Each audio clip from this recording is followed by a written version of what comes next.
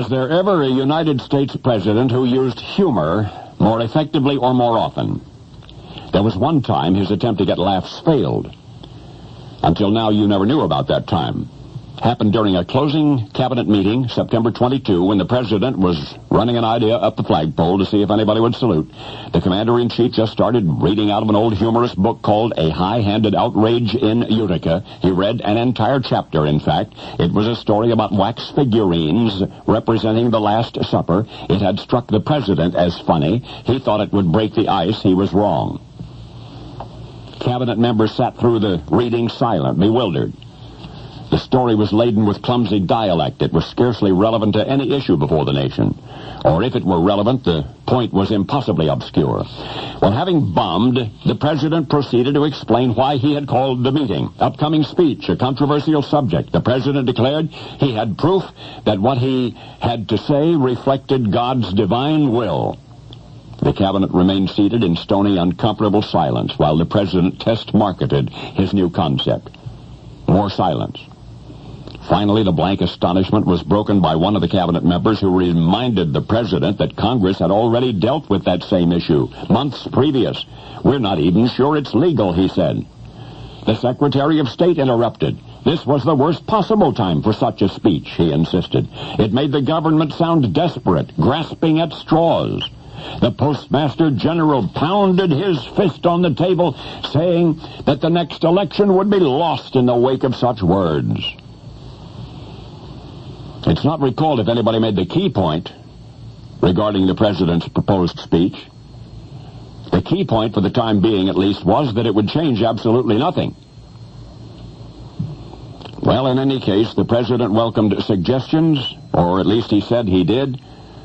A flood of same forth came. 3 months would pass before the president got up the nerve to go public. The speech would be read before the Congress.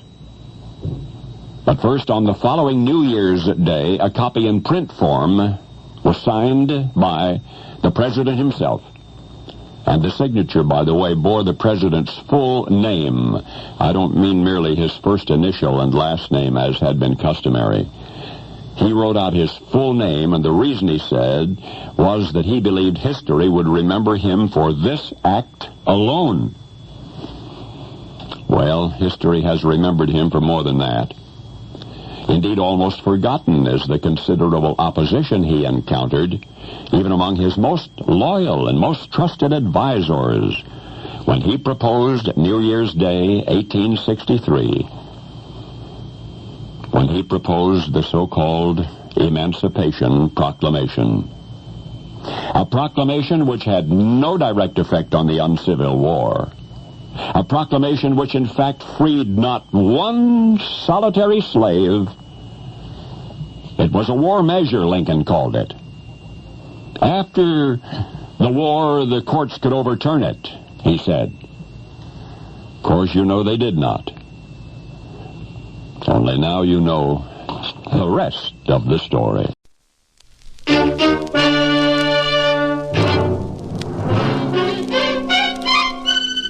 Box 13, with the star of Paramount Pictures, Alan Ladd, as Dan Holliday.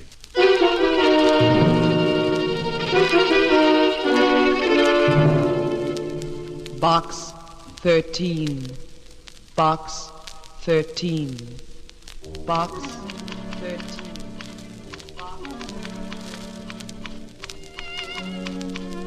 They stood in the warm rays of the autumn sun while the wind played in the girl's hair. Oh, no, not that. Susie. Hello, Mr. Holliday. Oh, no, not what? I'm referring to the story I'm writing. Better forget the story, Mr. Holliday. I've got mail for you. So? What's new in Box 13? Box 13, starring Alan Ladd as Dan Holliday.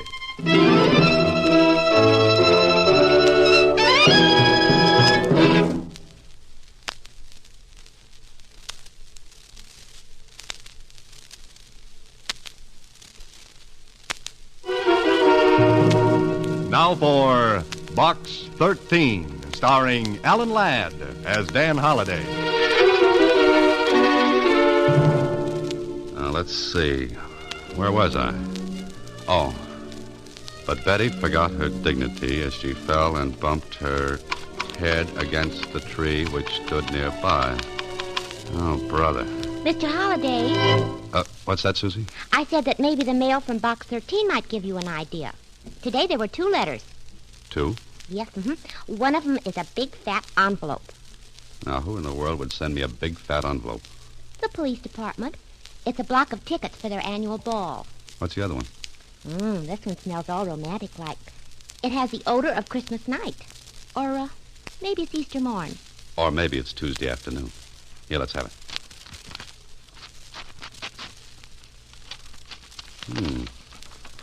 If you will really do anything, what I have to ask is very, very little.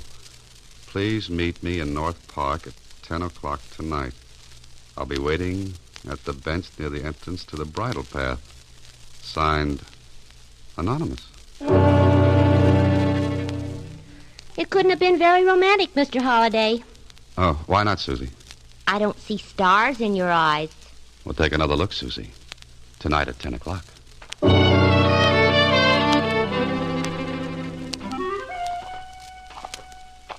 An anonymous note. A rendezvous in the park at night. Well, I must admit it's better than the yarn I was writing. At least it's got a good start. The question is, what's the ending? Well, this is the park, and the clock says 10. And there's the bench at the end of the bridle path. And that's all there is. Hey, wait a minute.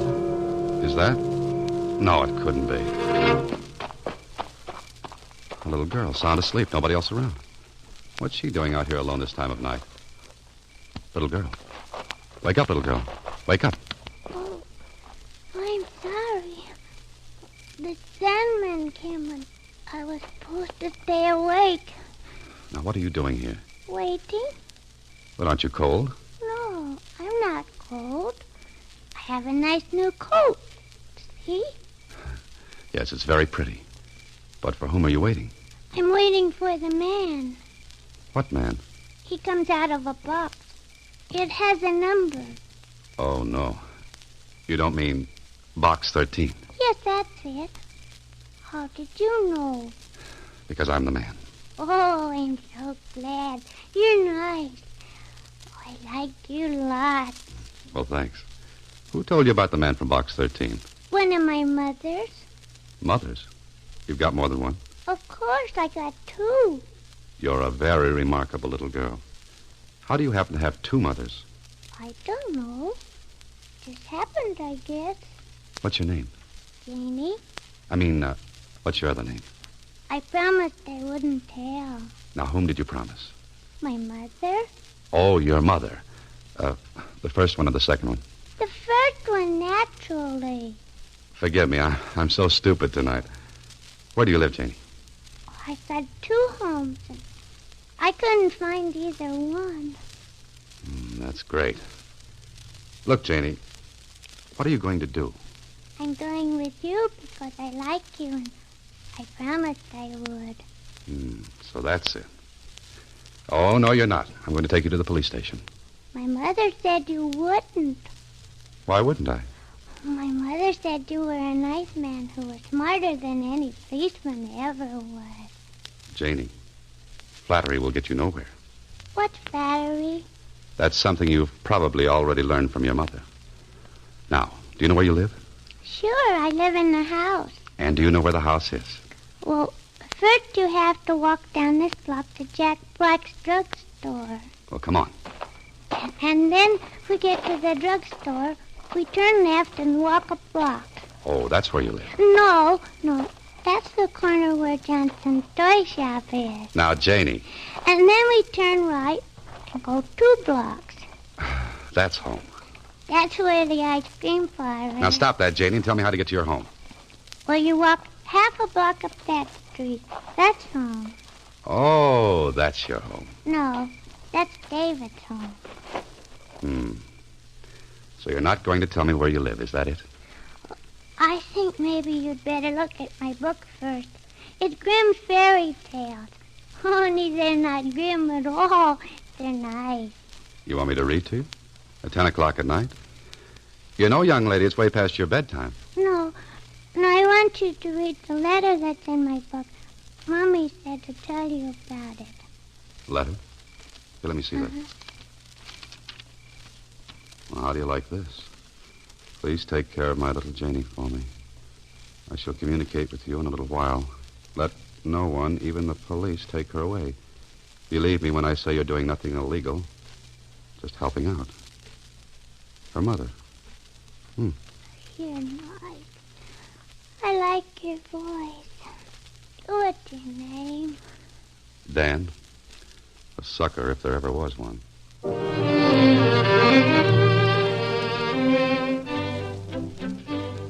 this is not good. A small girl left in your care with no more authority than a letter. Suppose the woman who wrote this letter isn't Janie's real mother. Then, Holliday, you're in trouble. But suppose she is the real mother. Why should she leave her child with a perfect stranger? Why? Well, there's only one thing to do. Take her to your apartment. Come on, Janie girl, let's go. Let's hope that the neighbors won't see you bringing home a little girl. Because that happens to be one item you don't win at a bingo game. Put her down on the couch, Holiday. That's it. Never knew a kid could have so much strength in her arms, did you? Feels kind of good, too. Better get a blanket to put over her. Better yet, stupid, put her in your bed. Well, Holiday, it looks like you're sleeping on the couch tonight. I wonder who she is and what this is all about.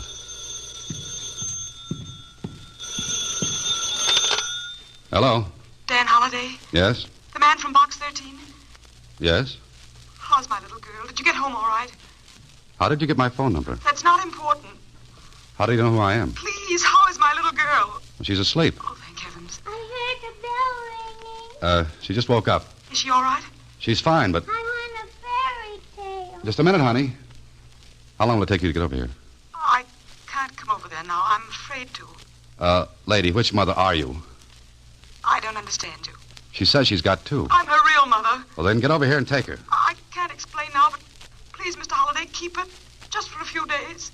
A few days? And don't give her up to anyone, not even the police. Now, how do I know this is on the level? You don't. You'll just have to trust me. I promise you'll never regret it. I don't like any part of this, except Janie. You'll understand soon, Mr. Holliday. And remember, be very careful. Both Janie and you are in danger.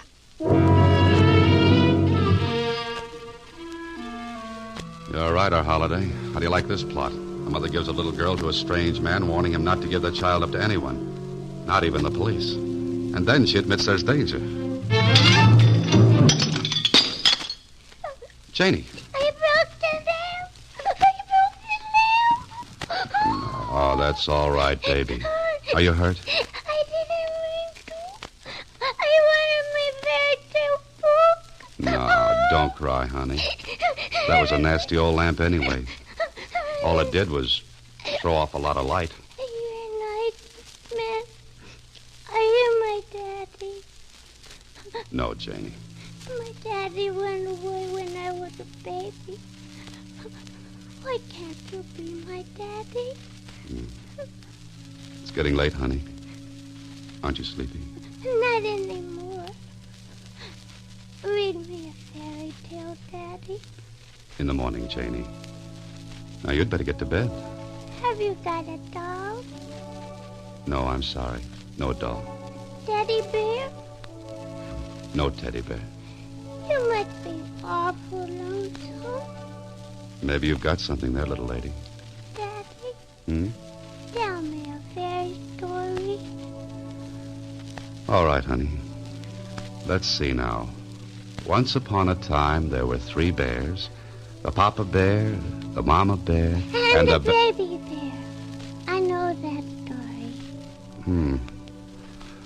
Okay, let's see. Once upon a time, there was a little girl named Red Riding Hood, and the wolf ate up her grandmother. I know that one, too. Janie, maybe you should tell me the stories. Oh, let's see. Once upon a time, there was a boy named Jack who planted a bean seed, and it grew up into a mighty tall vine, and he climbed into the sky and killed the bad giant. I know that one, too. Saved by the bell. Hello, Holiday. Oh, Lieutenant Kling. Holiday, you're in a jam. Lieutenant Kling of the police department doesn't drop in on people unless there's trouble. Watch your step, boy. Well, aren't you going to ask me in? Oh, sure. Come in, Lieutenant. Oh, that's better. Anything wrong? Well, that's what I dropped in to find out. When you stay out of the department's hair for more than 2 weeks, I begin to worry. Haven't been doing a thing, Lieutenant. Not a thing. Besides, I want to know if you got those tickets to the ball. Hello. Oh, what's this? A little girl. Oh, thanks, Holiday. What's your name, young lady? Vicky. Vicky Preston. Oh, no, it isn't. It isn't?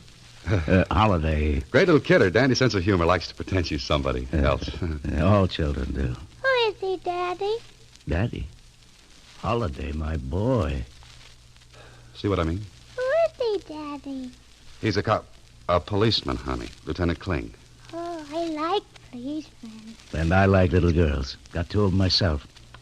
Is the writing business slow these days, Holiday? How do you mean? I thought you might be picking up a few bucks babysitting. Oh, yes. Just helping out a friend. I could use you sometime. My wife and I like to get out every now and then. What's your price to sit with my kids? That depends. Are your children anything like you? Now, Holiday. Oh, I'm just asking. Glad to accommodate any time. Well, see you around, Holiday. Yeah, I'll see you. Your hands are shaking. Never mind, Janie. It's time you went to sleep.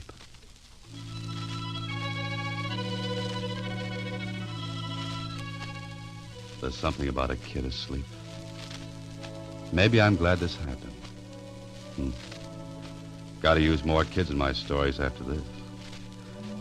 You know, it wouldn't be a bad idea to have one around all the time. What am I saying?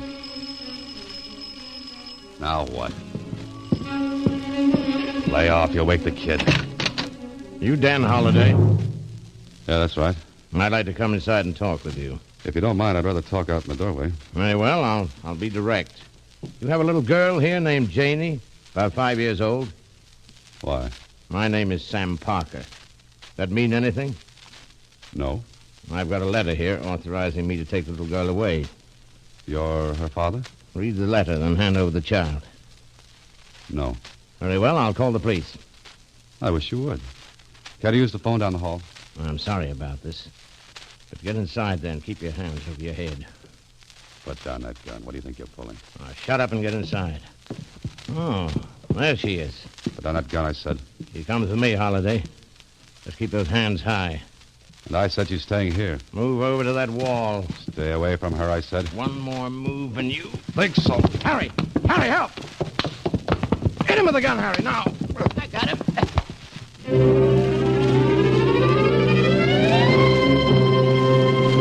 You are listening to Box 13, starring Alan Ladd as Dan Holiday.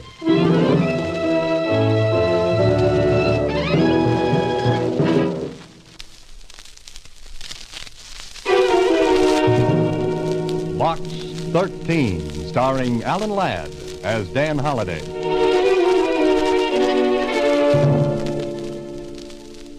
Nice going, Holiday. Very nice. You advertise in the newspaper for adventure, and you get a little girl. Then you lose her to a man with a gun. You don't even know the mother's name or where she is. Now what? Mr. Holiday, I'm Wanda Parker, Janie's mother. Is she all right? You're the woman who called me on the phone? Yes. My baby, where is she? You're a fine one to be asking that after you leave her alone on the park bench. I was there hiding. I saw you take... Where is she? You shouldn't have let her go in the first place. Mr. Holiday, where is she? She's not here. Not here. What have you done with my daughter? You're her real mother? Of course I am. Where is she? What's happened? A man came in. And you let him take the child?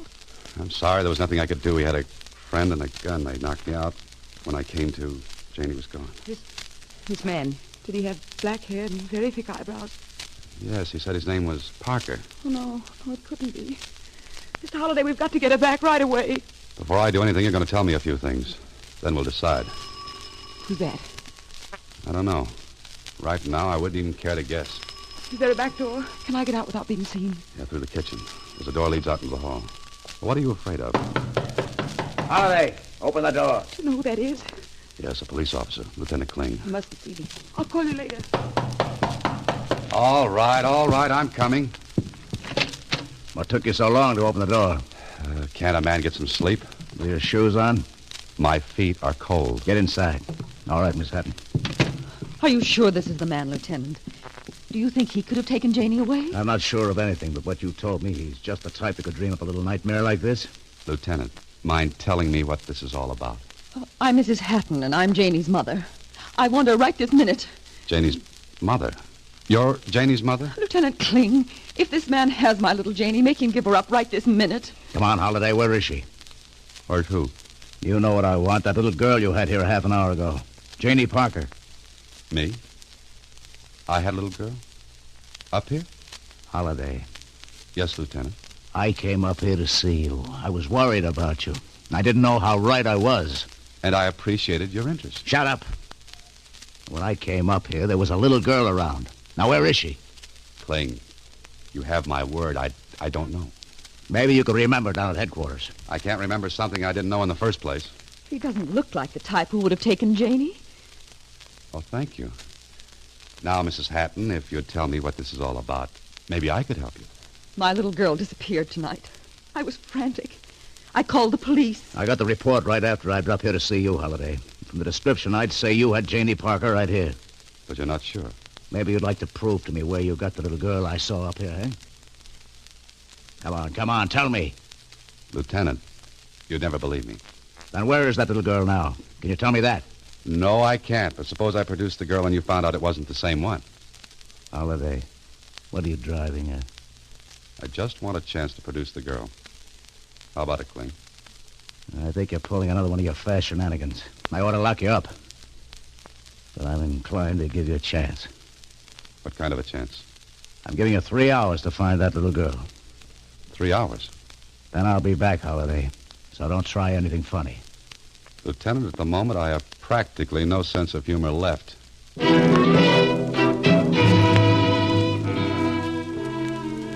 At least you're not in jail, Holliday. The good lieutenant walked out with Mrs. Hatton. You're as free as a bird on the wing for 3 hours. If you were as smart as that bird, you'd wing out of town until this blows over. Mr. Holliday. You. They've gone? You been listening? Yes, at the kitchen door. Now, look, if you're Janie's mother and Mrs. Hatton is Janie's Mr. mother... Holliday, there's no time to explain. Wait a minute.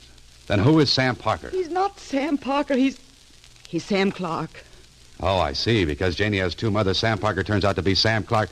What are you giving me? I can clear up the whole thing, but we've got to get Janie away from Sam Clark first. Otherwise, I may never see her again. How do you go about finding a man named Sam Clark in a city this size? He doesn't live here, but I heard he drove his car down. That means he's probably staying at Brown's Motel. Uh-huh. I think I'll drop out and pay him a visit. I'll go with you. No, I don't think that's wise. I'm going alone. But, Mr. Holliday... He carries the gun. You stay here. You'll get her. You'll bring Janie back. I'll try my best. I'll be waiting. After that, I'll spend a quiet weekend with a psychiatrist.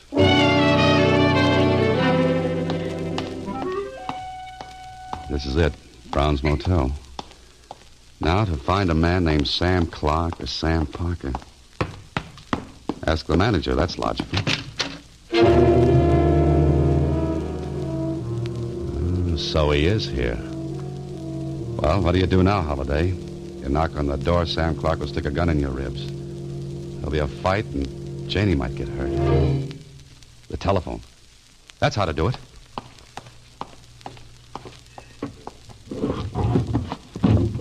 Remember to thank the man who invented outdoor phone booths. There it is. Brown's Motel. This is one time you'd better be right, Holliday. Because if you're wrong, you're dead. And that's so permanent. Brown's Motel? I want to speak to Mr. Clark. I don't know. He said he didn't want to be disturbed. It's a matter of life and death. Get into the phone. Who is this? Hurry, man. I've only got a couple of minutes. Okay, I'll see. Now, quick, Holiday. Out of the booth and around the corner towards the back. Wait. Now. Take it easy. Here he comes. Now, Holiday, just slip around to the side of the booth where you won't be seen. Hello? Hello? Hello? What kind of gag is this? No gag at all, Mr. Clark. Oh. That'll take care of him long enough for me to straighten this all out.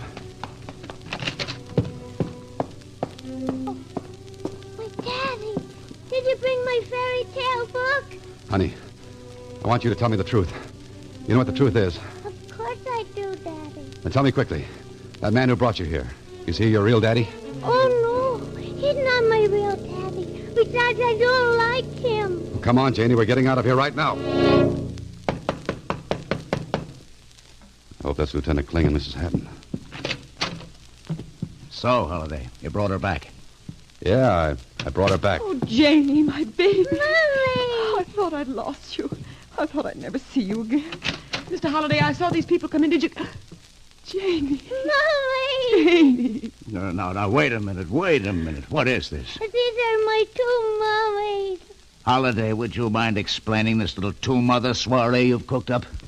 Lieutenant, I think you'd better listen to what Mrs. Parker has to say. I'd like to listen to anyone who can make sense out of this highly confusing little situation. Anyone but you, Holiday. Thanks. Go on, Mrs. Parker. She's Janie's mother.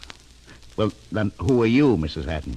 Kling, let Mrs. Parker explain, will you? Yes, please do, Mrs. Parker. My husband's been dead for some time. I've been working out of town so I could take care of Janie. I placed her in a foundling home for the year I'd be gone. And I'm a foster mother, Lieutenant. The foundling home paid me to take care of Janie. But you two have never met, eh? That's right, Kling. Is it beginning to make sense? No. If neither of these two ladies had the child, who did? A man named Sam Parker who turned out to be Sam Clark. Holiday, will you cut that out? Sam Clark is my husband's cousin. He's been trying to take Janie away from me legally. That bothers me, Mrs. Parker. Why would he do that? Because there's an inheritance coming to her from her grandparents. He hopes to prove me negligent and get her custody. That way he can control the estate. And that's where I came. You see, I took Janie from Mrs. Hatton's house. I wanted to hide her. I read Mr. Holliday's ad. I gave her to him. You gave her a child, a Holiday? Oh, lady, you didn't know what you were doing. No, just to keep until it was safe, until I could get matters straightened out with the court. Well, now I'm beginning to see the light. You satisfied, Mrs. Hatton? Of course. I'd never try to keep Janie from her mother. Thank heaven for that. So I guess it's all wound up, eh, Holiday? Oh, no. Not yet. There's more. Holiday, if you've got one more ramification up that sleeve of yours... I could hardly get Sam Clark up my sleeve. But I've got a hunch he should be here any minute. Oh, no. Oh, yes. Answer the door, Holiday. I'd suggest a gun in your hand, Lieutenant. Gun? What for? Oh, don't ask silly questions. Come in, Mr. Clark. Get your hands up. We've got something to settle. Meet Lieutenant Kling of the police department. What? Oh! That's a nice right you've got, Holiday. Pick up his gun. Thanks, Lieutenant. It's a pleasure.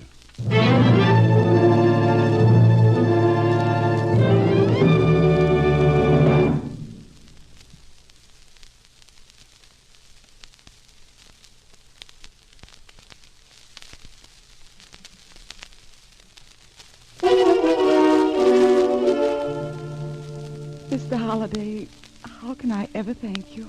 Very easily. Just bring little Janie up to see me occasionally. I certainly shall. Oh, by the way, I have a suggestion for you two ladies. I think I know how you can both keep Janie. But how? What do you mean, Mr. Holliday? Suppose you, Mrs. Parker, continue with your work. Janie could stay at Mrs. Hatton's, and so could you. Oh, Mrs. Parker, if you only would. I think that's simply wonderful. Mommy. Yes? He fixed it so I can keep my two mummies, didn't he? Yes, he did, darling. And would you be my real daddy? Well, now, Janie, you see, it's like this. Let's see you get out of that, Holiday. And would you tell me a fairy story? Oh, no, you don't catch me on that one. I'll write you one. Mr. Holliday, I think you ought to know that... Oh, what a cute little girl. Who are you, little girl? I'm Janie, and this is my daddy. Why, Mr. Holliday, you never told me. Now, look, Susie, Janie means I'm her daddy. Well, just sort of imaginary. What's imaginary about being a father? Sit down, Susie. I'll tell you all about it. I'm going to tell you a story. Boy, oh boy, I'll bet this is going to be good. Next week, same time, Alan Ladd stars as Dan Holliday in Box 13.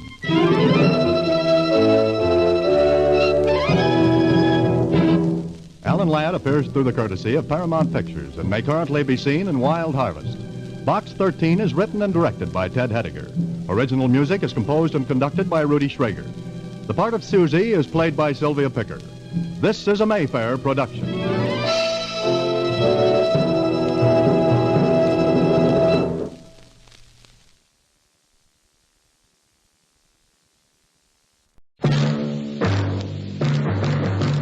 Night Beat.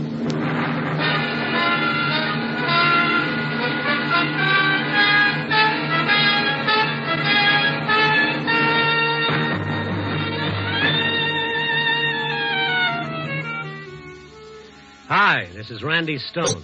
I cover the night beat for the Chicago Star. My stories start in many different ways. This one began in the shattering turmoil of a manhunt and ended in the quietness of the morgue.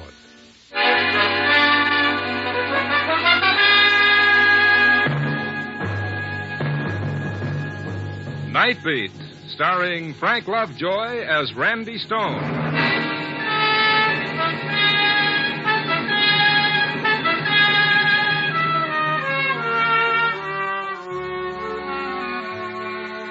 People are always telling me how lucky I am to have a job where all I've got to do is walk around Chicago at night looking for a story.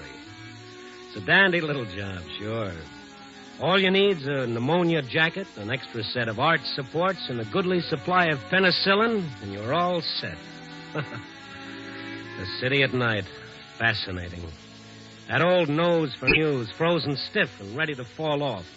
Those eagle eyes so watery and bloodshot from the wind they wouldn't serve a self-respecting canary. Yes, sir, it's lovely work if you can get it. And brothers and sisters, have I got it. Oh, I guess I was just bitter. I'd walked from the Loop to the near north side, waiting for a story to tap me gently on the shoulder, and so far it was no hits, no runs, and no errors. The streets were empty. Everybody was home hugging a radiator. And then, far away, I heard that lonely blues in the night sound, a police siren. And then another, and another. And then it seemed like there was a whole chorus of sirens singing about what a cruel, cruel world it all was. And then one siren separated itself from the rest and came closer, a prowl car coming down the street, stopping just a few yards away from me, and a police officer jumping out of it and hurrying to a call box. The officer passed under the street lamp, and I saw the excited look on his face, and I thought, all right, Stone, you lucky dog, let's go to work. This is Malachek. Yeah, okay, we're on our way over there right now. Right? Officer, just a second. What do you want, mister? What's up? Sounds like every squad car in the city's on the loose. Look, I got no time, mister. Read it in the papers tomorrow. Oh, I never touch the stuff. Look, the name is Stone, Chicago Star. Oh, reporter? Well, mildly, that's a general call, isn't it? I got no time to stand here, Gavin. I'll give it to you fast. Gig Sanders busted loose. Sanders? Great. When and how? Read it in your paper, Stone. All right, Crossan, let's move. They got him trapped.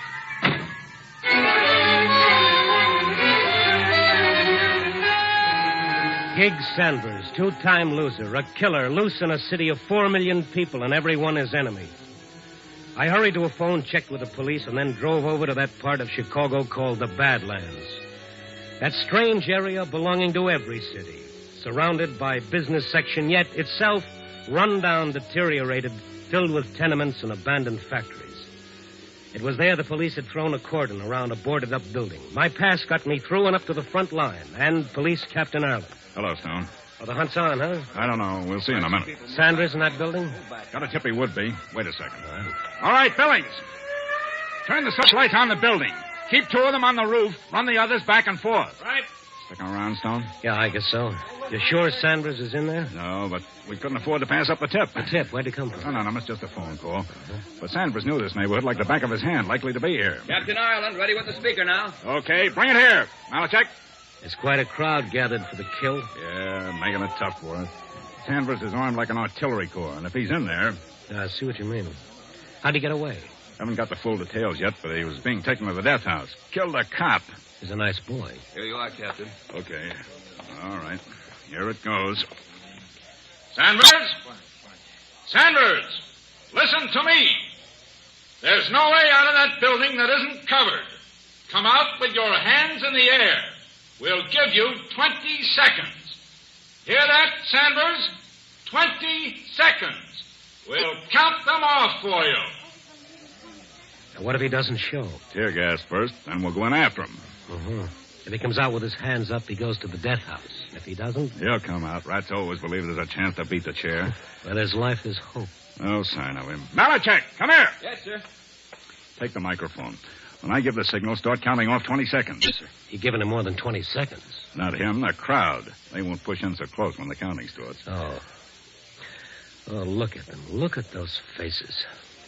Perfectly normal human beings for 23 and a half hours of the day. Give them something like this for 30 minutes and they become a mob. Waiting, watching, hoping for the kill. People, Randy, want to change them? Yeah, sure. We'll retool and put out a nice new 8-cylinder model with a convertible soul. Get ready, Malachek. Yes, sir. Captain, there's my story. Sanders? Oh, no. That's for the front page, boys. That mob, that's my story. Look at that young couple right over there. Look at those two. They're hoping Sanders will come out shooting. Otherwise, they'll want their money back, huh? I suppose so. I'll see you later. Where are you going? I want to stand by that couple and listen to them. All right. Malachek, start counting. But warn him first. Once more. Sanders. We're going to start counting right now. Come out with your hands in the air or we'll cut you in half when we come in after you. 1, 2, 3, 4. I edged my way behind the young couple. They looked so nice and so human. 7, but here they were, the same as all the rest. 9. Go back just a little over 1,000 years, put on a toga, and take a seat in the Colosseum at Rome. 12, Have a great day watching the gladiators butcher each other. 14, Cheer for the lions, or, if you prefer people, cheer for the slave to kill the lion. 17. Makes no difference. It's all the same holiday. 19, Somebody gets killed. 20. And then it started. Let him have it!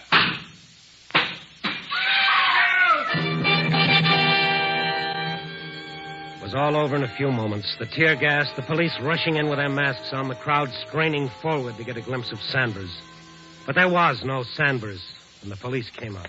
Nobody in there, Captain Ireland. He must have been. No, sir, not a soul. We've covered every inch. I watched the crowd, and strangely enough, there was relief on their faces, and even a little shame that they'd hoped for the kill. But the young couple in front of me. He wasn't there, Ken. He wasn't there. I know. Come on. Let's get out of here quick. Ken, I'm sick. Evie, hold on to me. Let us through, please. Let us through. Yeah, here, this way. Come on. Will you clear the way, please? She's sick, mister. Maybe it's a natural reaction to disappointment. Huh? Nothing. Come on. We'll get through this way. Will you let us through, please? Excuse me, will you, please? Thank you. She's got to sit down, mister. She's got it. Okay. Here's my car. Let her get in here. Kenny wasn't there. He's loose. Never mind. Come on, baby. I'll get you home. You better let me drive him. No. We'll be all right. Ken, I'm sick. Just a little while, Evie. We'll be home. Look, fella, it's easy to see what's the matter. She can't walk home in her condition. It ain't far. A block would be too far. I'll get a cab. No. I don't want anybody around us. Don't want anybody around you? That's a laugh. You bring her out here to this. Why didn't you take her on a nice tour through the packing house? Shut up.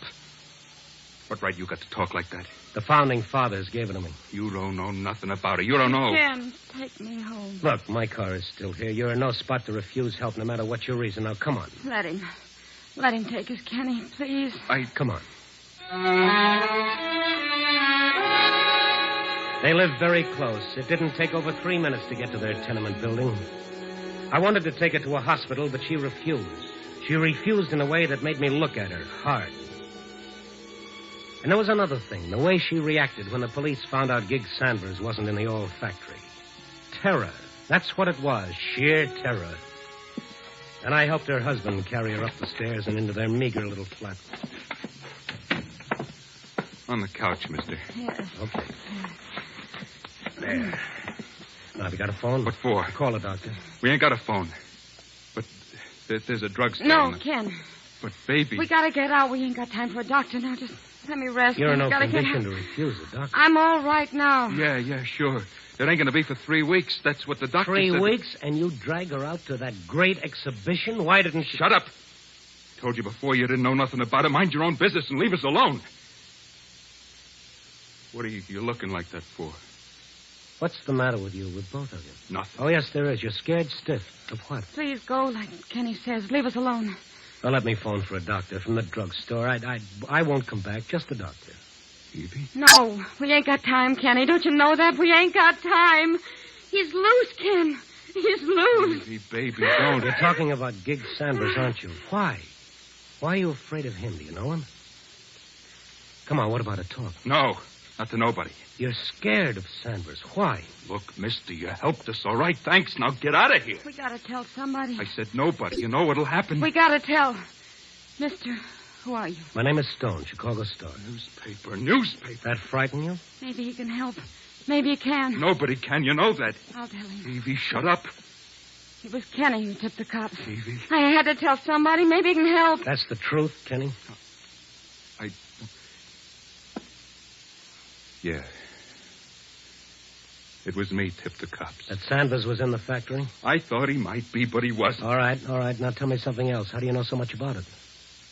Come on, if you want me to help, I gotta know you're on the level, so tell me. Tell him. How do I know that he won't go straight to the police? How do I know that? We gotta trust somebody. We gotta. Can we trust anybody? Well, try it and see. Him and me in the same gang once. I did time, but I got out before he did. I went straight because... Go ahead. It was for me. Oh. All right, now, how about the tip to the police? There'll be a reward, you know. Sanders is big time. I didn't do it for no reward. Okay, I'm sorry. Mr. Stone, help us. How? How can I help? By getting out now and keeping your trap shut up. And that'll help? No, you'll be back where you started. Your wife knows that, or she wouldn't have asked me to help. Gig will come after us. How would he know that you gave the information to the police? He'll guess. We used that factory plenty of times for a hideout. Nobody else knew how to get in. There's a cellar way. All right. Let me ask you another question, Kenny. What? Why did you tip the police? Gig hates me. Why? Kenny married me while Gig was still in the pen. Oh, you were his girl? No, I never was. I never was his girl at all. I was like everything else Gig liked. Everything was his, no matter who it belonged to. To him, a girl was like anything else.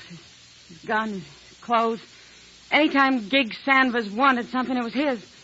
I never loved him. I told him, but he just laughed like what I felt didn't mean nothing. I see. And now? Now he's loose. He hates me because of Evie, and he's going to know I tipped the coppers. Mr. Stone, if it's the last thing he does, he's going to get us, Evie and me.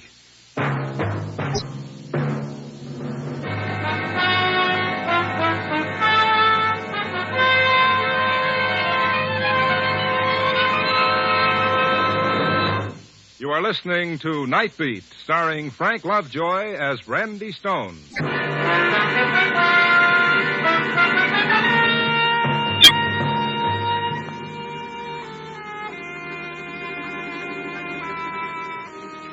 Those kids were scared, plenty scared. I asked them the only question that made sense, and I got my answer. Go to the police? Sure. A guy who serves time goes to the cops. He tells them he gave them a bum steer. They got every copper in Chicago around that factory while Gig gets away someplace else. Yeah, sure. They'd believe me, wouldn't they? Well, try it. I'll go with you. Listen, you don't know. I changed my name. I moved all over the state looking for a job. This is the only place I could get one. I had to come back here. So what does that prove? It'll be in the papers. He'll lose his job, Mr. Stone. I can't do that. Not with Evie. Then what do you want me to do? Look, maybe if I give you a list of the places the coppers might find Gig, maybe you could tip him. So what if he doesn't show up? There ain't many places he can go. Look, maybe by this time he's out, maybe even out of the state. He's killed an officer. He won't dare to stay here. Gig, as long as he knows Evie and me are still alive, he'll stay. He hates me so much, he'll take that chance. Does he know you live here? No. I ain't even seen any of the old bunch at all. I moved around. Always moving to keep away. Mr. Stone, go to the police. But don't tell him nothing about me. Will you get it through your head that they'll protect you? Even so, Gig's got friends. If they find out it was me... All right, yeah. So you gotta go to the police.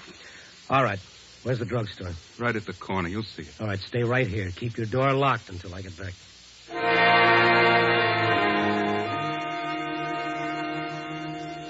It was a short 2 minutes to the corner drugstore. I put in my call and started back to the flat.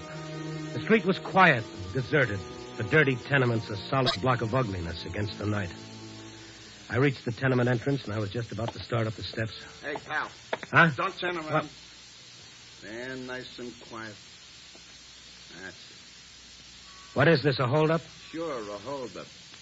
Now listen to me. Take out a cigarette. What? Take out a cigarette. That's it.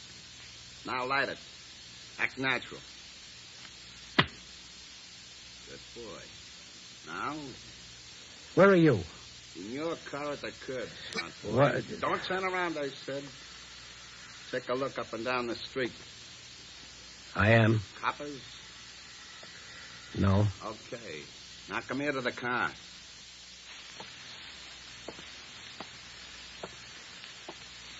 You're gonna do like I tell you, understand? What do you want? Who? You know who I am, Stone. Yeah, I guess I do. Listen, I'm going up to that flat you come to. Don't do it, Sanders. Sure, I'm gonna do it. This gun says I can do it. Leave the 2 kids alone. Yeah. All alone. You're wasting time, Sanders. Time you could use to better advantage. Sure. Now step back a couple of feet. I'm getting out. Just stand there. Keep smoking a cigarette. Walk ahead of me. Straight in that house. Move. Stop here. Sanders, you're not going to do this and still have time to get away. Real concerned about me, ain't you? Don't worry, I'm a big boy. All right, give him a break. Sure, like they was going to give me. Now, listen. You're going back up to that flat. You're going to knock on the door, and you're going to tell them to let you in. That clear? What if I don't? So be a hero. I'll get in anyway. It's just easier this way. Okay? All right. So let's go.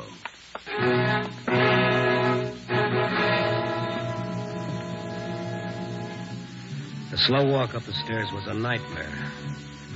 I walked down the hall toward the flat. The flat where those 2 kids waited behind a door that they thought would keep the terror and death away from them. Then? Knock. Who is it? Answer. Sanders, please don't do it. You gonna answer him? Who is it? Answer. It's Stone, Kenny, but I... You was a long time. Inside. Shut her up or I will. Evie, don't. You Stone. Lock that door. All right, Kenny boy. Over on the couch. Gig, don't hurt Evie. She's gonna have... I see, yeah. Congratulations. Listen to me. Shut up. Stone. What? Get over to the couch. On your way, turn out the light. And stay in line with the window so I can see against the street lamp. Now sit down. We'll talk. You gonna listen to me, Gig? Sure, I'm a wonderful listener. Only make it good and funny, huh? Even me fell in love, Gig. You ain't gonna blame us for that. Evie and you fell in love. You think I worried about that? You think I cared what she did? Nah. It's what you done tonight. He was afraid, Sanders. Afraid that you'd come after him because of Evie. I thought about it, mister. Yeah, plenty. But I figured let it go. It ain't worth it. But this tonight is something different. Turning stooly. You'll never get out of Chicago, Sanders. Every cop in the city will be looking for you. It's nothing new to me. Now you, Kenny boy. You did tip the coppers, didn't you? Gig, listen. We're nothing. You haven't got a chance, Sanders. No chance? I always got a chance. My luck's good. You know why I wasn't in that factory, Kenny boy? Because my luck held. I had to get some dough first. And you know where I was? In that crowd, just standing there watching. You were in the crowd? Yeah, like watching my own funeral, only the coffin was empty. And I saw you and Evie, Kenny. That's how I knew where the tip come from. All right, you're smart, Sanders. Now be smarter. You got us where you want us. We can't make a move, but if you kill us, you'll kill the time you need to get away. I got ways. Like I come here. I followed you in a cab, then hid in your parked car. Now, ain't that smart? Evie, you ain't said nothing. Gig, you gonna kill us? Yeah, I'm gonna kill you, Evie. Sanders, you said your luck held. It can't hold forever. What you're doing now is giving the police minute after minute to catch up with you, and they will, sooner or later. You killed an officer, Sanders. You know what that means? Him or me, it had to be that way. Doesn't have to be this way. This way? What Kenny done was to save Evie's life and the baby's, right or wrong. That's why he did it. What would you have done to save your own life? I killed a cop that saved my life. That answer you? Yes, I guess it does. So it makes sense. That's a radio there by you, ain't it? Yeah. Send it on. We're all going to sit here and wait for the news. We're going to see how I'm making out.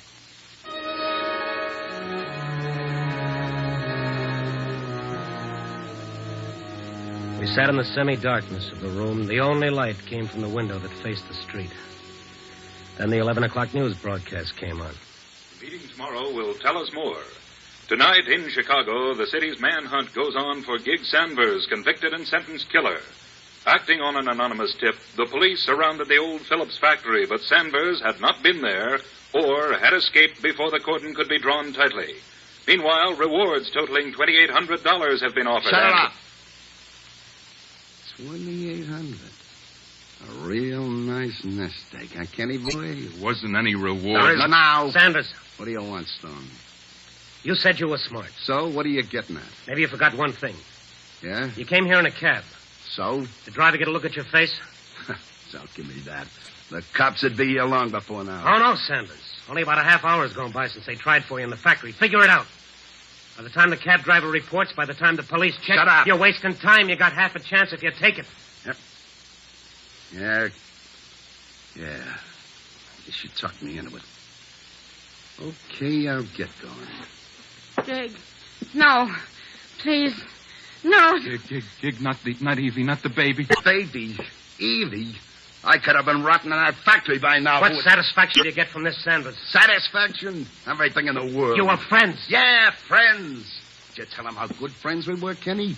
Did you tell him how we played in the same dirty, stinking streets? How we ate the same slop in the orphan asylum? Did you tell him all that? Gig.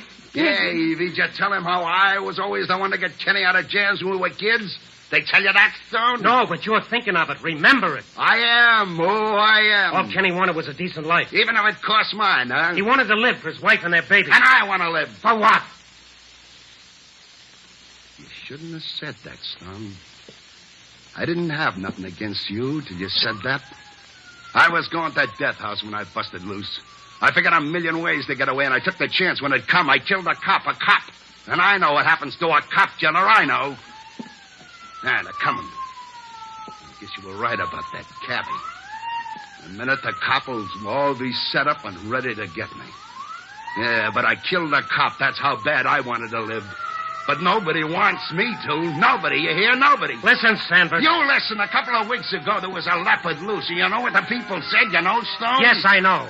They felt sorry for the leopard. That's right. Everybody wanted that leopard taken alive. Nobody wanted it killed. But me, I'm a human being, and they want to see me cut to pieces. Maybe because that's all the difference in the world between you and that animal. Is there? Is there? You're going to tell me the leopard would know better if he killed to get away? Well, I don't. No, because that's the way I learned to live. Because you didn't want any other way, Sanders. Because it was the easiest way. You grew up in a gutter. You never wanted to get out of it. Other men did. I ain't other man. I'm Gig Sanders. Gig Sanders. Gig, they're all around. You ain't got a chance. Yeah, and that's dandy for you. Just what you want. No, Gig. No, I swear it ain't. You swear. Now, you listen. I'm going out. Yeah, but not with my hands up.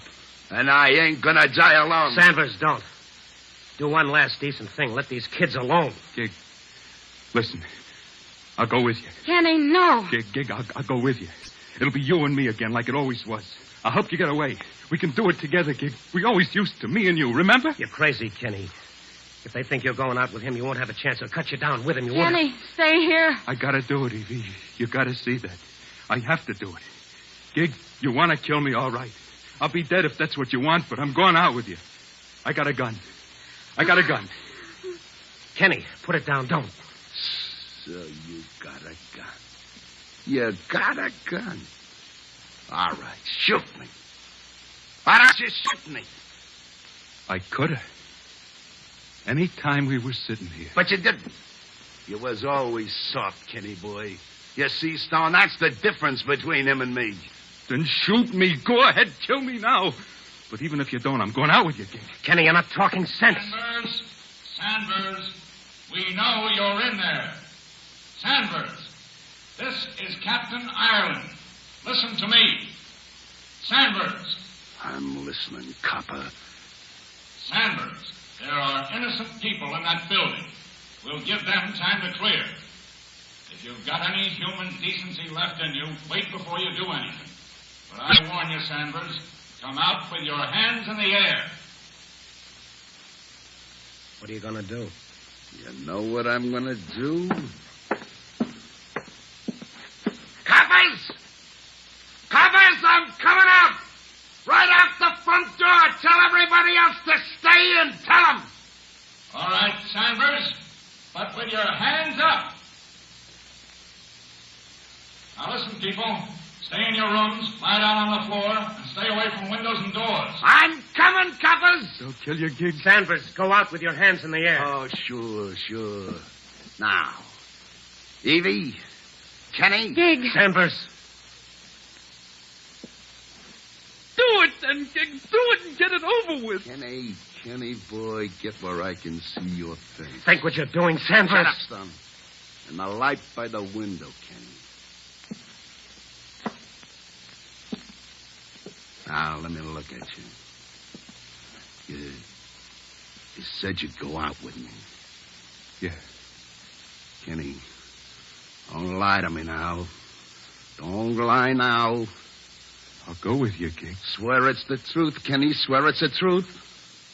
I don't have to swear it, Gig. You're looking at me.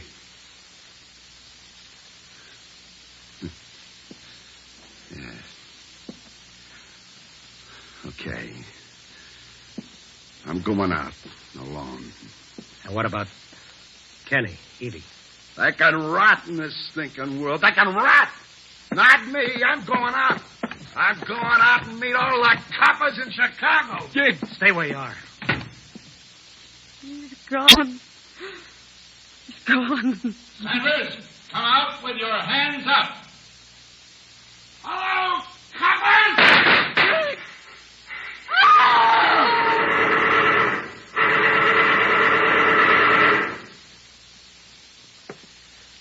Well, there's $2,800 lying down there, Kenny. You better go down and pick it up.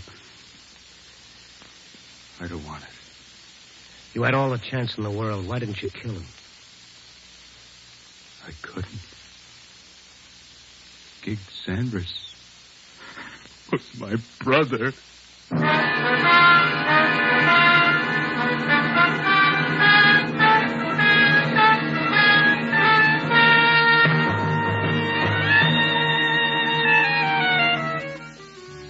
Now it's almost dawn again, and I've written another story.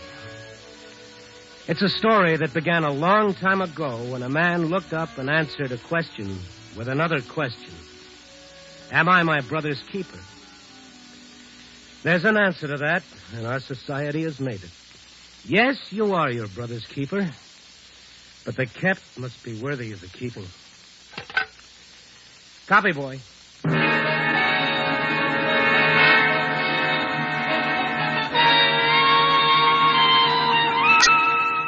Night Beat, a new dramatic series, stars Frank Lovejoy as Randy Stone. Tonight's story was written by Russell Hughes. Night Beat is edited by Larry Marcus and directed by Warren Lewis. Music by Frank Worth. Others in tonight's cast were Ted DeCorsia, Georgia Ellis, Shepard Menken, Louis Haight, Herb Ellis, and Alan Slate. Frank Lovejoy will next be seen in Milton Sperling's production Rock Bottom, released by Warner Brothers. Throughout the week, NBC brings you the very best adventure mystery dramas on the air. You'll hear action-packed, fast-moving plots to hold your interest right up to the smashing climax on NBC's thrilling mystery shows. During these stellar programs, you'll hear mystery and intrigue, adventure and high-tension drama. Match your powers of observation against the best in detective fiction in solving crimes and unraveling intrigue. There's fast-moving action to lift you from beside your radio into the romantic land of mystery and adventure.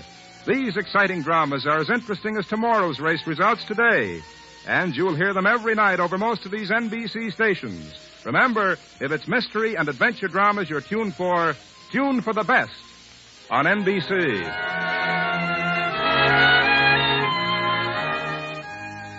Listen next week at this same time and every week as Randy Stone searches through the city for the strange stories waiting for him in the darkness. The stories that come out of the shadows to find their way into Night Beat.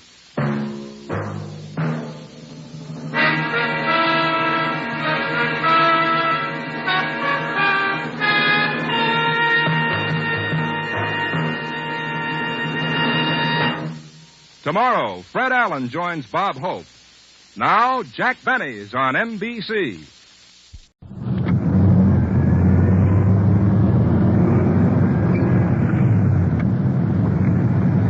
Uh, 561 reporting in service. Starting mileage 9359. 9359. 10456. Are you on a station call or are you going on patrol? 56, we're on routine patrol. No code 6. 10456. 6:07 p.m. In service on the night watch. This is Don Reed, a police recorder. And right now you're riding in Detective Unit 56. And that was Sergeant Ron Perkins just reporting us in service on the night watch. And as you ride with us tonight, be sure to remember one thing. The people you hear are not actors. This is it. This is real. This is Night Watch.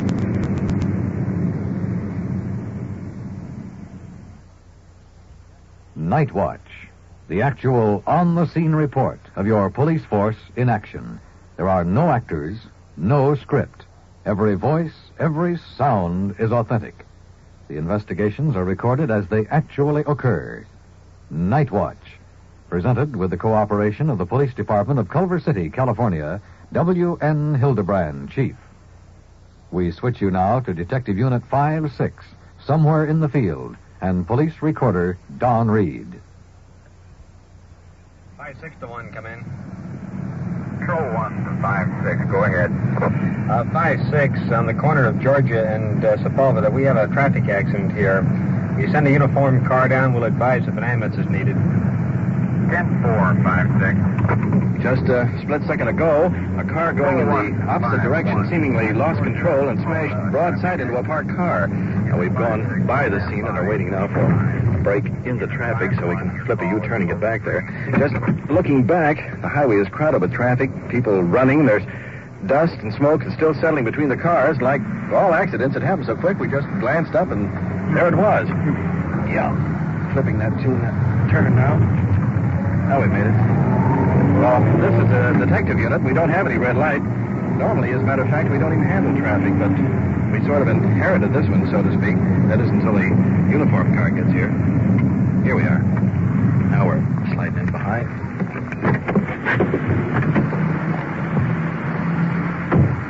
Kirk, let's check out those entries. Don, will you throw some flares out there in the back? Yeah, we'll do. Get in the compartment here, get some flares out. Let's get a couple of these. Get out here on the street.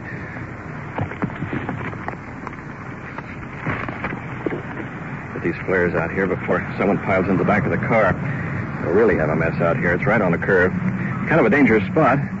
So while we're getting these things started, Sergeant Perkins and a couple of citizens are carrying a young woman out of the car, laying her down on the sidewalk. I see the sergeant hustling back to the car. Let's get over there and see what that's all about. 56 to 1, TA at Georgia and Sepulveda. We need an ambulance. 10456, ambulance will roll.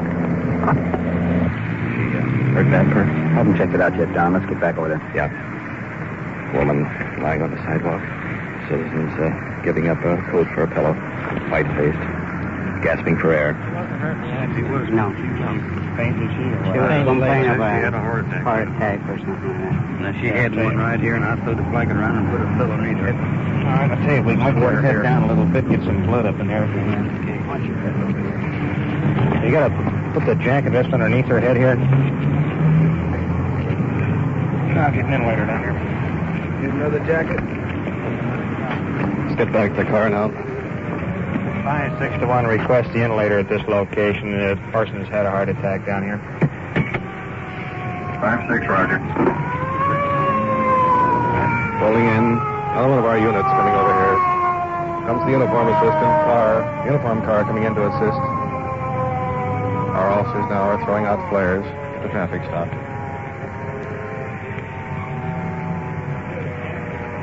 Woman is armed with a blanket. Possibly suffered a heart attack. A car apparently lost control, smashed into a car along the park curb. Cars are completely accordioned, if there is such a word. Put it mildly, they're smashed up. Apparently this woman has fainted. 5-6 later calling. Let's acknowledge that call. 5-6, 10-4.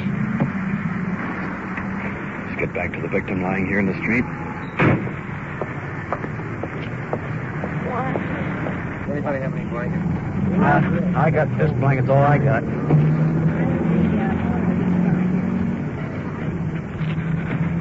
Bundling up the victim.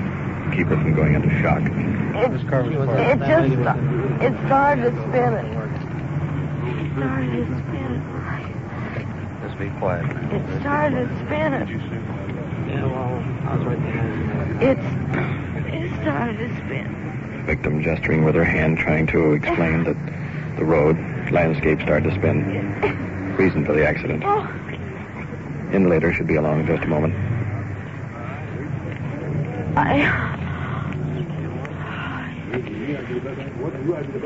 She just fainted again, sir. Way off in the distance now, I can hear the wail of the siren of our fire department inlater squad rolling. Rolling in now. I'm not sure whether this is the inlater or the ambulance. Difficult to tell from here. It's just a blur of red lights.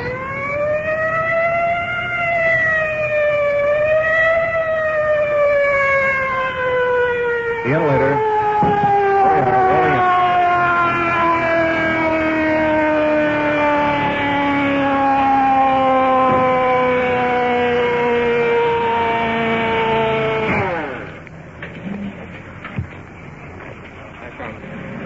Equipment is moving out now. The firemen are manning the oxygen. Now they're applying oxygen to the victim here. Officers moving everyone back, give the firemen an opportunity to do everything they possibly can to get oxygen to this young lady before the ambulance arrives. Right side. First, we don't have that inlater, that rescue truck turned down a little bit. Turn it down, okay, bring it. Hold her away from her face. I'll put it on inlater. Had been using the resuscitator. That forces the victim to breathe. Since she is conscious, switching over to inhaler. That means she can inhale the oxygen on her own. I know. It's all right. Just don't worry about anything. It's quite all right, man. Nobody's playing.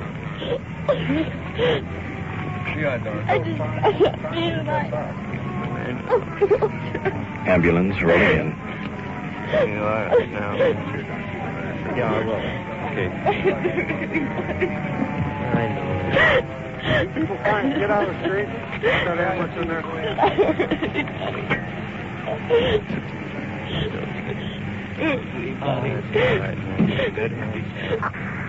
Ambulance crew sliding the victim on the stretcher.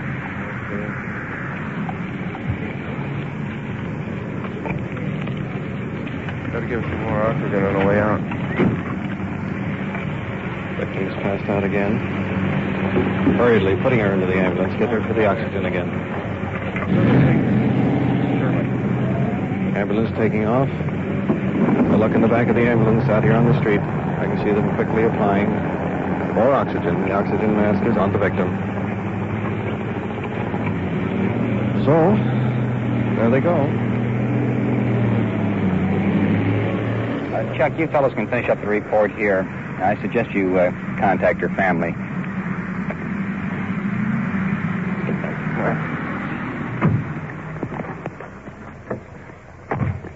Hey, you know the woman that was putting blankets around the victim? I was a little worried about her, too. It looked to me like she was going to have a baby before long. It's a good observation, Don. You keep it up, you're going to make Detective Bureau yet. 5-6-1 on that TA at Georgia and Sepulveda. 5-1 will handle. We're clearing back on patrol. 10-4, 5-6. 5-6, stand by.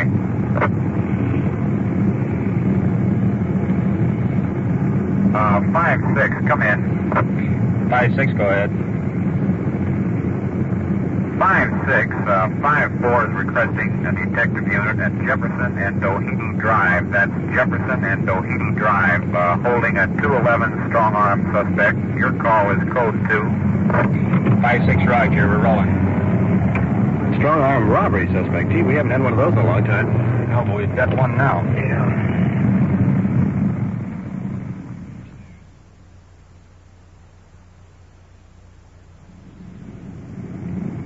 It's been about a 10-minute run down here. The location of this scene should be, just about the next corner. In fact, that's it directly ahead. There's a crowd gathered along the sidewalks. The flasher lights of one of our uniformed cars right here in the street. We're moving in behind. Here we are. Here's a quick picture. Leaning against the police car, a man covered with blood. In the back seat, suspect handcuffed. Officer Ted Krause coming over. His partner Blumenstein guarding the prisoner. Let's see what it's all about. Petersburg was when we got beating up this fellow in the front seat. They had a pool game, and the other fellow waltzed on the bed, and he ran out of the place, and he trapped him here in the corner. Got on top of him, and he was beating him. When we came up, he was on top of him, just beating him with his fist. The guy's all full of blood. He's cut up inside, too, I think. No. Going over to the car. Let's check the suspect accused of this beating. Big fellow, young, 18, 19 years. Strange, weird look on his face. He talked me into playing pool. You know me. You know how much what I play in there. I never played pool in my life. 2 times in my life I played pool. Isn't that right? I'm always playing billiards, snooker, or golfer. Isn't that right? He talked me into it. And I says, for nothing. I started playing with him, and he talked me into playing for $5 and a dime. I played him. I beat him. He didn't even pay time. He just walked out. The man that owns the place ran and caught him right there. Got the money from him. I turned him around to get the money, and he swung on me. I swung on him. He swung on me. Like I don't go around looking for no beef. I don't look for no trouble. But when it comes, I'm game. I can take care of myself as well as anybody. But I don't go looking for beef. This is what happens every time. Last time I lost a new suit. Going around to the front. Suit that I couldn't afford. Here's an added note. All right. The first impression that the suspect had been drinking. However, there's no alcohol on his breath, despite his somewhat erratic manner. And here's the victim leaning against the fender. Short, heavy build, white shirt covered with blood. Face severely cut. Have you been drinking anything? Oh, drink? Yeah. No, sir. I haven't been drinking nothing. How's your jaw feel? That is swelled awful bad. Swelled awful bad. Any teeth broken? No, I don't think there's any teeth broken. It's in the lip. All three is broken. We got an ambulance on the way to pick his doctor. He's in the hospital with him, and we'll get the It's very noisy out here on the street. Meanwhile, the suspect is kicking up a verbal storm over here. That's no reason to commit assault and battery on the man. Gambling is not legal. I was You can't protecting collect myself, that. sir. You weren't protecting yourself when you were laying on top of him, beating him in the street here. What did you take his wallet for? He ordered me, He was sir. the one that was protecting himself. He was laying there in a ball while you were beating him. I've got witnesses, sir. We got They people seen that it. came up and saw you beating the guy. What kind of a chance do I have against you? Ambulance just rolled in. We'll go back to headquarters later and check the suspect, but right now let's get over to the hospital and see how seriously the victim is hurt.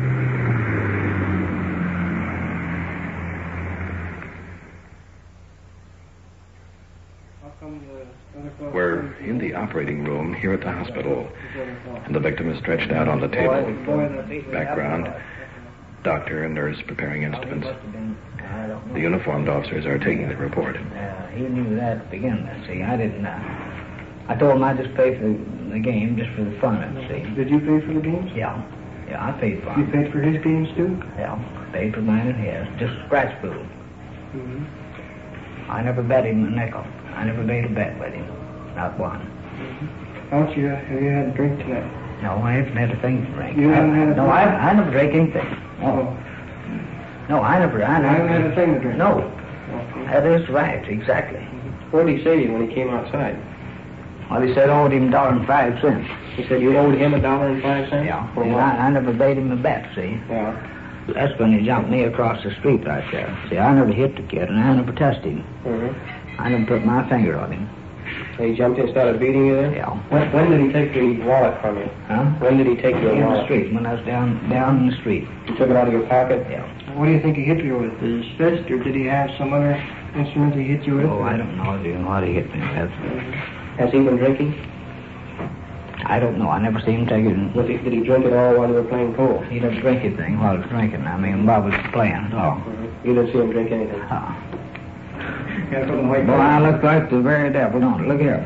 Boy, it really doused me up a little bit, I'll tell you that for sure. That more or less fills in that side of the report. What happened there? The doctor is coming now to start work on the victim. So let's get back to police headquarters. I never hit anybody. You are listening to Night Watch and following the activities of a detective unit on its tour of duty. The people and sounds you are hearing are real, and the investigations are recorded in the field as they actually occur. We'll bring you the final results of tonight's action at the conclusion of Night Watch. CBS Radio. I like it best. Radio. I like those CBS radio shows. If you're sitting at home, If you're out in a car, CBS Radio's where you are. CBS Radio. And now we return you to police headquarters where an investigation is underway, and to police recorder Don Reed. That's pretty obvious. We got a good case against him. Here in the office of Sergeant Perkins, the arresting officers, Krause and Blumenstein, are going over the report. What did you observe? What happened? We were eastbound on Culver Boulevard, and as we approached, he bent the victim's arm up behind his back. He had the victim lying down in the street, and bent his arm up behind his back, and we saw him take his wallet out of his rear pocket. Bloomy can tell you more about that. Were you driving to? I was driving, yeah. I thought there was some drunk fell off the curb or something and needed help, but we got closer there, and I saw his blood on the street, and this fellow was taking the wallet out of the other fellow's pocket that was down, so we got to him, he released the fellow, and we went over and placed him under arrest, put him in the car. Still had the wallet in his possession. And we went back to the victim there. He was still laying on the ground and thought he was hurt pretty bad, so we called an ambulance. How badly hurt was he? Well, it looked pretty bad at the scene, but when we got to the doctor, well, he had 3 cuts that took 5 stitches in the head. Had he been drinking? Did you notice at all? I mean, could you tell? The doctor said he wasn't drinking either. He was not drinking? No. This fellow here give you any trouble at all? No, he was very cooperative all the way through. Well, as you know, he's been in trouble before. And he's had a back injury. In fact, he broke his back. He stole a car. And was chased by the Texas Highway Patrol. Broke his back in an accident. And he uses narcotics under prescription to ease the pain. Yeah, that was easy to tell. Well, he apparently, tonight then, is pretty high on narcotics. Probably took an overdose. You want to bring him in, Ted, and we'll talk to him in here. Oh, listen, by the way, will you keep your eye on him? Because when he's high on this stuff, he's likely to try anything. I know him.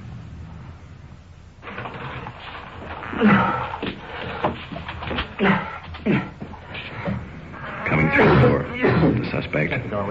Tall, husky, eyes glassy, staring around the room. Start it off, Mr. Perkins. I'd like you to help me out. Look, if you're trying to make a deal, forget about it. You said you had something to say, so keep on talking. Start off with, some guy has to be in a playing pool. He says, why don't we play 50 cents a game and 10 cents a scratch? I've always been game. You know that. I've been game for anything. And I'm not afraid of losing. I'm not afraid of winning. I beat about 30 times as many points as he had. He walked straight out the door and didn't even pay time. And the guy that runs a pool hall had caught up with him by then, and I was already with him. And grabbed a hold and says, where's the money for this pool or something? And he handed him a bill of some sort that I'm playing the cat for money. And so I grabbed a hold of him as he starts to cross Washington. Of course, I took his wallet up. I beat him. Of course, I made sure I made a fairly good job of it. He went down. I was hassled there for 15 minutes taking his wallet out. Took it out and there wasn't a penny in it. He was dressed like a guy would go out with a girl with at least $100. I mean, he was dressed real good. He had a suit on. I think he had a tie and a white shirt. And he was dressed real good. And so I'm trying to get this money from the cat. And he pulled up. And he went to hang me. I was belligerent with a couple of officers. But I'm not going to do time for some drunk that wanted to cheat me out of my money. I have the medical report right here in front of me. It says he was stone sober. Did you know this fellow before? Never seen him in my life. If I do time, I'll make something that counts. Let's say I'm a schemer, Mr. Perkins. I can scheme on a lot of things, and I know just how to hit people. I know how to hit them in the right spots, and that's what I'll do. I'll be worse than any of them ever thought of being. I don't know what they think of me. Probably, well, he's a future gangster. That's what they probably think. I'm already busted because I'm on parole. But I'm 18 years old. I have had an accident. I've got to live with a record that shows that I've been in a nut house. I've been in Camarillo. That was the last time I was here. And I never denied it to nobody. They asked me where I was. I told them I was in Camarillo. I told them what I was there for. And I don't like to keep telling stories, but I told most people anyway. And the rest I just shined. Like I only go along with certain peoples. But I can't pull up Perkins. I mean, like I'm the kind of a guy that would just as well hang or shoot someone and then hang before I want to do time. I ain't afraid of no cop, and I'm not afraid of no bullet, afraid of getting shot. I'm not afraid of none of that. I just don't fear it. I've lived my life. I was dead in a lot of things, and I'll live through it. I'll take a bullet any time. I don't care if it kills me. But I still got to get out. I don't go around paying attention to people. To me, people are something to goof on. I look at them and I laugh. I've been straight with you a long time, but still you're a cop. You gotta face it. You're a cop. Everybody in the state hates you but me. But I don't trust nobody, Perkins. Nobody. Nobody, my mother and dad. Okay, you've had the floor for 10 minutes. You said nothing to change my opinion. We've given you plenty of breaks in this department. Ted, you want to take him out and book him on suspicion of strong-arm robbery?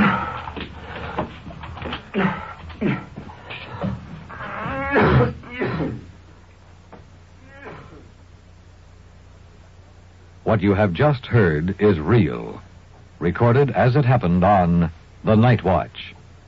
For the disposition of tonight's cases, we return you to Police Headquarters and Chief W.N. Hildebrand. The result of tonight's first investigation, in which the woman suffered a heart attack while driving, fortunately, had a happy conclusion. Prompt medical attention brought her complete recovery in a few days. In the final case of the young suspect arrested for robbery, he now faces a term of not less than 1 year. My department, like any other law enforcement agency, consists of many sections and many types of police units. So that you may follow the activities as they actually occur, we have assigned our police recorder to Detective Unit 56 on the night watch.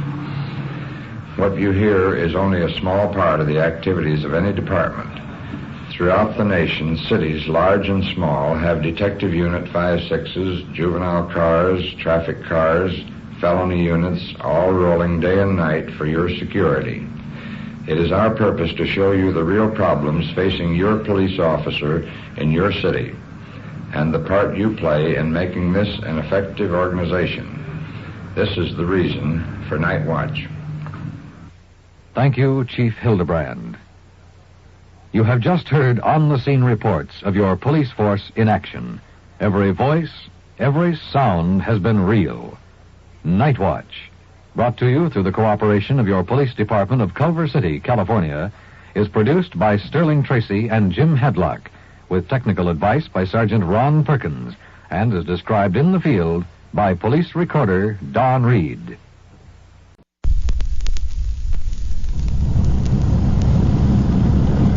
KMA 907, Sacramento Police, to Unit 99. Are you in the clear? Unit 99 to KMA 907. Unit 99, Sergeant Guthrie, 909. In service and on the air.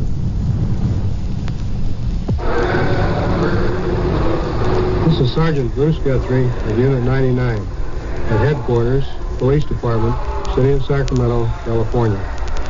My detail is to ride in Unit 99, a tape recorder-equipped radio car, and to respond whenever the dispatcher transmits a signal to one of our other units on duty somewhere in the city. At the scene, we make the recordings for this program. Now, to tell you more about Unit 99, here's our chief, James B. Hicks, Sacramento Police. The job of a police officer is your protection. The cases you hear on this radio program are real cases. The police are real. The victims and the criminals are real. We are glad to provide Unit 99 and Sergeant Guthrie so that you will hear how the police of a great city work night and day for your protection. Make no mistake about it. There are no actors on these tapes. They are real from beginning to end. Now to Unit 99 and Sergeant Bruce Guthrie on duty. Unit 5, 1611 22nd Street, near the alley. Check out some juveniles acting in a suspicious manner. 1611 22nd Street, near the alley. Check 5, Suspicious boy in the vicinity of 22nd and E Street. They've assigned a unit to check him out. We'll cover it, see if they find anything.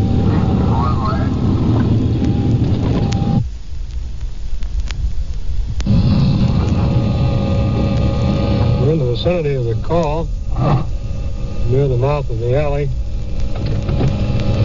The unit hasn't arrived yet. There's a man walking down the street. We'll check with him and see what he has to offer. Good evening, sir. I think there's somebody over there hiding on the porch over there. I'm not sure. On the porch of that apartment house, sir? Right over there. And he was standing over, he's been standing in front of the place, and there's only one now. I don't know, maybe he belongs there, but he walked over to my car, and when the car showed up, he went up there and disappeared. So I think he's hiding right up on the porch right now. Okay, we'll go over and take a look. All right. Owen car report. 4 doors.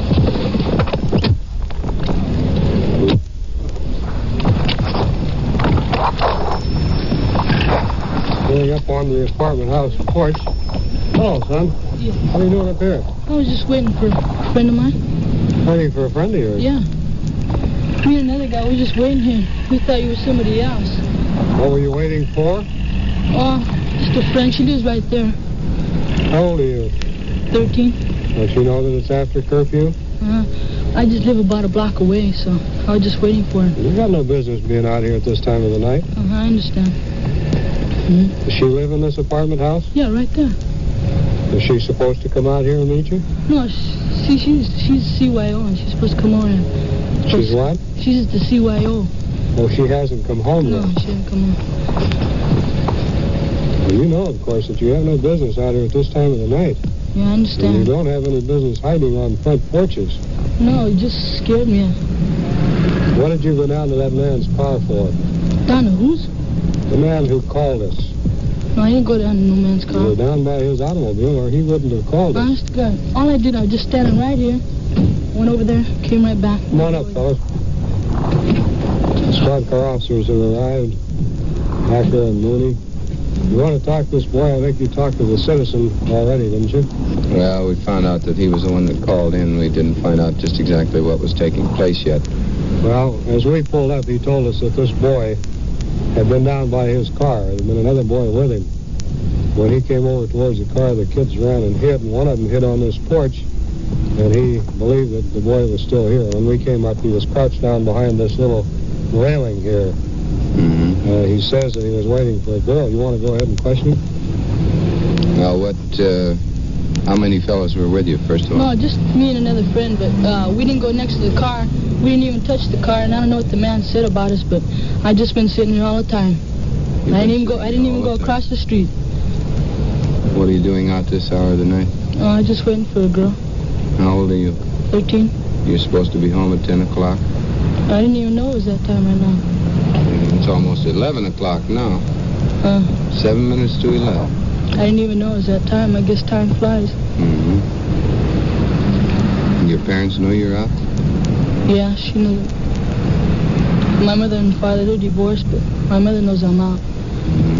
Now, does she allow you to be out after curfew, after 10 but o'clock? I didn't know it was that time. I just been sitting here, I guess, but I didn't go across to the man's car, because I ain't got no business over there. I don't touch nobody else's property, not mine. You ever been picked up for anything? No. Never been in trouble? Never. You sure? No. I ain't even got a record or anything. I never do anything bad.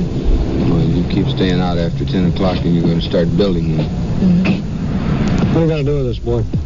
Well, I think we'll take him home. Advise his parents, find out why he's out so late. And turn him over to them.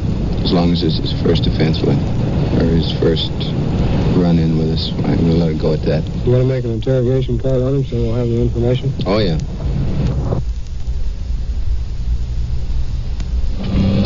The unit has arrived at this boy's home. We still have the boy in the car. We're going to go in and see what the mother has to say about the boy being out after 10 o'clock.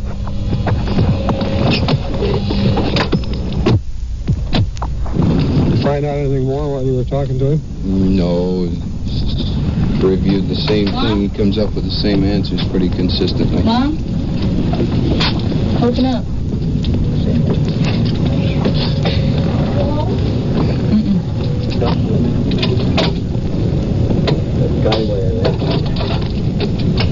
Hello. I told you honey. I thought you were being sweet. Did you have any idea that you're... Yeah, he tells me he goes to the club, which he does. That's what he told us. Yes, he's no pretty doubt good about at that. But he's been going with some kid, and I don't know whether it's his idea to stay late. And I was going to put a stop to it tonight. Well, does your boy usually stay out after 10 o'clock? No, not as late as this. Oh, we were wondering if you knew that he... Oh, yes, he was out. He goes with some If he friends. usually stays out this late, he says normally he's in bed by 10 o'clock.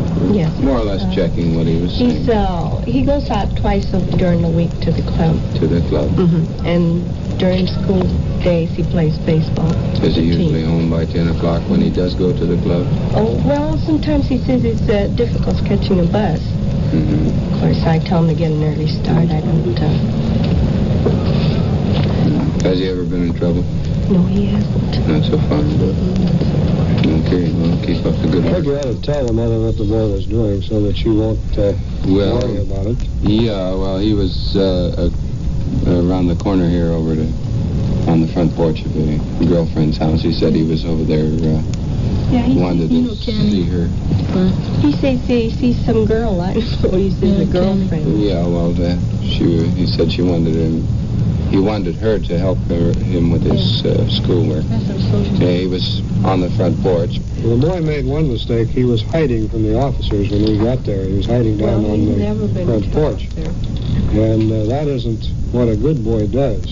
He has nothing to fear from the officers. He doesn't hide from them. Well, I'm sure he didn't mean to, but he's never been in trouble, like I said. You realize, of course, that if you let the boy go out after 10, you're responsible for him. Well, I try to tell him, but it's pretty hard to keep boys this age. Do you want your mother to get in trouble, son? No. Well, she can, you know. How about these dances they have at the art term? Do they usually stay out late? If a boy or any juvenile goes out to any place of amusement, they can stay there as long as it's in session. If it's a dance, they can stay until the dance is over. But when it is over, they're supposed to go directly home. Same way in this case tonight, the boy went to a juvenile teen center, and he left there in plenty of time to return home, but he didn't go home. And that's what got him into trouble. The officers are going to turn him over to you tonight. He could be booked in juvenile hall, of course, and we want you to realize that. And he can get into serious trouble. We'll start a record for him, which we don't like to do if it's in my opinion, I try to ask him to come home before 10, regardless whether it's a dance. But it's pretty hard to make him understand or realize. Well, I think if you put it to him that way, the fact that it's going to cause you trouble, it would cause you to be arrested, well, maybe he'll think about it. Well, it's up to him because I don't. He tells me he goes out. I can check on him, you know. How about it, son? You're going to be in before 10 after this? Same as usual. I was coming home before 10. As the officer pointed out, this boy, who had no police record, was on the verge of starting one by loitering around parked cars and hiding on the apartment house porch after the curfew hour. Equally significant was the attitude of his mother. She did not approve of his conduct, but indicated she had little hope of controlling his actions. If the boy realizes the situation and changes his habits, we will have one less juvenile delinquent to contend with. Unit 56. 901A at 34th and L. Lincoln, code 3. Check 56. Unit 7. Box alarm at 34th and L7. Came in on 7. That's a call for a traffic unit to cover an accident with injury at 34th and L. There's a fire alarm from the same location, so apparently one of the cars caught fire. We're some distance away, but it sounds rather serious. We'll go out there.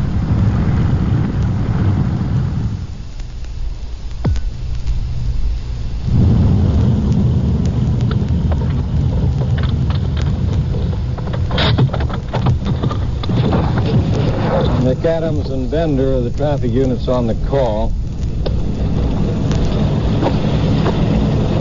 One car is Damage on the front. Where's the other automobile, Bender? This is the only one, Sergeant. What was the reason for the fire truck out here? Well, the car was on fire underneath. They had to call the fire department and put it out. Evidently, this man either went to sleep or he's drunk. He's out unconscious right now. He just went to the hospital. He evidently went to sleep or passed out, and he ran on the wrong side of the street and hit the tree. Clark, do you have any witnesses on this? Yes, we have one partial witness here, Sergeant. Just as we came up, this gentleman here approached us and said that he'd seen part of the incident. This fellow here? Yes. Hello there. Could you give me any idea of how this happened? I get home from work here at 12 o'clock, and we're laying in bed and heard the squealing of the tires. And I looked out the window there, and this fellow had flown through the stop sign, evidently. And I looked out, I told the wife, I said, my God, I guess going to have a mid-end collision.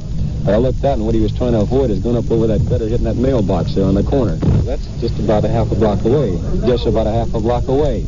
So when he backed up, I thought, well, everything's all right, honey, he's safe. So we peeled off rubber and started again, and right about in here somewhere, he lost control of that car, and I heard crash.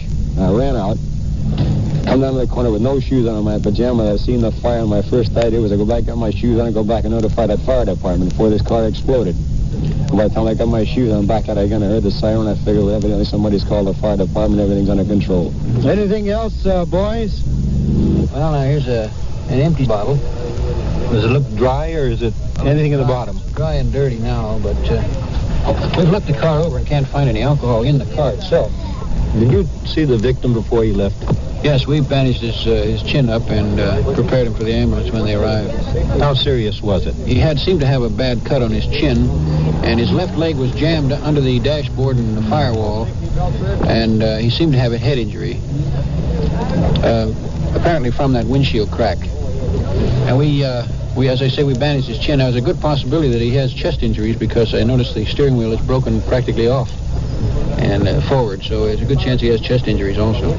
The impact on the tree was terrific. I would say that the tree embedded itself in the front of the car at least 2.5 feet, and apparently it's just to the left of the engine. It didn't shove the engine back, fortunately. It could have injured him much more seriously. Where are you and your partner going, Mac, you and Bender? I'm going to go to the county, Sergeant, on this.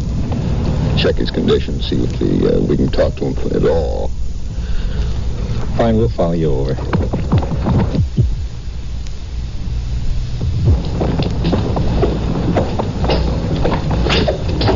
This is the emergency ward we're going into.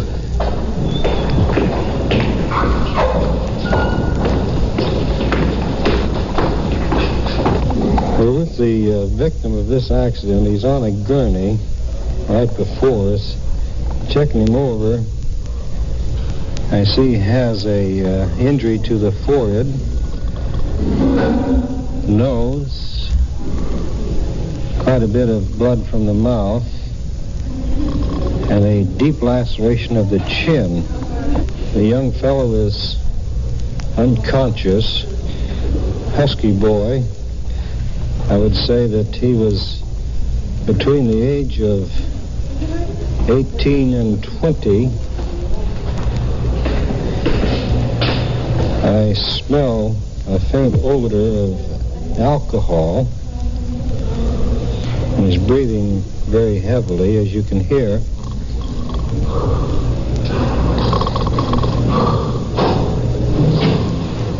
Well, McAdams, what are you and Bender going to do now? Well, Danny, here we find the boy is unable to talk due to lack of consciousness.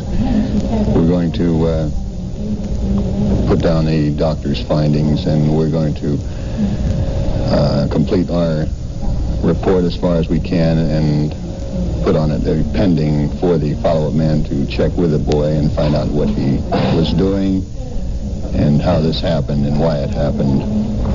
Although there was evidence that this driver had been drinking, his injuries made it impossible to determine his degree of intoxication, and he could not be charged with drunk driving.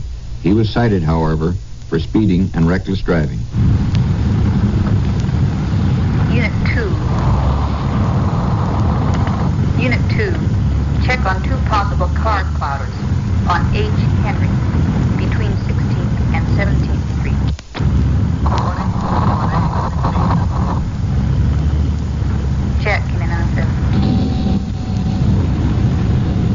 2 just got a call, possible car clouders. 16th and 17th on H Street. Let's go over and see if there's anything to it.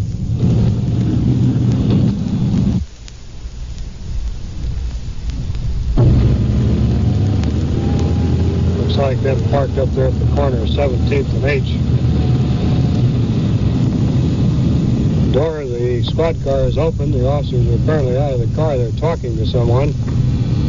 Yeah, and then two men. Looks like a couple of railroad bums. Let's get out and talk to them.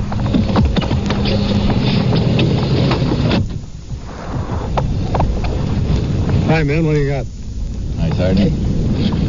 Oh, they put out a possible car clouders, and these 2 men are walking right here in the vicinity, and we seen these 2 men a couple blocks over earlier this evening when we was coming to work, just walking around. Where'd you see them? Oh, about 9th or 10th. It was 12th, Walt? 8th and 9th. 8th and 9th. Find anything on them? I stopped them. No, nothing, Sergeant. What's this gear laying on the ground? That's my grease union dollars when I go to work. That's your what? Them old union dollars when I go to work. Where do you work? I don't, sir. I'm just out picking olives and peaches. Are you picking olives at this time of the year? No. How long has it been since you worked? Well, actually, about 3 weeks. You want to know where I've been eating? Out in the mission. Larson. Good place? Yeah. Larson's mission. I don't have a thing on it. Well, the officer's going to check you whether you have anything on you or not. What do you got stuck in your belt there? Wine, sir. Where'd you get that? Bummed it. You're eating in the mission and bumming wine. You're in great shape. Sorry. Very sorry. Where'd you get this flashlight? I bought that. Where at? What store? Arlen, California. So it's still on there. Something written on it? Yeah, it has a price tag on it. So what you pay for it? I think it was 79 cents. You sure you haven't done touching the cars or anything, have you? No, sir. Nope.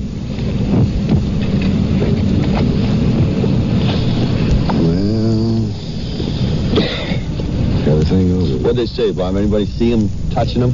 They just walked along looking them over. They weren't touching them, though, huh? What are you doing up in this end of town? Well, just kind of... Sorry, sir. I'm a very bad beggar. Have you been begging people tonight? No. That's what I can't do, is beg people. We seen you down 9th and 10th on I earlier tonight. That's right. You were walking towards the west end then. Now you're up here. Well... About an hour and a half later. You know what I'm doing. What are you doing? Well, I guess I'm stuck. You guys want to take them in, or should we take them in? No, we'll do it. We'll do it. We're not doing anything tonight. What are you going to do with these guys? Oh, we'll book them vagrancy, both of them. They've been roaming around this neighborhood all night, apparently. I guess they're going to plan on doing it, see what they can pick up, so... Yeah, that's right. Then you admit that. You were looking at these cars, then, were you not? No. Huh? No, just looking for people. You were looking for people? Asleep. Let's go. I'll give you a place tonight, then. Best I can. He's a little deep here. We'll get a place to sleep tonight. Oh, what? Get a place to sleep tonight in jail. Yeah. I don't have to sleep out underneath the river anyway. Been a bunch of, well, I get to talking to him. They've been kind of rolling some guys out there underneath the river, kind of scared me. I'd rather stay uptown. I don't care. I'll sleep underneath the porch or any place. I'm broke. I can't help it, man. You wander around out in the residential area like you're doing tonight, and you'll wind up in jail every night, so you better... Well, I might as well make my home there. Well, you might just as well. You're going to take him in and bag him then. Okay. For homeless men like these, city and county jails have become almost a permanent residence. Each was charged with vagrancy and sentenced to 6 months in jail. But commitment was withheld on condition of good behavior for a period of 2 years. This is Unit 99, presented in cooperation with station KFBK in Sacramento, California. These on-the-scene tape recordings were provided by the Sacramento Police Department and were made on duty by Sergeant Dan Meredith in Unit 99. Your host is Chief James V. Hicks of the Sacramento Police Department. Be with us when once again you will hear... KMA 907, Sacramento Police. Unit 99. Are you in the clear? Unit 99 to KMA 907. Unit 99, Sergeant Meredith, 909, in service, on the air.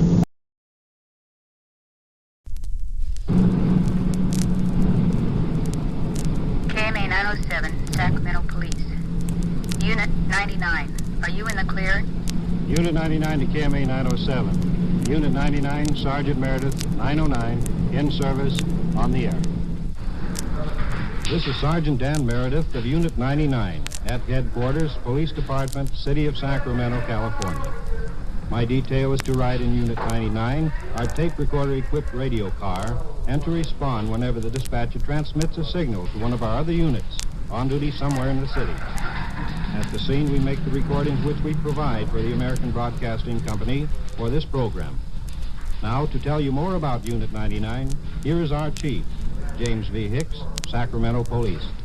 We have provided Unit 99 of the Sacramento Police Department the tape recorder it carries and the officer in charge, Sergeant Meredith, so that you, who depend on your police for protection, can hear them in action, on duty.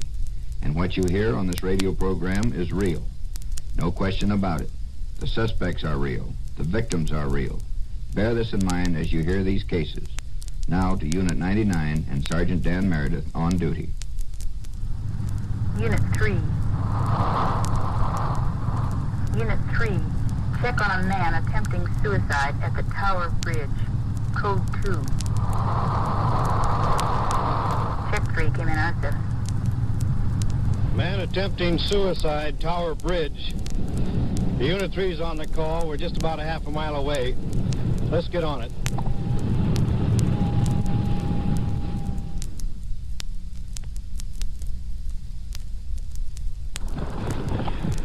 We're out at the Tower Bridge, fronting Capitol Avenue. There's no one around, no crowd. Let's check over here. We're looking underneath the bridge. We're out on a span adjacent to the bridge, but a little lower, trying to see if there's anything or any sign of someone who has thrown his life away. It's pretty dark. The flashlights can't seem to take in the entire area. It's pretty hard to determine. We don't have any witnesses around right now. Can't seem to find out just who has placed the call with the police department. And the police, however, did originally receive the call from the city telephone operator.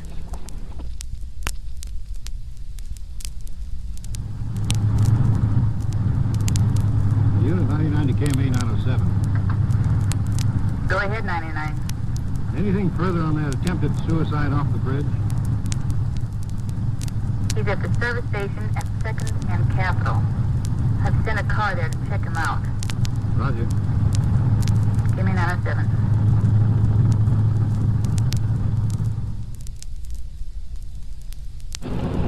Officers Ben and Laughlin and someone in the back of the car. They just drove into the station. We'll go over and talk with them. We finally located the man, and he says that he's the one that he wants to jump in the river. There he is, Sergeant. Okay. Did you talk to him at all, Laughlin? No, I was waiting for you, Dad. Okay. Was you up on the bridge a while ago? I've been over there for 2 hours now. Trying to decide what to do. You were over there for the last 2 hours trying to decide what to do. What do you mean by that? I've been trying to jump in the river for... Well, it seems to be your trouble. Why don't you let me go, please? I'm not trying to bother nobody. I'm not bothering nobody. That's right, but we want to help you. If you could tell us your story, maybe we can help you. I wish you could. What is your story? Why do you want to do this? Fred, how are you? Anybody could help you? Yeah. Let me talk to Fred. We'll go in and have a talk with him, man. Let me talk to Fred first, please. All right, then. We'll see you inside. He'll go in the back room here. He wants to talk to the officer. Did you lose anything in your life? Oh, yes. You were murdered, I think. That's right. You were done murdered. That's right. You remember me? Well, Zoo, he wanted to talk to you. He's a little despondent tonight. We got a call on a bridge deal down here. You want to jump on the bridge? He said he thinks you could help him. Yeah, absolutely. That's right. I am still going to do it. Try to remember me, friend? You bet I do. About 20 years. What went wrong tonight? Why don't you let me go, Dan? Well, I'm not holding you, but would like to know what the trouble is. I'm tired of living. You're just tired of living. Well, there must be some reason for that. There's no reason. I got wonderful folks, dad and mother and brothers and sisters. I'm disgusted. You're just disgusted with yourself. That's right. Anybody else involved? No, but wife, she divorced me 3-4 years ago. And she's not to blame. I'm to blame. Well, what brought this about tonight? I just wanted. I'm disgusted with living. That's all. You're disgusted with living. You wanted to end it tonight. That's right. How long were you down at the bridge? About 3 hours. 3 hours? I called up Fred, disgusted. I called up Fred. Fred was a friend of mine for years. And one of the officers. That's right. And where were you on the bridge? I made 2 or 3 passes there, but I couldn't find you. Were you on the bridge or underneath it? I was on Secretary, and when I come down and I called up Fred. That's the only one I remembered who to call for. I said, Fred, I said, remember maybe? He said, yes. I said, something happened. Tell my folks who I called you up, that's all. If something happened to you, you wanted him to get in touch with who my folks are. But you're by yourself now. You don't have any family except... My dad, they're in business here in town. But still, I want to leave right now. Could I leave right now? You want to leave or live? Well, I'll still go to the bridge regardless. You think you'll go down there and jump in tonight? Absolutely. I ain't got nobody to take care of me then. Well, that's not a very good thing. That's not a very good thing to be thinking of right now. I think that if you sober up a little bit, tomorrow you might... I haven't been drinking then. Don't you think tomorrow might be another day and No. Be a little different? More days for me then. You're definitely going down there and absolutely. Jump in the river. There's no absolutely that I can get away from it. I think that I should do what I'm planning to do. Well, don't you think of your mother and father, that how they might suffer if you did do something like this? That's true, but I still think that I'm supposed to go that way. No. You're not supposed to go that way. Nobody's supposed to go that way. You know that. Well, that's it. We have our troubles, but we should try to conquer them one way or another. Try to overcome them. Look down there. I was raised in Sacramento. I played a lot of baseball in town. I played golf. I was a great golfer at one time. Not a great golfer, but city of Sacramento recognized me as a good golfer one time. I was married. I went back to Phoenix. I made money here in Phoenix. We put up a good business, and my wife, she defrauded me for everything. And I come back to my family, and it's not the same way as I was before, you know. After you're married, you know. So I come back last week, and I decided that without my wife, and I figured it's no use me living no more. That is the reason. That's right. Well, I think tomorrow, though, you sober up a little bit, you might have a different aspect of it. You might think a little differently of it. You'll entirely be of a different mind. I think you better wait until tomorrow. Put you out on the streets. I'm sure you'll go down there, won't you? Well, I'm still going to go to the river, that's all. No, I don't think you should. I am going to go there. There's nobody going to stop me. Well, you stick around here for a minute, then we'll be back in. Laughlin and Van, what are you going to do with this fella now? Well, he still has the idea that he'd like to commit suicide, so I think we'll book him and keep him until the morning for his own protection. Whether this man would have carried out his announced intention of taking his own life, I cannot say. It is possible that, seen through a haze of alcohol, the river may have looked attractive to a despondent man.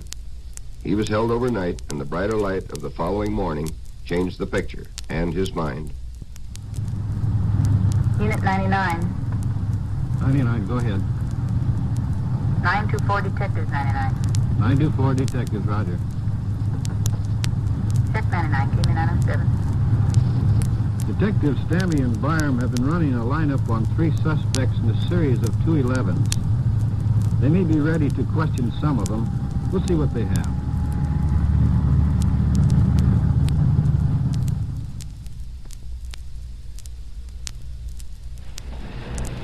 Stanley, now that you and your partner Byram have finished the lineup, what's next on the agenda? We're going to take him in and interrogate him, Dan.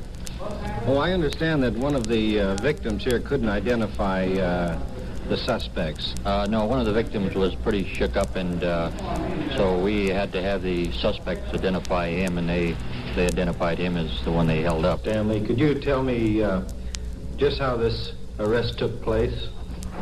Well, Detective Byram and myself were driving down J Street, and these 2 boys, the 2 juveniles in this, were in an old 41 Buick, and they fit the description similar to the men that were the boys we wanted on this stick-up. Now, we followed them for a couple of blocks, and they pulled into an alley, and not at any great speed, but they were simply trying to avoid us. So we stopped them and searched them, and this gentleman right here, he had approximately $50 that they didn't account for.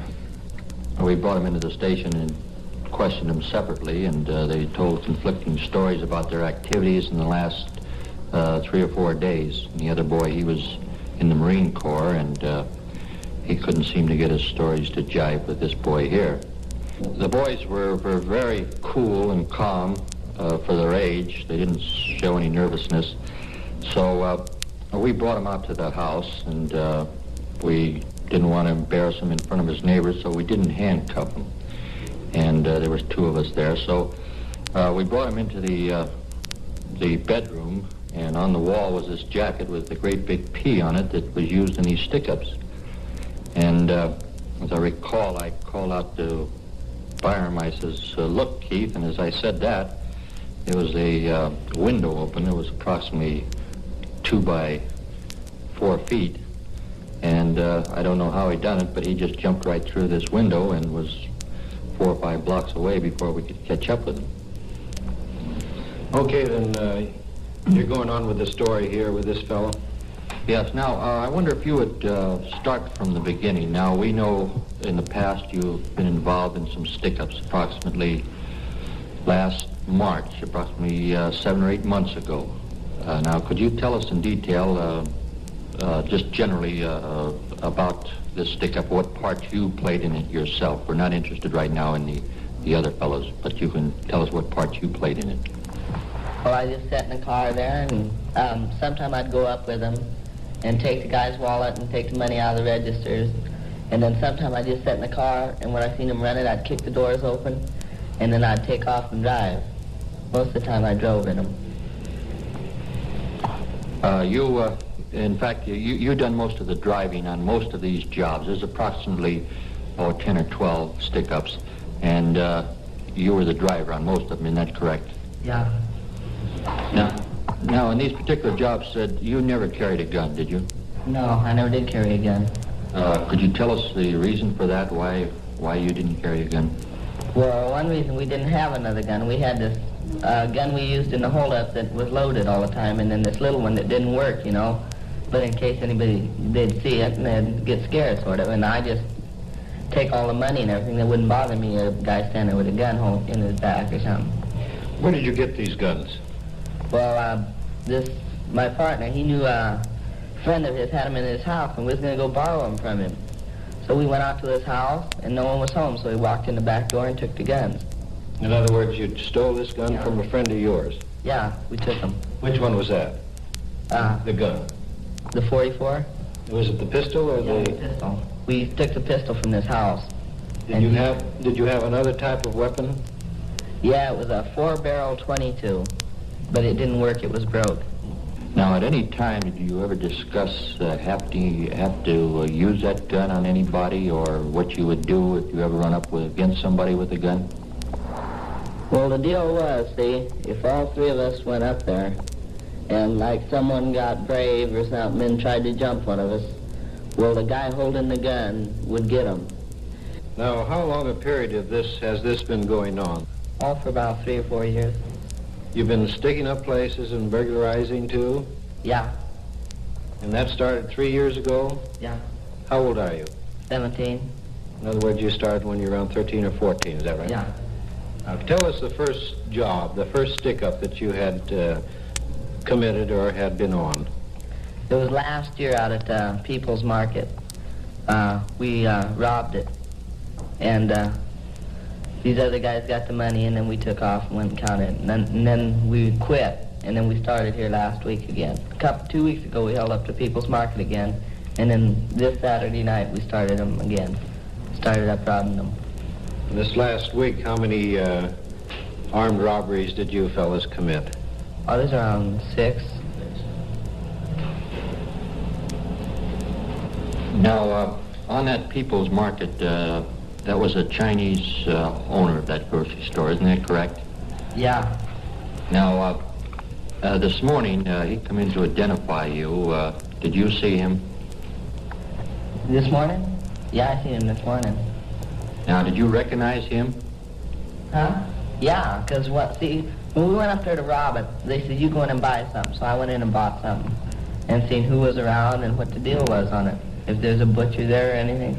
And then I went out and got the other guys, and I got behind the steering wheel, and they went in and robbed it. Now, he was unable to identify you, but you could identify him, is that correct? Yeah. Is that how you made the identification? Yes, on all 3. The gentleman wasn't able to identify any of them, but they all identified him as being the clerk on duty at the time. How much did you get out of the People's Market? It was about $150. So the kid was pretty shook up. He was a young kid. And he got the money out and gave us the money. And then they made him lay on the floor on his hands and knees, and they kicked him so he wouldn't see the car. Now, when you left the place, what happened then? Did you notice somebody around there that might have seen you? Yeah, there was 2 ladies standing across the street, and they had already phoned the county sheriff, and he was on his way out there. And right as we took off and got around the corner, the sheriff pulled up, and he went in and seen the boy, but we had a chance to get away by then. Weren't you a little scared when you seen that car come around, that police car come around the corner? Yeah, there at first I was, but I thought if they're going to catch us, so we tried to get away, and we made it. Now, this one particular stick-up, you had some difficulty when you were in there holding up the attendant. A car drove in, do you recall that? Yes, we walked up to the station, all 3 of us, and there was a car sitting there, so we couldn't do nothing then, so he says, we're out of gas down the street here, you got a can and some gas? And he says, yeah, so he filled the can up, there was a 5-gallon can, and we paid for the gas, and then he charged us deposit on the can, and we started to leave, but the car wouldn't leave. So my partner says, well, let's have a Coke. So we walked over to the Coke machine and we had a Coke. And then this car left and we pulled the gun on the man, took him back into the little room where they kept the oil and stuff. And then another car drove up. So we took him out there, all 3 of us, and I played like I was going to wash the windshields, and this other guy, the filling station attendant, we told him that we'd have a gun on him. It was a hidden gun this guy had under his coat. And so he was pretty scared, and he wouldn't say nothing. And so after the car was all finished and everything, he took the money and put it in the register, and the car drove off. And so then I took his keys and his wallet and opened up all the boxes on the outside, took the money, took his money out of his wallet, and then we got the key to him for the safe. He had the key to the top part. So he opened it up, and we took the money out. There was about $30, $40 in it. And then we made him go in the back room and lay down and give us about 10, 15 minutes to get away. And so right as he laid down, we cut out running, jumped in our car, and took off and went up to our partner's house. Now, you had, what model car did you have on that particular job? 36 Plymouth. Weren't you kind of worried about the condition of that Plymouth? It was kind of beat up, wasn't it? When you was getting away from these stick-ups, wouldn't you have a little trouble starting that car or getting it to go? Well, no, see, I bought the car and it's got a hot engine in it and everything. And it'll go pretty fast. It'll outrun most of the cars around town here. And so we didn't worry about that. But see, if it died, you'd have to push it to start it, because the starter wasn't hitched up. It made the motor drag, and it gave me about 10 more horsepower if I knocked it off. So I kicked the starter off, and we had to push it to start it. So we had to leave it running there, and that's the only thing that worried us. In other words, if that motor died, you'd have been apprehended. Well, if we couldn't get it started and someone come along, we probably would have, but it starts right up after you give it a little push. Over a period of the last year, approximately how many burglaries have you committed? Just this year? Oh, no, we've done about 80, 90 this year. Over a period of the 3 years, I understand you fellows have all worked together in the 3-year period. Now, in this 3-year period, how many burglaries had you all committed? Oh, there's around 150 to 200 places that we have busted into. In the last 3 years, though, you've been apprehended on some small minor burglary, wasn't it, out there on Fruit Ridge? Yeah, I got busted 2 or 3 times for breaking into places, but see, we got out on that. I got put on ward of the court once and probation and all that stuff, and we got out on that and went back at it again. How much money did you get actually in cash in those burglaries? Well, if we would have saved the money we've made, we'd have about $7,000 to $8,000 right now. Did you blow it? Did you spend it? Well, usually when I get my money, I'll get my cut and I'll go downtown and I'll buy me around 4 or 5 new shirts. I bought around 100, 150 new shirts I've got, and all kind of clothes, and then I bought a car and got it fixed up pretty good. Are you going to further question these boys? Yes, we have a lot more to question them about. We notified the sheriff's office they're in custody, and they're coming over to question them about their jobs out in the county. Now, what charges are these boys arrested on? They're all booked on 6 counts of robbery and burglary. The burglaries are so numerous that we don't even have them charged with each one individually. I wonder if you detected the boastful arrogance with which this young bandit told his story, and the contempt with which he regarded his previous arrests and encounters with juvenile authorities. Still in his teens, he is already a hardened criminal. He was again turned over to juvenile authorities. This is Unit 99, presented by the American Broadcasting Company Radio Network in cooperation with station KFBK, the ABC radio affiliate in Sacramento, California. These on-the-scene tape recordings were provided by the Sacramento Police Department and were made on duty by Sergeant Dan Meredith in Unit 99. Your host is Chief James V. Hicks of the Sacramento Police Department. Be with us when once again you will hear... KMA 907, Sacramento Police. Unit 99, are you in the clear? Unit 99 to KMA 907. Unit 99, Sergeant Meredith, 909, in service, on the air. The rest of the story. I'm right now looking at one of the most incredible portraits I've ever seen. I've never seen anything like it, for certain. It's an artist's rendering of a lost city. Now, we've all heard of ancient and advanced civilizations. This was both. And its 1,000-plus-year-old capital city, well, it justifies description. I'm going to try to describe it, however, to see through the astonished eyes of anthropologists as clearly as this artist obviously did. And no, it's not an exaggeration and it's not a guess. Backward lookers are as certain of what I'm about to tell you as they could be of anything. First of all, the city seems to sprawl outward and onward forever. In fact, it was about 6 square miles of houses and buildings and temples, with an enormous central plaza. Alongside the plaza runs a massive wall some 2.5 miles long. 30, maybe 40,000 people lived and worked in this place. The temples were built on blunted pyramids, at least one of which was a full 10 stories tall. The base of that one was 15 acres, 2 acres greater than that of Egypt's so-called Great Pyramid. This was only one of more than 100 blunted pyramids with temples on top of each. And over there on the left in the distance is something that's amazed archaeologists ever since its discovery. A huge circle of towering columns precisely aligned with the sun at equinox and solstice. This is more than an inference of the intellectual capacity of the ancients who lived there. In fact, their knowledge of mathematics and astronomy would baffle most Harvard undergraduates. This ancient civilization controlled a vast trade network with trade routes spanning thousands of miles. It was ruled by a crowned dictator who lived in the largest and tallest of the temples, who personally rose to greet the sunrise with a shout each morning of his reign.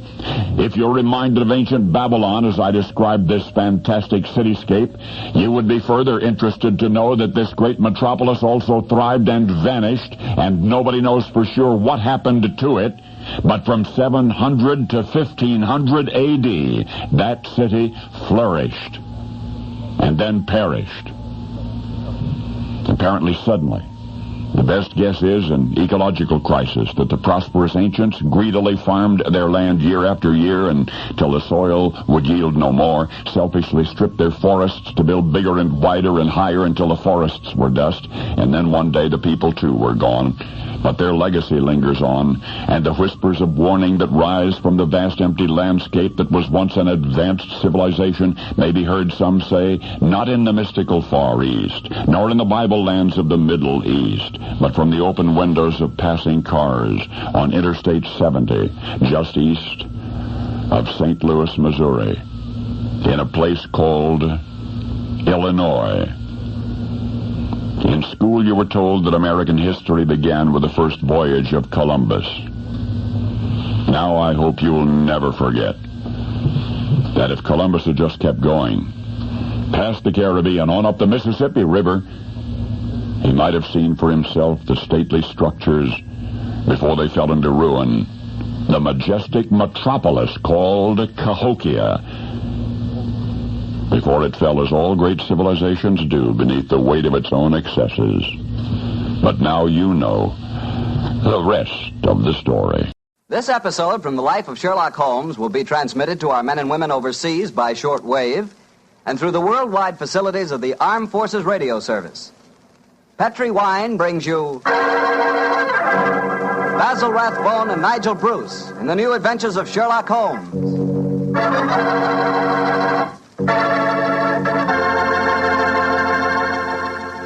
The Petri family, the family that took time to bring you good wine, invite you to listen to Dr. Watson tell us another exciting adventure he shared with his old friend, that master detective, Sherlock Holmes. And as for me, well, I'd like to tell you that a time like right now is the perfect time for a glass of Petri California Port. After you've had a good dinner, boy, Petri Port is a real topper. That rich, deep red Petri Port is really an extraordinary wine. Even its color's different. And as for its flavor, well, it'll take a better man than me to describe that. Petri Port is a hearty wine, sure. And every other quality that you look for in a good port, you'll find in Petri Port, and then some. Try Petri Port by itself, or serve it with fruit, with nuts, or with cake. But share it with your friends, will you? Because you can serve it proudly. After all, it is a Petri wine, and that name Petri is the proudest name in the history of American wines.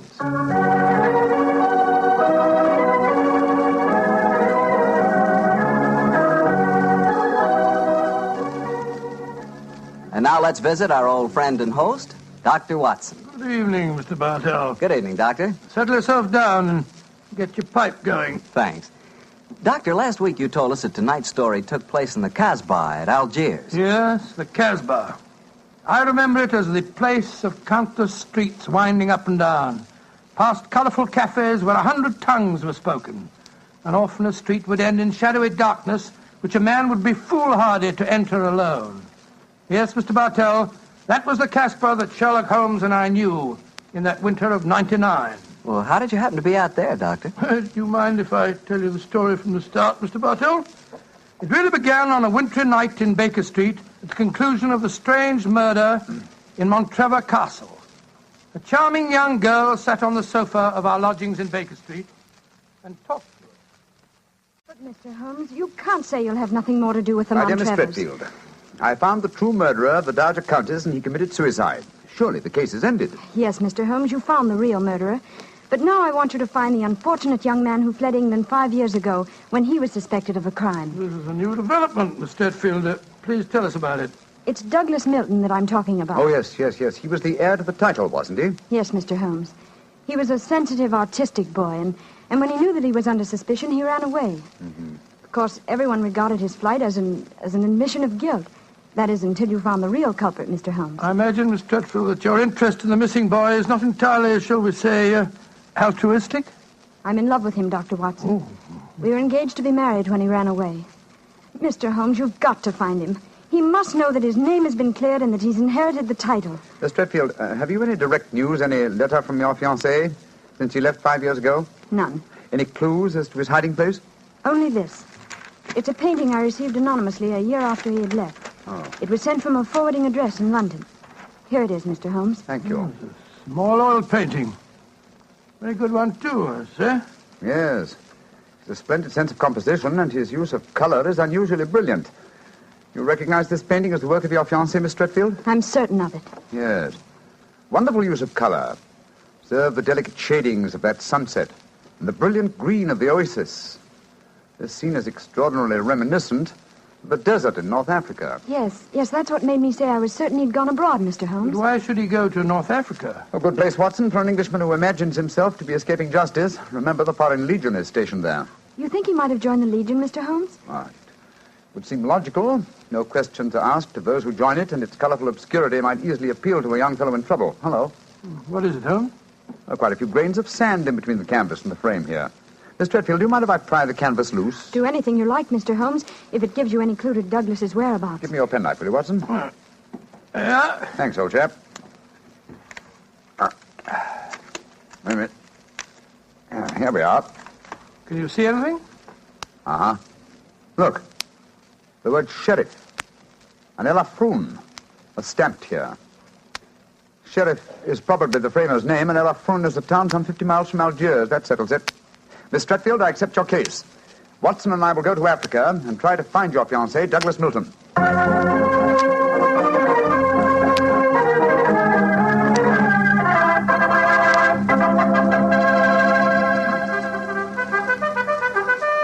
Monsieur Sherlock Holmes and Dr. Watson. I have heard of you so often, but I never thought I should see you here at the headquarters of the Foreign Legion.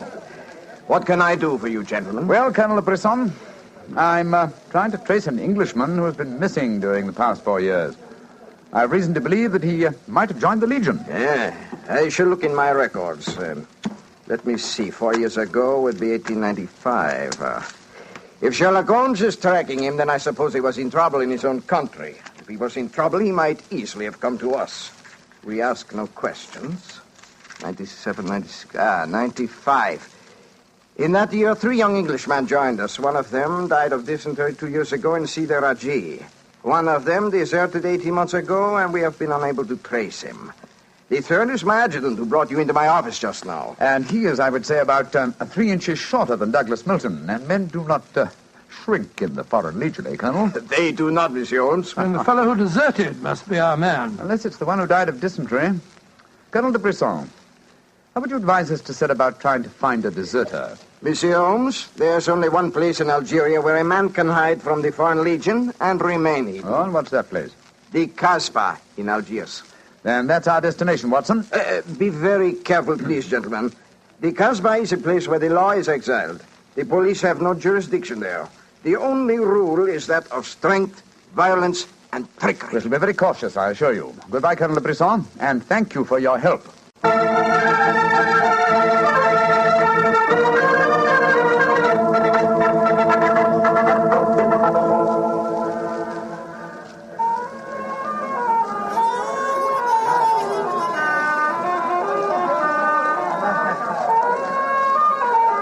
Well, I must say that I think Colonel de Brisson rather exaggerated the dangers of the Casbah. I suppose you're going to tell me this cafe is the headquarters for a dope smuggling ring or white slaving or something. Its ramifications are even more extensive than those you've mentioned. You're joking, Holmes. I assure you I'm not, old fellow. What? My old friend Duhamel is chief of police in Algiers. When I told him our mission, he advised me to come here. A 500-franc note, and the proprietor can obtain any and all information regarding the underworld. For as little as 200 francs, he can arrange a murder. So that gives you some idea of the relative values in the Casbah. Good Lord, then you've already spoken to the proprietor? Oh, yes, a charming, scoundrelly fellow by the name of Harvey. I gave him 500 francs and asked him to set his underworld grapevine in motion to see whether an Englishman living in hiding here in the Casbah could be found. And I thought we'd come here for a quiet meal. Here comes Harvey now. Let's hope he has news for us. Here we are, Harvey. Come and sit down, won't you? Rafi works fast, does he not, Mr. Holmes? Your friend is... My friend knows that you're working with me. We'll be found out. A drink first. The tongue of Rafi is parched. Would you have me die of thirst before I give you my news? Vermouth cassis. Mr. Rafi? You have news for me, then? But yes. Good, what is it? First, you will pay me more money, no? But I gave you 500 francs. You said that you'd do the job for that. Can I help it if some tongues are more costly to make wag than others? It took the 500 to get the wag. Am I to have nothing for my own trouble? Votre vermouth cassis, Mr. Rafi? Ah, good. The gentleman will pay for it. There you are. Merci. I will drink to your health, gentlemen, both of you. You will pay me more money, no? But my friend's already given you 500. You should stick to your bargain, my good fellow. My information is a bargain at 750 francs. It would be a bargain at 1,000, but Rafi will let you have it for 750 because he likes you. I see. You will give it to me, no? And if I refuse? Then you get no information, and perhaps I spread news in the Casbah that makes it uncomfortable for you gentlemen to be there. Great Scott, this is blackmail. I get the money, no? You're a scoundrel, Rafi. Of course I'm a scoundrel. Here's your money. And information? There is an Englishman hiding here in the Casbah. I do not know his name, but he is tall and fair-haired. I cannot tell you where he lives, but if you go to the Cafe of 1,000 Sighs, you will find a girl who sings there. A girl who sings like a nightingale. Her name is Aisha, and she can lead you to your Englishman. A girl named Aisha, in the Cafe of 1,000 Sighs. That is right. I would suggest that you go there in disguise. Two well-dressed Englishmen might find themselves in trouble. For a small fee, say 200 francs, I will escort you there myself. Thank you, yes. I think we can manage by ourselves, Rafi. Oh, if your business is concluded quickly and time weighs heavy on your hands, Rafi can take you to some places of rare interest. Dancing girls that wither one's eyeballs with their beauty. For 500 francs, gentlemen... Thank you, Rafi, thank you. I have a feeling the time will not weigh heavily on our hands. Good night. You work too hard, gentlemen. You should learn how to play. Good night. On my soul, I think that fellow's the biggest blackguard I ever met. I quite agree, old chap, but he is amusing. By the way, Holmes, don't you think that when this case is finished, we might have a time on our hands? Oh, Watson, you're incorrigible. But I think... Watson. What is it? The man sitting over in the corner by himself. Oh, Joe, yes, his face seems familiar. We've seen him before somewhere. Of course we have. His name is Oliver Leeming. We met him at the inquest on the Montrella case. So we did. Now, what on earth do you suppose he's doing here in the Casbah? Not on a holiday, I'm sure. Mr. Oliver Leeming, if you recall, is a cousin of Douglas Milton's, the man we're searching for.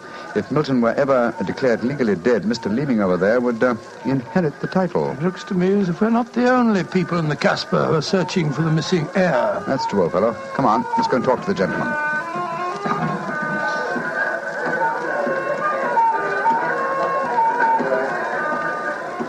Mr. Oliver Leeming, how very odd to meet you here. Well, Sherlock Holmes and Dr. Watson, won't you sit down? Thank you. World's a small place, isn't it? Or has somebody said that before? I wondered if you'd spot me over here in the corner. Oh, you saw us then? Of course. You seem to be in such deep conversation with that scoundrel Harvey. I didn't like to disturb you. Very considerate of you, I'm sure. Why are you here, Mr. Leeming? Oh, I'm making a business trip. This is my day off. As I recall it, you're in the publishing business. Correct. What a memory you have. It seems peculiar that you should be on a business trip here. Are you planning on opening a publishing house in Algiers, or are you searching the Casbah for new authors? Why not? I'm a great believer in encouraging new talent. Mr. Leeming, why don't you admit that you're here for the express purpose of trying to find your cousin, Douglas Milton? Mr. Holmes, you've discovered my secret. The great Sherlock Holmes and his watchdog have their eagle eyes on me. They know that I succeed to the title if Douglas Milton dies. Yes, Mr. Leeming, we know that fact. And you have fathomed my plan to find Douglas before me and kill him so that I may inherit the title. How lucky I am to meet you in the Casbah, where you cannot arrest me. Well, it's a race against time, gentlemen, but I have a head start, as you will soon find out. Goodbye, and the best of luck to you. Extraordinary fellow. He's joking, of course. I believe not, Watson. I think he labors under the whimsical belief that the best method of discounting the truth is to state it as boldly so that it will not be believed. Great Scott, then we must work fast. Yes, old chap, we must. I'm sure that we're entrants in a race against death. We must get back to the hotel and into our disguises as quickly as possible. After that, we shall visit a young lady named Aisha in the Cafe of 1,000 Sighs. And I'm certain, Watson, that it will be the first time two men have ever entered the Casbah for the express purpose of preventing a murder.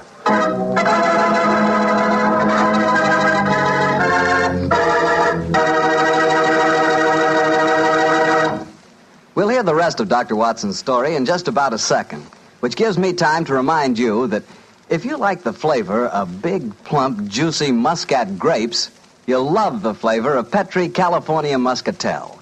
What a wine. Petri Muscatel is the perfect after-dinner wine.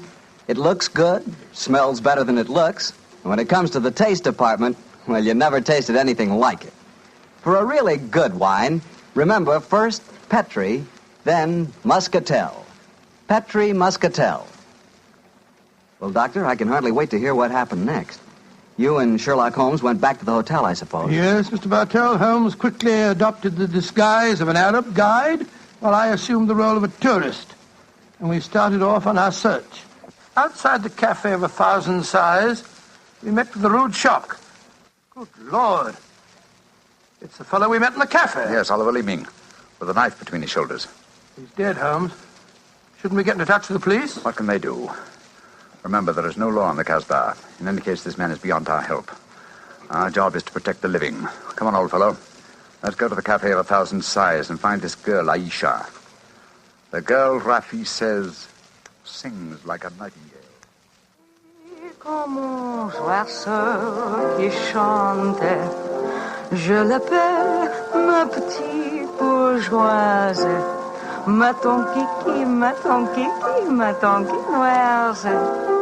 Il y en a d'autres qui me font le doux yeux, mais c'est elle que j'aime le mieux.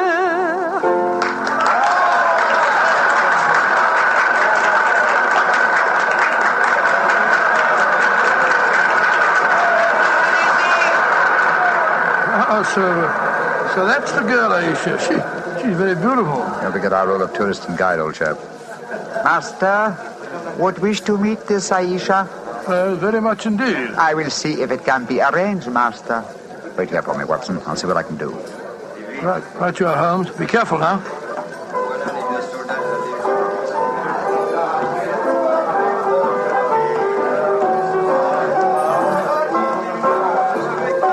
Mademoiselle Aisha? What do you want, greasy one? There is an Englishman at the table over there. He wishes to talk to Aisha. Which one is he? The man who sits at the table in the corner. He is very rich, Aisha, and he admires you a great deal. He told me to give you this 500-franc note. So? Very well. You may bring him to my rooms. The door is at top of stairway, to the right. Good, Aisha. I fetch him. I shall be waiting.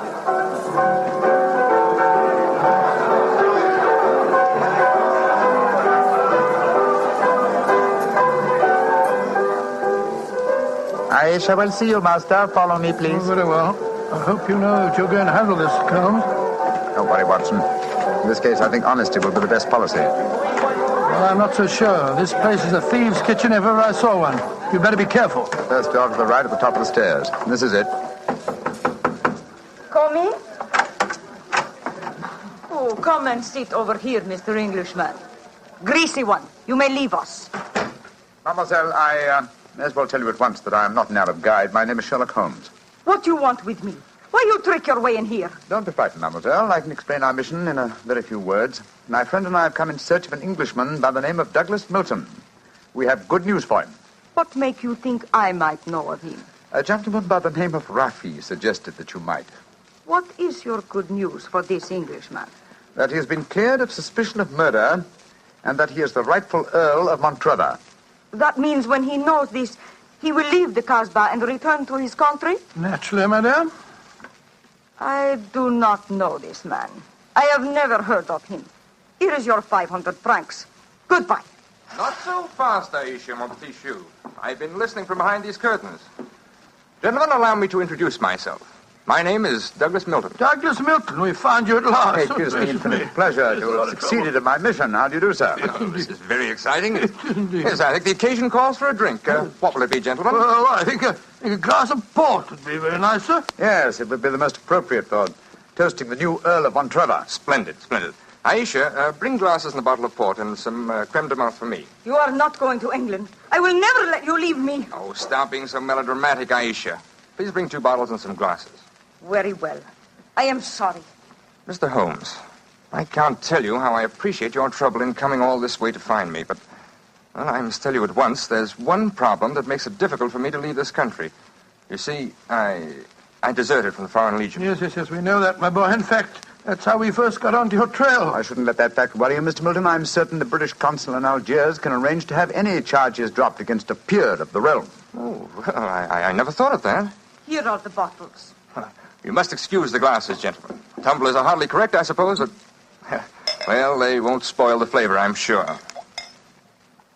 2 glasses of port and creme de menthe for me. Only 3 glasses, Aisha? Bring a glass for yourself. I do not wish to drink. And I insist that you do. Bring a glass, Aisha. Why should I drink if you are leaving? Mr. Milton, do you know Oliver Leeming? Of course, he's my cousin. Yes, he came here half an hour ago and threatened me. Did you also know that he's lying dead in the street? Murdered? Well, yes, I did. If we went in the Casbah, I wouldn't tell you this, but Aisha stabbed him. She followed him when he left here. He killed him and then slipped back just in time to sing a song a few moments ago. Oh, you needn't look so shocked, Dr. Watson. Life is cheap in the Casbah, and Aisha is a girl of violent passions. Come on, let's drink. A toast to the new Earl of Montrevor. Oh, excuse me, sir. You took the wrong glass. You were drinking my port. Oh, silly mistake. I can't bear port. Very un-English of me, I'm afraid, but, well, after all these years, I don't feel particularly English. In fact, I'll probably find it very hard to adjust myself to the old life when I go back. Or perhaps I should say, if I go back. Since you feel that way about it, Mr. Milton, why go? You can claim the title and the revenues of the estate without leaving Algeria. You could stay here and live on the income. I didn't realize that would be possible. You sure I could do that? Oh, yes, I'm quite certain of it. But if you doubt my word, I suggest we all adjourn to the British consulate in Algiers. They can put you straight on the matter. That's a good idea. Let's go over there at once. No, I have been listening to you, my friend. You're planning to leave me. Once you go from the Casbah, I shall never see you again. Put down that knife, Aisha. I will not let you go. You belong to me. If you try to leave me now, I will kill you. Put down that knife, Aisha. You've done enough damage for one night. Why you... Put it down, you fool. Put it down. Let me go. Let me go. She twisted the knife on herself as she fell. Holmes, help me turn her over. She's dead, Mr. Milton. Poor Aisha. It's a bloody path that leads to the Montrevor title, sir. I suggest that we see that this poor girl's body is taken care of. And then go to the British consulate without any further delay.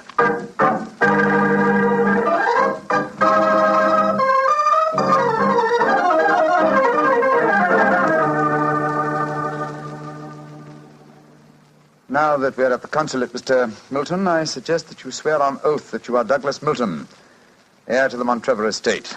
This gentleman is a commissioner of oaths, then we can go in and see the consul. Very well. Now, raise the right hand, please, and repeat after me. I hereby solemnly swear that I am Douglas Milton, the missing heir to the Montrevor estate. I hereby swear that I am Douglas Milton, missing heir to the Montrevor estate. Thank you, sir.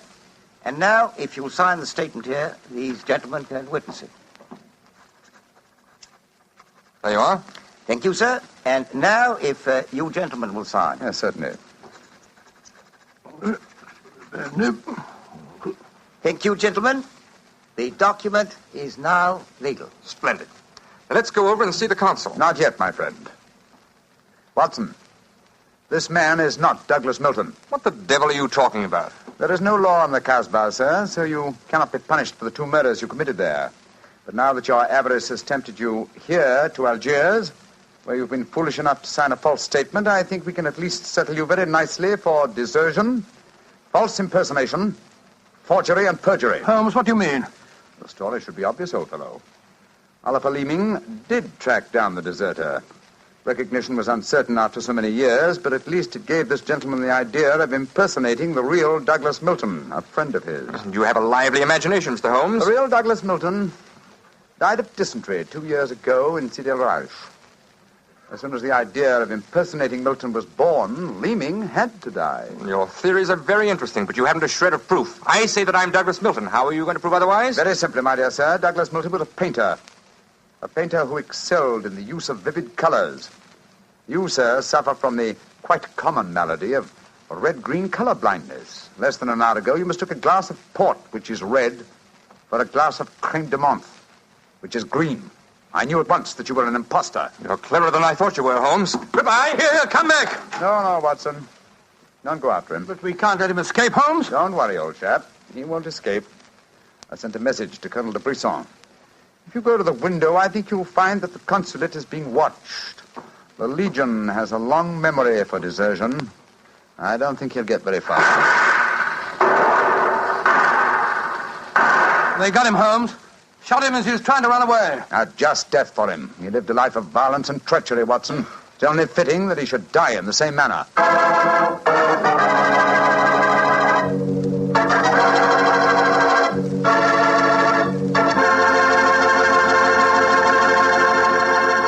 Doctor, that was a swell story, but you know something? I wish you hadn't disillusioned me about the Casbah. Disillusioned you? What do you mean? Well, before I heard your story, whenever somebody mentioned the Casbah, I'd always visualize a very glamorous, romantic sort of place full of beautiful women. Every one of them a ringer for Hedy Lamarr. No. Yep. And I could just see myself, handsome, dashing, going up to one of those beautiful girls and whispering in my fine French accent, "Darling, you're a sensational. You're a lovely, gorgeous. Tell me, have you ever tried Petri wine? It's wonderful." Well, you must admit, Doctor, that is the truth. It is wonderful wine. It certainly ought to be. Incorrigible. After all, winemaking has been the business of the Petri family ever since way back in the 1800s. For generations, the Petri family has handed down from father to son, the fine art of turning luscious, sun-ripened grapes into fragrant, delicious wine. And don't forget, because the making of Petri wine is a family affair, the letters P-E-T-R-I on a bottle of wine are the personal assurance of the Petri family that every drop of wine in that bottle is good wine. So no matter what type wine you prefer, for any occasion, remember you can't go wrong with a Petri wine because Petri took time to bring you good wine. Well, Doctor, now I suppose you're ready to tell us about next week's story? Yes, and as soon as I have, I want you to meet a friend of mine. A friend? Yes. But first, Mr. Bartell, next week, I'm going to tell you an adventure in which, for once, Holmes came off second best. An exciting story of high society and romance. I call it a scandal in Bohemia. Boy, that sounds swell. And now what about your friend? Well, he's waiting at the microphone in San Francisco. He's Dr. Langley Porter, and he wants to tell us about something very important. Dr. Langley Porter. Thank you, Dr. Watson. Radio listeners, tonight in Italy there are thousands, many thousands, dying of cold and hunger. Babies, children, expectant mothers, old folks, dying for want of clothes, want of food. This organization, American Relief for Italy, appeals to you to search your homes for anything that can be made useful for starving, freezing men, women, children. Clothing, layettes for babies, diapers, shoes, food, surgical supplies, but above all, clothes, clean clothes, fit to wear. Take them to the nearest fire station. That your gifts will reach the Italians who need them, you may be sure. Americans of this organization will distribute the packages in Italy through the Italian Red Cross, the Catholic Relief Organization, the League of Italian Women, the Confederation of Italian Labor, and the Italian government. In California, rationing has gone. Christmas comes. There, in Italy, death is on the prowl. Radio listeners, lives can be saved. It's up to you. Thank you, Dr. Langley Porter. I know that our friends listening in will do all that they can to help the organization American Relief for Italy. Tonight's Sherlock Holmes adventure is written by Dennis Green and Anthony Boucher and was suggested by an incident in the Sir Arthur Conan Doyle story, The Crooked Man. Music is by Dean Fossler. Mr. Rathbone appears through the courtesy of Metro-Goldwyn-Mayer and Mr. Bruce through the courtesy of Universal Pictures, where they are now starring in the Sherlock Holmes series. This is the Mutual Broadcasting System.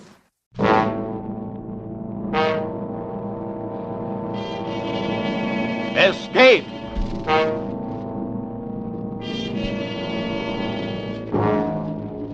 You are located on a remote plantation in the crawling Amazon jungle, and an immense army of ravenous ants is closing in on you, swarming in to eat you alive. A deadly black army from which there is no escape.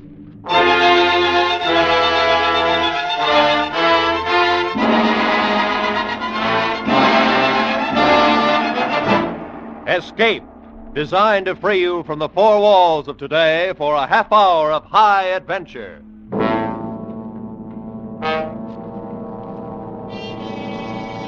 Tonight, at the request of many of our listeners, we bring you a repeat performance of one of the most gripping escape stories. Tonight, we escape to the Amazon jungle and to a creeping, crawling terror, as Carl Stephenson told it in his famous story, Leiningen versus the Ants.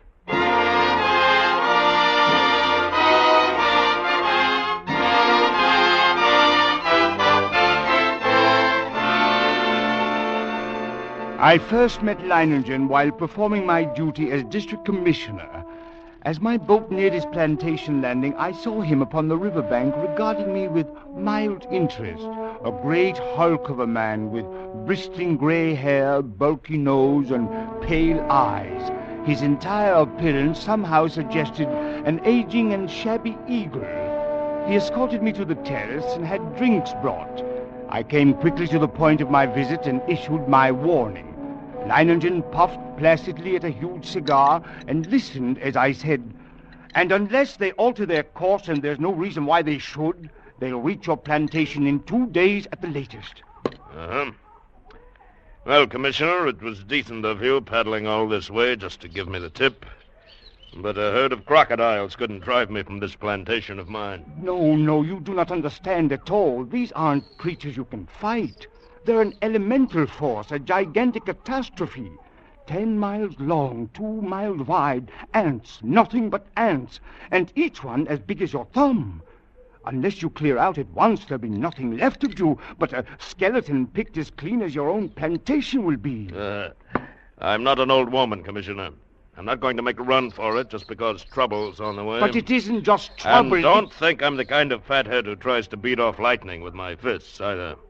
I've got a better weapon, Commissioner. Intelligence. With me, the brain isn't just a second appendix. I know what it's there for. But can't I make you understand the hideous... Commissioner, all my life I have lived by one motto. The human brain needs only to become fully aware of its power to conquer even the elements. Lionel, you are a madman. I've done my best. Your obstinacy is endangering not only your own life, but the lives of your 400 workers. You don't know these ants. I tell you, you do not know these ants.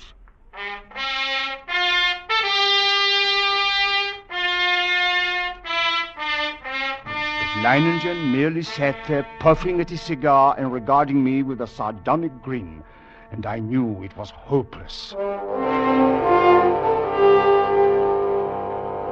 As I boarded my launch and cast off, I turned to look once more at this madman who calmly intended to defy one of the world's greatest scourges. I felt a sudden resentment toward him, yet with it was something else. I had never met a man like that, and I could not help I stood on the bank of the river watching the commissioner's launch until it rounded a bend and was lost to sight.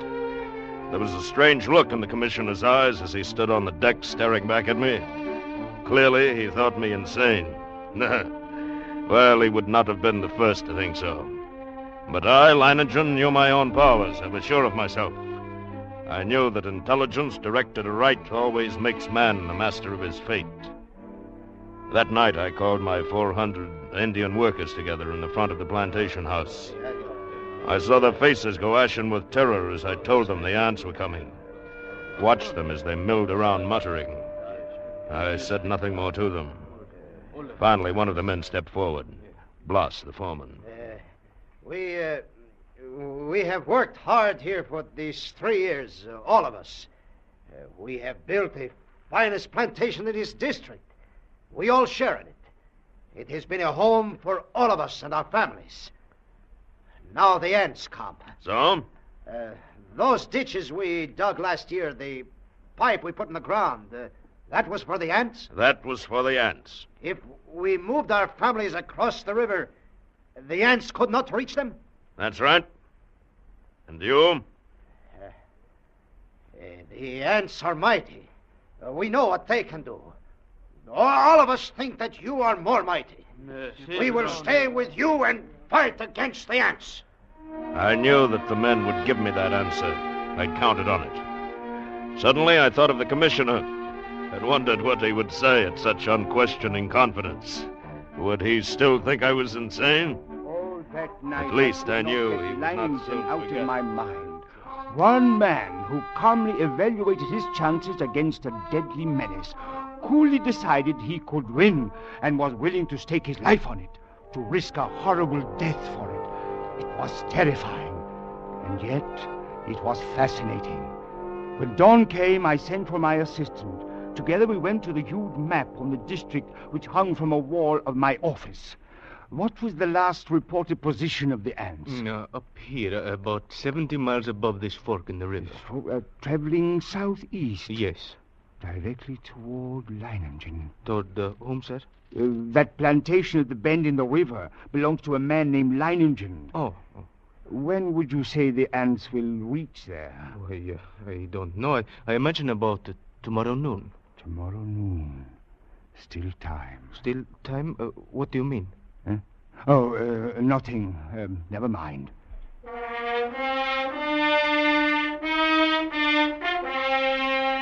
But what did I mean? Still time for what? For Leiningen to flee? Or still time for me to... Even as I rejected the thought with horror, I knew that the fascination of that man was more than I could resist. That Leiningen's flight was drawing my mind, drawing me back toward that plantation and death. I knew past all doubt that I was going back to Leiningen's plantation. I had to.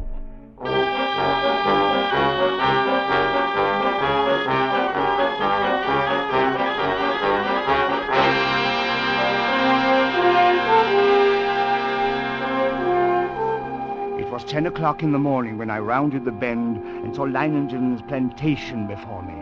I put into the dock and tied up the launch. Then I saw him standing on the bank above me, arms folded, stubby cigar in his mouth, and a sardonic grin on his face. I made my way up to him. Ah, back for another warning, Commissioner? No. Back to stay a while? Yes. Nah. You don't seem very surprised. I'm not. You expected me? I thought you'd be back. Come along, we'll get some horses. You'll want to ride around the plantation, take a look at the defenses I've rigged up. Yes, I will want to see the defenses. And the ants. We'll be getting a glimpse of them before long, I should think.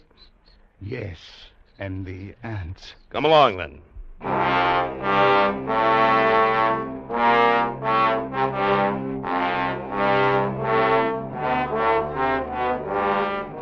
The defenses Leiningen had devised were quite impressive.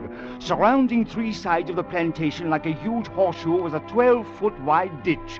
The end of this horseshoe-shaped ditch ran into the river, which formed the fourth side of the plantation. And at the upriver entrance to the ditch, Leiningen had constructed a dam by which river water could be diverted into the ditch. A large handwheel controlled the floodgate of the dam, and apparently Leiningen had ordered it opened immediately after my arrival. For as we now approached the ditch and rode along it, I could see that it was nearly full. How do you like my first line of defense, Commissioner? Well, it's reassuring, like a moat around a castle. Unless the ants know how to build rafts, they won't reach the plantation. But this is only the outer moat. There's a better one than this. Come along, we'll go up to the high ground where the buildings are and get a view from there. Leiningen. What? I didn't see any women or children around the plantation, or any animals. Yes, that's right. Move them across the river. I might have known. What? Nothing. Here we are. There, you see the ditch? Much smaller than the other. You've noticed how all the buildings are on this piece of high ground. This inner ditch surrounds them. It's lined with concrete. But even filled with water, this is no barrier. It's not big enough. Why, if the ants get this far, they will They'll get no farther. This ditch wasn't built for water, Commissioner. You see the pipes leading into it? See those storage tanks up on the hill there? Petrol. We can throw up a wall of flame. They won't like that. Well, I hope you are right. Leiningen, look! Huh? Over the edge of the jungle, all those animals. Yes. Running like the wind. Everything from jaguars to monkeys. Good heavens. Remember, they don't have any ditches. But can they escape? They'll be all right as long as they don't get caught between the river and the ants. They can outrun the crawlers. But if they get trapped, it's either the ants or the crocodiles. Ooh. Look! Look, Commissioner! Look, over there on the horizon. There are your ants. Look at them.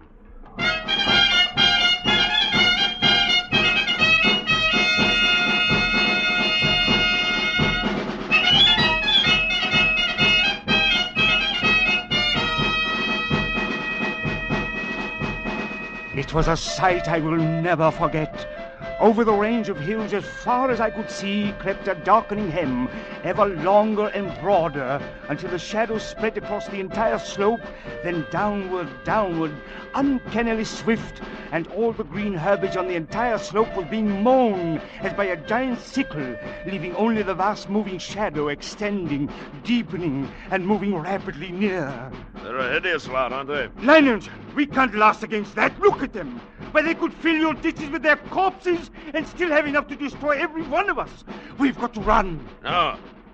They haven't gotten to us yet. They never will.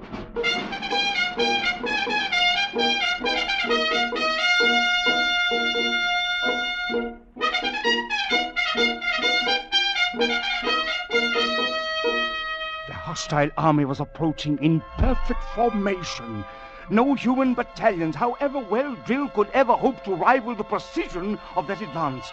Along the front that moved forward as uniformly as a straight line, the ants drew nearer and nearer to the water ditch. As they approached, two outlying wings of the army detached themselves from the main body and started marching along the sides of the ditch, no doubt expecting at some point to find a crossing. And during this hour-long flanking movement, the main army remained still. Across the scant 12 feet of ditch, I stared at them, and they stared back at me.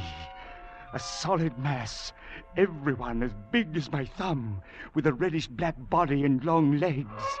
Suddenly a sound so unearthly as to freeze our blood jerked our heads in the direction of the jungle on the far side of the ditch. Coming toward the ditch at a stumbling gallop was a stag, covered over and over with ants. Leiningen threw up his rifle, and the stag fell lifeless to the ground, its agonies at an end. Horrified as I was, my curiosity impelled me to glance at my watch. I had to know how long the ants would take.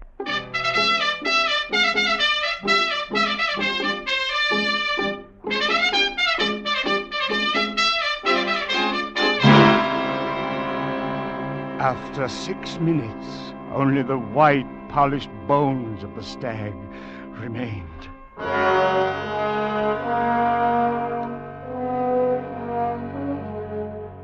Leiningen and I exchanged glances, and I could see a change in him. Gone was the sporting zest of the novel contest. In its place was a cold, violent purpose to send these vermin back to the hell where they belonged. If he did not, we were both only too sure of the alternative. And now we even knew how long it would take the ants once they got to us.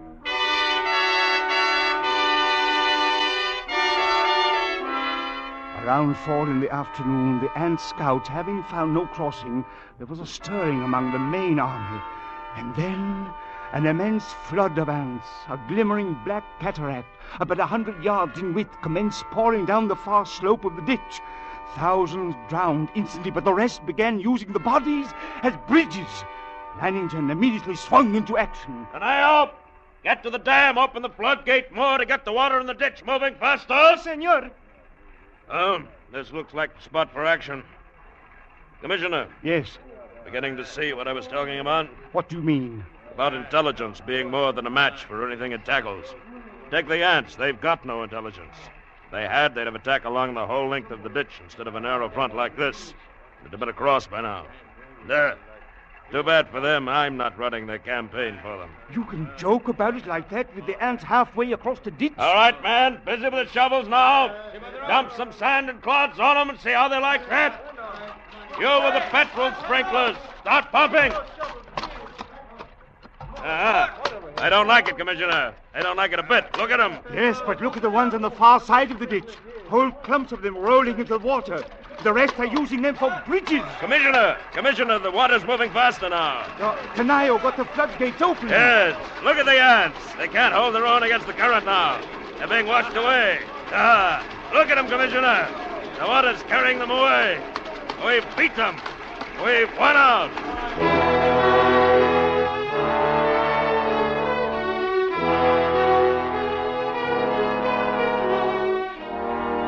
It was true. Leiningen had won at least the opening round.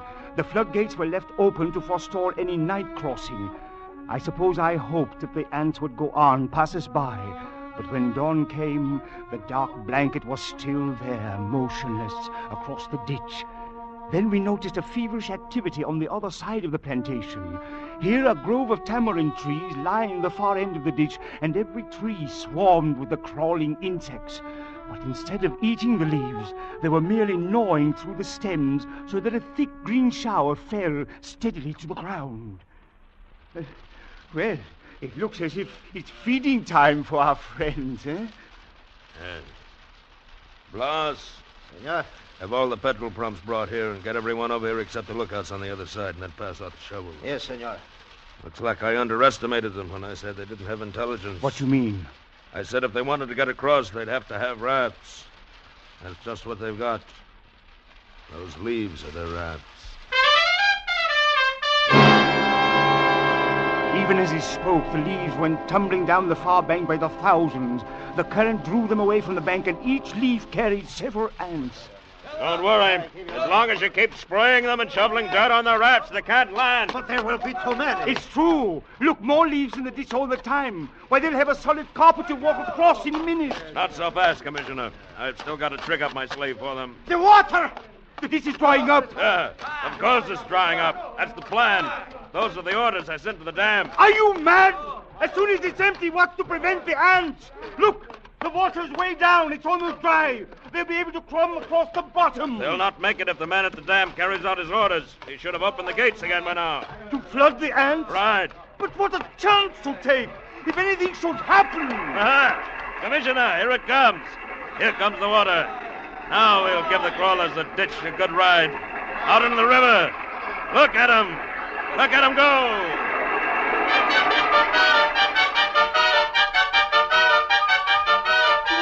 Leinengen's tactics were successful at first. The violent flow of water at the original depth raced through the ditch, overwhelming leaves and ants and sweeping them along. 3 times the ditch was emptied, 3 times the ants raced across its bottom, and 3 times the rushing water, arriving just in time, carried them away. But the 4th time, as the water lowered nearly to the bottom of the ditch, we waited in vain for the rushing waters, and then... Senor! What's the matter? What's gone wrong at the dam? The ants. Just as the man at the dam lowered the water almost to the bottom, the ants attacked. Before he could open the floodgate, he was almost surrounded. The ants ran, and he ran after them. They had across the ditch. Leiningen stood motionless, absorbing the news of his defeat without a word. Then, simply, he raised his pistol and fired 3 shots into the air. The prearranged signal for all men to retreat instantly to the second line of defense. The concrete ditch is more than a mile from the point of invasion. Soon after we arrived there, the natives commenced straggling in silently. Leiningen waited until all of them had gathered. Then he spoke to them. Well, lads, we won the first round, lost the second. But we'll smash the crawlers yet.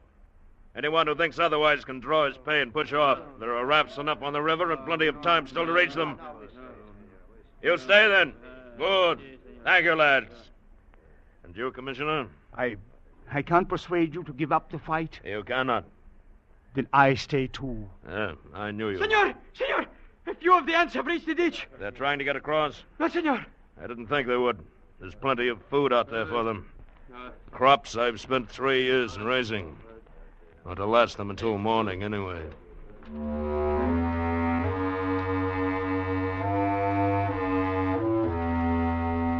Yes, we were safe for the moment. But the next morning, the black swarm was solid around us, and their shock troops were hard at work. They were dropping shreds of bark and twigs and leaves into the petrol-filled ditches, forming a floating bridge across the surface of the liquid. Leiningen stood silently watching this operation, and I could see a grudging admiration on his face. Then, after several hours, the attack came.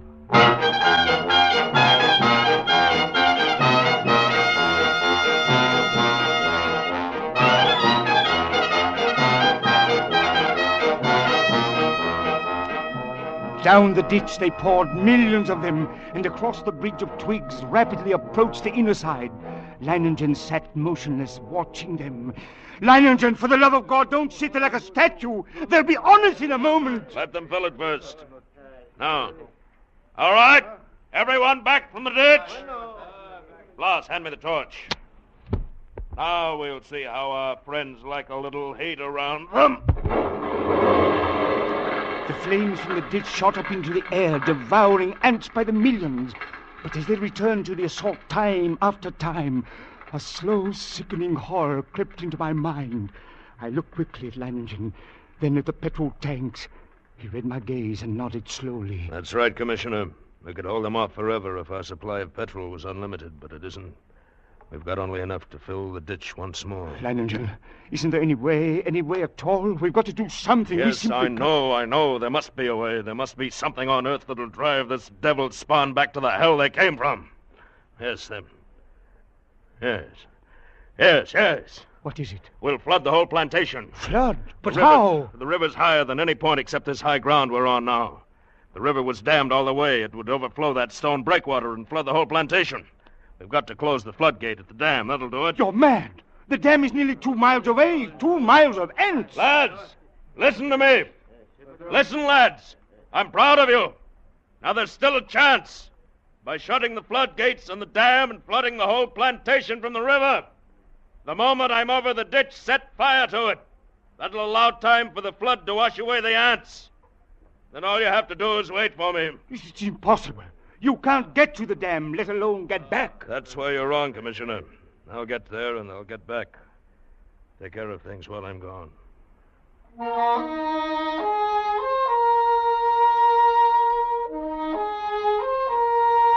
I watched him as he calmly pulled on high leather boots, drew gauntlets over his hands, and stuffed the spaces between breeches and boots, gauntlets and arms with petrol-soaked rags. He shielded his eyes with close-fitting mosquito goggles and plugged his nostrils and ears with cotton. Then the natives drenched his clothes with petrol. Blas, who acted as doctor to the men, smeared a salve over him, and finally, Leiningen was ready. And as he stood calmly surveying the ditch ready for the run, I realized this was as it should be. I, Leiningen, would meet the ants and defeat them, or be defeated by them. No, Leiningen versus the ants. Yes, it was right that it should be like this. But now there was no more time for thought, only action. I took a deep breath, and then bounded across the ditch and among the ants.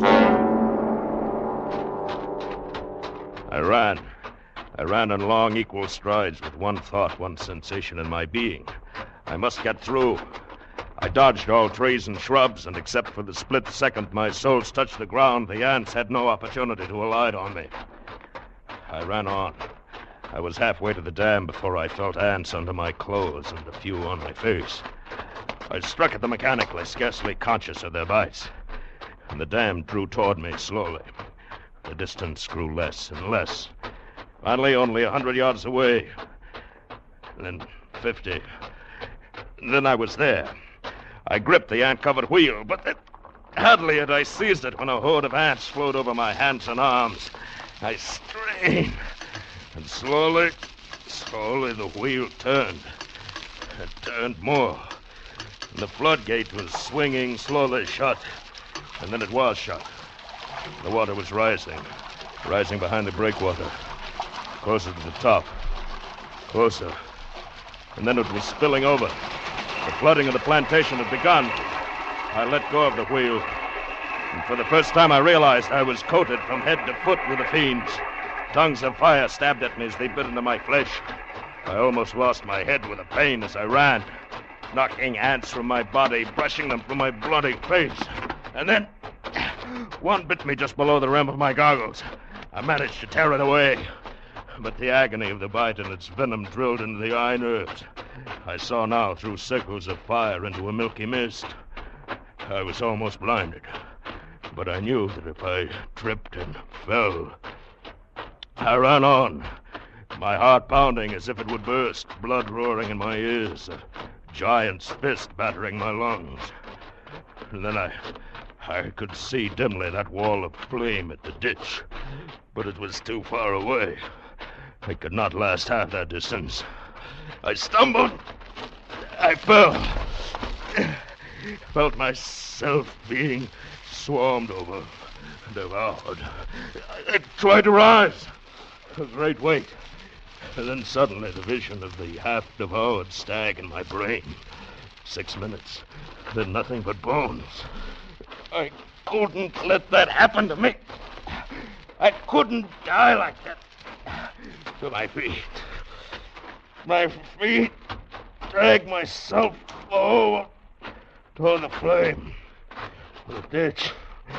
The ring of flame closer down. Only a little farther. 10 steps. 8. We had waited for hours when all at once through the blazing ring around us, an apparition hurtled and fell full length on the ground. It was Leiningen, alive with ants, unconscious, with blazing eyes and lacerated face. We rushed to him, stripped off his clothes, and tore at the ants that covered him. His body seemed almost one open wound. In one place, I could see a white bone.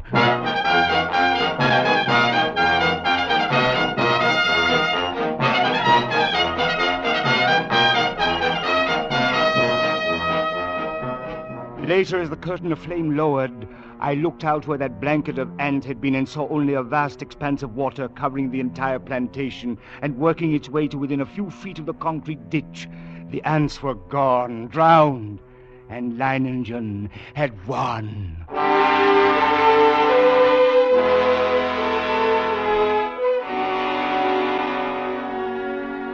Leiningen lay on his bed, his body swathed from head to foot with bandages, but alive. Everything in order. They are gone.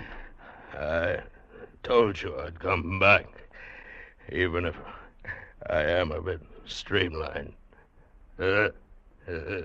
He grinned and shut his eyes. He slept.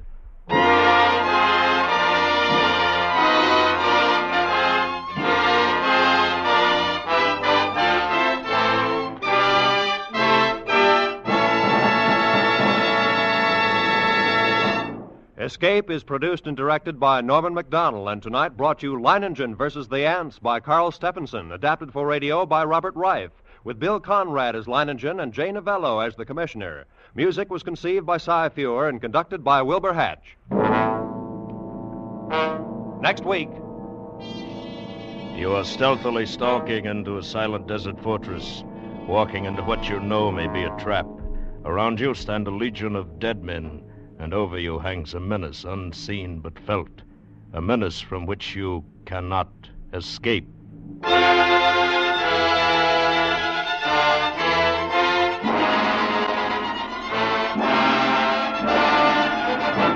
Next week, we escape with Percival Wren's immortal story, Beau Geste.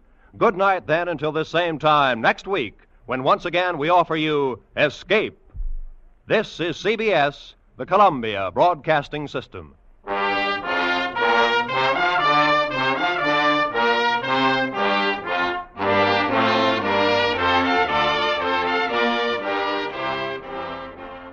Lux presents Hollywood.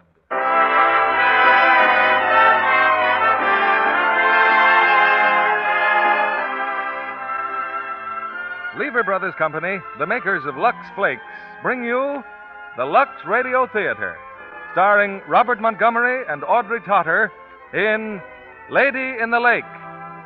Ladies and gentlemen, your producer, Mr. William Keighley.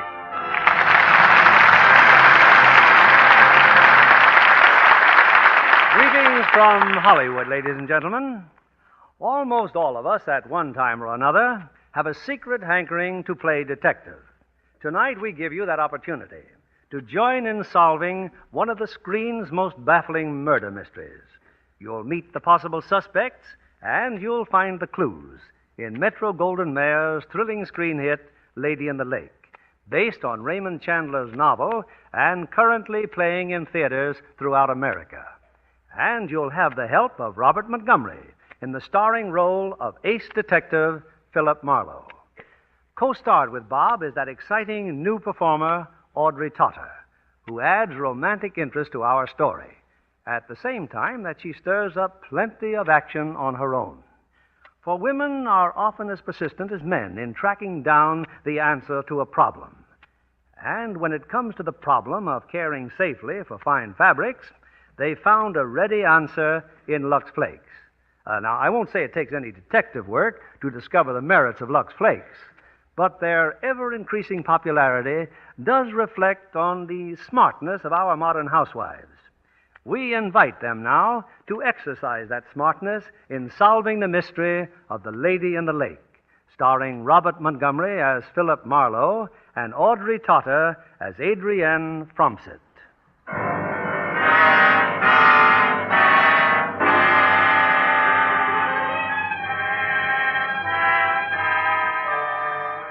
My name is Marlowe, Philip Marlowe.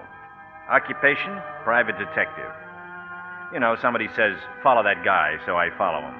Or, find that female, so I find her. And what do I get out of it? $10 a day in expenses. Right now, you're hearing a lot about a murder. They call it The Case of the Lady in the Lake. That's a good title. It fits. But what you've heard about is one thing, and the real thing is something else again. There's only one guy who knows that. I know it. I started finding out about it a few days before Christmas. I was tired of being pushed around for nickels and dimes, so I decided I'd write about murder. I pounded out a story and sent it to the Kingsby Publications Incorporated, specialists in literary gore. Oh, come in, Mr. Marlowe. To hear about the story you wrote. Yeah. Yeah, I got a letter from a guy named A. Fromsett. I'm Fromsett. Adrian Fromsett, to be precise. Tell me something, Mr. Marlowe. Have you done much writing? No. You do very well for a beginner. Well, it's based on an authentic case. You run this publishing business all by yourself, Miss Fromsett? Oh, no, Mr. Kingsby runs it. Tell me, are there really detectives like the one in your story who never lie, cheat, or double-cross a client? Yeah, there are a couple of dopes like that. Good. Then you were writing about yourself. Look, you don't really want to buy my story, do you? I was about to offer you $200. Oh, no, you weren't. Why don't you quit being cute? The real reason I'm here is because you want a smooth operator who keeps his mouth shut. When you read my story, you said, that's my boy. He's dumb, he's brave, and he's cheap. Am I right? Partly. Then why all this Mickey Mouse about my story? I want you to find Mr. Kingsby's wife without his knowing you're looking for her. She's a vicious woman, a liar. I don't want to be nosy, Miss Fromsett, but what makes that any of your business? I handle all of Mr. Kingsby's affairs. He wants to divorce her. And I don't like your manners. I'm not selling my manners. I'm not selling my story either.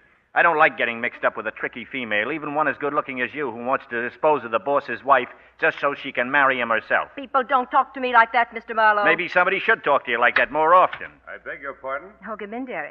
This is Philip Marlowe. He submitted a story. Mr. Marlowe, Mr. Kingsby. Hi. Always nice to see one of our writers, Mr. Marlowe. But he isn't one of our writers. He just turned down an offer of $200. Rather indignantly, too. But maybe he's right, Derry. This story has part of Mr. Marlowe's soul in it. I would say it's worth $500 as souls go these days. Congratulations, Mr. Marlowe. A businessman as well as a writer, eh? And a private detective. Detective. And that's what makes the story so authentic. It's so full of, what would you say it's full of, Mr. Marlowe? Short sentences. Adrian, if there's anything you want before I leave. I don't believe so, Derry. Oh, good night, darling. Good night. Glad to have met you, Mr. Marlowe. Yeah. $500, eh? $200 for your story, $300 for your services in finding Mrs. Kingsby. You don't need any help there, darling. Not you. Please don't be too difficult. I do need help. Like I need 4 thumbs. I wonder how it would be to discuss this over a couple of ice cubes. Would you care to try? Imagine you needing ice cubes. Sure, Miss Fromsett. Let's try.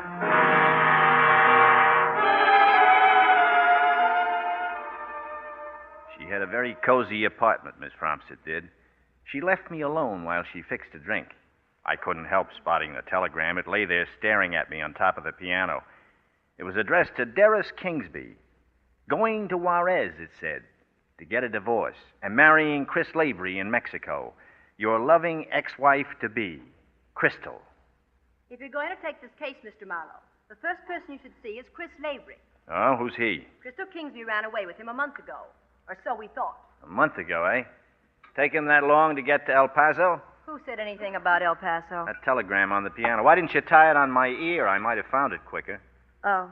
What's the mystery if Kingsby's wife is in Mexico? The mystery is that Chris Lavery's here in town, and she isn't. She's vanished. And the telegram's a phony, huh? Must be. Maybe you had it sent. You're very funny. If she's missing, why isn't Kingsby looking for her? I don't know. Maybe thinks she's off on a toot. But a Mexican divorce with no property settlement? Oh, no, that's not Crystal. Besides, she'd never marry Chris Lavery. Why not? You don't marry the Chris Laverys of this world. You just lend them all the money they need and forget to ask for it back. You seem to know all about him. I see I'm wasting your time, Mr. Marlowe. Why don't you just run along now and play with your fingerprint collection? Yeah. Lavery, eh? Where does he live? Bay City. 676 Altair Street. The edge of the canyon. And you hope he throws me into it, huh? One more question, Miss Fromsett. What would happen if I kissed you? Why don't you try and see? You always close your eyes when you think somebody's going to kiss you? What stopped you? Did you close your eyes when Lavery kissed you? Get out. You want to marry Kingsby because Lavery jilted you, huh? Get out. Sure, and I'll see Lavery. But don't try to be cute anymore. Just edit my manuscript. Yes. I plan to smash the emotion right out of it. That's the manuscript. This is me. Good night, sweetheart.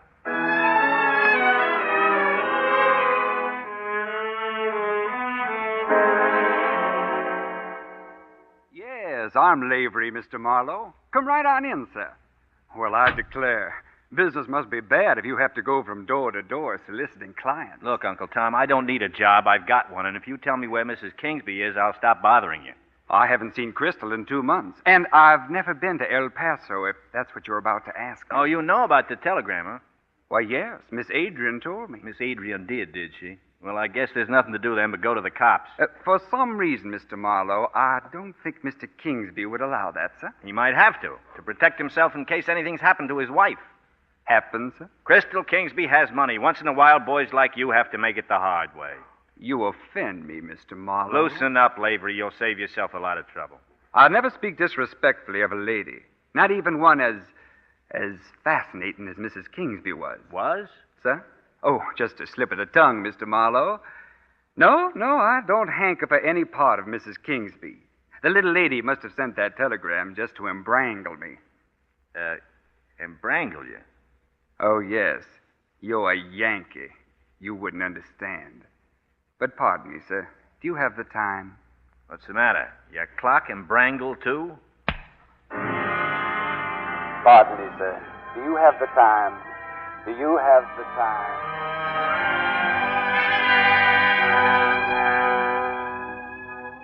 Shorten and Bread had let me have it when I looked at my watch.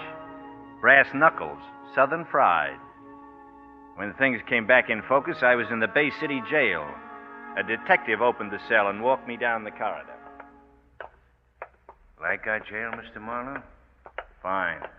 What's the matter? Your eye hurt? Oh, no, it's fine. When you came out of your blackout, you started slugging. I had to put you asleep again. Oh, fine. All right, wise guy, in here. Captain Kane wants to see you. Come in, Nagama. This is Marlowe, Captain. He likes our jail. Everything is fine. What's the charge, Captain? Drunk in your car, ran up over the curb and found you were out cold. This empty bottle was in your hand. Oh, fine. We don't think it's fine at all. The only reason I'm talking to you instead of the judge is that your papers say you're a private detective. You're on some kind of a case, aren't you? Sure, and my client slugged me, dumped me in my car, ran it up over a curb, and poured whiskey on me. Then he phoned for you boys. Maybe it wasn't a client. You're right. It was a Southern gentleman named Chris Lavery. Who is your client? I don't reveal my client's name. You're talking to the police. The names of my clients are confidential. If they weren't, I wouldn't have any clients. Okay. But that private license doesn't give you the right to start trouble in Bay City without letting me in on what you're after. I don't like private dicks, Captain. I never met one yet that wasn't a crook. I've heard of people that don't like cops. That seems impossible, doesn't it? Your car's in back of the jail. Get in it, Marlowe, and get out of this town.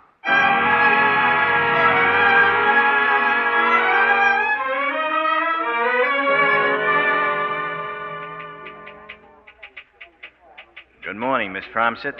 How did you get in here without being announced? I told the receptionist it was an emergency. You looked like an emergency. Well, it's an old sickness. Reoccurring black eyes. Mr. Lavery impressed you? His brass knuckles did. Well? Well, nothing. I woke up in the Bay City jail. We're right back where we started. Yeah, maybe this is a good place for me to get off. What do you want for $300? A funeral? You were hired to find Crystal Kingsby. Would it be asking too much to start working as a detective? Crystal Kingsby was last seen at Little Fawn Lake. That's a place in the mountains beyond Arrowhead. A few cabins and a private lake owned by Mr. Kingsby. Drive up there and talk to the caretaker. Excuse me, Miss Bromsett. Yes? There's a man here to see Mr. Kingsby, a Mr. Floyd Greer. Greer? He's a newspaper man. He says it's about something that's happened at the lake, Miss Bromsett. I'll find Mr. Kingsby. Show Mr. Greer in. You'd better sit down, too, Mr. Marlowe. So you're a reporter, Mr. Greer. What can I do for you? We just got word about tragedy at Little Fawn Lake, Mr. Kingsby. Tragedy? Do you have a caretaker named William Chess? Well, yes, I do. He's suspected of murder. His wife was found drowned in the lake. Muriel? That's right, Muriel Chess. How long since you've been up there, Mr. Kingsby? Oh, not since last month. How about your wife? Would she know anything about Muriel Chess? Of course not. Nothing more than I would. Mr. Marlowe, would you mind stepping out in the hall with me? Excuse us, please. You'd better get right up to the lake. You think Crystal Kingsby shoved this lady in the lake, eh? It's quite possible she hated Mrs. Chess. And you like the idea, don't you? Yes, I do. Find out what happened and report to no one about it but me.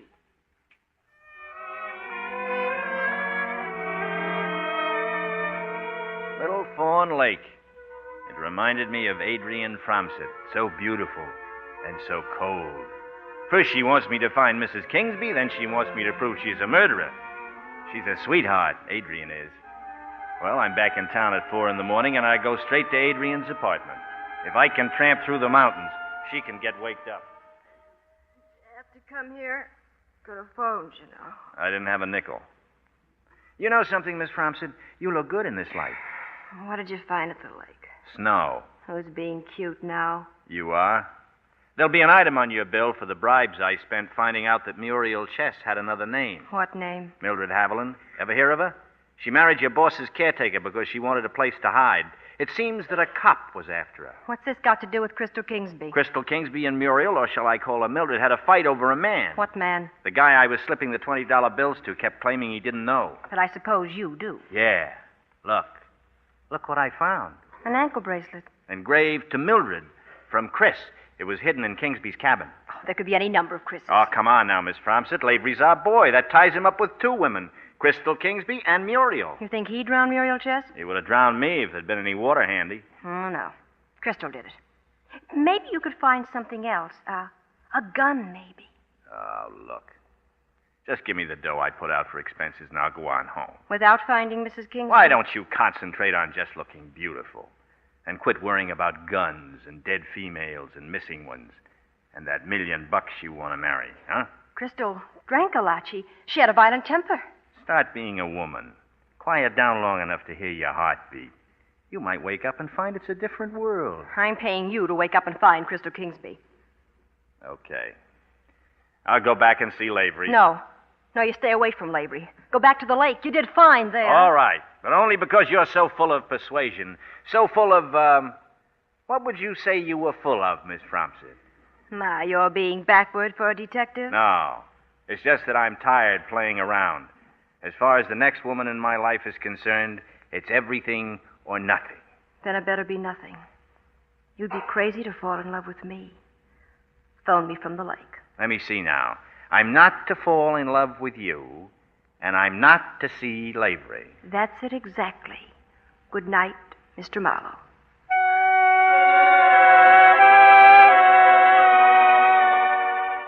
I got a little sleep, and then I went straight to Lavery's house.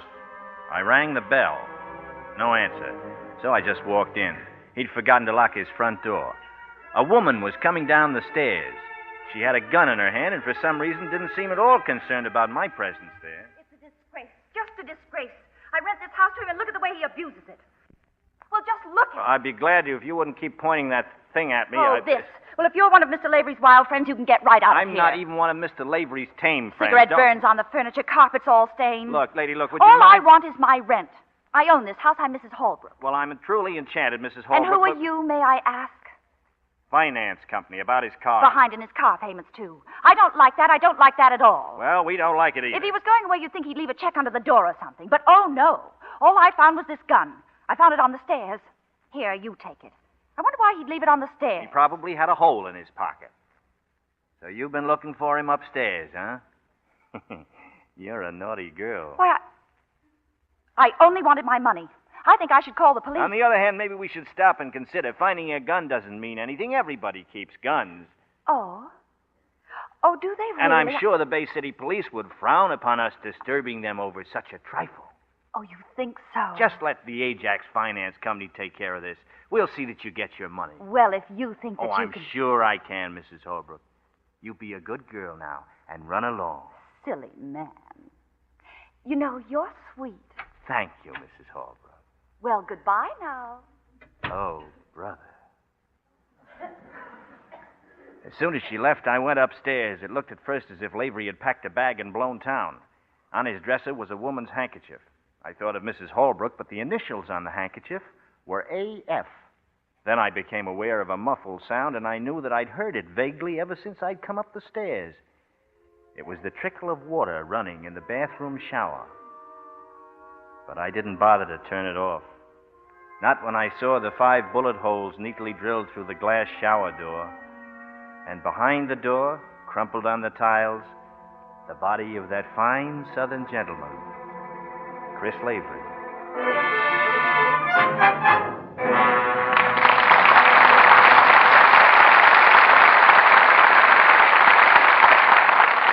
Stars return in Act 2 of Lady in the Lake. Here's Libby Collins, our Hollywood fashion reporter. Reporting on one of the loveliest trousseaus I've ever seen. Who's the lucky bride? Well, someone you'll never see on the screen. She was the stand-in for Celeste Holm in Darrell F. Zanuck's Gentleman's Agreement. Oh, any part in that picture would be a great experience.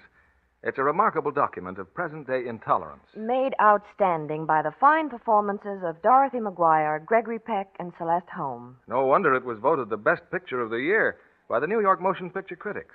While Gentleman's Agreement was in production, Celeste showed me the wedding present she'd bought for her stand-in. What was it? The laciest, filmiest negligee and matching nightie she could find. I hope she added a box of Lux for luck. Well, I suggested that. Of course, Lux and Celeste are old friends. Well, then she'll be especially interested in the wonderful news about Lux. It's the result of wartime research, but the new Lux couldn't be produced until new machinery was designed and built. Now it's ready. There's nothing in the world just like these new, tiny diamonds of Lux. So shimmering white, so sheer, so tiny. They not only look different, they act different. They are different. They're so much faster. Right. The little diamonds burst into suds at the touch of water. Wait till women see those thick, abundant suds that last and last. Ladies, just compare these new diamonds of Lux with any other soap you've ever used. They give richer suds. And they keep undies lovely 3 times as long. Many tests prove it. That's just like getting 3 pretty slips for the price of 1. Smart girls avoid harsh washing methods. Always give undies gentle Lux care. You can be sure anything safe in water is safe in this new Lux. We return you now to William Keighley. Act 2 of Lady in the Lake, starring Robert Montgomery as Philip Marlowe and Audrey Totter as Adrian Fromsett.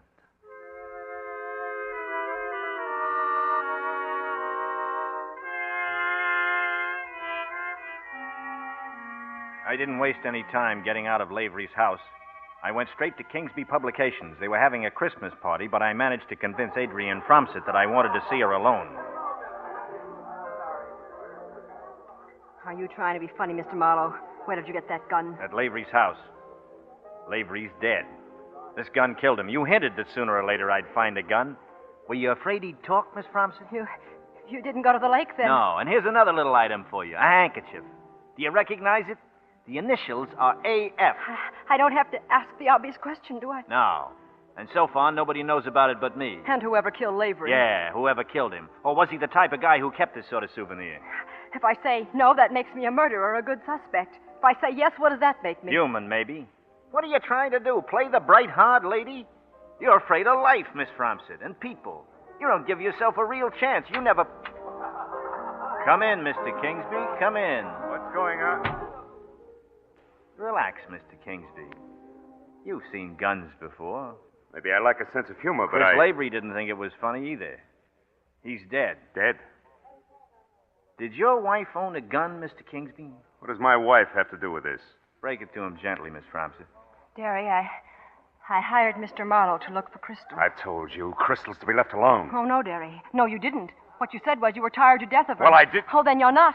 Oh, why didn't you say so? I won't have you prying into my private affairs. The police may be prying into your private affairs, Mr. Kingsby. Your wife was mixed up with Lavery. He's dead.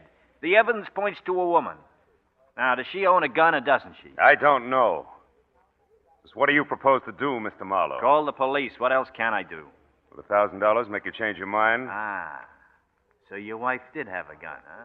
Yes, but $1,000... Don't think I'm too proud to take it. I'm just too smart to get stuck with it. Very well.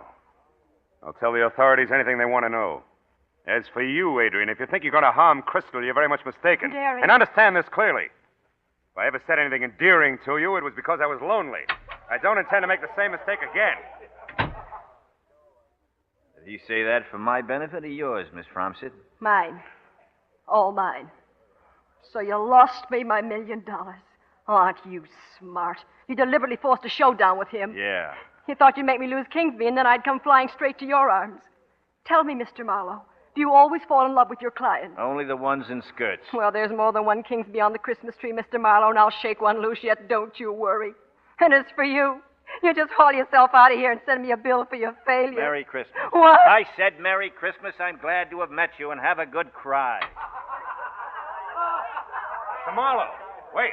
Why? Please, step into this other room. I want to talk to you. I don't know what your arrangement is with Adrian, but There isn't any anymore. Oh. Well, then I'd like to make one with you. Now, I know my wife has made mistakes, but no matter how things look, Crystal couldn't have killed anyone. She must be found and kept out of this. That'll be tough. You can name your own price. I'm imploring you to help me. And if we keep your wife in the clear, who do we pin the murder on, huh? Well, what do either of us really know about Adrian? Don't you know anything about her? Actually, very little. Oh, I was aware she knew Lavery. Just how well, I don't know. Just when I was beginning to like you. You want the facts, don't you? Sure, I want the facts. She fires me, you hire me. Happy Phil Marlowe, the boy detective. Where are you going? Back to Lavery's house. Oh? A little Yuletide celebration for the Bay City cops.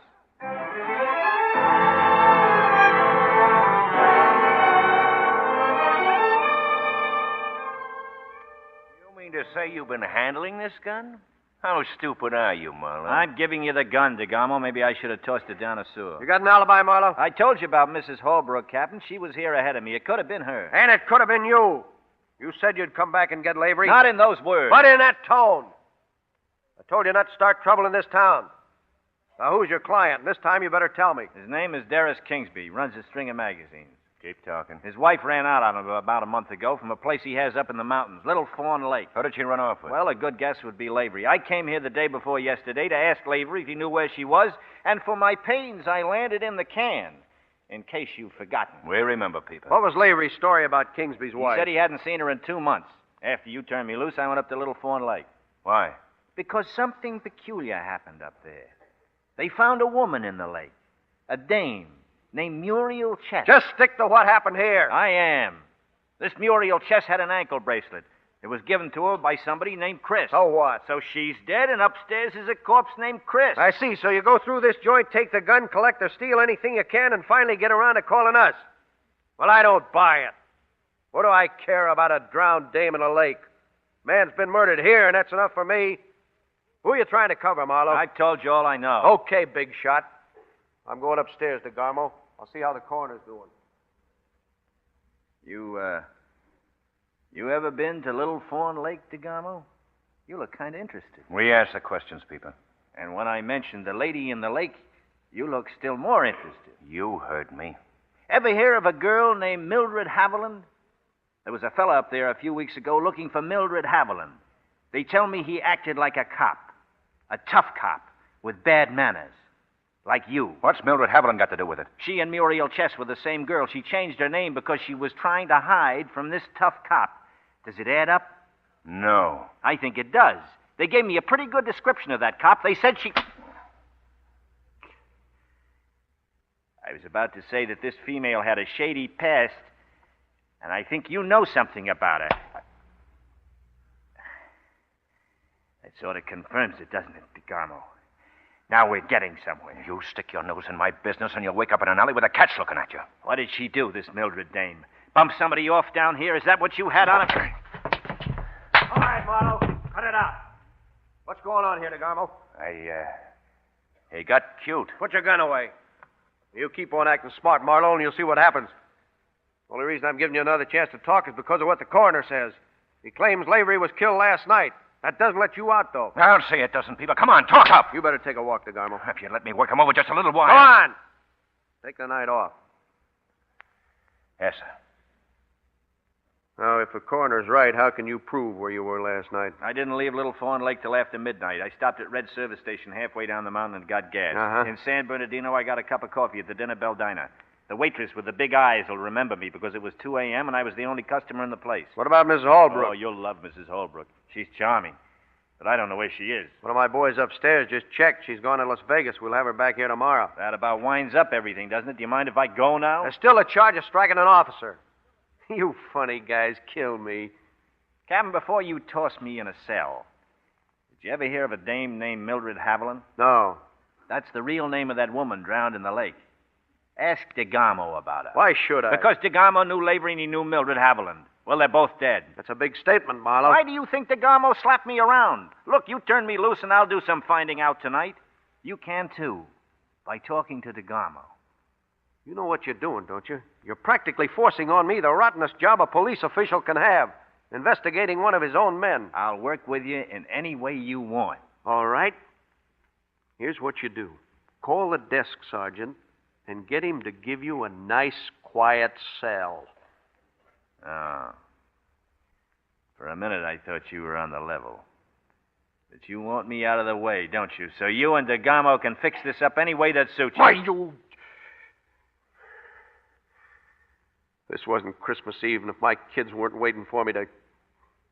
All right, you didn't murder Lavery. The charge of taking a swing at DeGarmo is dismissed. Just do me a great big favor and get out of here. Go on, blow!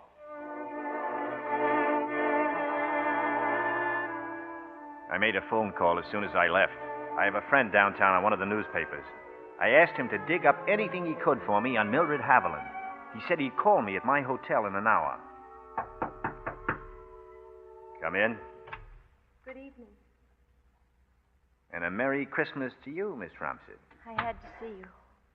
Why? I didn't leave that handkerchief in Lavery's house. You still worrying about that? I read a story once about a killer who left clues around to point at somebody else. That was a story. Oh, I wouldn't kill anyone. I wouldn't. Oh, of course not. Just a nice, sweet campfire girl. I'm all mixed up tonight. If it turns out that you're the little girl who held the hot and smoking pistol, you're going to be really mixed up. You think I could do a thing like that? Yes. I thought you liked me. The girl I like won't be looking for $1 million marriage or trying to hang a murder on another woman. What will this girl do? Take care of me. Unglamorous, isn't it? Would you consider buying me a drink? No. I'm expecting a call. But there's a time and place for everything. This is Christmas Eve. See, I wasn't kidding. Hello? Dugan. Go ahead, Dugan. Here's what we have on the Mildred Haviland. She was mixed up in a suicide about a year and a half ago. Just a minute, will you? Hey, Miss Fromsett, would you mind leaving? I thought you were off the case. Who's your client now? I never reveal a client's name. It's Kingsby, isn't it? I have to eat, don't I? Blow me a kiss and close the door gently as you leave. I'll call you if I need you. Drexel 3. 3391. I'm sorry, Dugan. Well, this Mildred Haviland was a nurse for a doctor named Almore in Bay City. Almore, eh? So one night, Florence Almore, that's the doctor's wife, was found dead. Cop named DeGarmo investigated. Verdict suicide. What happened to Mildred Haviland? She disappeared right after that. Anybody figure Florence Almore was murdered? Just the folks. Mr. and Mrs. Grayson. Raised a big fuss at first. Since then, they've clammed up. Somebody scared them silly. Somebody has he? Where do the Graysons live? Bay City. Eugene Grayson. Name's in the phone book.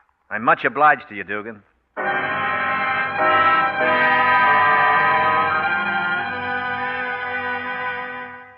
What name did you say? Marlowe. I'm a private detective, Mr. Grayson. I want to talk to you about your daughter. You leave us alone. We told the police everything. I only want to help you, Mrs. My Grayson. daughter's dead. Can you bring her back? We've had just about enough, Mr. Marlowe. He was here before for 1 solid hour. We don't want to talk anymore. He was here, eh? That cop. He thinks she committed suicide, doesn't he? Well, I don't. I think your daughter was murdered. I think Mildred Haviland murdered her. Get out. He covered up for her. That's why he wants to keep you quiet. My wife told you to get out. Haven't we had trouble enough?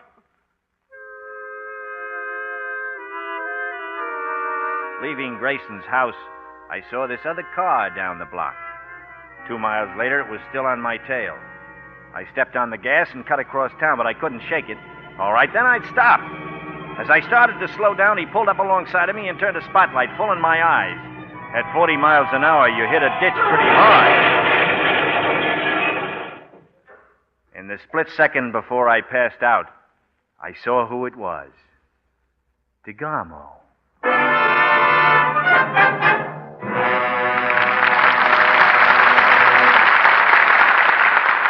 We pause now for station identification.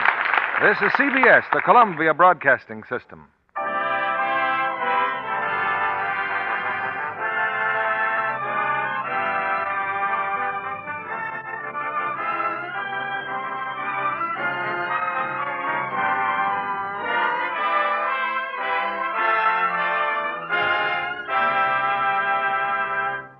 Our stars will return in a moment with Act 3 of Lady in the Lake. Our guest this evening is lovely blonde Dorothy Patrick, who won so many admirers as Mrs. Jerome Kern on the screen. She's just completed her latest picture in brilliant company, Robert Taylor, Audrey Totter, and Herbert Marshall. Do you think the fans will envy your playing Bob Taylor's wife in Metro-Goldwyn-Mayer's new thriller, High Wall, Dorothy? Well, perhaps. Until he's accused of murdering me. You know, Bob Taylor does a marvelous job with his spine-tingling role. That picture packs plenty of mystery and high-powered drama. Oh, and romance, too. Yes, you and Audrey Totter, who, by the way, is in our radio play tonight, have won high praise from the critics for your performances.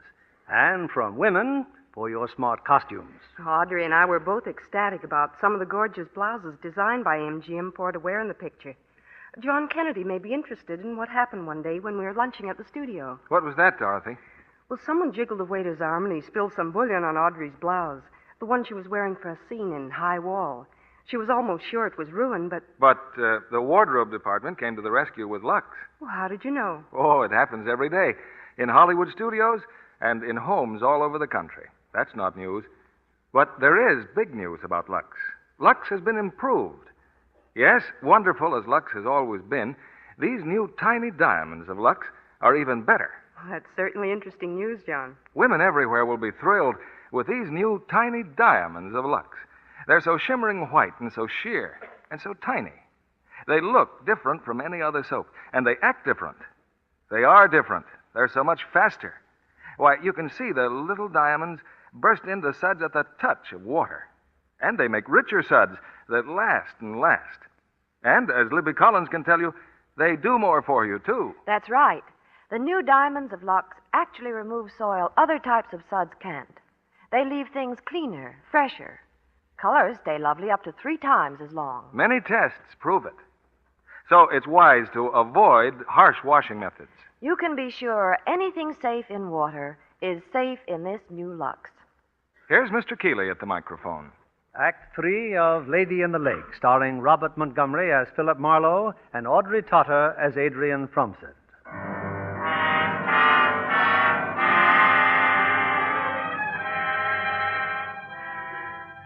I don't really know if DeGamo had figured on killing me in that crash or not. I don't think it much mattered. In any event, I'd be taken care of. When I came to, there I was, soaked in whiskey and an empty bottle on the floorboards. But I got one break. I didn't sleep quite as long as DeGamo figured. I must have looked real cute crawling out of what was left of my car. I was dizzy and sick, my face all bloody and my legs so numb I couldn't walk. Across the highway was a gas station. It was closed for the night, but outside was a public telephone booth. Number, please. Los Angeles. Number, please. Drexel. Drexel 33391. Your number, please. Bay City 187.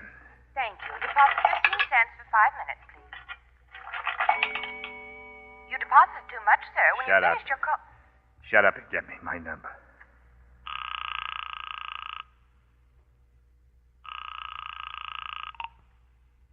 Hello. This is Marlowe. Oh, so you've changed your mind. I'm in a phone booth in a gas station on the South Road. You're where? The South Road. 2 miles out. Supposed gas station. Why are you talking like that? Come and get me. Come and get... Hello? Hello? Hello?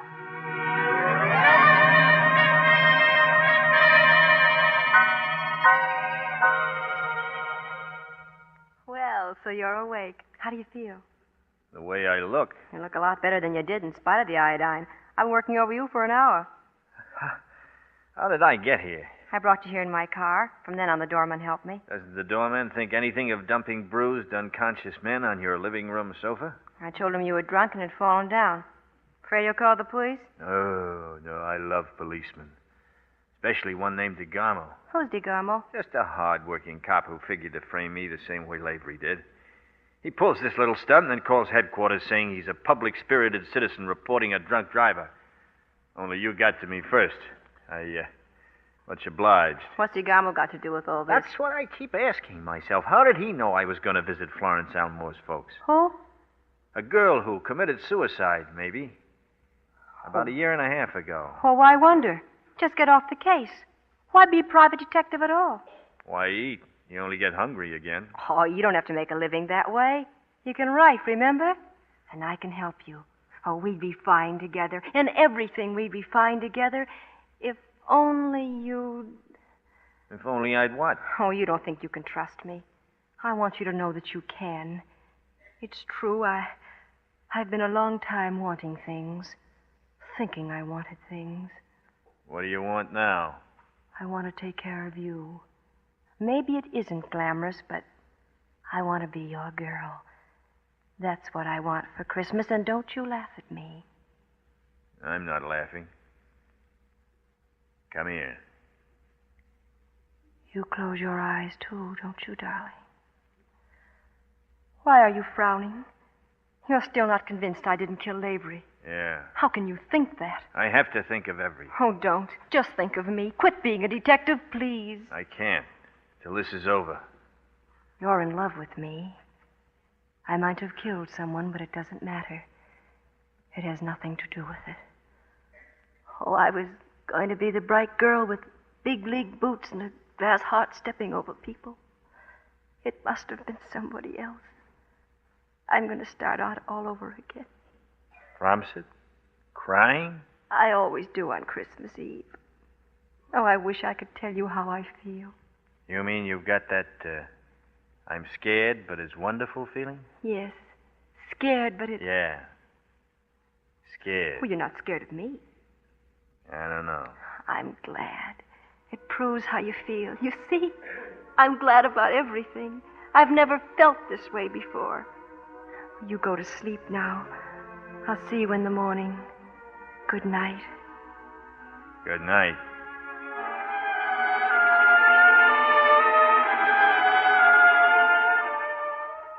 We were eating breakfast the next morning in the kitchen.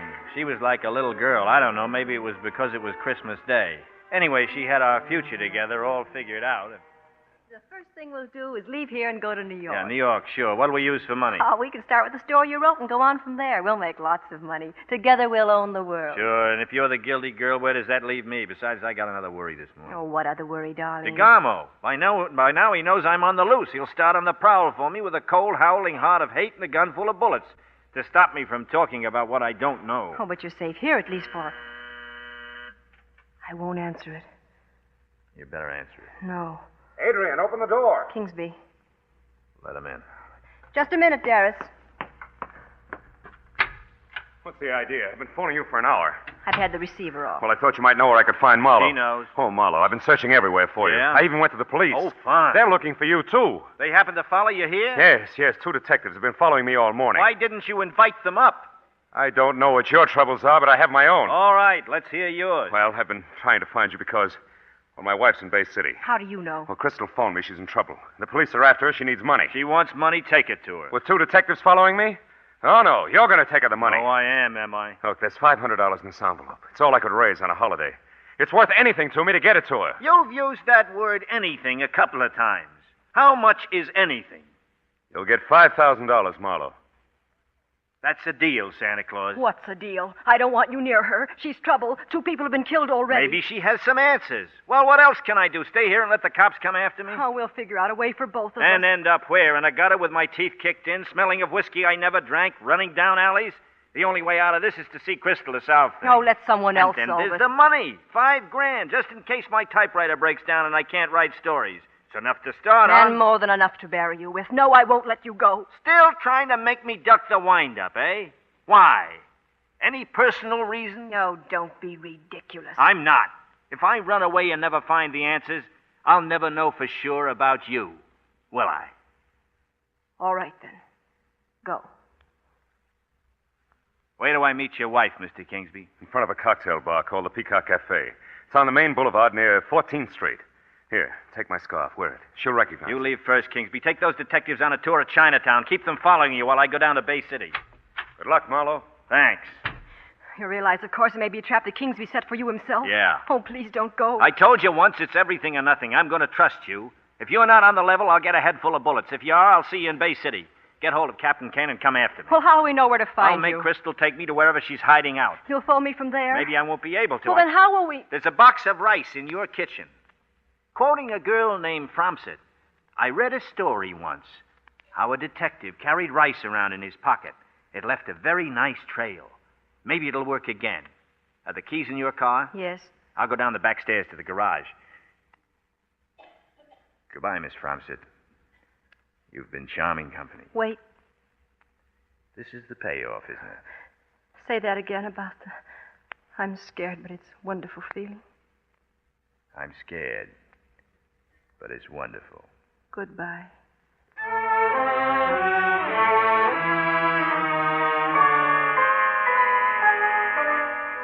I didn't have to wait long in front of the Peacock Cafe. The girl hardly glanced at me as she walked over to a shop window next door and stood there waiting. I tried being casual as I sauntered up. Give me the money. You get right to the point, don't you, Mrs. Kingsby? Just hand it over. Where are you staying? What makes it your business? An envelope in my pocket with $500. $500. Do you want it, or would you rather just crab about it? Give it to me. I will, but not here. Come on. How far is it? Not far. I promised I'd phone your husband as soon as I found you. He can wait another 2 minutes. You can phone from my room.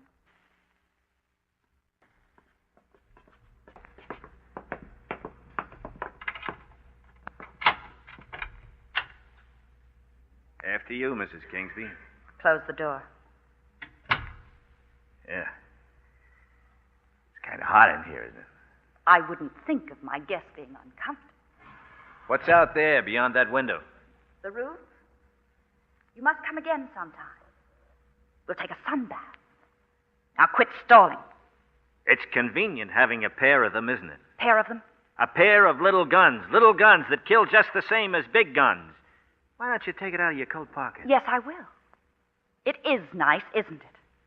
Now, if you'll hand over that envelope. That was a good act you put on as Mrs. Holbrook, the landlady. You weren't so bad yourself as the finance company. The cops say Lavery was killed the night before we met. What I can't figure is what you came back for the next morning. I was looking for money, and I still am. I'd be crazy to carry any money with me. Think of my trading position. Where is it? If you haven't got that money, You'll what? Shoot me? Don't you think I will? Sure I do, Mildred. What? I said, sure I do, Mildred. You don't think I really believe you're Crystal Kingsby, do you? Although Kingsby believed it when you talked to him on the phone, didn't he? No, you're Mildred Haviland. You murdered the Almore woman. I didn't. She was asphyxiated in a car. It was an accident. And the lady in the lake, instead of being you, is Crystal Kingsby. Was that an accident? Yes. Yes, it was. Crystal and I, we traded clothes one night, and she had on my things and I had on hers, and we went across the lake to see if we could fool Bill Chess, my husband. And Crystal fell in the lake and sank to the bottom, Yes. huh? Yes, she did. I didn't know what to do. So you ran away to El Paso. You met Lavery there. His death was an accident, too, I suppose. He took a gun into the shower bath. I don't know. I don't know Lavery was the only man who knew the real identity of the lady in the lake, wasn't he, Mildred? I'm through talking. And you'd better have that money on you. You can't shoot, Mildred, not with a safety catch on. Here, let me fix it I'll for kill you. Get that gun out of your head. Come on. Let me give you a tip, Mildred. Never try to shoot a man when he's looking at you. I'm frightened. Oh, I'm so frightened. Get me out of here. Please, please take me with you. I'll bet that act went over big with Lavery. Please. It went over big with DeGarmo, too, didn't it? DeGarmo? He covered up for you on the Almore case. Every time you look at a man, he falls over, doesn't he, Mildred? I'm a nice girl. You don't understand me. I'm a nice girl. Yeah, you're a lovely girl. I'd like to play dolls with you. Who's that? The cops, Mildred. I invited them here to meet Crystal Kingsby. They're going to be quite surprised to see you. No. Oh, no, you wouldn't. Come in, Adrian, and bring the gallant Captain Kane with you. Get him up, Marla. DeGarmo, honey. Hit him with that gun, honey. Kill him, kill him. Stay just where you are, Millie. Don't talk to me like that, sweetheart. DeGarmo doesn't like you anymore, Mildred. Yes, he does, don't you, honey? You weren't expecting DeGarmo, were you? He was expecting the other cops, honey, not you. It's been a long time since he's seen you, Mildred. Ever since you double-crossed him. You ran away and changed your name from Mildred to Muriel and married that poor little guy named Chess. DeGarmo's been looking for you. Have you, honey? Why don't you laugh, Mildred? Like he's laughing. Take care of him, will you? And let's get out of here. You're not going anyplace. I thought you were dead. I wish you were. Because you're a murderer. And this time, dead's the way I'm going to leave you. Oh, that's crazy. You're talking crazy. I went crazy the night Florence Almore died, and you made a clown out of me. Even after you ran away, I still loved you. You made a bad cop out of me, Millie. But this is the end of it. Don't do it, DeGamo. She's the killer. Don't get yourself in any more trouble. Take her in if you're a good cop. Lay off, people. The Almore case won't come up. They'll convict her for Crystal Kingsby's murder or Lavery's. You'll be clear. I'll be clear. This is her gun. If she dies by it and you die by it, I'll be clear. Because I'll be the officer who investigates. You're a fool, DeGamo. I'm no fool. And I'll be a good cop. I'll be the best cop in the world. But she isn't going to hurt anybody again. No. No, please. Don't, honey. I love you. I'm your girl. I would never.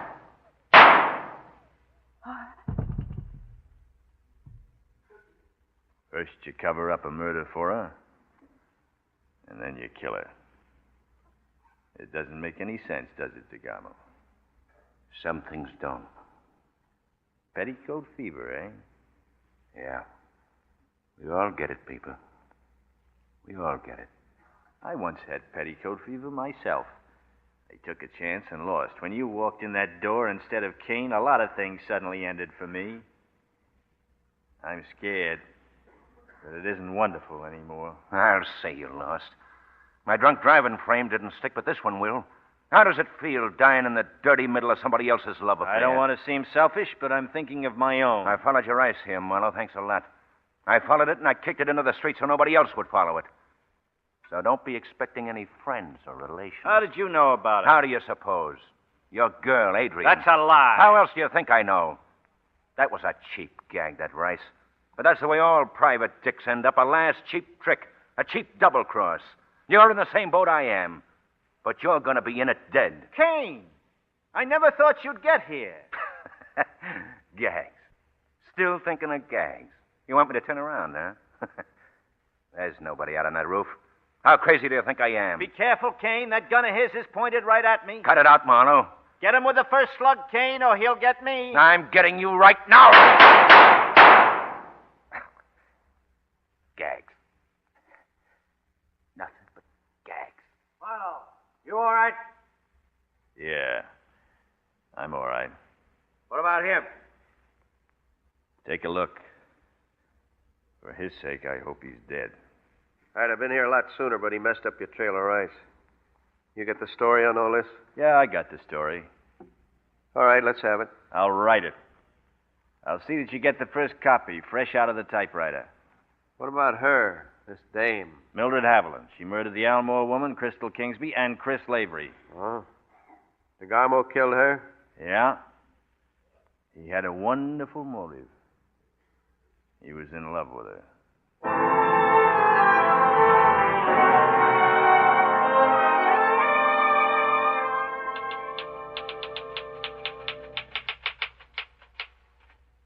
Well, I had promised Kane the first copy, and there it is. The grammar may not be so hot, but I'll let Oh, yeah. You're wondering about her, aren't you? About Adrian. DeGamo had said she tipped him off. What had happened was that DeGamo had overheard Adrian's phone call to Kane. That's how DeGamo got to me first. Those things happen sometimes, but Adrian... May I come in? Come in. Have you got the tickets? Yes, to New York. One way. Are you scared? Mm-hmm. But it's wonderful.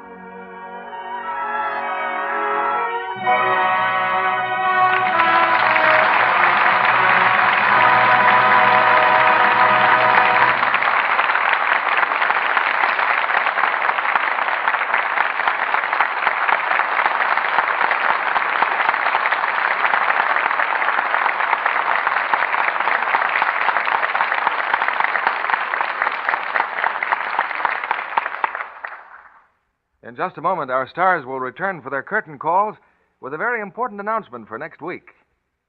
Ladies, are you in Lever Brothers' sensational fur coat contest?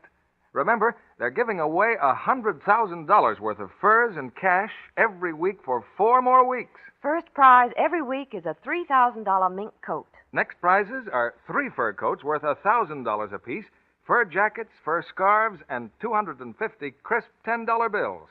329 prizes every week. You're just in time to get in on the second of 5 big weekly contests. 1,645 prizes in all. So hurry. Your entry for this week's contest must be received by midnight, February 16th. Entries received after that date will be entered in next week's contest. You still have a chance to win over 1,300 prizes. It's easy to win. Here's all you do. On entry blank, available from your dealer, or any piece of paper, write 25 words or less telling why you like any of 6 famous Lever products: Lux Flakes, Lux Toilet Soap, Lifebuoy, Rinso, Swan, or Spry. You can send in as many letters as you wish. Just be sure to enclose with each one a box top or wrapper from any one of these 6 products. Print your name and address on your letter, together with the name and address of the dealer from whom you buy your Lever products. Mail your letter, together with box top or wrapper, to Lever, Lever, Lever Fur Contest, Box 1, New York 8, New York. Only residents of the continental United States, including Alaska and Hawaii, are eligible. These contests are subject to all federal, state, and local regulations and to complete rules printed on official entry blanks, which you can get from your dealer. Winners of the big prizes will be announced on this program. Here's our producer, William Keeley. In this season of awards, I wish we had a special radio award for tonight's stars, who gave such thrilling performances in Lady in the Lake: Bob Montgomery and Audrey Totter.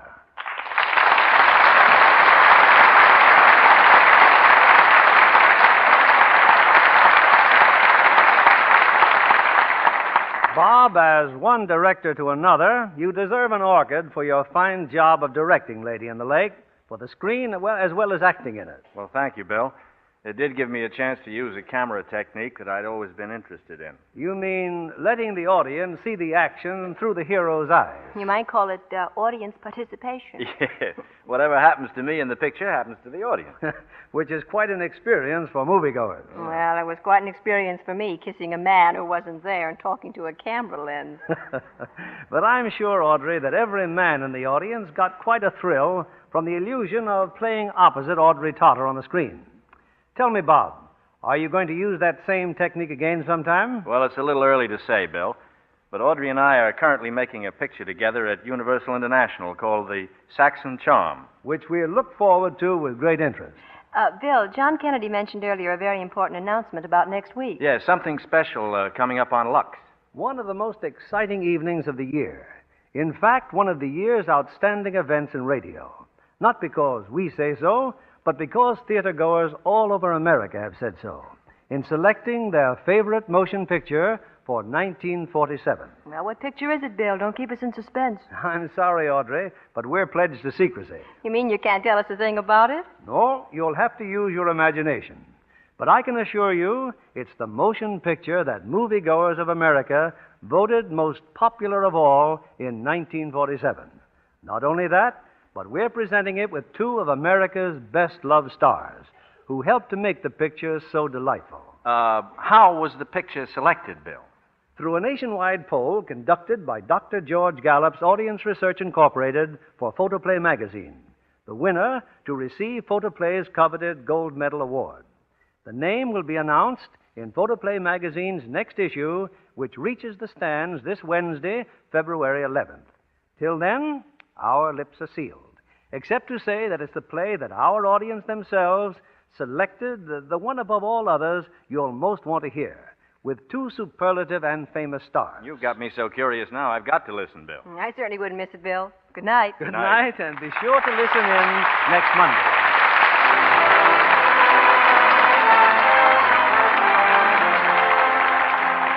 Lever Brothers Company, the makers of Lux Flakes, join me in inviting you to be with us again next Monday evening when the Lux Radio Theater presents, with 2 great stars, the screenplay America voted as its favorite during 1947.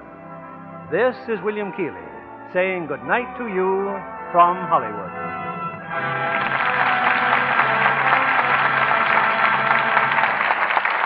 If you're a young man from 17 to 31, the United States Navy offers you perhaps the greatest opportunity of your life to continue your education, enjoy high pay, clean living, travel, and adventure in a service that has won the admiration of the world.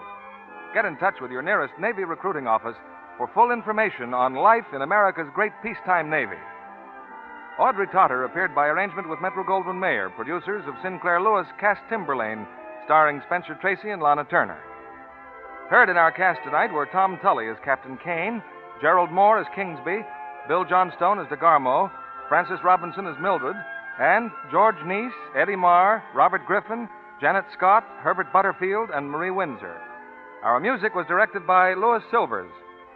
This program is rebroadcast to our men and women overseas through the worldwide facilities of the Armed Forces Radio Service. And this is your announcer, John Milton Kennedy, reminding you to join us again next Monday night to hear America's favorite screenplay of 1947. Pepsodent won by 3-1.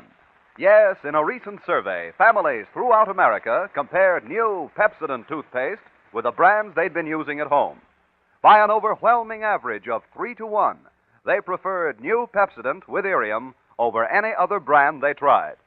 They said new Pepsodent toothpaste tastes better, makes breath cleaner, makes teeth brighter. Yes, with families who made comparison tests, Pepsodent won by 3-1. Be sure to listen next Monday night to the Lux Radio Theater presentation of America's most popular screenplay of 1947. Stay tuned for My Friend Irma, which follows immediately over most of these stations. This is CBS, the Columbia Broadcasting System.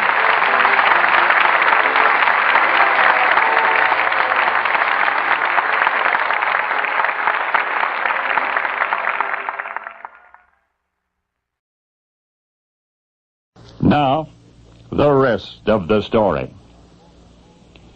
They are called the Endless Mountains of Bradford County, Pennsylvania, and from their mists emerges a Brigadoon, a benevolent place strangely invisible to most of the world, and yet which so many owe their safety, even their lives. That place is Sanctuary Hill. It's a home to societies forgotten for the past 5 years. To the 31-acre compound, from quarters often curiously distant, come those whom the system has declared non-persons, the homeless, the jobless, the hungry wanderers of urban streets, the sleepers in alleyways, the rummagers through garbage cans, the haunters of junkyards and rail yards, and the aimless travelers of country roads. And yet if those who want for little tend to turn from those whose needs are great, there are a handful of saints on this planet, not the least of whom is 67-year-old Leslie Sinclair. Sanctuary Hill was Leslie's idea. Since 1982, that haven has been the last hope for thousands of the nation's destitute. The complex houses 800 at a time. There are no rows of beds in barn-like buildings. Individual living quarters are provided, as are food and medical care. There is no charge to the residents of Sanctuary Hill. The refuge is funded primarily through the inherited estate of a drug manufacturer, additionally through dollar-at-a-time donations. Very many of the disenfranchised who come to Sanctuary Hill will never leave. To this forever home, they bring varied histories, of which founder Leslie Sinclair keeps records. Some have lost their families through death or desertion. Some have lost physical or emotional health through unbearable trauma. Some have been so awfully victimized in life that when they arrive at Sanctuary Hill, they simply lie down and turn their faces to the wall and will themselves to die. The guardian angel of all of them is Leslie Sinclair. Amid the Sanctuary Hill housing is an impressive hospital building which contains 2 intensive care units. Machines in the laundry room run from 6 in the morning until 5 in the afternoon, non-stop, to keep towels and blankets spotless. In addition to the routine personal sacrifices which Leslie has made, there is one monumental one: her illness. Chronic, constantly debilitating, sometimes agonizing, coughing and sneezing, choking, interspersed with headaches which never go away. Little suffering, she says, compared to that of those for whom she cares, and yet the kingdom of kindness she has created remains reality at great personal expense. Sanctuary Hill, last chance at a life for nearly 1,000 at a time, the homeless, to whom Leslie Sinclair is hopelessly, ceaselessly, profoundly, physically allergic. That's right. It is her severe allergic reaction to them that's the source of her own incessant discomfort.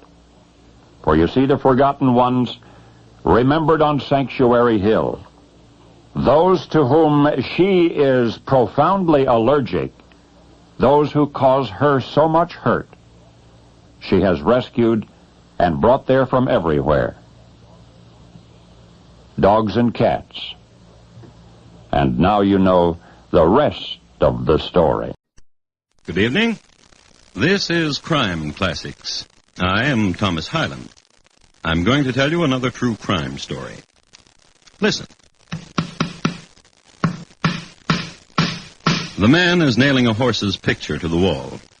The horse is pawing the western skies in the classic attitude of pawing horses, and it is the top half of a calendar distributed by Isaac's Livery. It's a hot April day in St. Joseph, Missouri, in the year 1882, and the man is hanging the picture in his living room because he has a fondness for the noble beast. Horses have gotten him out of many a critical situation, such as 1, holding up railroads, 2, robbing banks, 3, murdering fellows. His name is Jesse James, and as soon as he finishes hanging that picture, a friend of his is going to shoot the back of his head off. So tonight, my transcribed report to you on the death of a picture hanger. Crime Classics, a new series of true crime stories taken from the records and newspapers of every land from every time. Your host each week, Mr. Thomas Hyland, connoisseur of crime, student of violence, and teller of murders. Now, once again, Thomas Hyland.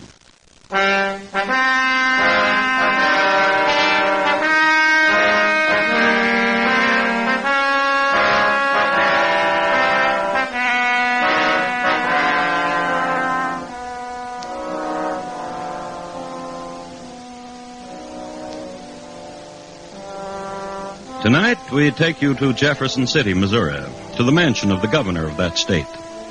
His name was Crittenden, but his cronies called him Critch. He liked living in the governor's mansion because he never had it so good. There were servants, crystal chandeliers, wine furnished by cronies, entertainments by cronies, and best of all, 6 small gilded cherubs, backs bent cheerfully to support a cast-iron bathtub, and quite often the governor also. So, if you've never attended the governor taking a bath, here's your chance. Where's that soap?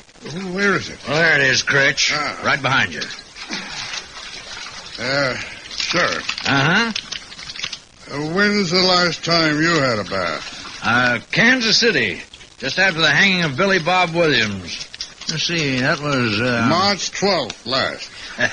What a memory you got, Governor. Yeah, hanging outlaws is one of the nicest parts of this job, Timberlake. You ever get to be governor, hang a lot of outlaws and remember when. That way you can tell people, and people will be impressed and keep you governor.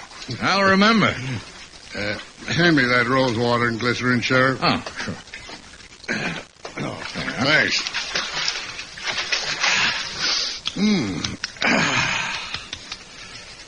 You know what I called you down here for?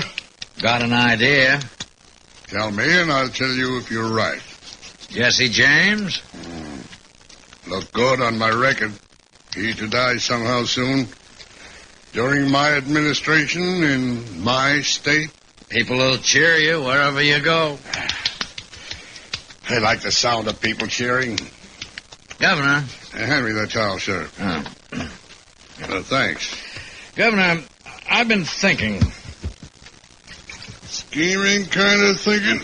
Well, you might say. About Jesse? If it works, people liable to cheer you right on to Washington. Then there's no telling what.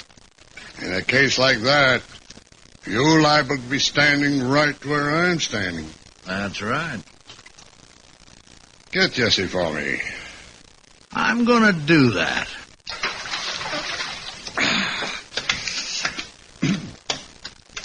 Not since Kansas City, huh, Sheriff? Not since then. Well, how'd you like to take a bath right now? I didn't want to say nothing. I was hoping you'd ask. She's all yours, Sheriff. Enjoy yourself.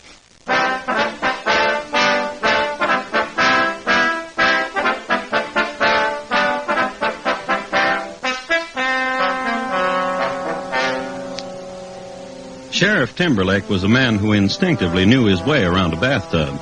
He soaked, lathered, and rinsed, and was out of there in the shake of a lamb's tail. Then he went home. Then he changed his clothes. He got into a nondescript outfit of brown woolen pants and a black alpaca coat, and he went down to Kansas City. Many things were to be found in Kansas City. A wooden monument, long since burned, of Daniel Sanker, who got a message through to his beleaguered dad, a grand opera house, and 3 mechanical pianos, each with fiddle attached. All in all, it was a very happy community. Worthy of note is the fact that Spit in the Ocean, a poker variation, was invented at Bobbrick's Poker Palace during this era. And it is into this very den that Sheriff Timberlake wandered. He wandered here because he was looking for someone, a girl, a young lady whose job it was to stand in back of strangers at the gaming tables and make signals to the houseman on the opposite side. When Timberlake approached her, she had 3 fingers in the air and the tip of her tongue pointing to the left. Matty. Oh. Up here, Hunter? Want to talk with you, Matty. A second. Raise you. Carl. I get me a one-eyed jack in the hole. Gives me 3 of them. Where'd you say you're from? Roanoke? Nice place. Come on. Out here. What you want? How's Johnny? You said you weren't going to turn him in. For favors. What you want him to do? Nothing. What you want? Jesse James. Oh. Got to clean up Missouri, Matty. Oh? Got to start with Jesse. If you say it. Yeah, Jesse's staying with Robert and Charlie Ford. That's right. Now, your friends, ain't they, Matty? Robert and Charlie Ford? I used to know him pretty good. Ain't hard to talk to old friends, Matty. And you ain't going to touch Johnny, are you? You just tell Robert and Charlie Ford I'm at Stampone's boarding house right now. Ain't got a gun either. That all you want me to do? You tell them, Matty. You hear?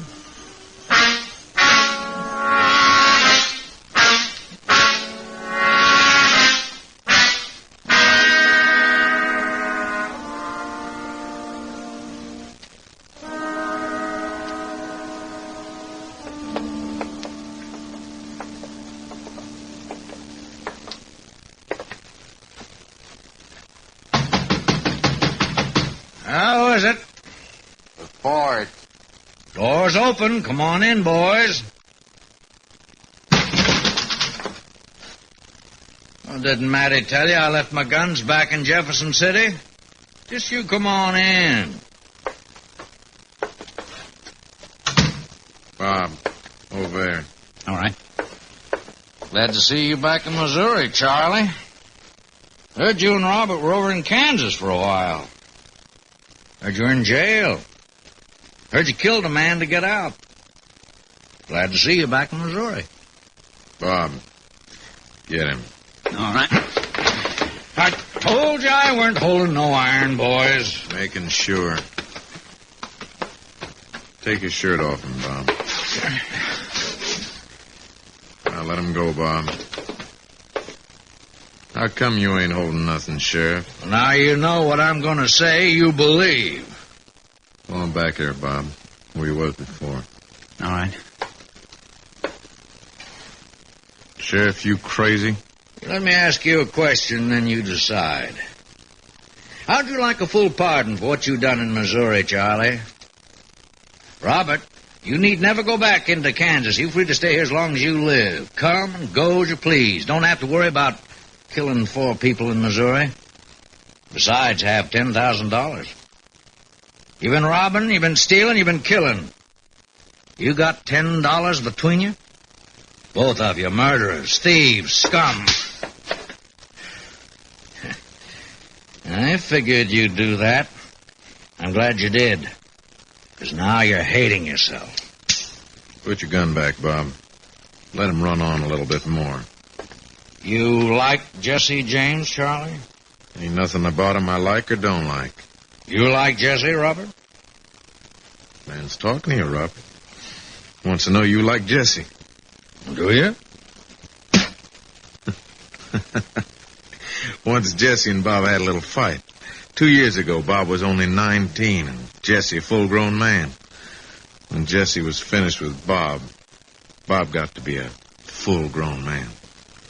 The governor wants Jesse dead or alive. A lot of people do. Governor says he'd give both of you a full pardon and $10,000 for Jesse. Ain't no bargain, Jesse being who he is. Gunfighter like he is, and fast like Whatever do, it'd be a hero. People cheer. That'd be nice. What'd you say, Robert?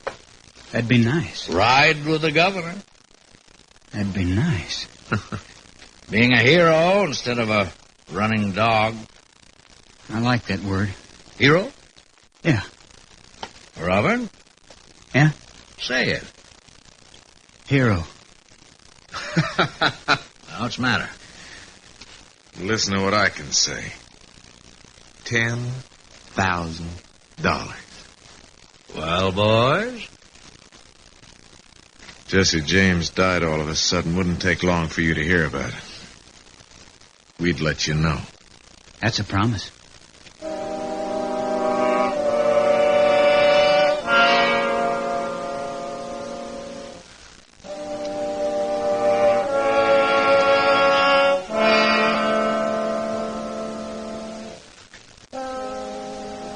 Chain reaction. Governor in bathtub. Sheriff in waiting. Mattie, the girl card watcher. And the brothers Ford, Robert, and Charlie. The principals involved in getting Jesse James assassinated. It would be well at this point to remark upon some of the accomplishments of Jesse James. His standard feat was murdering cowboys and rustling cattle. One incident in Starr County, Texas, had him murdering single-handedly 3 cowboys and driving off 500 fine head of beef, a record which stands to this day. On record, too, is his slaying by bowie knife of Mr. John W. Wicker, a Pinkerton man from Chicago. Then there were several train robberies, outstanding of which was the one 5 miles east of Council Bluffs, where he and his men derailed the Chicago, Rock Island, and Pacific Express. The cars telescoped. The engineer was instantly killed. 12 passengers were seriously injured. And Jesse and his men robbed them all. There are many other mayhems too numerous to mention, except that they averaged 1.37 corpses per exploit. One act of kindness must be noted, however.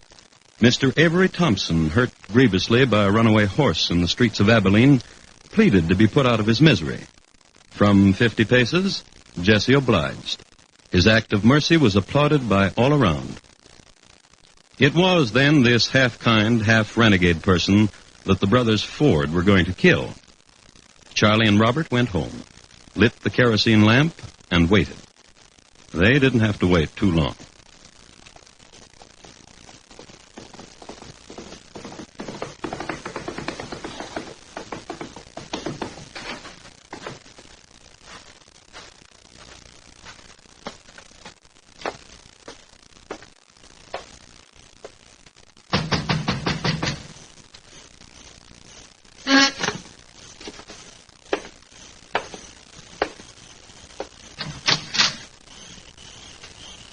Hi, Jesse.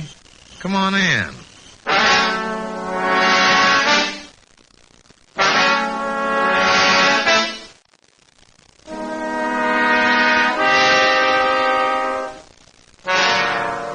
It was a Saturday night when Jesse walked through that doorway in Ray County, and Sunday was his favorite day because he could sleep late.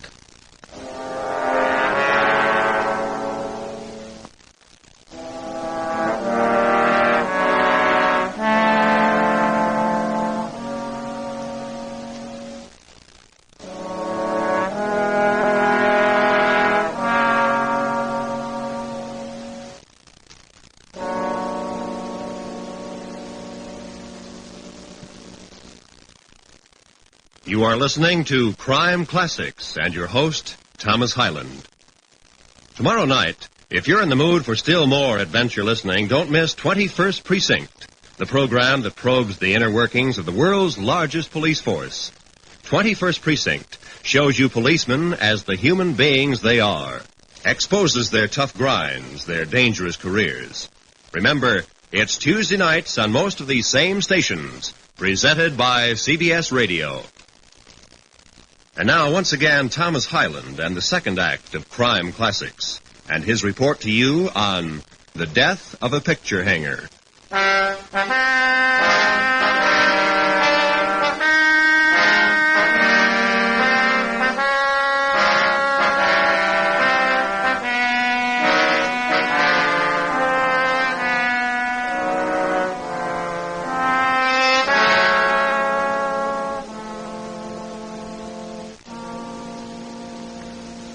The night Jesse James walked into the Ford home, he was carrying a .45 Colt on one hip, .45 Smith Wesson on the other, and a .44 Derringer in his waistcoat, and a Winchester rifle hung limply from his left hand. Armed in this manner was standard operating procedure for Jesse when he walked into homes, a procedure which varied only some years before when he courted.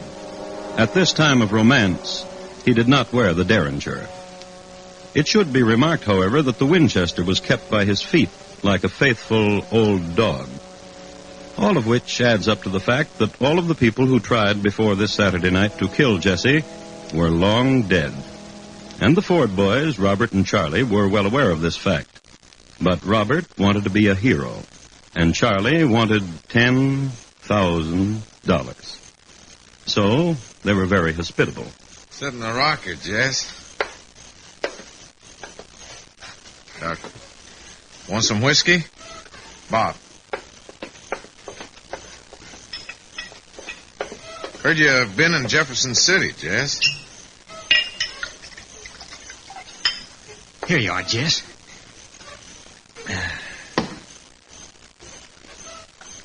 You must be sleepy, Jess. What's the matter with you, Bob?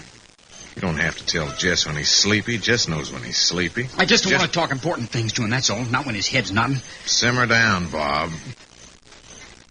All right, Jess, I'll tell you. We're tired of lazing around. Me and Charlie been doing nothing, just waiting for you to say go. When are you going to say go, Jess?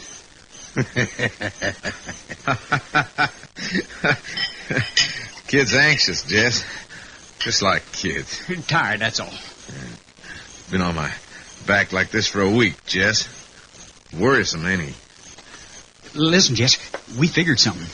A train, Jess. Trains are easy. You hear what he said? You hear what he said, Charlie? Trains are easy. Kid. The Chicago, Rock Island, and Pacific out of Kansas City. It makes a stop at Winston, Jess. At Cameron, too. Here's your drink, Jess. We gonna do it to the train, Jess? Need some sleep. Bob, fix Jess that place in the barn. Sure will.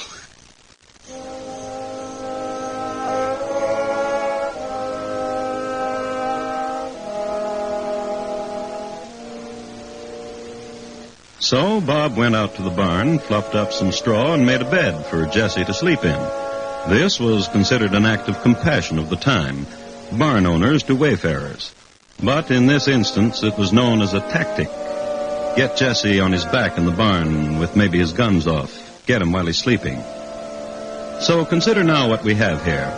Jesse James bedded down for the night and his two would-be assassins as guardian angels. In the trade, this is known as a precarious position. So switch now from prone Jesse to outside the barn. Nearly midnight in Missouri, and a mist from the river threading between Charlie Ford and Bob. When are we going to kill Jess? Try killing him from now on. You think he's sleeping? Where'd you bet him down? Under that window. Well, let's go peek, see if he's sleeping. What you think? He's lying there, all right. Eyes closed? Can't tell. I sure tell this, so. What? Look at that pool of moon. Wait a minute, I'll get out of your way. See? He's holding a gun in each hand. He's a light sleeper. When he sleeps. We don't even know he's sleeping. Charlie. Shoot him. Kill him. You want to be the hero, younger brother. You do. Supposing I miss. I'll shoot you just where you're standing if you miss. Because if you miss, you wake Jess. And I'll just explain to Jess I killed you to save his life. That way saving mine. If we were sure he's sleeping, be no trouble at all. You make sure. If some kind of animal or something walked by in the soft, that'd be a way. Hey, you wait here a minute. Come here, you little old dog. That's right. You're too old to live anyhow. Little dog's too old to live anyhow, Charlie. Step aside a minute. I'll push him through this chink in the wall. Critter run into the barn past Jess, and we'll find out for sure. You chatter like a woman, Bob. Just do it.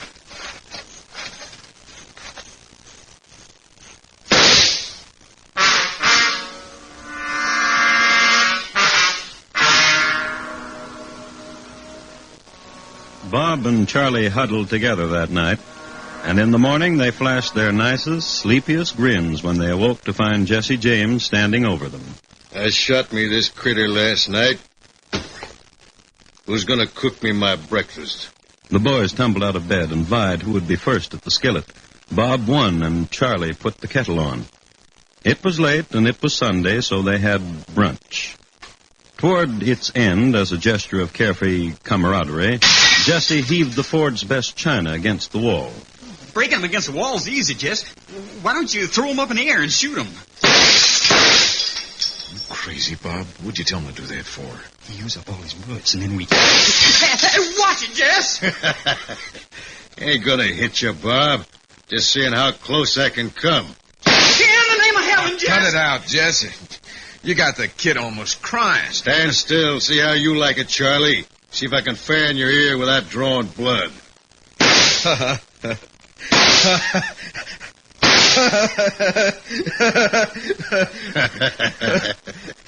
Now let's go do it to a train.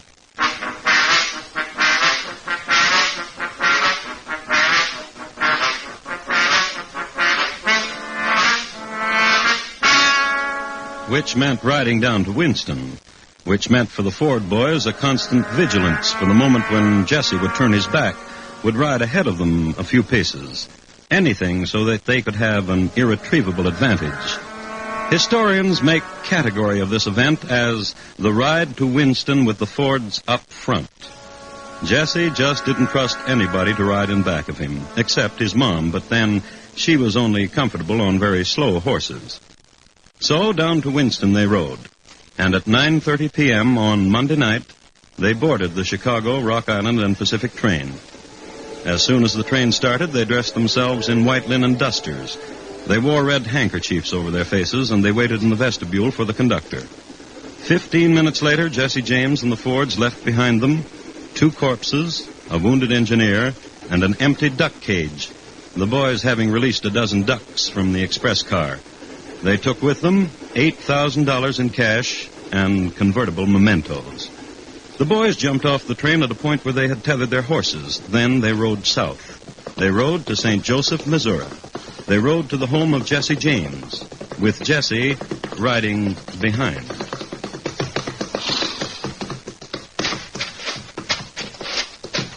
Wait out here, boys.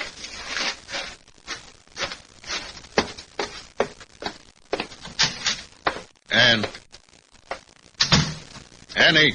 That you, Jess? Sure. I'm in the kitchen. Oh, hello, Jess. Don't you kiss me now, Ann. You wait till I wash off this road dust. I don't mind. You're too pretty to get mussed up. Oh, Jess. What you got there, Ann? I was in Isaac's today to see about some harness. He gave me this calendar. He said, you put this up in a nice place, Mrs. Howard. Everybody in town calls you Mrs. Howard, don't they, Ann? They call us the Happy Howards. They ask what you do. I say a traveling man. You been traveling, Jess? I brought you a watch, Mrs. Howard. Yeah. Why, Mr. Howard, porcelain and gold, just what I wanted. Now you go away and wash so I can kiss you. What you doing to that calendar, Jess? Pretty picture of a horse, Ann. Tear off the calendar part, it'll look nice in the parlor. Nail it up in the parlor, Ann. Some tacks and a hammer in the cabinet. Brought the Ford boys with me, Ann. Oh, that's nice. I'll have the boys come in. You make us something to eat. I'll fetch you some water first for washing. Come on in, boys.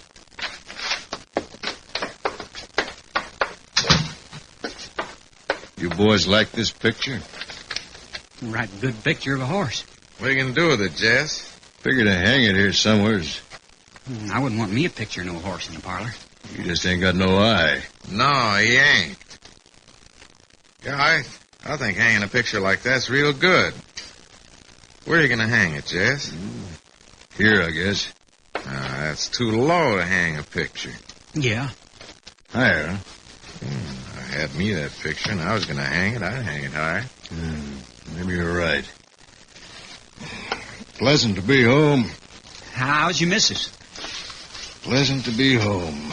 Man don't have to carry around all these guns weighing heavy around his middle. Feels mighty fine. I said, how's your missus, Jess? Getting water. Gonna cook us something. Get off that chair, Bob. What for? You stupid. I said I was gonna hang me this picture. All right.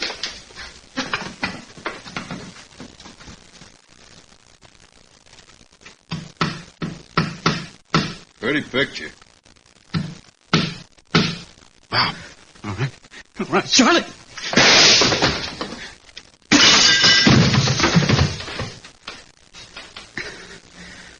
You shot the back of Jesse's head off, Bob. That make me a hero, don't it? Sure does.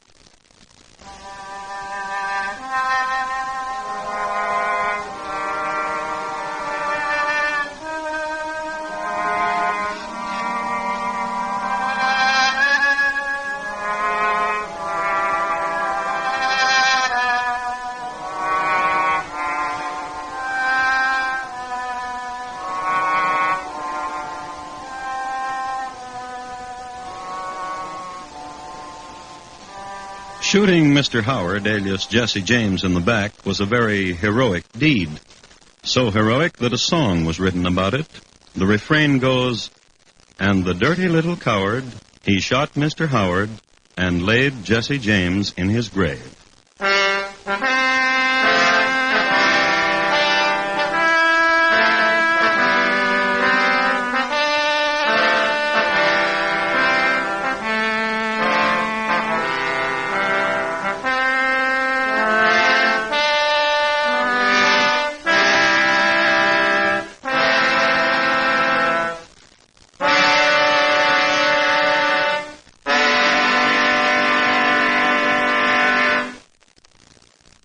In just a moment, Thomas Hyland will tell you about next week's crime classic. The Death of a Picture Hanger, tonight's crime classic, was adapted from the original court reports and newspaper accounts by Morton Fine and David Friedkin. The music was composed and conducted by Bernard Herrmann, and the program is transcribed and directed by Elliott Lewis. Thomas Hyland is portrayed on radio by Lou Merrill. In tonight's story, Clayton Post was heard as Jess, Paul Freese as Charlie, and Sam Edwards as Bob. Featured in the cast were Joseph Kearns, Charlotte Lawrence, Paula Winslow, and Joseph Granby. Roy Rowan speaking. Now here again is Thomas Hyland. Next week, a bedroom in Baltimore, Maryland, in June 1871. Its occupant, William Scott Ketchum, Major General, United States Army, retired. My report to you will be on the final day of General Ketchum and how he died. Thank you. Good night.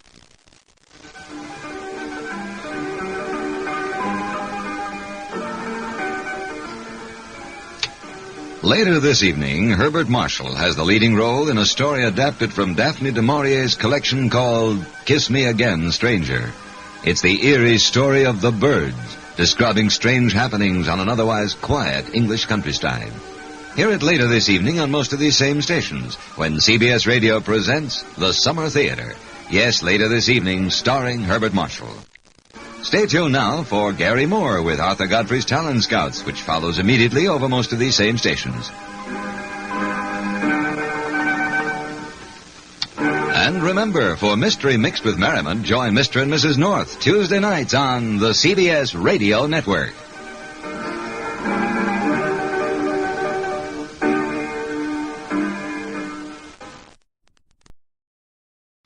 save both time and money in waxing floors, use economical, no-rubbing Aero Wax. Just apply it, and in 6 to 9 minutes it dries itself to a hard, lustrous finish that saves countless scrubbings, makes dingy floors shine like new. Yet Aero Wax costs only 25 cents a pint. Try Aero Wax, AEROWAX, tomorrow.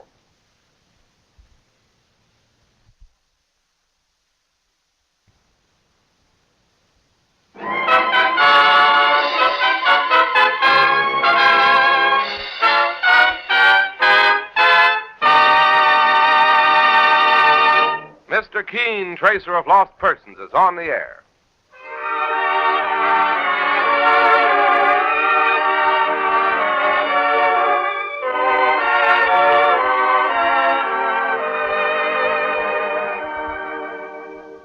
Ladies and gentlemen, the makers of Colonos toothpaste present Mr. Keen, Tracer of Lost Persons, one of the most famous characters of American fiction in one of radio's most thrilling dramas. Tonight and every Thursday night from 7:30 to 8 Eastern Wartime, the famous old investigator will take from his files and bring to us one of his most celebrated missing persons cases.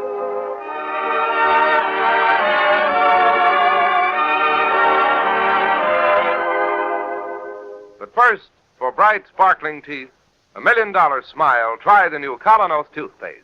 It's a high-polishing toothpaste that acts like a jeweler's polish, removing tarnish from silver.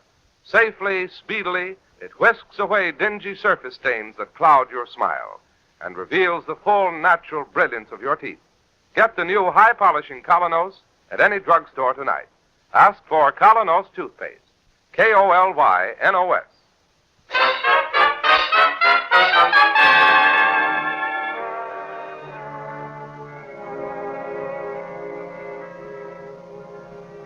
And now for Mr. Keen and the case of the boy who used big words.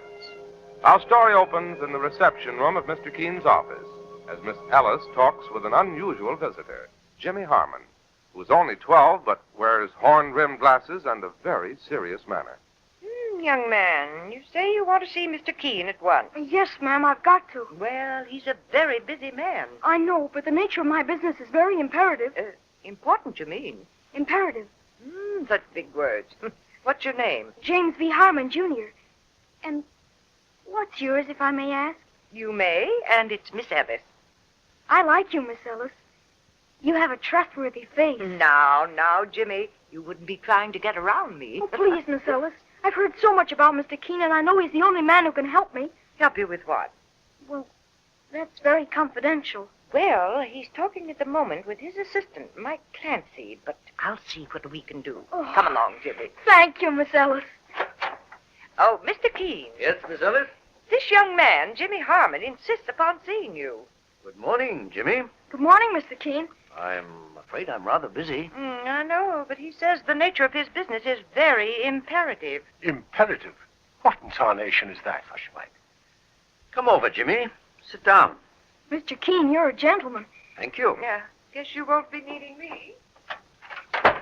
Suppose I introduce you to my assistant, Mike Clancy. I'm pleased to meet you. I've heard about you, too, Mr. Clancy. Very reliable, they say. Well, thank you, my boy. Now, Jimmy, you haven't come here because any member of your family has disappeared, have you? No, Mr. Keen. It's just the opposite. We can't get rid of him. Of whom? Well, of my uncle, Bill Harmon. Your father's brother? That's right. You see, Mr. Keen, he came to visit us, approximately 6 months ago. You mean about 6 months ago? Approximately. Well, Uncle Bill was only supposed to stay for a week or two, but he's been staying on and on.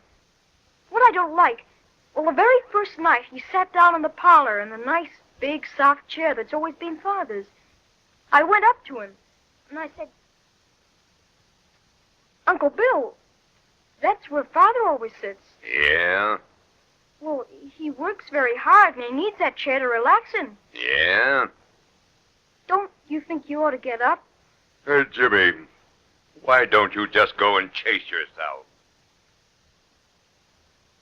Well, have your parents objected, Jimmy? You can't object with a man like Uncle Bill. And something more, Mr. Keen. Yes?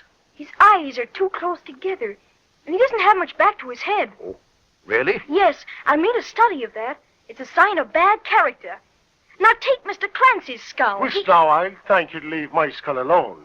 Well, I only wanted to say that your skull shows signs of excellent character. Oh, well, now, that's different. Jimmy, this is all very interesting, but... Wait, Mr. Keene. There's something more. Well, I mean the man in black. what man in black? Well, I was walking on Fifth Avenue one day with Uncle Bill when this individual suddenly came out of a side street. Black suit, black derby, and black overcoat. He walked up to Uncle Bill and said, Well, hello, Harmon. Huh? Fancy meeting you. Oh, hello. Didn't ever expect to run into me again, did you? Look, I can explain everything. No, I don't think you can. I swear, the way it happened... It happened the wrong way for you, Harmon. Wait a minute. I can square myself. I can... Taxi! Hey, taxi! Come on, Jimmy. Hop into that cab.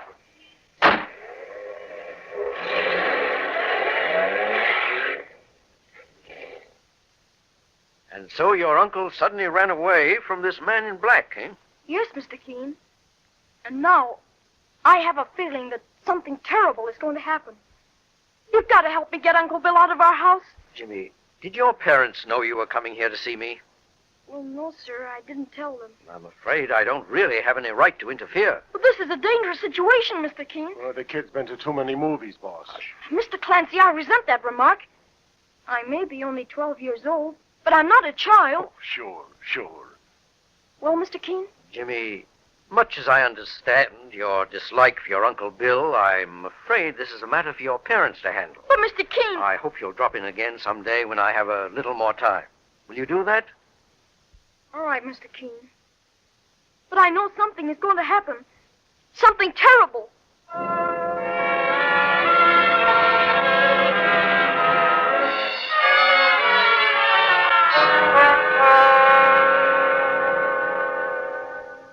Here you are, Mr. Keene. Now, if you'll just sign those letters. Letters? Oh, yes. You're so absent-minded today. Something bothering you? I've been thinking about the visit we had yesterday from that strange little boy. Jimmy Harmon? Oh, he was just scaring himself. Jimmy has a wisdom and perception far beyond his years. An imagination, too. Now, here are the letters, pen and ink. Boss, Mr. Keene. Hello, Mike. Why so excited? Well, I bought myself an evening paper on the way to the office here. And the first item that hits me eye, saints preserve us. Come, Mike, let's see it. There, on the bottom of page 1. Read it, sir. Man killed in auto accident. Boy vanishes. Good heavens, that doesn't mean... Police were left baffled today by an obvious hit-and-run accident early last night on Madison Avenue, which claimed the life of William Harmon, 44, of 3000 East 89th Street, where he was staying at the home of a brother. The dead man, found lying in the roadway, had gone walking with his young nephew, James Harmon, Jr., age 12. But there has been no sign of the boy since the accident. Police are investigating. Heavens above. Hand me my hat and coat, Mike. I must talk to Jimmy's parents at once.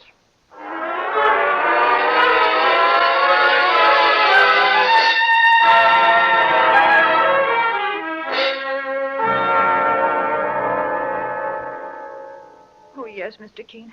We knew Jimmy admired you, but we didn't know he'd been to see you. He didn't tell you, Mrs. Harmon? No, Mr. Keene. He always used to say that if anybody ever disappeared, you'd be sure to find him. Well, Mr. Harmon, more than ever, I hope I can justify Jimmy's faith in me. He's a splendid boy. So serious and so good.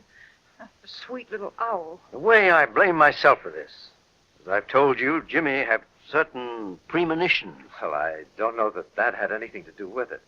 We talked to Lieutenant Walker. Of the Missing Persons Bureau? Yes. He's an old friend of mine. What was his theory? Just a hit-and-run case. And he thinks that maybe Jimmy became unnerved at the sight of blood and ran away. Or else We hate to think of it. Or else that Jimmy was also hurt and the driver maybe took him to some hospital and left him there. What do you think, Mr. Keene? I need more facts. Now, what can you tell me about your brother, Mr. Harmon? Well, Bill is my brother, and I don't like talking bad of the dead. He moved in 6 months ago and just wouldn't move out again. What was his occupation? Occupation? I wouldn't much know. I hadn't seen him in 10 years. Business, he said. He talked about big deals sometimes. He said he'd made a lot of money out west. Mm-hmm. What was he supposed to be doing in New York? Looking for some opportunity to invest. And that's all you know? Oh, I wish we could do something more to help you, Mr. Keene. You're so kind to drop everything like this and go hunting for Jimmy. To me, it's the most important case of my life. Well, I'll have to go now. The Missing Persons Bureau is my next stop. Thank you, Mr. Keene. God bless you.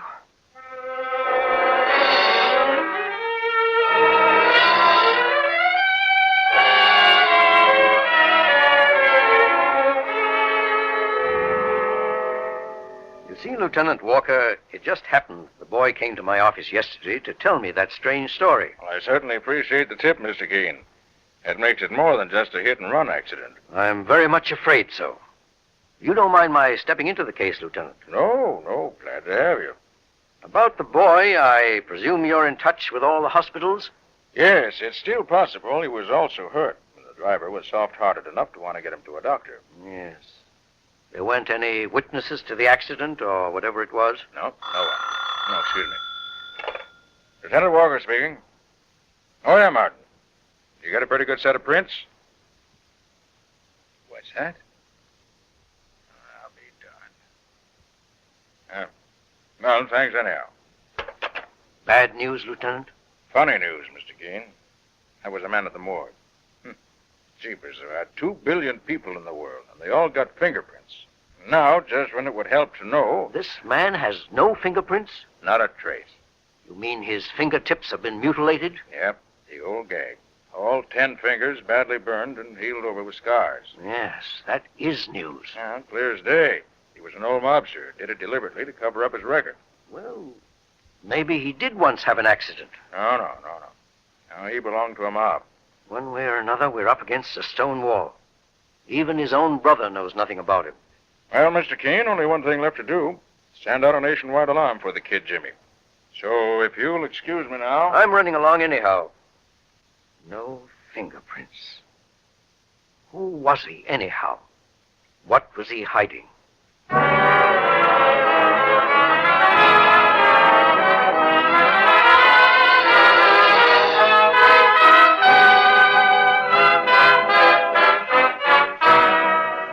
And so the case takes a baffling turn for Mr. Keene, tracer of lost persons.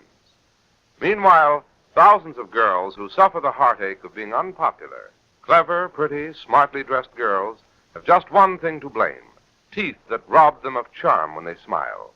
Thousands of men whose livelihood depends on selling themselves to others have the same weakness of appearance to blame. They don't know it or notice it, but the people they contact do. You may or may not be one of those people. But if you have the slightest suspicion that you are, try the new Colonos toothpaste, a high-polishing toothpaste. You'll find Colonos helps remove those dingy, unattractive surface stains from your teeth, brings out all the natural luster and brilliance that add so much to your smile. Start using the new Colonos tonight.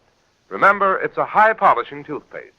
You can get Colonos, K-O-L-Y-N-O-S, Colonos toothpaste at any drugstore. Now back to Mr. Keene as he returns once more to the home of Jimmy's parents. See, Mr. Harmon, Mrs. Harmon, the one important thing right now is to get back in the dead man's past. Well, I've shown you every blessed thing that was in his room, Mr. Keene. Not one single paper there to give us a lead. One moment. Do you recall anybody who may have phoned him regularly? Well, now, come to think of it, Yes, Mrs. Harmon.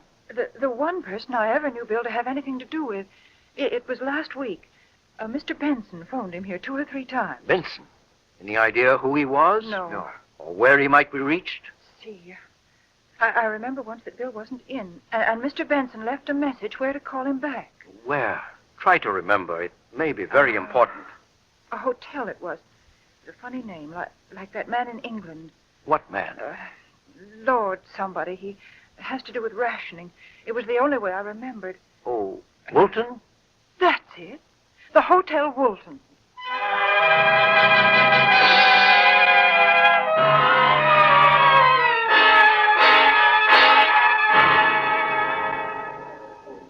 You say you're looking for a Mr. Benson? That's right, clerk. You wouldn't have his first name? Afraid not. All I know is that he was registered here last week. I looked through these files.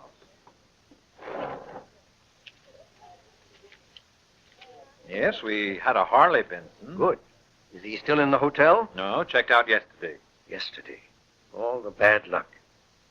Did he leave any home address with you? Just Chicago. That's a very big city. Of course, there's just a chance he might be in the Chicago telephone book. But you'll find the out-of-town phone books on the end of the counter there. Thank you. Find it, sir? Yes, here it is, thank you. Waldron. Barton. Benson. Any luck, sir? No Harley Benson. I rather imagine he wouldn't be in the phone book anyhow. Well, sir, if there's anything more I can do, I'll Yes, there is. You keep records, of course, of all long-distance phone calls for your guests? Oh, yes. Would you mind showing me Benson's? To explain my right to ask, my name is Keene. I'm a tracer of lost persons. I'm now looking for a 12-year-old boy, Jimmy Harmon, who has disappeared. Oh, yes, I read all about it in the papers. Let me see, the bill file's right here, Mr. Keene. Yes. Here's Benson. He made several calls. Did he call Chicago? Yes, sir. 3 times. His only long-distance call. And the number he phoned? Here you are, sir.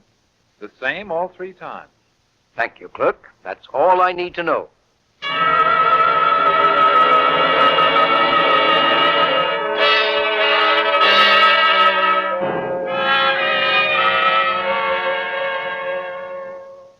Well, here we are, boss. This is the house that Benson phoned to from New York. Didn't expect this. It's as pretty a cottage as I've ever seen. Well, I've known gangsters to hide out in stranger places. All right. Strike a match now, Mike. Let's see the name on the doorbell. It says Malcolm Dugan.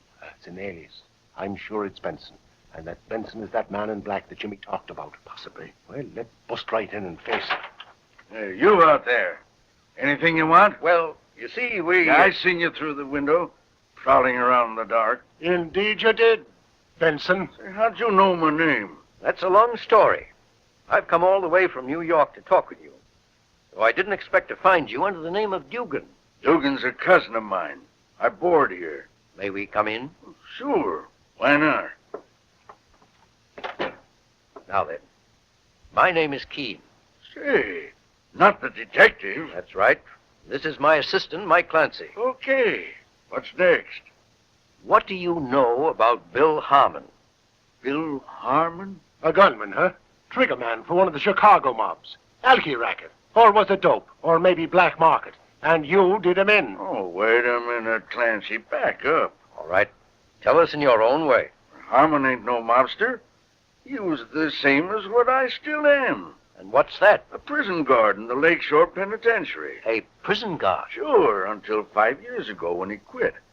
I didn't hear a word from him until I was in New York on vacation last week and ran into him on the street. On the street? You get that, boss? 1 second, Mike. Benson, are you in the habit of wearing black suits and overcoats? Me? You think I'm an undertaker? Well, now, when you ran into Harmon, did he tell you what he was doing? Well, the salesman, he said. We had a couple of beers together, 2 or 3 times. He didn't talk much. Tell me, was there any special reason why he left his job at the penitentiary? No, just quit. What were his duties? Same as me, guarding the death house. And come to think of it... Yes? There was something a little funny in his quitting. He did it just a couple of hours before that big racketeer, Legs Mosley, was burned. Mosley? Oh, yes. And Harmon just walked out. Said he had enough executions. Well, it happens that way sometimes with a guard. Yes, I've heard. But now I remember something else. The minute Legs came out for his last walk to the chair, he asked for Harmon. Where's Harmon, he says. He's got to be here. He's always here. I said Harmon had a previous appointment. So Legs kept asking for him? Yeah, Mr. Keene. Think it meant anything? Tell me something else, Benson. Are there any members of the old Mosley mob still in the penitentiary that I could talk to? No, not a one. Tell you what, though. There is a guy in the pen, a lifer, who was supposed to burn the same night with Mosley. He got reprieved to life. His name is Rayburn. Like to talk to him? You bet I would. The first thing tomorrow morning.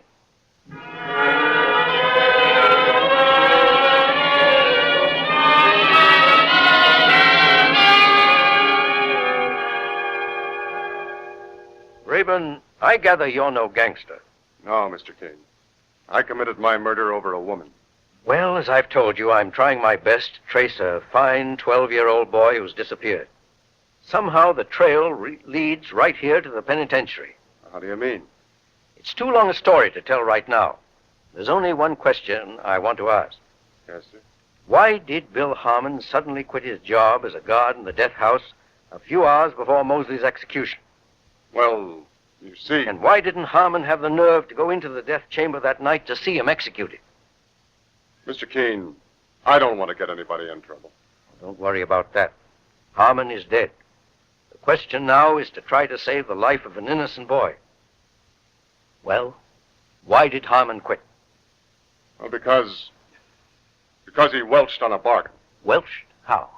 Well, while Legs Mosley was waiting to burn, some of his gang reached Bill Harmon and made a proposition. They would pay him $20,000 if he would help spring Legs from the death house. The brains of the plan was a fellow called Blackie. Blackie? Well, they called him that because he always dressed in black. Blackie Westley. Yes, go right on. Well, the way I got the story, Harmon agreed. But he wanted some of the money in advance. So they gave him $10,000, and he would get the rest after Legs was over the wall and free. I knew all about it because they were going to let me walk out the same time. Harmon never carried out his crooked bargain. No, Mr. King. Talk of crooks out-crooking each other. He took the $10,000 and beat it. Legs died in the chair. I got a reprieve. But that's ancient history, isn't it? Yes, ancient history that suddenly came back to life. Thank you, Rayburn.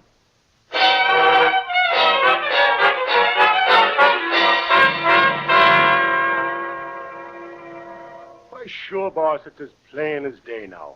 Blackie Westlake and the other members of the old mob killed Harmon for revenge. Yes, and abducted Jimmy because he had once seen Blackie before and was in a position to identify him to the police. Right. Now the next step. We phoned Lieutenant Walker in New York and asked him to send out an alarm. For every member of the old Mosley mob. No, Mike. Just for Blackie Westley. And why just for Blackie? To start a civil war. Boss, I don't get it. You know the old saying, when thieves fall out, honest men get their due? Mike, that's the only way of getting Jimmy safely out of the hands of those gangsters. Oh, psychology stuff. Right. Let's phone Walker now and then get back to New York.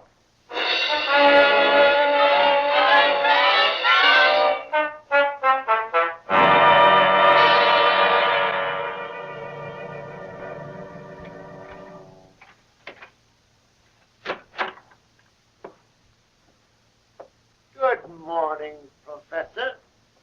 How do you do, Professor? Oh, it's you. The hoodlum they call Blackie. Next on that hoodlum stuff. Well, that's what you are.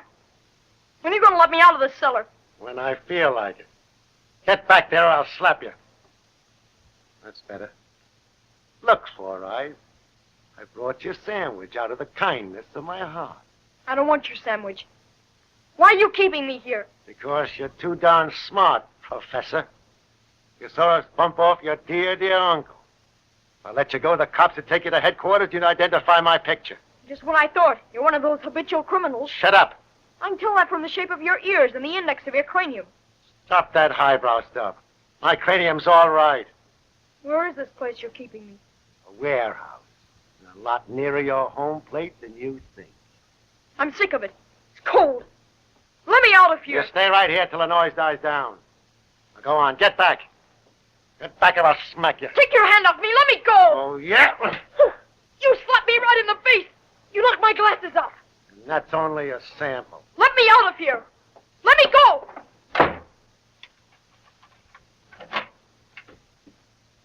Little wise guy. Hey, Blackie! Blackie! Yeah, Montana? Look here. I was just outside and got a newspaper. So what? Me and the others are scrambling out of here. Why? Look at this paper, the front page. Let me see. Oh. Blackie Westlake hunted in murder and abduction. That means you. I thought it was covered up the whole way. You ain't, but we are. Now, wait a minute, You're Montana. hot, Blackie, hot as fire. The whole town's looking for you. So the rest of us is taking the car and scramming. Because we're still in the clear. You're not walking out on me. You're staying right here. If we burn together. Not in your life, Blackie. Okay, maybe this'll teach you. You rat! Larry, French, come quick! Oh, so you want to shoot it out, huh?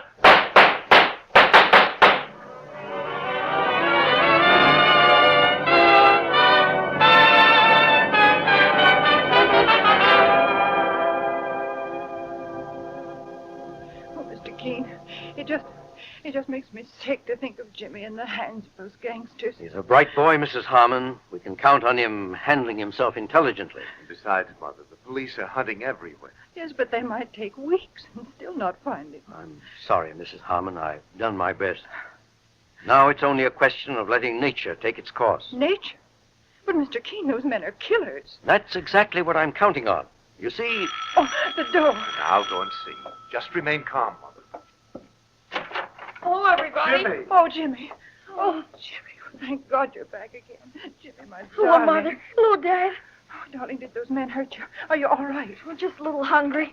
Relax, everybody. Oh, Jimmy, we were just about crazy with worry. Where were you? In a warehouse in Brooklyn. Well, how did you ever get away from there? In a police car. Thanks to Mr. Keene. I guess you'd like to know what happened, Mr. Keene. Yes, Jimmy, I certainly would. Well, just about an hour ago, I was locked in the cellar. But I heard an argument start.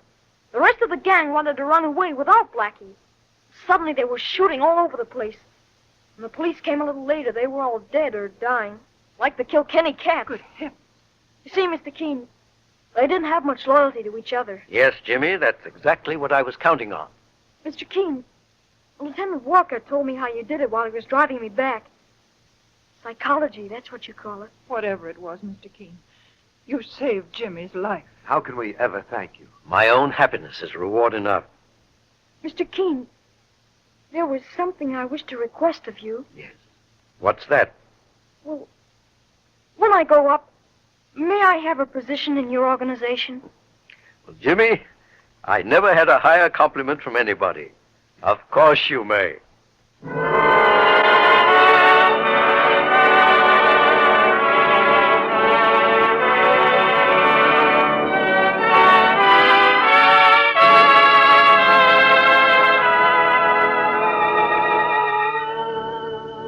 Listen next week at the same time when Mr. Keene brings us the fascinating case of Mr. Trevor's Secret.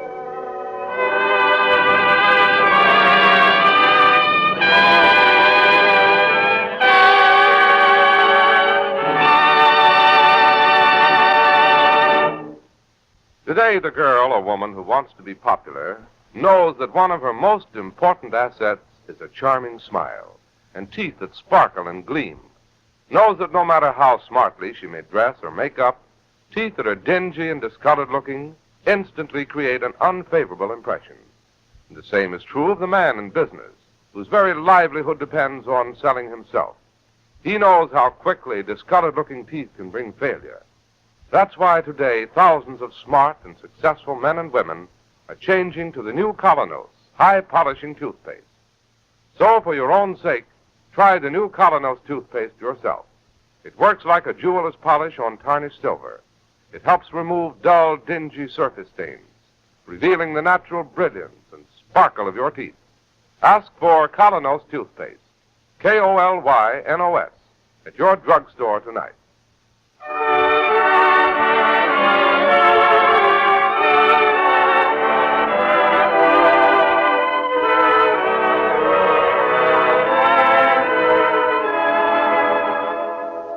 You've been listening to Mr. Keene, Tracer of Lost Persons. Now on the air at a new time, every Thursday night, 7:30 to 8 Eastern Wartime, over this network.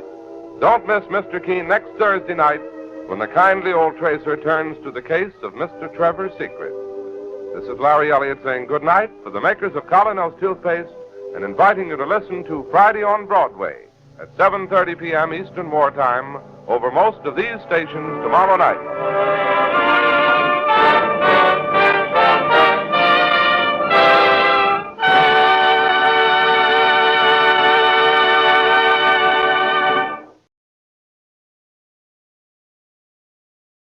To save both time and money in waxing floors, use economical no-rubbing Aero Wax. Just apply it, and in 6 to 9 minutes it dries itself to a hard, lustrous finish that saves countless scrubbings. Makes dingy floors shine like new, yet Aero Wax costs only 25 cents a pint. Try Aero Wax, AEROWAX, tomorrow.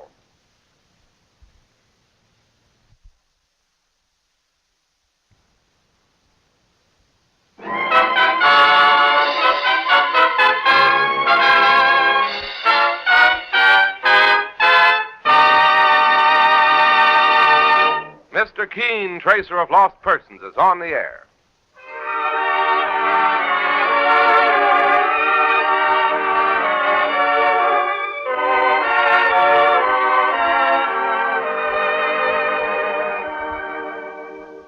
Ladies and gentlemen, the makers of Colonos toothpaste present Mr. Keene, Tracer of Lost Persons, one of the most famous characters of American fiction in one of radio's most thrilling dramas.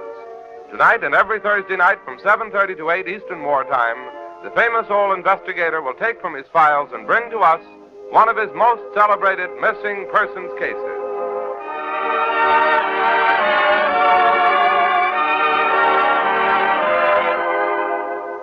But first, for bright, sparkling teeth, a $1 million smile, try the new Colonos toothpaste. It's a high-polishing toothpaste that acts like a jeweler's polish, removing tarnish from silver.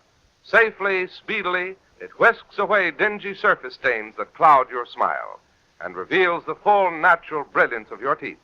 Get the new high-polishing Colonos at any drugstore tonight. Ask for Colonos toothpaste. K-O-L-Y-N-O-S.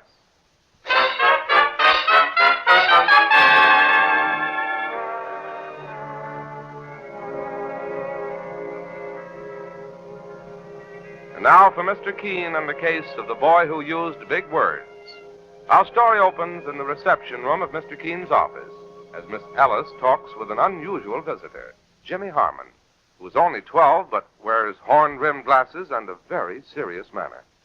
Young man, you say you want to see Mr. Keene at once. Yes, ma'am, I've got to. Well, he's a very busy man. I know, but the nature of my business is very imperative. Important, you mean? Imperative. Such big words. What's your name? James V. Harmon, Jr. And what's yours, if I may ask?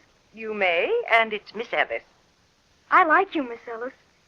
You have a trustworthy face. Now, Jimmy, you wouldn't be trying to get around me. Oh, please, Miss Ellis. I've heard so much about Mr. Keene, and I know he's the only man who can help me. Help you with what? Well, that's very confidential. Well, he's talking at the moment with his assistant, Mike Clancy, but I'll see what we can do. Oh. Come along, Jimmy. Thank you, Miss Ellis. Oh, Mr. Keene. Yes, Miss Ellis? This young man, Jimmy Harmon, insists upon seeing you. Good morning, Jimmy. Good morning, Mr. Keene. I'm afraid I'm rather busy. I know, but he says the nature of his business is very imperative. Imperative? What in tarnation is that? Hush, Mike. Come over, Jimmy. Sit down. Mr. Keene, you're a gentleman. Thank you. Yeah, guess you won't be needing me. Suppose I introduce you to my assistant, Mike Clancy. I'm pleased to meet you. I've heard about you, too, Mr. Clancy. Very reliable, they say. Well, thank you, my boy. Now, Jimmy, you haven't come here because any member of your family has disappeared, have you? No, Mr. Keene. It's just the opposite. We can't get rid of him. Of whom? Well, of my uncle, Bill Harmon. Your father's brother? That's right. You see, Mr. Keene, he came to visit us, approximately 6 months ago. You mean about 6 months ago? Approximately. Well, Uncle Bill was only supposed to stay for a week or two, but he's been staying on and on. What I don't like, well, the very first night he sat down in the parlor in the nice, big, soft chair that's always been Father's. I went up to him, and I said, Uncle Bill, that's where Father always sits. Yeah? Well, he works very hard, and he needs that chair to relax in. Yeah? Don't you think you ought to get up? Jimmy, why don't you just go and chase yourself? Well, have your parents objected, Jimmy? You can't object with a man like Uncle Bill. And something more, Mr. Keene. Yes? His eyes are too close together, and he doesn't have much back to his head. Oh, really? Yes, I made a study of that.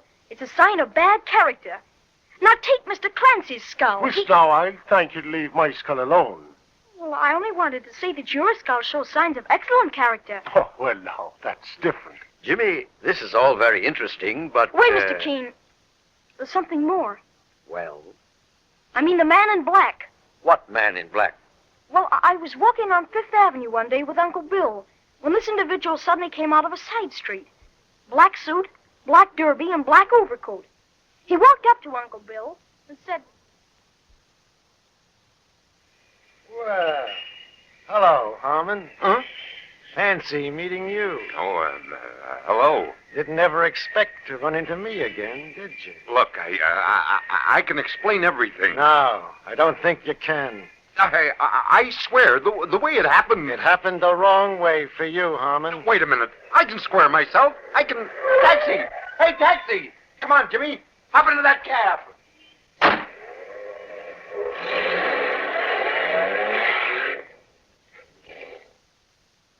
And so your uncle suddenly ran away from this man in black, eh? Yes, Mr. Keene. And now, I have a feeling that something terrible is going to happen. You've got to help me get Uncle Bill out of our house. Jimmy, did your parents know you were coming here to see me? Well, no, sir, I didn't tell them. I'm afraid I don't really have any right to interfere. But this is a dangerous situation, Mr. Keene. Well, the kid's been to too many movies, boss. Mr. Clancy, I resent that remark. I may be only 12 years old, but I'm not a child. Oh, sure. Well, Mr. Keene? Jimmy, much as I understand your dislike for your Uncle Bill, I'm afraid this is a matter for your parents to handle. But, Mr. Keene... I hope you'll drop in again someday when I have a little more time. Will you do that? All right, Mr. Keene. But I know something is going to happen. Something terrible.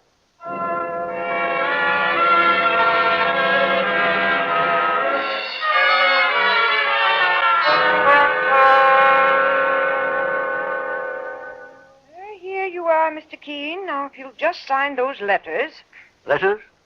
Oh, yes. You're so absent-minded today. Something bothering you?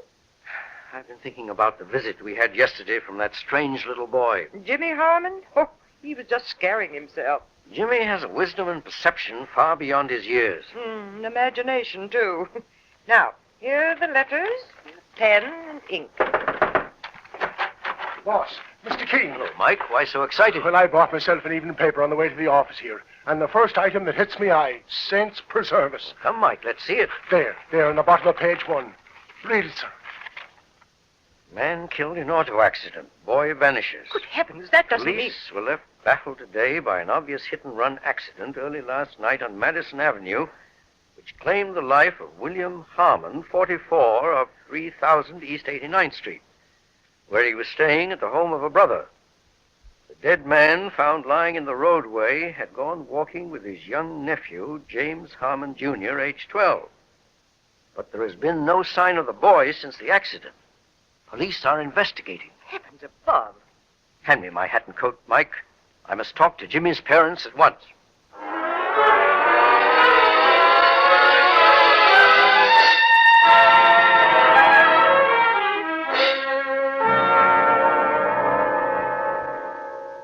Oh, yes, Mr. Keene. We knew Jimmy admired you, but we didn't know he'd been to see you. He didn't tell you, Mrs. Harmon? No, Mr. Keene. He always used to say that if anybody ever disappeared, you'd be sure to find him. Well, Mr. Harmon, more than ever, I hope I can justify Jimmy's faith in me. He's a splendid boy. So serious and so good. A sweet little owl. The way I blame myself for this. As I've told you, Jimmy had certain premonitions. Well, I don't know that had anything to do with it. We talked to Lieutenant Walker. Of the Missing Persons Bureau? Yes. He's an old friend of mine. What was his theory? Just a hit-and-run case. And he thinks that maybe Jimmy became unnerved at the sight of blood and ran away. Or else We hate to think of it. Or else that Jimmy was also hurt and the driver maybe took him to some hospital and left him there. What do you think, Mr. Keene? I need more facts. Now, what can you tell me about your brother, Mr. Harmon? Well, Bill is my brother, and I don't like talking bad of the dead. He moved in 6 months ago and just wouldn't move out again. What was his occupation? Occupation? I wouldn't much know. I hadn't seen him in 10 years. business, he said. He talked about big deals sometimes. He said he'd made a lot of money out west. Mm-hmm. What was he supposed to be doing in New York? Looking for some opportunity to invest. And that's all you know? Oh, I wish we could do something more to help you, Mr. Keene. You're so kind to drop everything like this and go hunting for Jimmy. To me, it's the most important case of my life. Well, I'll have to go now. The Missing Persons Bureau is my next stop. Thank you, Mr. Keene. God bless you.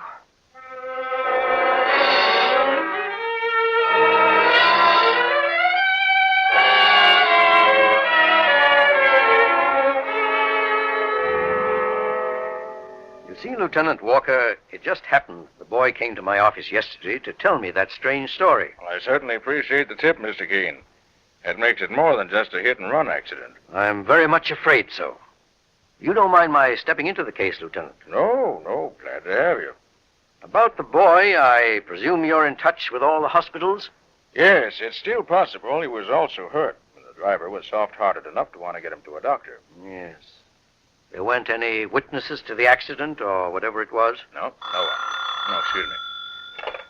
Lieutenant Walker speaking. Oh, yeah, Martin. You got a pretty good set of prints? What's that? I'll be darned. Yeah. Well, thanks anyhow. Bad news, Lieutenant? Funny news, Mr. Keene. I was a man at the morgue. Jeepers, there are 2 billion people in the world, and they all got fingerprints. Now, just when it would help to know... This man has no fingerprints? Not a trace.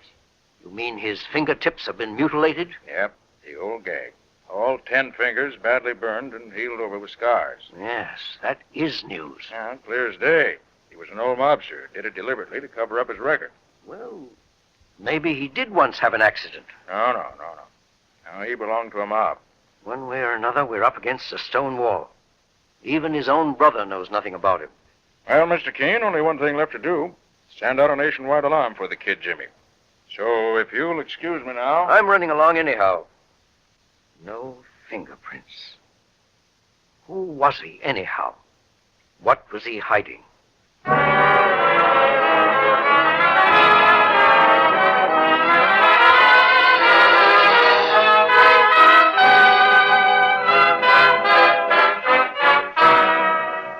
And so the case takes a baffling turn for Mr. Keene, tracer of lost persons.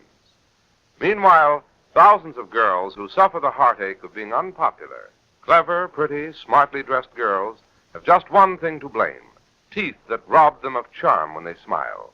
Thousands of men whose livelihood depends on selling themselves to others have the same weakness of appearance to blame. They don't know it or notice it, but the people they contact do. You may or may not be one of those people. But if you have the slightest suspicion that you are, try the new Colonos toothpaste, a high-polishing toothpaste. You'll find Colonos helps remove those dingy, unattractive surface stains from your teeth, brings out all the natural luster and brilliance that adds so much to your smile. Start using the new Colonos tonight. Remember, it's a high-polishing toothpaste. You can get Colonos, K-O-L-Y-N-O-S, Colonos toothpaste at any drugstore. Now back to Mr. Keene as he returns once more to the home of Jimmy's parents. See, Mr. Harmon, Mrs. Harmon, the one important thing right now is to get back in the dead man's past. Well, I've shown you every blessed thing that was in his room, Mr. Keene. Not one single paper there to give us a lead. One moment. Do you recall anybody who may have phoned him regularly? What? Well, now, come to think of it, Yes, Mrs. Harmon. the one person I ever knew Bill to have anything to do with, it was last week.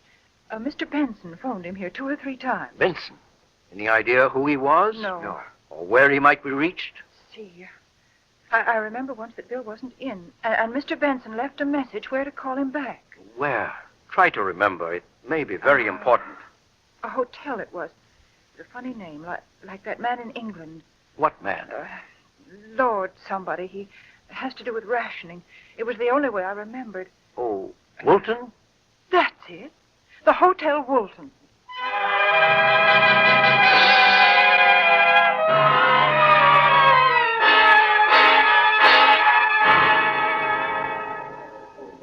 You say you're looking for a Mr. Benson? That's right, clerk. You wouldn't have his first name? I'm afraid not. All I know is that he was registered here last week. I looked through these files.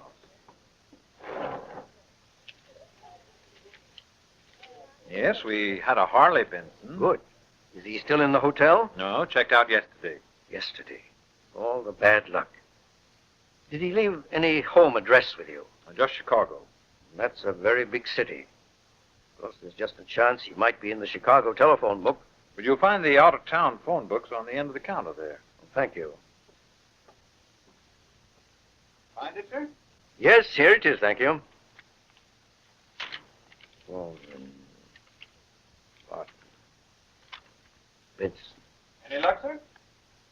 No Harley Benson. I rather imagine he wouldn't be in the phone book anyhow. Well, sir, if there's anything more I can do, I'll Yes, there is. You keep records, of course, of all long-distance phone calls for your guests? Oh, yes. Would you mind showing me Benson's? To explain my right to ask, my name is Keene. I'm a tracer of lost persons. I'm now looking for a 12-year-old boy, Jimmy Harmon, who has disappeared. Oh, yes, I read all about it in the papers. Let me see, the bill file's right here, Mr. Keene. Yes. Here's Benson. He made several calls. Did he call Chicago? Yes, sir. 3 times. His only long-distance call. And the number he phoned? Here you are, sir. The same all 3 times. Thank you, clerk. That's all I need to know.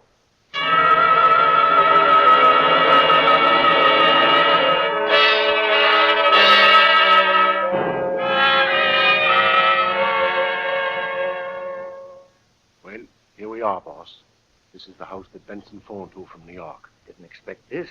It's as pretty a cottage as I've ever seen. Well, I've known gangsters to hide out in stranger places. All right. Strike a match now, Mike. Let's see the name on the doorbell. It says Malcolm Dugan. It's an alias. I'm sure it's Benson. And that Benson is that man in black that Jimmy talked about. Possibly. Well, let's bust right in and face it. Hey, you out there. Anything you want? Well, you see, we... Yeah, I seen you through the window, prowling around in the dark. Indeed you did, Benson. Say, how'd you know my name? That's a long story. I've come all the way from New York to talk with you. So I didn't expect to find you under the name of Dugan. Dugan's a cousin of mine. I board here. May we come in? Sure. Why not? Now then, my name is Keene. Say, not the detective. That's right. This is my assistant, Mike Clancy. Okay. What's next? What do you know about Bill Harmon? Bill Harmon? A gunman, huh?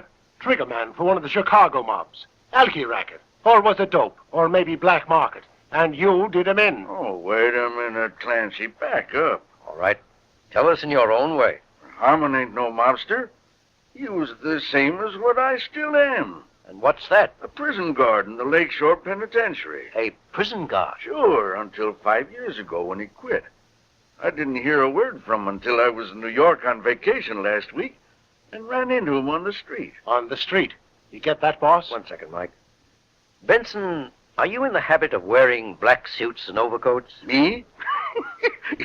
You think I'm an undertaker? Well, now, when you ran into Harmon, did he tell you what he was doing? Salesman, he said. We had a couple of beers together, 2 or 3 times. He didn't talk much. Tell me, was there any special reason why he left his job at the penitentiary? No, just quit. What were his duties? Same as me, guarding the death house. And come to think of it... Yes? There was something a little funny in his quitting. He did it just a couple of hours before that big racketeer, Legs Mosley, was burned. Mosley? Oh, yes. Harmon just walked out. Said he had enough executions. Well, it happens that way sometimes with a guard. Yes, I've heard. But now I remember something else. The minute Legs came out for his last walk to the chair, he asked for Harmon. Where's Harmon, he says. He's got to be here. He's always here. I said Harmon had a previous appointment. So Legs kept asking for him? Yeah, Mr. Keene. Think it meant anything? Tell me something else, Benson. Are there any members of the old Mosley mob still in the penitentiary that I could talk to? No, not a one. Tell you what, though. There is a guy in the pen, a lifer, who was supposed to burn the same night with Mosley. He got reprieved to life. His name is Rayburn. Like to talk to him? You bet I would. The first thing tomorrow morning.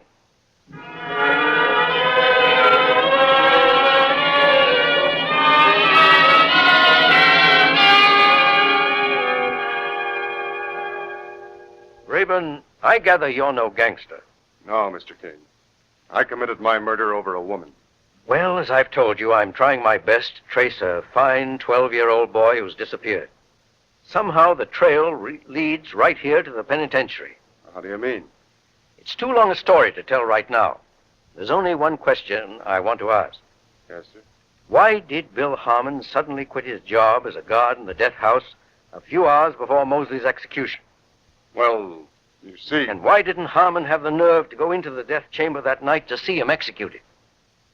Mr. Keene, I don't want to get anybody in trouble. Don't worry about that. Harmon is dead. The question now is to try to save the life of an innocent boy. Well, why did Harmon quit? Well, because he welched on a bargain. Welched? How? Well, while Legs Mosley was waiting to burn, some of his gang reached Bill Harmon and made a proposition. They would pay him $20,000 if he would help spring Legs from the death house. The brains of the plan was a fellow called Blackie. Blackie? Well, they called him that because he always dressed in black. Blackie Westlake. Yes, go right on. Well, the way I got the story, Harmon agreed. But he wanted some of the money in advance.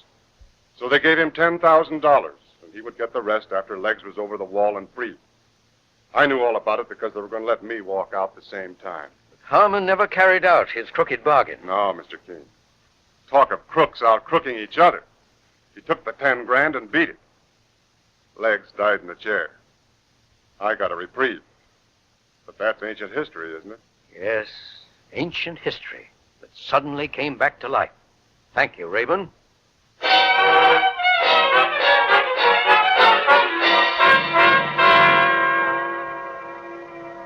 Why, sure, boss, it's as plain as day now. Blackie Westlake and the other members of the old mob killed Harmon for revenge. Yes, and abducted Jimmy because he had once seen Blackie before and was in a position to identify him to the police. Right. Now the next step. We phoned Lieutenant Walker in New York and asked him to send out an alarm. For every member of the old Mosley mob. No, Mike. Just for Blackie Westlake. And why just for Blackie? To start a civil war.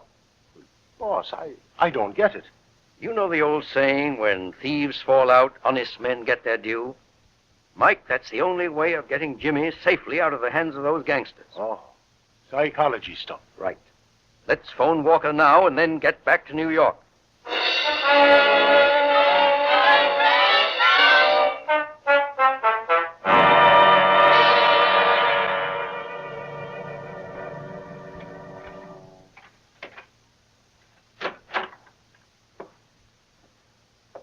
Good morning, Professor.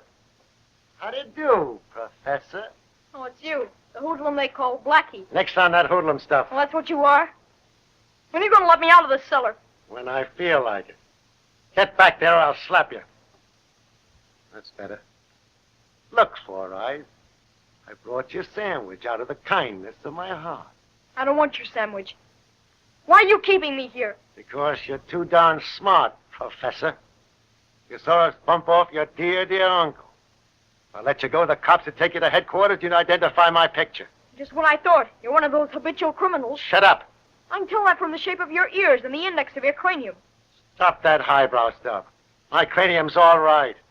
Where is this place you're keeping me? A warehouse. And a lot nearer your home plate than you think. I'm sick of it. It's cold. Let me out of here. You stay right here till the noise dies down. Now go on, get back. Get back or I'll smack you. Take your hand off me. Let me go. Oh, yeah? You slapped me right in the face. You knocked my glasses off. And that's only a sample. Let me out of here. Let me go.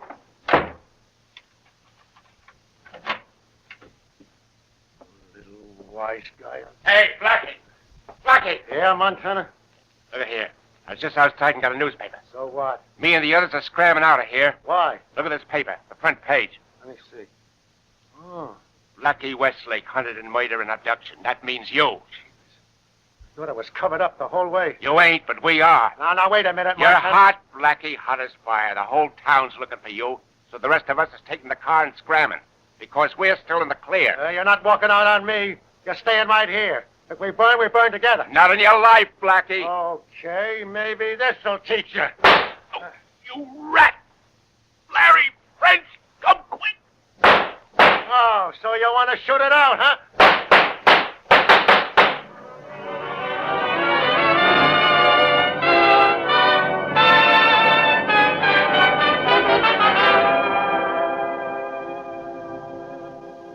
Oh, Mr. Keene, it just makes me sick to think of Jimmy in the hands of those gangsters. He's a bright boy, Mrs. Harmon. We can count on him handling himself intelligently. Besides, Mother, the police are hunting everywhere. Yes, but they might take weeks and still not find him. I'm sorry, Mrs. Harmon. I've done my best. Now it's only a question of letting nature take its course. Nature? But, Mr. Keene, those men are killers. That's exactly what I'm counting on. You see... Oh, the door. I'll go and see. Just remain calm, Mother. Oh, everybody. Jimmy. Oh, Jimmy. Oh, Jimmy. Thank God you're back again. Jimmy, my darling. Hello, Mother. Hello, Dad. Oh, darling, did those men hurt you? Are you all right? We're just a little hungry. Relax, everybody. Oh, Jimmy, we were just about crazy with worry. Where were you? In a warehouse in Brooklyn. Well, how did you ever get away from there? In a police car. Thanks to Mr. Keene. I guess you'd like to know what happened, Mr. Keene. Yes, Jimmy, I certainly would. Well, just about an hour ago, I was locked in the cellar. But I heard an argument start. The rest of the gang wanted to run away without Blackie. Suddenly, they were shooting all over the place. When the police came a little later, they were all dead or dying. Like the Kilkenny cats. Good heavens. You see, Mr. Keene, they didn't have much loyalty to each other. Yes, Jimmy, that's exactly what I was counting on. Mr. Keene, Lieutenant Walker told me how you did it while he was driving me back. Psychology, that's what you call it. Whatever it was, Mr. Keene, you saved Jimmy's life. How can we ever thank you? My own happiness is reward enough. Mr. Keene, there was something I wish to request of you. Yes. What's that? Well, when I go up, may I have a position in your organization? Well, Jimmy, I never had a higher compliment from anybody. Of course you may.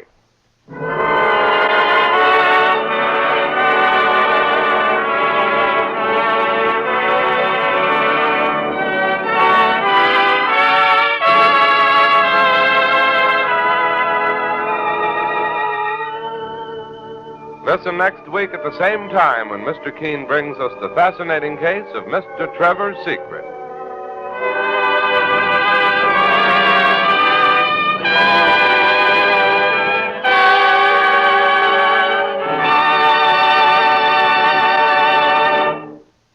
Today, the girl or woman who wants to be popular knows that one of her most important assets is a charming smile and teeth that sparkle and gleam. Knows that no matter how smartly she may dress or make up, teeth that are dingy and discolored looking instantly create an unfavorable impression. And the same is true of the man in business, whose very livelihood depends on selling himself. He knows how quickly discolored looking teeth can bring failure. That's why today thousands of smart and successful men and women are changing to the new Colonos, high-polishing toothpaste. So, for your own sake, try the new Colonos toothpaste yourself. It works like a jeweler's polish on tarnished silver. It helps remove dull, dingy surface stains, revealing the natural brilliance and sparkle of your teeth. Ask for Colonos toothpaste, K-O-L-Y-N-O-S, at your drugstore tonight.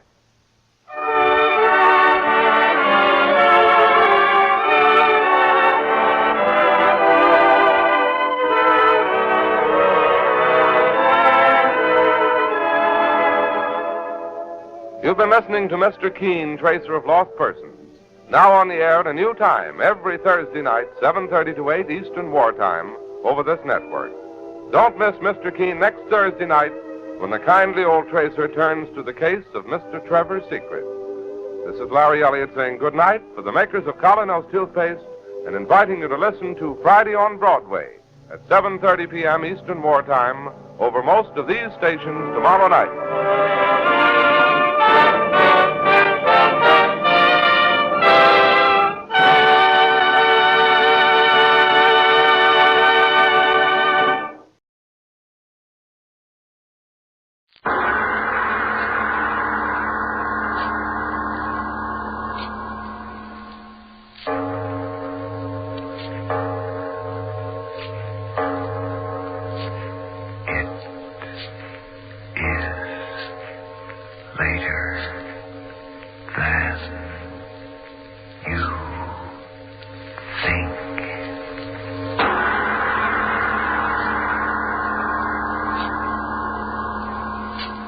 Let's go back tonight to another time, the time of King George III of England. But our story tonight is not of monarchy. It's the story of an ordinary man by the name of Samuel Jones, who had the extraordinary profession of state executioner.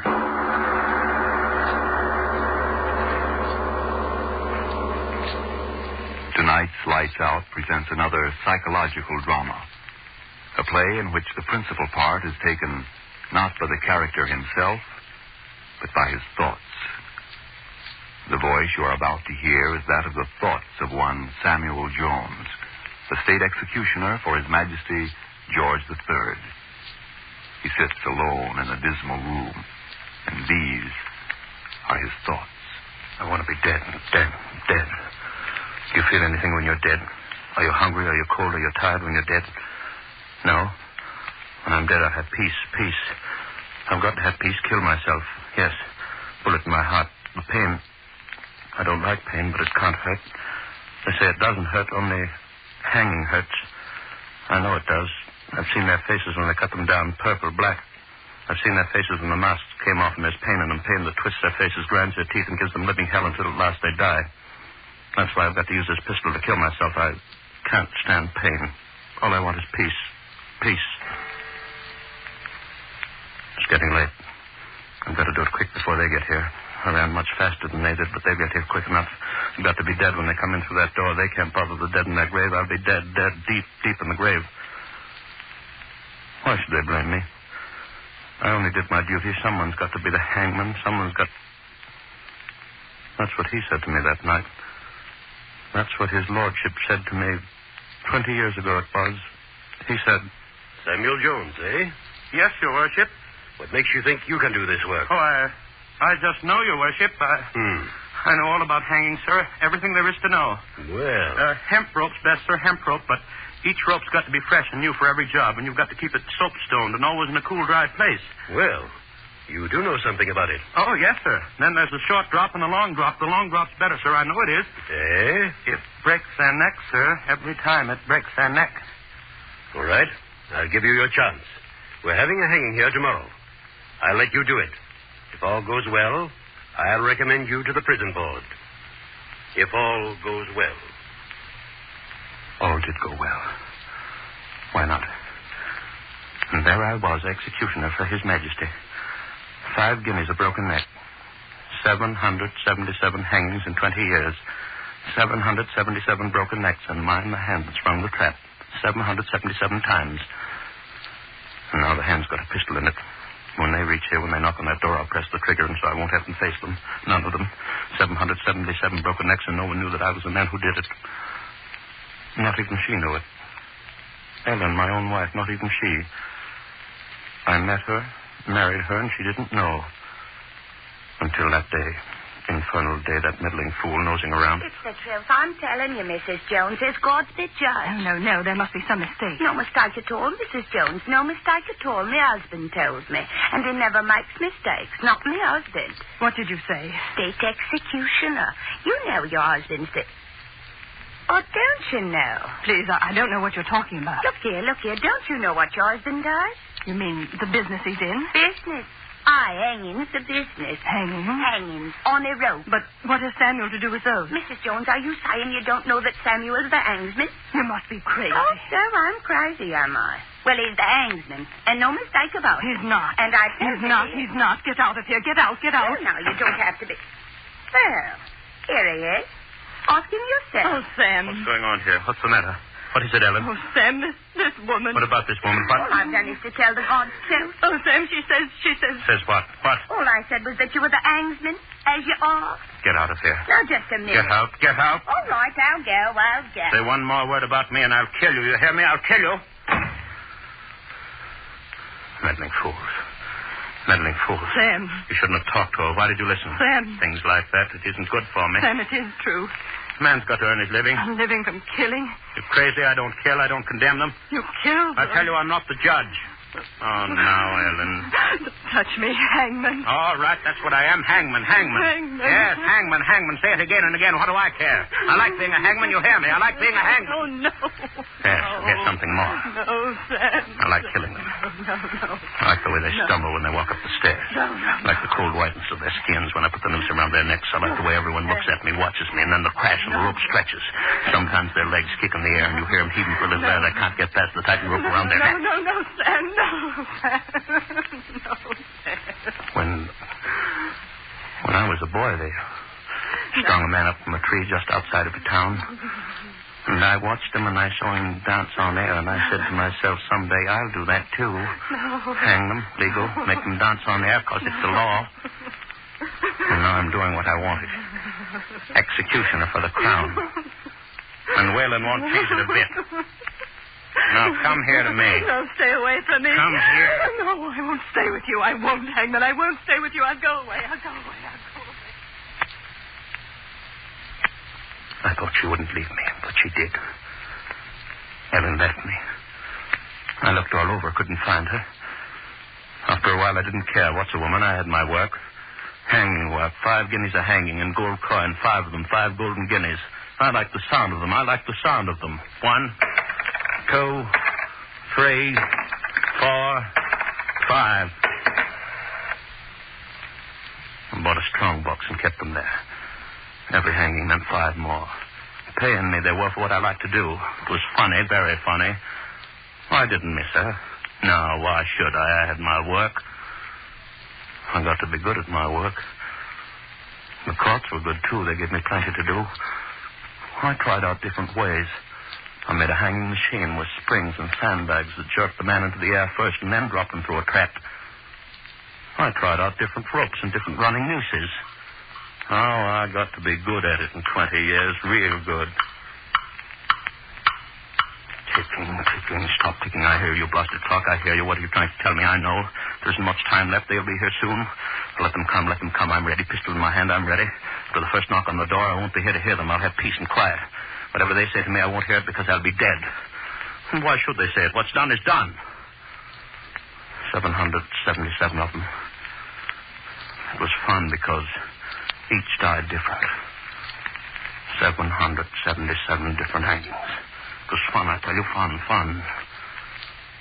Some are moaning.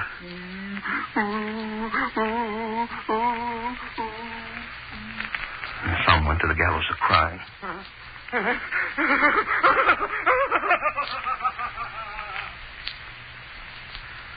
Best of all, I like the one that went out crazy scared. Screaming, yelling, wailing. Yes. The ones that were crazy scared were the best. I like them fine. And 5 guineas just the same for having fun. 5 guineas. What's that at the door? I heard a sound. No. I just imagine no one's knocking. If they knock, I press the trigger. They won't get me, not me. 777 at 5 guineas each. Coins that bit into my flesh when I grabbed them tight. Oh, I like the sound. Money, yellow money. First, I like the hangings best, and then the money. Then I got to like them both. Watching, eager around the courtrooms, this trial, that trial. Would they hang him? Would they hang her? Would the judge say guilty? If he did, meant hanging another 5 guineas. Oh, I'll watch for business, new business, my business. Hang them up and watch them die. When will they knock on the door? When? Pistol's heavy in my hand. He used a pistol, too, they said. Tom Allen. I read about him in the court announcement one day when I was outside of the courtroom looking for new business. Hanging business. Thomas Allen, 20-year-old law student, was charged by the city police with having murdered his sweetheart, Lorraine Hamilton, 19-year-old daughter of Arvin Hamilton. Young Allen denied the charge vigorously. He stated that the girl had sent him a letter in which he told of her intentions of committing suicide. But at a late hour, Allen was unable to produce this letter. He was held without bond at the tower in the church. Yes, that's what it said. That's what it said. He'd murdered her, young girl. The minute I read it, I said to myself, Sam Jones is the next one. I could hear the money clinking in my hand already. And Tom Allen hanging by his neck. What am I thinking about? I don't think I'll knock on the door and let me get this over with.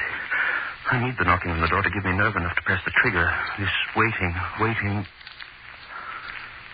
I waited for Tom Allen, too. I waited for them to say guilty to him so I could put the running noose around his neck. I waited, going every day to the trial. The prosecutor for the Crown said... Guilty. The young man's solicitor said... Not guilty. The young man said... I didn't do it. I tell you, I didn't do it. She did it herself. She wrote me a letter saying that she was killing herself. She wrote me a letter. She wrote me a letter, I tell you. She wrote me a letter. Yes, that's what he said. She wrote me a letter saying she was killing herself. But where was the letter? Where was the letter? Nobody knew. Couldn't find it. And day after day, sitting there in the courtroom, I could see the noose coming close and close. A few days more and he'd be dancing on air. Another 5 guineas in my box. Such a pity, such a handsome young man, strong young neck for my rope. I say he didn't have a chance. What good did it do for his solicitor to keep saying... I tell you, gentlemen, it is circumstantial evidence and circumstantial evidence alone which has been produced. A weird combination of circumstances have conspired to make it appear that the suicide of this unfortunate girl was a murder committed by this equally unfortunate young man. And an equally weird set of circumstances have resulted in the disappearance of this vital letter which clears Tom Allen of all responsibility for Mistress Hamilton's death. In this letter, the girl clearly stated that she was taking her own life by poison. In spite of the absence of this letter, surely you as intelligent men can tell after seeing and hearing Tom Allen's testimony that he is telling the truth, that such a letter did reach him, and that he is innocent of all wrongdoing. But there was no letter. He didn't have a chance. The prosecutor for the Crown got up. He said... The letter. The mysterious letter. And where, gentlemen of the jury, is this letter? To what mystical realms has it disappeared? This wondrous communication which so conveniently absolved Tom Allen for the death of that poor girl. Where, I ask again, is this letter? The young man has stated repeatedly that the letter was in his lodging undestroyed. But every inch of that lodging has been carefully examined. And yet the letter has not been found. And why hasn't it been found, gentlemen? I'll tell you. It is because that letter does not exist. Lorraine Hamilton never wrote such a letter. She was murdered. Murdered in a fit of jealous rage by this man who expects you to believe a preposterous story about her death. Yes. I sat there and I felt good. Because I saw that young fellow didn't have a chance. My noose was getting closer and closer to his neck. And then the black cap on the judge's head. For this vicious crime against the order and security of the Crown, you, Thomas Allen, are hereby condemned to be hanged by the neck until dead. No! No, I didn't do it. I didn't do it, I tell you. I didn't. I'm innocent. I didn't do it. I tell you, I didn't. Then I had him. All his yelling, all his screaming wouldn't do any good. I had him. All ready for my noose, guilty. I wanted to go up and thank the judges. Gave me business, hanging business, devil's business. Why don't they hurry up and get here? I wouldn't have to think anymore. Knock on the door. I wouldn't have to think. Finger squeeze the trigger. Finished piece. I wouldn't have to think what happened then, what happened after they said the boy was guilty. They put him in a cell. Death cell. The door shut tight. And I stood and watched. They put him in a cell. 5 golden guineas in the cell.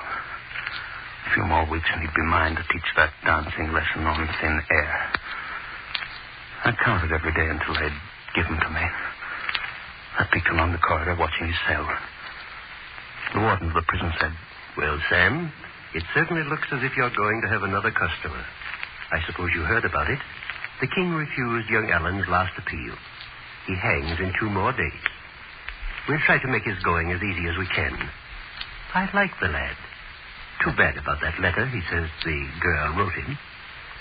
Well, no use talking about it. We've got to do our duty. Oh, by the way, you're going past the cell? Here's some books of his. His landlady sent him. But he might like to read them while he had the time. Take them with you, Sam, and give them to him. It'll be his last time to read. So I took the books along. Why not? Reading wouldn't save that neck. I started down the corridors with his books. Down the corridors toward the death cell. Something white fell out of one of his books, and I picked it up. It was a letter, and it read, Dear Tom, I told you I was going to kill myself, and now I'm going to do it.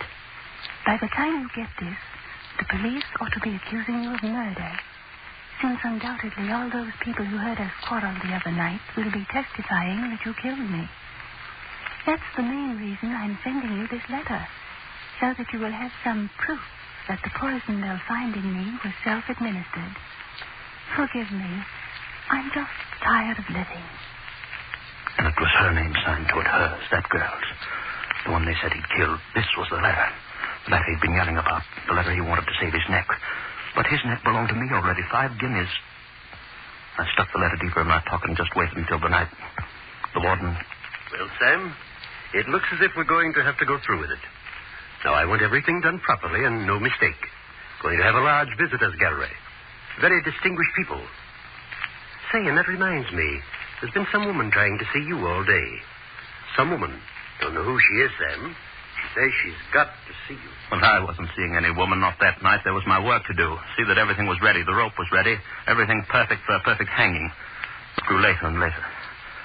I could hear him in the death cell pleading with the minister. You've got to help me, sir. You've got to. You've got to get the king. He's got to believe that I didn't kill her. I didn't. Oh, won't anyone believe me? She wrote me a letter. She wrote me a letter in which she said she killed herself. She wrote me a letter, I tell you. She wrote me a letter. Yes, a letter. The letter was in my pocket, and there it was going to stay until it was all over. He couldn't live. He couldn't live now. I'd waited too long. It had been such a long time since they'd given me a good, strong neck to hang. They couldn't cheat me now. At last it was the hour. They came for him in his cell.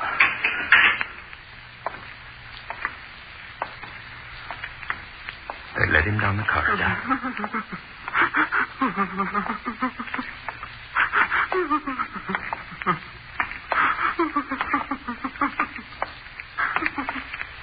And then they were marching him up the stairs to the gallows.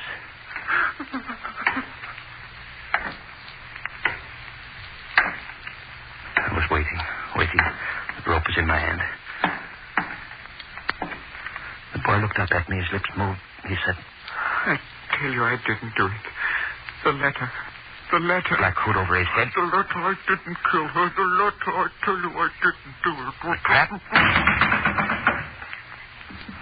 His heart.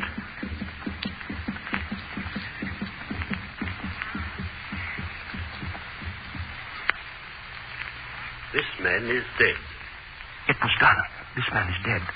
5 golden guineas, the warden said. Good work, Sam. Broke his neck. I went out into the street. I was walking home. I felt real good. 5 golden guineas. A woman came up to me and said... Are you Sam Jones? Yes, that's me. What do you want? I haven't got time You'll have time to listen to me, Hangman. Who are you? Look at me. Ellen. Yes, Ellen. Wife? Wife no longer, Hangman. Nor mother either. Eh? No mother either, and you're the thing that's done it. Oh, wait, what? I tried to reach you. I tried to tell you. They said you wouldn't see me. What could I do? Your hand did it. Yours, Hangman, yours. What are you talking about, woman? What? Tonight, Tom Allen. My maiden name was Allen. Don't you understand? You hung Tom Allen. Well, and so I did. What of it, woman? What of it? Tom Allen, Hangman, was your son. No. Your son. You hear me, Hangman? Your son. You hung your son. You hung your son. Your son. You hung your son. Your son. Your son. You hung your son.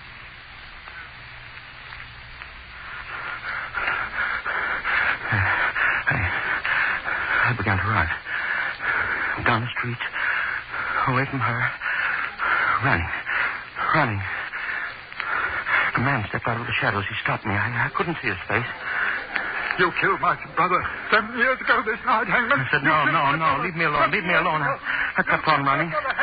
A woman stopped me. You killed my brother 7 years You hung my father, monster. You hung my father 11 years ago. No. I said, no. Let me go. I kept on running, but they kept after me, yelling, screaming. I kept on running. Faster. New voices joined them. I looked back. The street was black with hundreds chasing me, yelling, screaming. I'd hung their sons, fathers, brothers. The street was black with them, I tell you, and every one of them akin to one of the 777 that had felt my rope. Chasing me. Hundreds of them yelling, screaming after my life, wanting my blood. Hands outstretched like claws to catch me, tear my flesh and stretch my eyes up. Running, mustn't catch me, no! That's the way I did it. opened the door, lost a pack of them. Every one of them wives and sons and brothers of the 777. But they'll find me. They'll search me out. They're searching me out. Yes, they'll find me. That's why my finger's on the pistol. The mob won't get me. No, the mob won't get me. Funny mob they were. They're not bodies, just heads of people chasing me and yelling. They won't get me. No, they won't. When they find me here, when they knock on that door, I'll kill myself. And they're here outside the door. You won't get me. Not you. Yes, I hung your sons, husbands, killed your friends, lovers, but that's not all. I hung my son. You hear me? Hung my son for 5 guineas. Hung my son.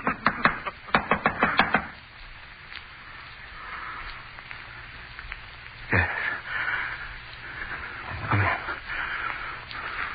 Come in, all of you, and see me die.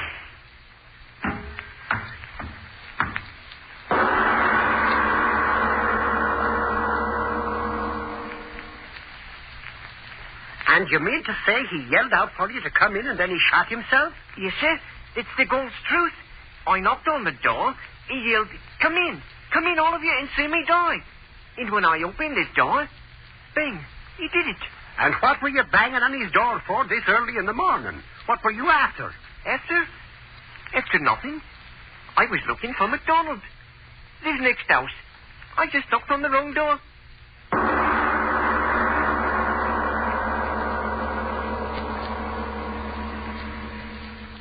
The Jack Benny Program.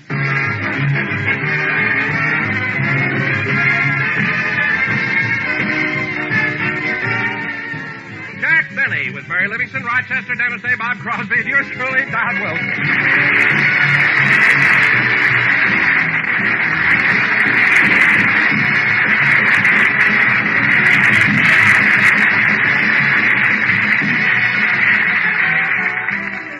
Ladies and gentlemen, let's take you back to yesterday. Last night, the members of the Beverly Hills Beavers put on a play at the school auditorium. Of course, Jack Benny, who happens to be the treasurer of the club, was planning to go. We now find Rochester pressing Jack's tuxedo.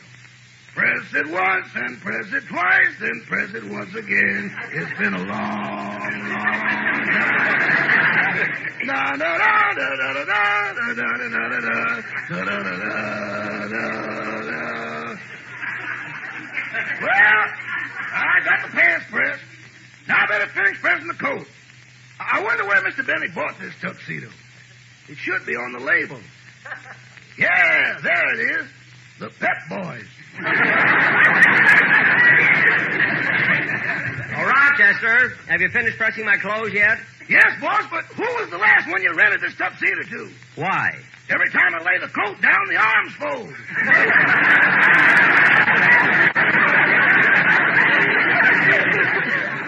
Oh, stop. Anyway, you're only going to a school play. Why dress formal? Well, Rochester, the Beavers aren't putting on just a play. They're going to do their version of my radio program. You see, each one of the kids will portray a member of my cast. Oh. And since I'm the inspiration for their show, they may ask me to come up on the stage and make a speech. Gosh, I'll never forget 10 years ago when I made that speech at the Academy Awards. Boss, I didn't know you were on the speaker's list. I wasn't, but I just had to get up and tell them what I thought of them. I'm glad I did, too. I'll get it, Rochester. Oh, hello, Mary. Hello, Jack. Am I early? Well, we don't have to be at the school auditorium for a half hour yet. Sit down, Mary. Thanks. You know, just before I left home, I was talking on the phone to Mama. Oh, your mother, eh? Mm-hmm. What did the no loose ends of Plainfield have to say? She told me she read in the paper about your visit with President Eisenhower. That's right, Mary. I did visit the president. Did he show you around the White House? Yes, Mary. He was very nice to me. And, Mary, remember when you saw the White House on television, that big room where the piano was? Uh-huh. There's a putting green there now. Pretty nice, though. Here's your tuxedo, boss. Oh, help me on with the coat, Rochester. I want to see if it still fits. Thanks. Jack, if you wear that old tuxedo again, I'm not going out with you. It's so old-fashioned now. Old-fashioned? Yes, look how long the coat is. What are you laughing at? You look like the villain in The Drunkard. Only when I wear the cape. Now, Mary. Jack, I mean it. I wouldn't be seen dead in that tuxedo. Our last customer didn't mind. Now cut that out. I'm going to wear this tuxedo, and that settles it. Now, Rochester, I won't be home. And there's the phone. I'll get it. Hello? Hi, Jack. This is Bob. I Oh. hate to bother you today, but, well, I wanted to let you know I'm on jury duty. Jury duty? You're kidding. No, the first case comes up Wednesday, and it may last for weeks. But this is ridiculous. You'll miss my show. Didn't you tell him you worked for me? Yes, I did, Jack. Well, why didn't you tell him it would be a hardship if you had to lose the income from my show? Well, I told him, Jack, but that didn't work either. Why not? Well, they pay more than you do. What? $3 a day. Well, that temporary work is always high. But, Bob, I just can't let you miss my show. Well, there's really nothing you can do about it, Jack. Oh, no? What about my contract with you? Well, that's the case that we're trying Wednesday.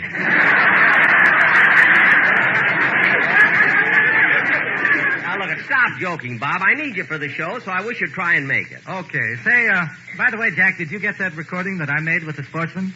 Oh, yes, Bob. It's right here. Well, will you play it? I think you might enjoy it. All right, I'll play it right now. So long, Bob. Goodbye. Oh, Mary, Bob sent me a record that he made with the Sportsman Quartet. Let's play it. Okay, where is it? Right there by the phonograph. And play it loud, Mary, so I can hear it in the other room while I'm getting dressed. Okay.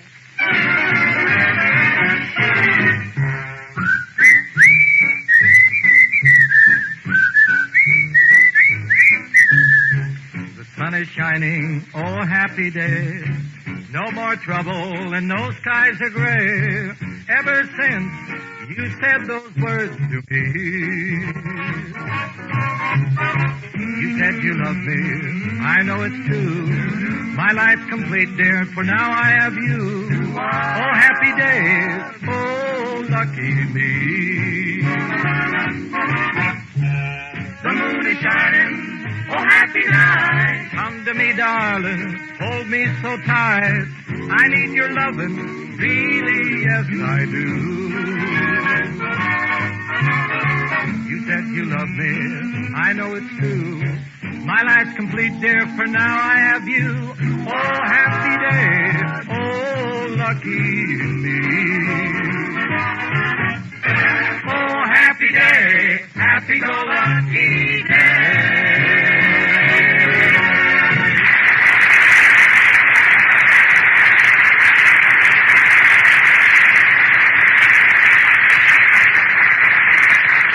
Say, Mary, that was very good. It was thoughtful of Bob to get the sportsman to do it with him. Oh, it sure was. Say, Jack, don't you think it's about time we left for the school auditorium? Yes, we haven't got much time. Rochester, get my car out of the garage, will you, please? You can't use the car, boss. A nail went through one of the tires. Oh. I told you not to buy such cheap tires. Well, Rochester, the most expensive tire in the world can be punctured by a nail. A fingernail? Well, what did you touch it for? Always testing. Now what are we going to do? Well, I've got my car outside. Okay, we'll go in yours. Come on. Bye, Rochester. Goodbye. Goodbye. Goodbye.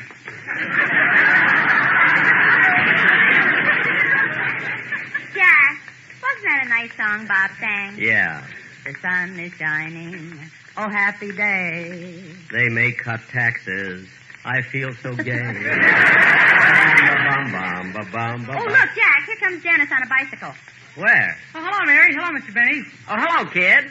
Gee, we were just leaving for the school auditorium. Aren't you going to see the Beverly Hills Beavers put on their play? Oh, sure, but it's such a nice night, I thought I'd ride over on my new bicycle. Oh, is that a new one, Dennis? Yeah, I won it last night on a quiz program. On a quiz program? Gosh, you're really lucky. Yeah. Was it a hard question? Oh, no, it was easy. The man pointed to me and said, would you pay $100 for this bicycle? I said, yes, so I gave him the $100 and he gave me the bicycle.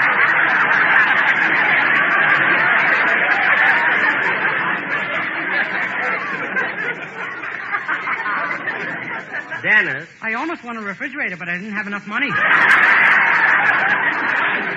Look, kid, did the master of ceremonies of this quiz program have a little hammer in his hand? Uh-huh. Dennis, you were at an auction. Certainly. All those people crowded around were bidding.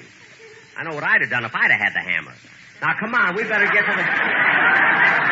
Now, come on, we better get to the school auditorium. Okay. Oh, by the way, Dennis, did you ask your mother if you could go duck hunting with me again next week? Yeah. Dennis, I didn't know you go with Mr. Benny on his hunting trip. Oh, sure. I'm his retriever.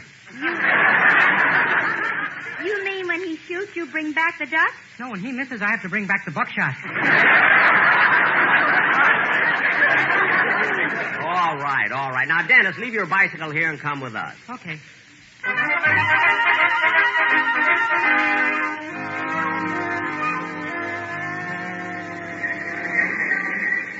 Say, this school auditorium really is packed. Well, we got pretty good seats, didn't we, Mary? Oh, these are fine. Right in the center, too. Can you see all right, Dennis? No. Why don't you ask that man in front of you to take off his hat? It isn't his. What? It's mine. I put it there. Well, take it off and be quiet. Hey, Mr. Benny. Mr. Benny. Oh, hello, Joey. Is everything ready backstage for your show? Uh-huh. Are the kids nervous? Yeah, a little bit. Well, good luck. Thanks, Mr. Benny. And by the way, you'll be happy to know that we're almost sold out of popcorn. Well, good, good. Now, push the lemonade. Go ahead. Okay.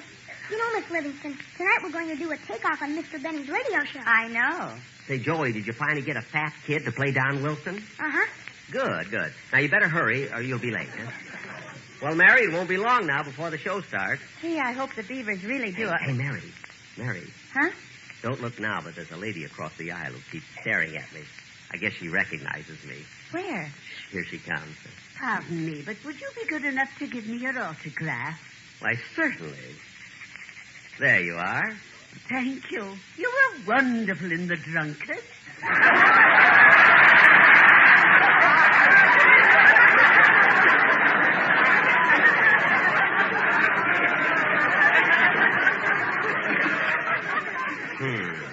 I told you not to wear that cape. I'll take it off. You know, Mary, this idea of the little kids doing my radio program is really clever, isn't it? Oh, yes, Jack. I think it's the cutest thing that... Oh, the curtain's going up. Yeah, yeah.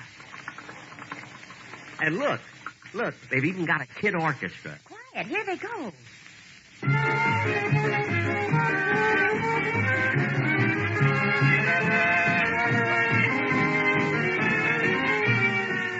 Dr. Jack Benny Show, starring Jack Benny with Mary Livingston, Rochester, Dennis Day, Bob Crosby, and yours truly, Don Wilson.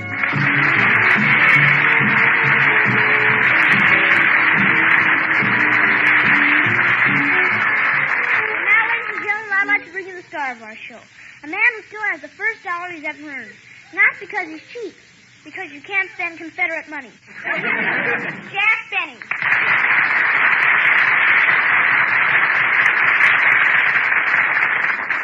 Thank you, thank you, thank you.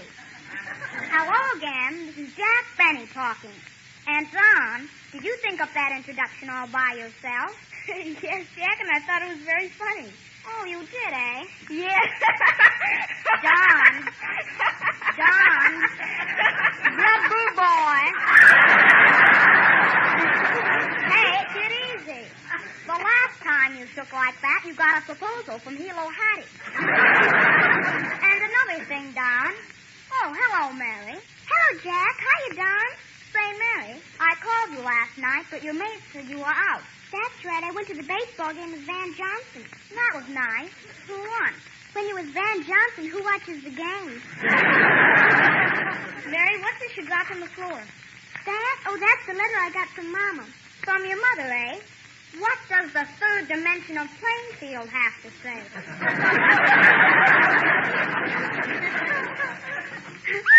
I'll read it to you.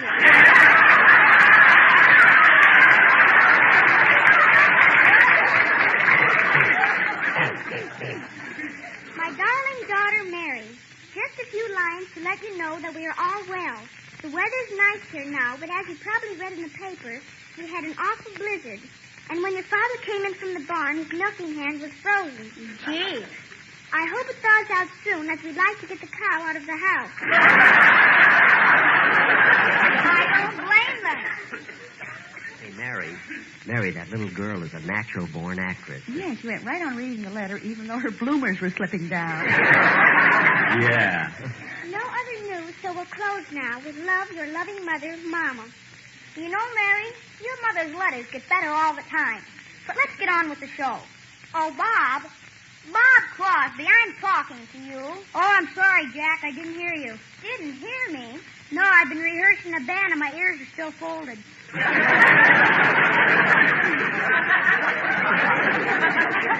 Oh, say, Bob, I meant to ask you, did you learn how to pronounce that word yet? I think so. Let me hear you say it. Manischewitz.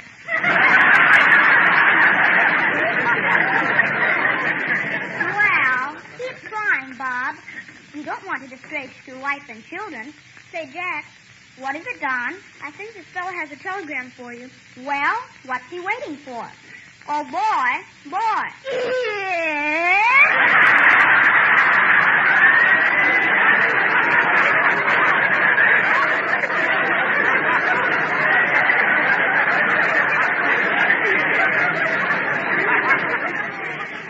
Oh, fine. Are you from Western Union? Who do you think I am with this uniform, Nelson Eddy? Never mind. Just give me the message. Here you are. And here's a tip for you. Oh, boy, a nickel. Now I can send my father through college. Say, I've had trouble with you before. What's the matter with you? Do you enjoy aggravating me? Oh,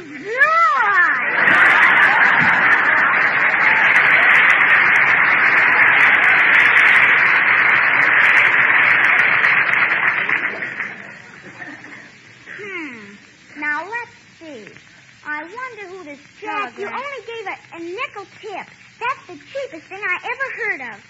Mary, be quiet, or you'll be known as Nylon Nellie at the May Company. And now, ladies and gentlemen, for our feature attraction tonight, we are going to do... Hello, Mr. Benny. Hello, Mary. Hello, Dennis. Hey, kid, I'm glad you got here because it's time for your... Wait a minute. Dennis, look at me. Huh? Dennis, this is the first time I ever saw you wearing glasses. Are your eyes bad? No. Then why are you wearing those glasses? My uncle died and left them to me. Your uncle? Oh, that's a shame. Yeah, I can't see a darn thing with them.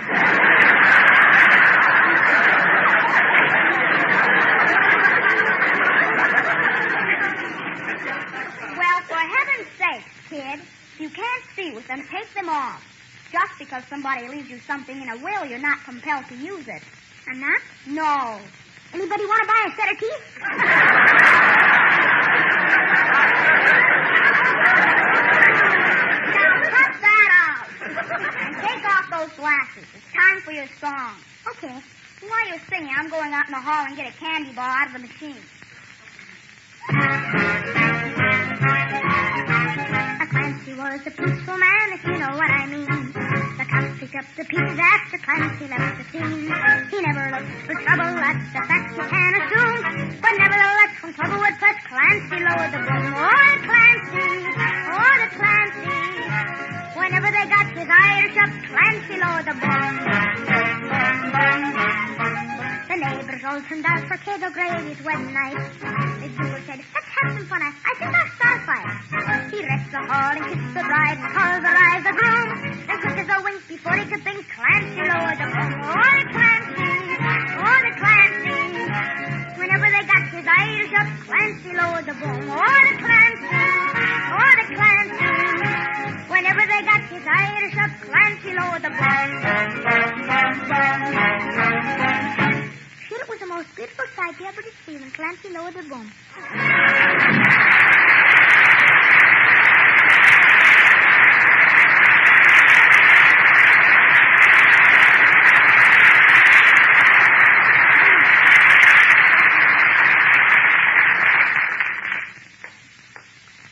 Where's the candy machine?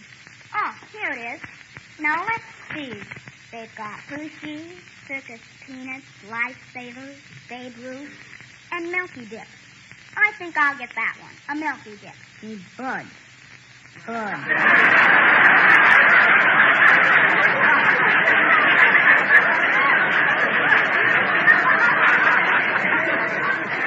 Huh? Come here a minute.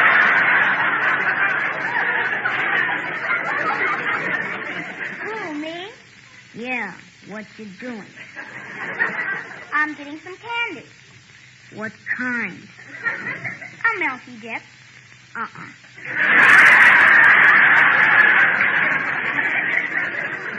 What? Get a Hershey bar.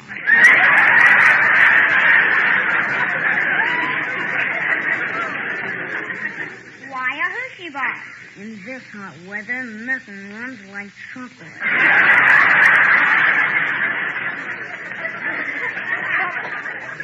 But I want a Milky Dip. Milky Dip hasn't got a chance. What are you talking about? Milky Dip not only has chocolate on the outside, but it has cream in the center. That's what'll give you the trouble. What? Cream is hard to handle unless you whip it.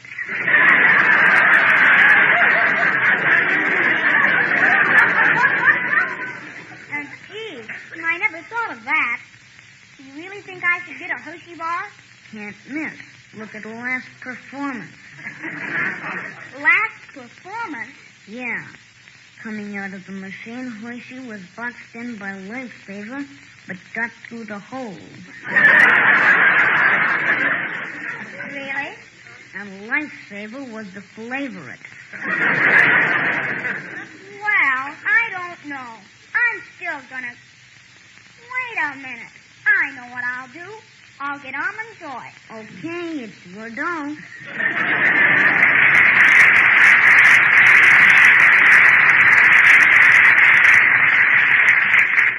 Wasn't he cute, Jack? Just like the tout on our show. Yeah.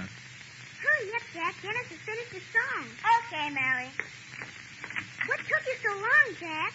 Oh, I ran into that racetrack tout. Now, where were we? We're supposed to start our sketch. Oh, yes. Well, hold it a second. Kids, before we start, I want to call Rochester. Oh, Mabel. What is it, Gertrude? Mr. Benny's line is flashing. I wonder what the snow of Kilimanjaro wants now. Well, I'll answer it and find out. Hello? Hello? Gertrude, will you try to get me Rochester, please? Just a moment, Blue Eyes. He wants us to get him Rochester. It's a good thing he talked to you. I'd have hung up on him. Why? Jack took me out once and didn't even kiss me goodnight. I can't understand it.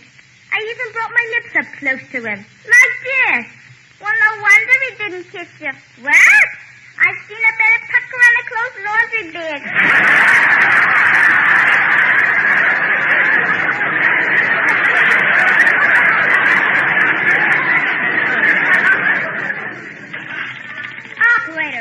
Operator, get me Rochester. Yes, Mr. Benny, I'm ringing for you. Mr. Benny's residence, star, stage, screen, radio, television, and the man who knows. Never mind that, Rochester. Oh, it's you, boss. Yeah. Did the man from the used car lot come around to buy my car? Yes, sir. Well, did you tell him the price was $1,000? But he told me that the used car market has dropped some in the last few days. Oh? What did he offer you? $750. Well, that isn't so bad. You ought to see where the decimal point is.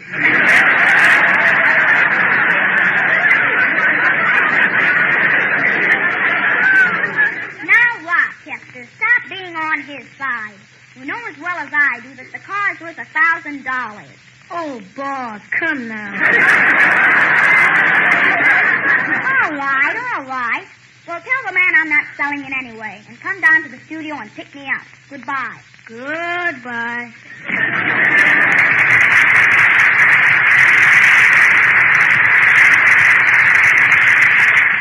Jack, you were on the phone so long we haven't got time to do the play.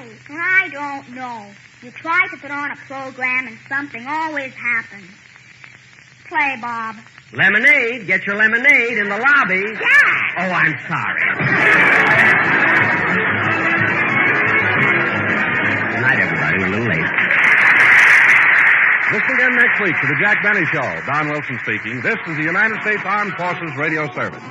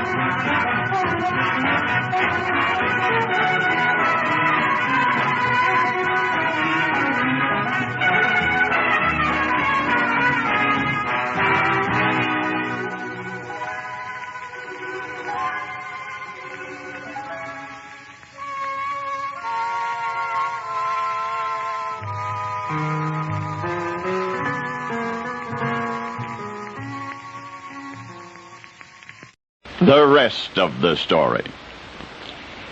You have heard the phrase animal magnetism. It was invented by an 18th century German doctor named Franz Anton. His early medical career was legitimate, MD from the University of Vienna, so forth. But then Franz started playing with magnets. For years he was convinced that magnets possessed healing power. So convinced was he that he had everything in his personal, professional surroundings magnetized. Eating utensils and medical instruments, even the trees outside the window. Yes, Franz believed that you could magnetize trees, and he also kept a little pouch with a magnet in it around his neck. And whenever he encountered a particularly tough medical case, one that defied conventional cures, he would stroke the patient with a magnet. And what do you know? Some of them actually got better. Some of them actually got well, and eventually, Franz's last resort magnetism therapy became his treatment of first resort. One day, Franz came to a startling conclusion. The healing power was not in the magnets at all. It was in him. He personally, biologically, perhaps even supernaturally, possessed some strange sway over physical illness, and hence the term animal magnetism. He, Franz, was the animal. He traveled to Paris. He cured, I use that word advisedly, he cured more people than ever before, and through the force of his personal influence alone, he claimed that he was effecting these cures. People in Paris adored him. He became famous. He opened a treatment center. He organized group healing sessions. Patients were arranged in a circle in a softly lighted room with ethereal music playing quietly in the background, and Franz would greet them in a flowing lavender robe made of silk, and he would wave a magnetized wand, and he would speak reassuringly to the assembled, and he would pass his wand slowly over each of them, and he would place his hands on them. It was that last part, the part about placing his hands on them, that got Franz in trouble. Responsible medical doctors protested that he was seeking to arouse his female patients sexually, and that his so-called therapy was useless. Well, anyway, a major controversy erupted. On the commission appointed to investigate Franz was Benjamin Franklin. Among those defending the wand-wielding physician was Marie Antoinette. The critics won, and they ran Franz out of town. He died in obscurity 3 decades later. His medical cures, we now know, and there were a great many, had nothing to do with metal or animal magnetism. They were the product of faith which Franz's patients had in him, and perhaps something else, for when ailing people came to Franz, to sit in the semi-darkness listening to soothing music, to hear the lulling monotone of his mellifluous voice, to watch the rhythmic waving of his not-so-magic wand, they, his patients, were participating without knowing it, without even Franz himself knowing it. They were participating in the yet-to-be-discovered psychotherapy of hypnotism, the unwitting and utterly accidental invention of a crackpot who died a nobody, named Franz Anton Mesmer.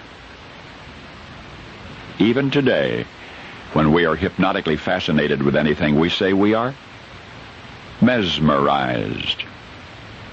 Well, now you know the rest of the story.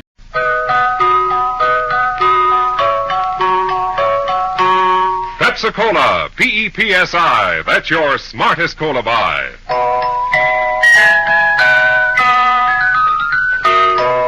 Pepsi-Cola presents Counterspy.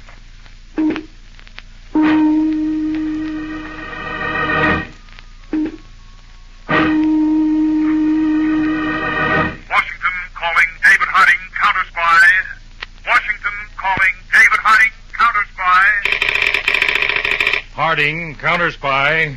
Calling Washington.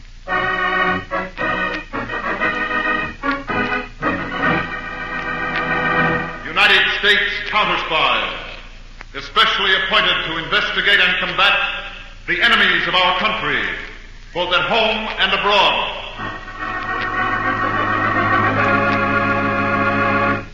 Tonight, the case of the cold-blooded professor. Another Counterspy report to the American people. Brought to you each Tuesday and Thursday by Pepsi-Cola. Pepsi-Cola hits a spot. 2 full glasses, that's a lot. That's right, you heard what they said. 2 full glasses of sparkling Pepsi from 1 big 12-ounce bottle. You're getting an extra glassful. And what a delicious glassful. The most refreshing, delightful cola that ever tickled your taste. You can't top Pepsi's tangy flavor. And that big, big bottle saves you money. Goes twice as far. Pepsi's America's big, big favorite. And America's biggest cola value. So why take less when Pepsi's best? Whenever you reach for refreshment, remember, Why take less when Pepsi's best? And now, to Counterspy.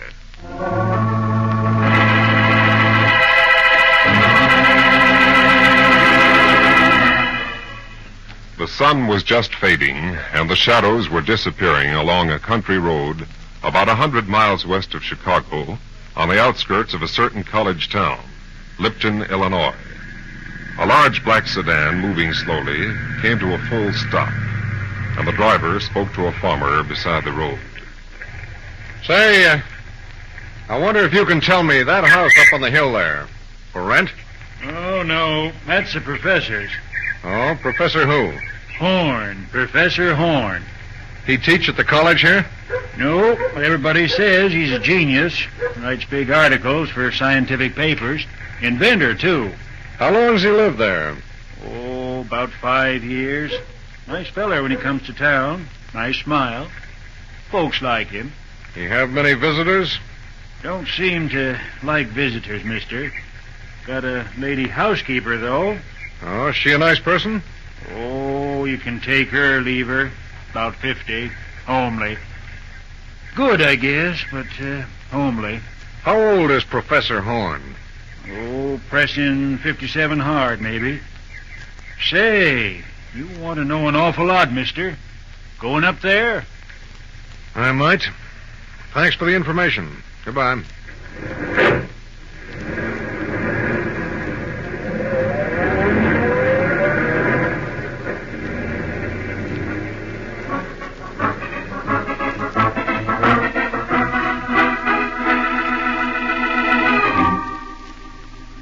Professor Horn, where do you want these books to go?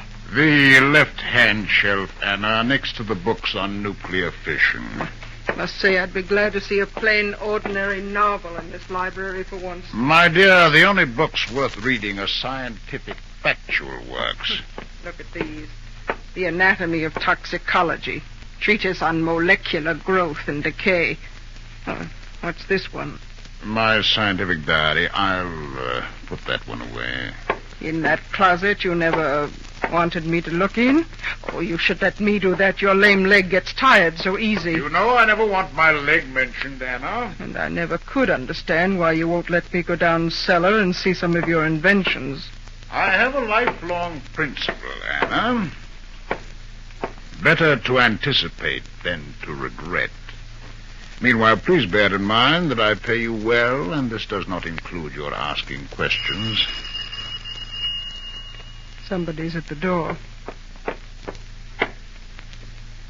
There's a black sedan in the driveway. Go see who it is, but don't bring anyone in unless absolutely necessary. I won't, Professor. Close that door, Anna. Of course.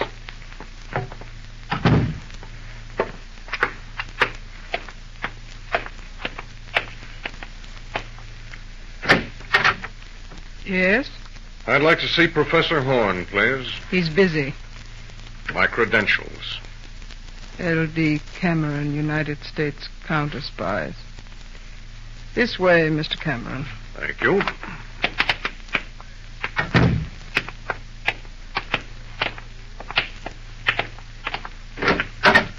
Professor Horn, Mr. Cameron of the Counterspies. Thank you, Anna. That will be all. Mr. Cameron, I live on an ironclad schedule. I should now be in my laboratory downstairs, hard at work. I trust you can be brief. 2 nights ago, at 11:07 p.m. in Amberville, 42 miles south of here, the Farmers Exchange Bank was robbed of $121,000 in cash. The robber used a very ingenious electronic method of silencing the vault alarm system. However, the car used by the robber went through a puddle of oil and left certain tire tracks. Am I being brief enough? No. But continue. Every garage within 50 miles of Amberville has been checked for a car with those treads. The car in your garage has those tire treads. That's a coincidence, Mr. Cameron. That's no coincidence, Professor Horn. I'm placing you under arrest on suspicion of robbing the Amberville Bank. Oh, this is upsetting, Mr. Cameron. Leave that drawer alone. Put your hands in the air. I said put your hands in the air. As you say.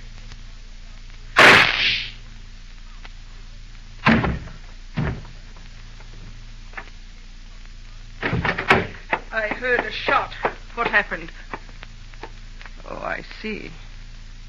But how'd you shoot him? There's no gun in your hand, Professor. See under my coat, Anna? My invention, a small flat-handled gun strapped alongside my chest. And a wire up through your sleeve. When I raised my hands, it fired the gun. Now, no more questions. We're leaving, Anna. Help me unpack the closet. So at last I'll see what you keep in there.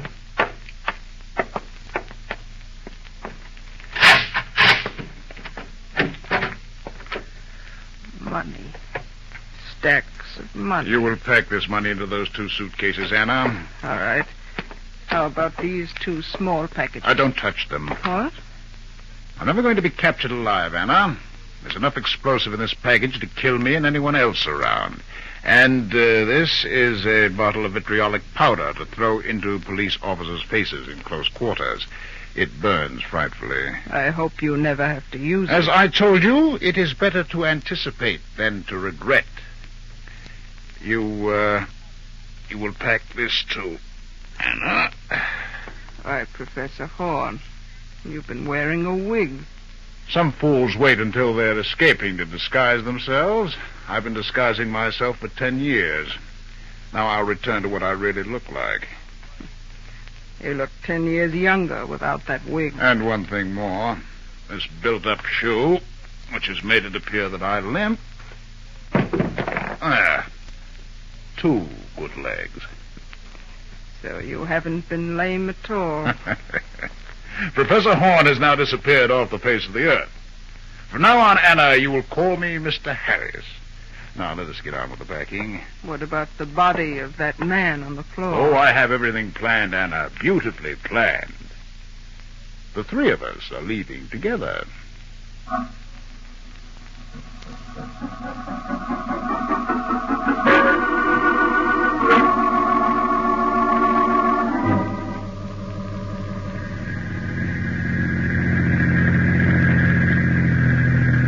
We've been driving some time, Anna.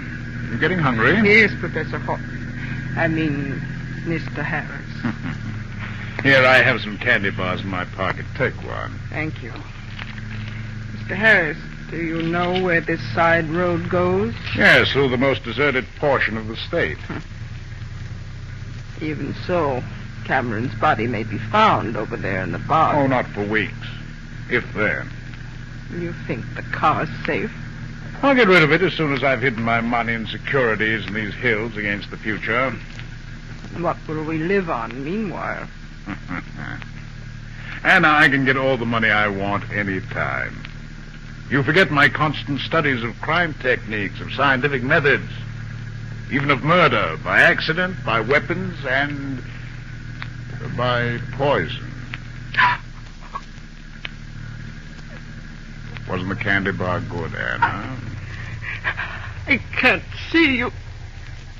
You poisoned me. Of course, Anna.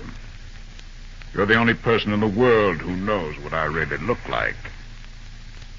How could you expect to go on living?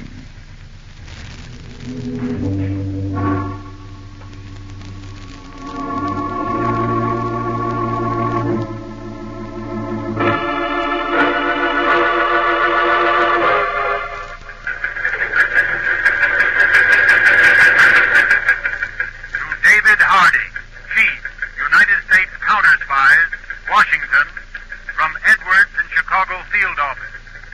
Counterspy L.D. Cameron vanished while investigating Amberville bank robbery.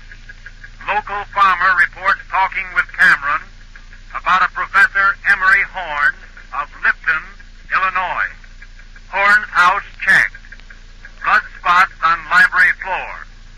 Horn, housekeeper Anna Cable, and car have also vanished. Advised. Chicago, from Harding. Peters and I are flying to join you at Professor Horn's house immediately. Allow nothing to be disturbed.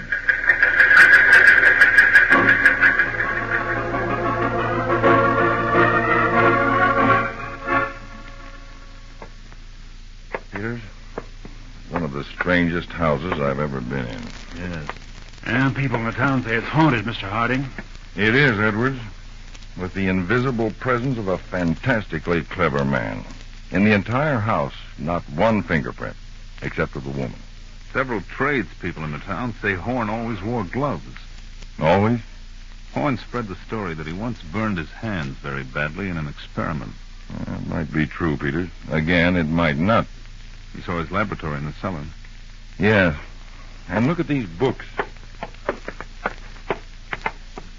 Chemurgy and practical applications. Calculus and the theory of relativity. Works on atomic energy, chemistry, poisons, explosives. Takes an extraordinary man to absorb all that, Dave. Horn's obviously extraordinary. And a genius at covering up.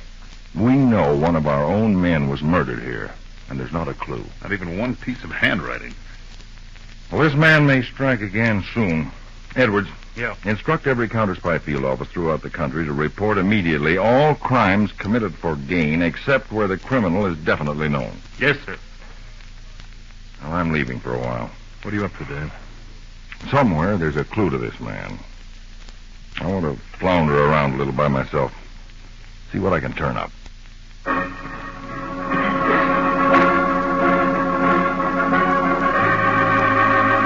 Dr. Connors, in one of the grocery stores in town, a clerk told me that a year ago Professor Horn wasn't feeling well, and that led me to you.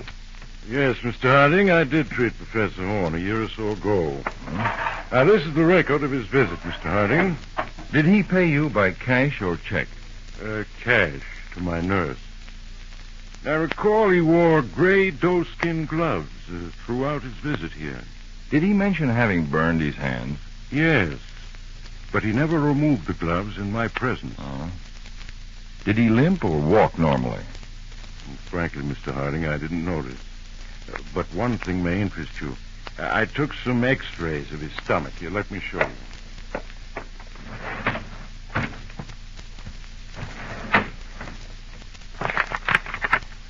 These three show all that's important. These small, darker patches. Ulcers? Peptic ulcers. A severe case, Mr. Harding. A Horn is one of those apparently iron-nerved men.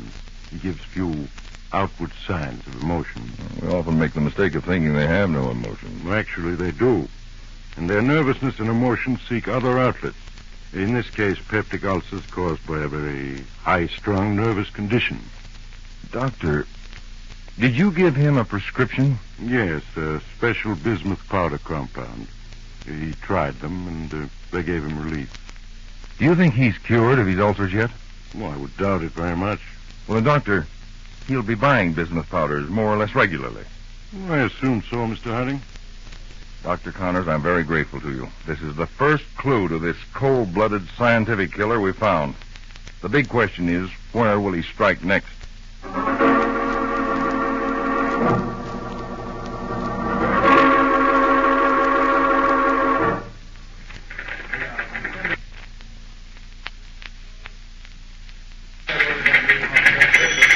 Miss Lawrence, file these chemical orders, please. But, Mr. Johnson, I never handle these local Denver orders. Miss Lawrence, Well, what is it? What's the matter with all of you? Good day, everybody. Why stop working? Don't point those guns at us. Are you the boss here?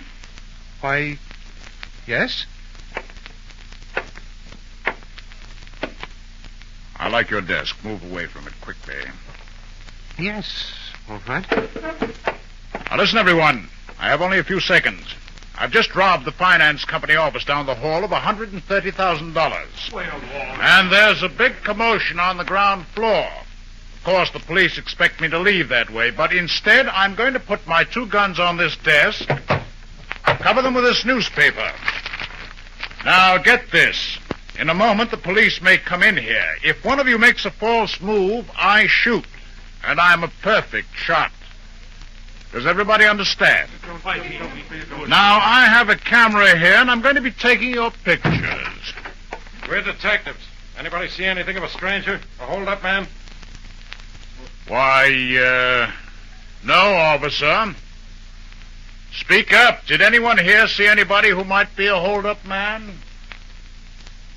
Place down the hall was stuck up. He got away. I hope you catch him, Lieutenant, but just a moment. I'm taking some pictures for our sales convention. Would you mind standing there just a second, please? Don't be a fool. No. Keep the gun in your hand. Kind of nonsense. Thank you, Lieutenant. If anybody sees any suspicious-looking stranger, tell the officers who posted in the hall. Yes, we certainly will. Okay. I owe you all my thanks. You behaved very well. Why don't you leave us alone? Why, young lady, I couldn't think of it yet. Stand over here, will you? I want a photograph of you. Me? That's good. Yes, you are pretty. Smile, can't you? I can't. Oh, come now. I want a picture of that sincere, honest face. So different from your employer's. What do you mean? I noticed the chemical ingredients in that container on the shelf. Acetophenium, 2% elixir of dichlorosulfate, and trichnobiborate and colloidal suspension. An entirely ineffective combination, my dear fellow. Now, my dear, let's smile. Come. A lovely girl like you can always smile. That's it. Hold it. Thank you. And now, everybody, I'm going out of that door. My guns are in my pockets. Remember, I have photographs of all of you. If any one of you talks to the police, I'll come back and shoot. All clear? Good day. And goodbye to you, my dear.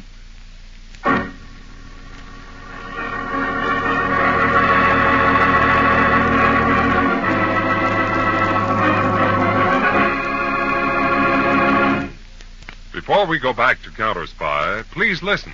Pepsi-Cola hits a spot. 2 full glasses, that's a lot. Lots more value, lots more zest. Why take less when Pepsi's best? More and more, among fellows and girls, among mothers and dads, you hear that sane and sensible question, why take less when Pepsi's best? No budget, no allowance ever had a better friend than tangy, sparkling Pepsi-Cola. Because one big 12-ounce Pepsi bottle gives you 2 delicious drinks. That's twice as much tangy taste, twice as much delicious Pepsi to go just twice as far. That's why more and more families say, why take less when Pepsi's best? Yes, families like yours and mine, families all over America. They're all saying, why take less when Pepsi's best? Pepsi-Cola so delicious, and each bottle makes 2 drinks. It is certainly the cola for the purchaser who thinks everybody's drinking Pepsi. Just compare it with the rest. So much more and so much finer. Why take less when Pepsi's best? Today, tomorrow, always. Get America's biggest cola value. Take home a carton of 6 big Pepsi bottles. Insist on Pepsi at the store. And say Pepsi at the fountain. Say Pepsi at the stand. Say Pepsi. Whenever you reach for refreshment, remember, why take less when Pepsi's best? And now, back to Counterspy.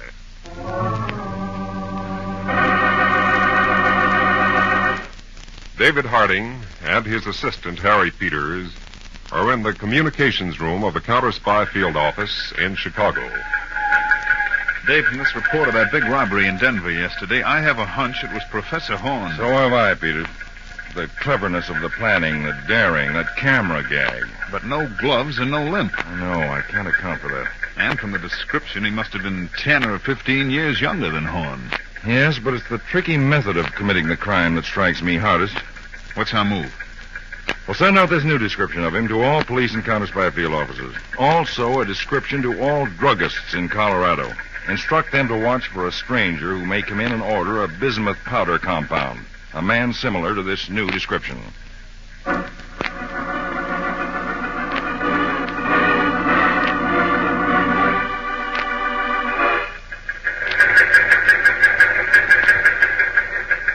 Edwards, from the Denver field office to David Harding.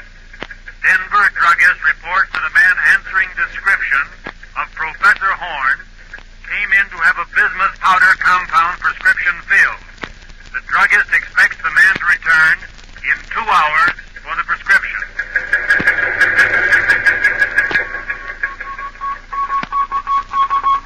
Harding to Denver. Set up spot surveillance of suspect immediately, but do not alarm him. He may carry explosives or poison for self-destruction. I'm joining you by jet plane.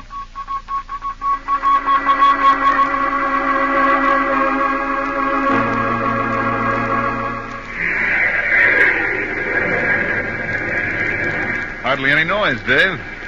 Jet planes for me from now on. Yes, remind me to ask for a jet-propelled transport model on the next budget. Uh-oh. Denver reporting. Right. Go ahead, Denver. Edwards reporting from the drugstore where Horn just got his medicine. We have a walkie-talkie set up with all agents conducting surveillance. Do you want to be cut in? You bet your life I do. Then I'll have you cut in, sir. The suspect has turned out of my sight. Our next agent is in Sedan, 1 block up. Agent D, is the suspect in your sight? Suspect is walking down the other side of the street from me, taking his time. Uh-oh, he's walking fast now. Heading straight up the street. Edwards should be near him now in a taxi cab. How about it, Edwards? Come in, Edwards. Edwards reporting again, Mr. Harding. I'm now in a taxi, cruising about 100 feet behind Horn, who's walking faster now.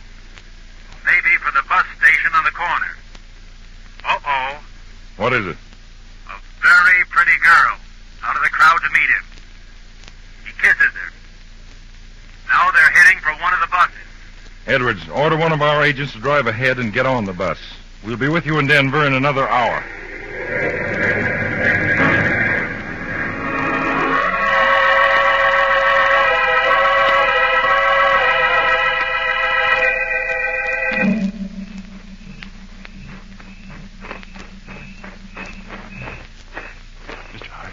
Yes, Edwards.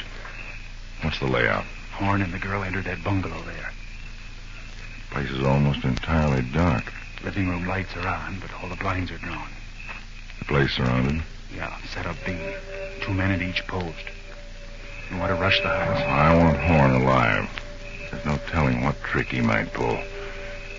Let me have your walkie-talkie. Here. Thanks.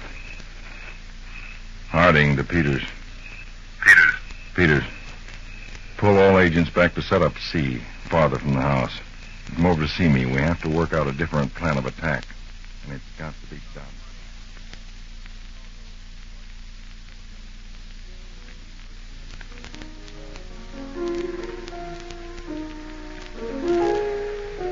Emery, you play beautifully.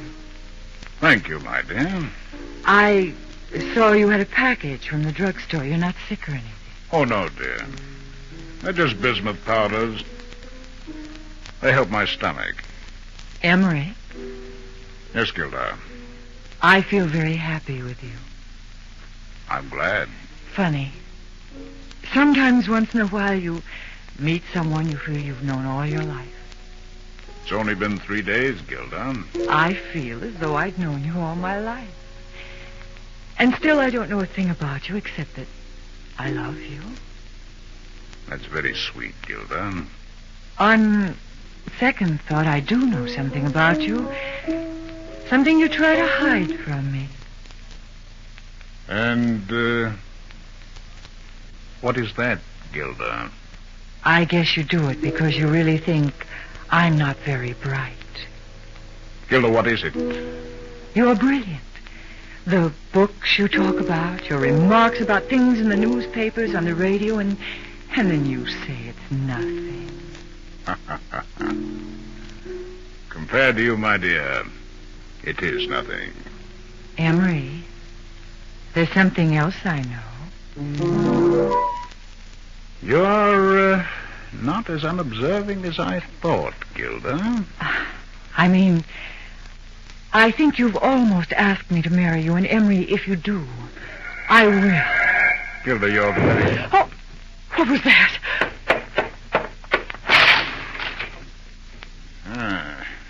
Car crashed into the lamppost right in front of the house. Oh, no. Man seems to have been thrown from it. No. He was hit by the car. The car's racing away down the street. Those hit-and-run drivers. We've got to help him. Now, wait, Gilda. Well, we can't let him lie there. Well, very well. I'll go with you.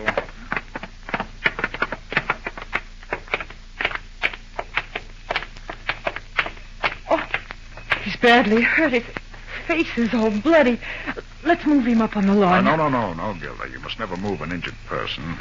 Poor man, all that blood. Let me have a closer look. Bones broken. No. Shock, probably very serious. Oh, no. Head contusions and a brace. Well, that's funny. What is it, Emery? If I could just see better in this light. See what, Horn? What? What are you... There's a trick. That's right. What are you doing? What? That's right, Doctor. Get away from him. You hear him? Get away from him. Hold it, Peter. While I get the handcuffs on him. I've got him, Dave. But keep that wildcat off my back. Let me go. You let me go. All right, young woman. We're United States counterspies. Counterspies? You'd better be glad this happened. In another week, you'd have been as dead as Anna Cable, this man's housekeeper, and counterspy agent Cameron. I can't believe it. You were right, Dave. Here's the vial on him, and I'm betting it's explosive. All right, Harding. I don't know how you found me, but you'll never keep me. Until you go to the death house, I'll see that you're kept in the safest penitentiary in the country, Horn. Come on, get going.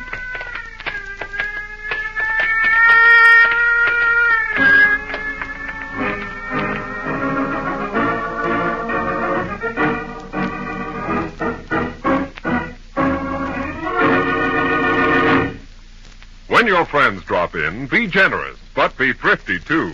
Serve plenty of delicious Pepsi-Cola.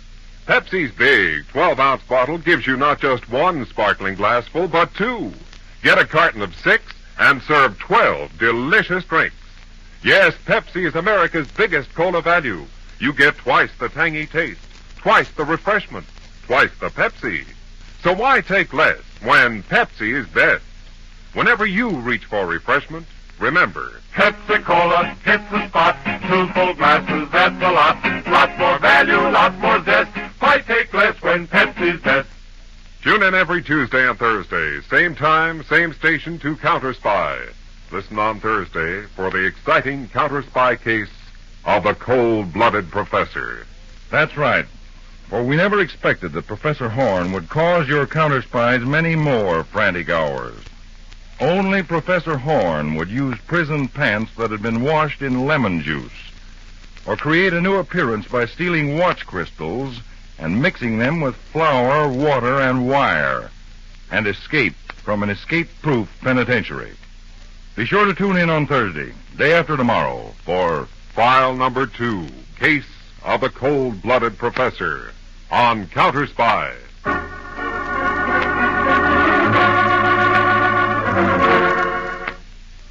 Tonight's Counterspy program originated in New York and featured Don McLaughlin and Mandel Kramer with music by Jesse Crawford. Counterspy is a Phillips H. Lord production for Pepsi-Cola. Enjoy some Pepsi, ice cold tonight.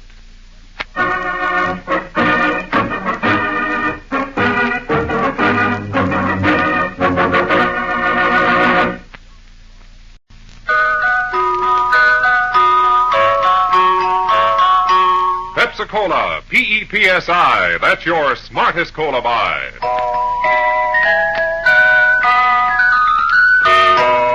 Pepsi-Cola presents Counterspy.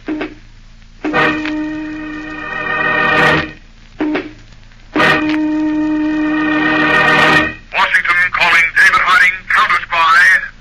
Washington calling David Harding, Counterspy. Harding, Counterspy. Calling Washington.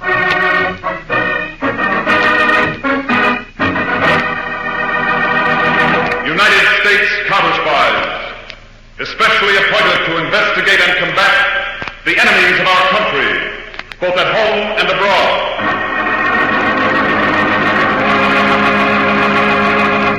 Tonight, more in the case of the cold-blooded professor. Another Counterspy report to the American people. Brought to you each Tuesday and Thursday by Pepsi-Cola. Pepsi-Cola hits a spot. 2 full glasses, that's a lot. That's right, you heard what they said. 2 full glasses of sparkling Pepsi from one big 12-ounce bottle. You're getting an extra glass full. And what a delicious glass full. The most refreshing, delightful cola that ever tickled your taste. You can't top Pepsi's tangy flavor. And that big, big bottle saves you money. Goes twice as far. Pepsi is America's big, big favorite. And America's biggest cola value. So why take less when Pepsi is best? Whenever you reach for refreshment, remember, why take less when Pepsi's best? And now, to Counterspy.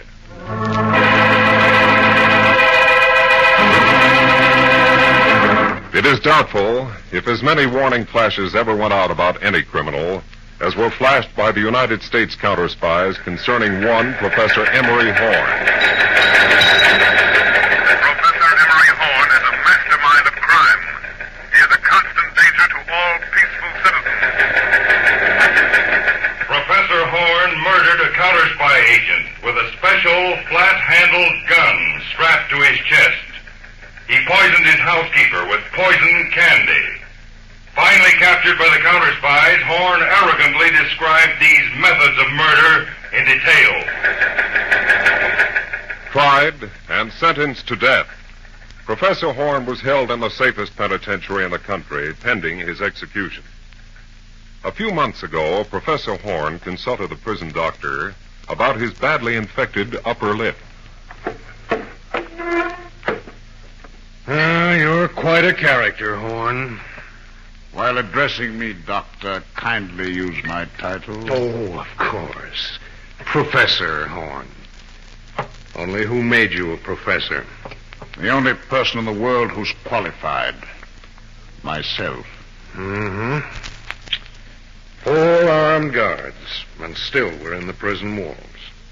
Within the prison walls, Doctor. All right. Hold still now.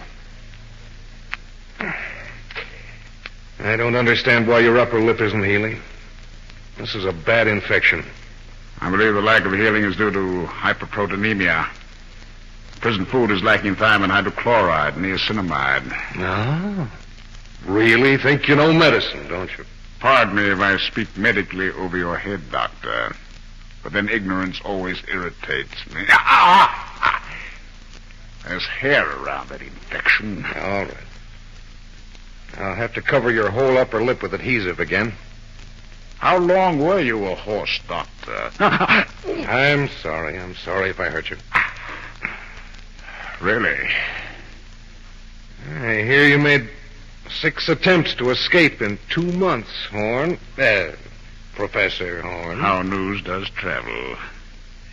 That's only 10 days more till you're transferred to the death house. You have a morbid mind, haven't you? No. I was only going to tell you that Ironic as it may be, those ulcers you had for so long are cured. Through no doing of yours, Doctor, I'm sure. Okay. Get going, Professor. Out that way.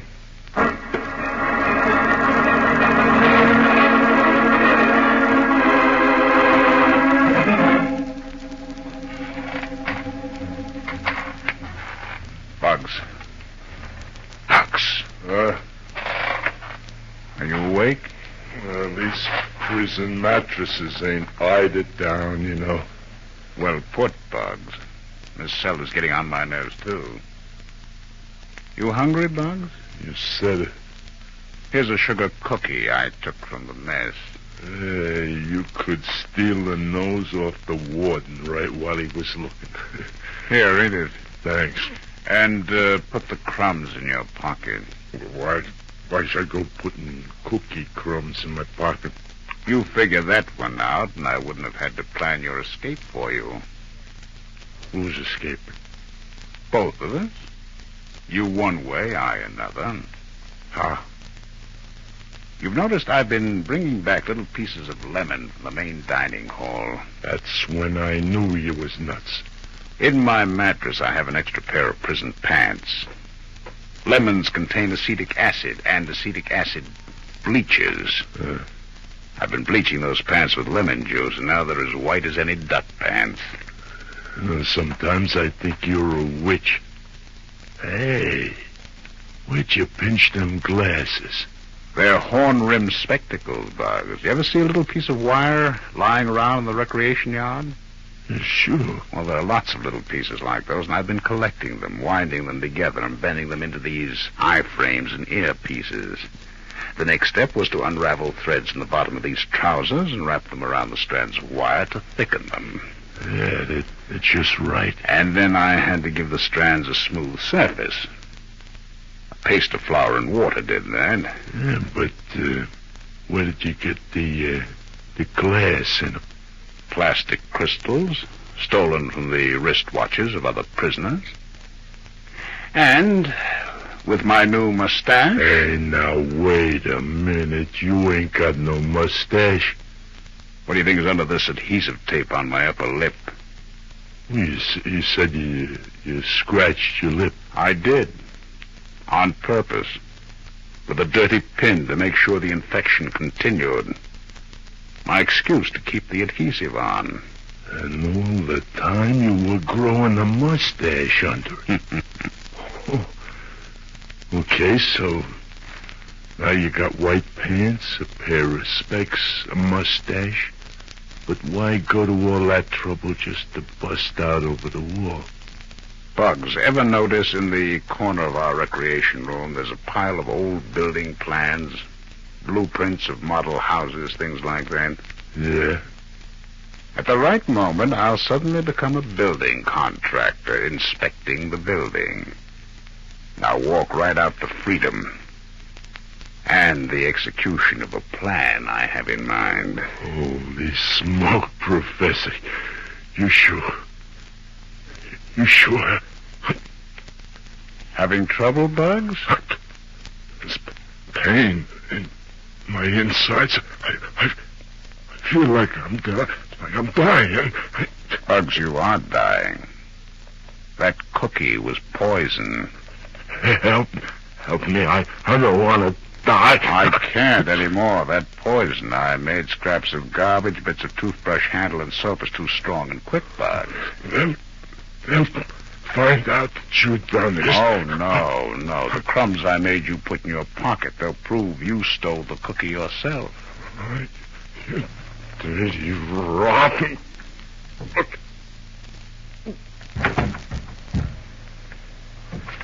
Guard! Guard!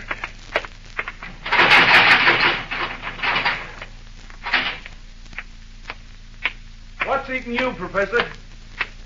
Hey, what's with Bugs? I'm afraid it's my fault, Guard. You killed him, Professor? He confessed to me about a murder he'd committed the police never knew about. He was eating a cookie.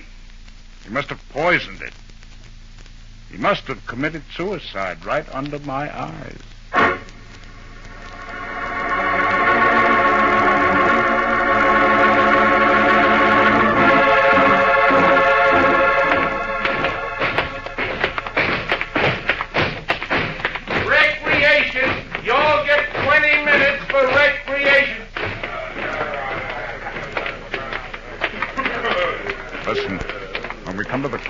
I'm ducking out into that little anteroom off the recreation hall.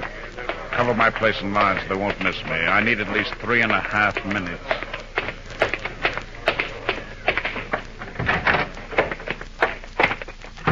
Now, the bleached trousers.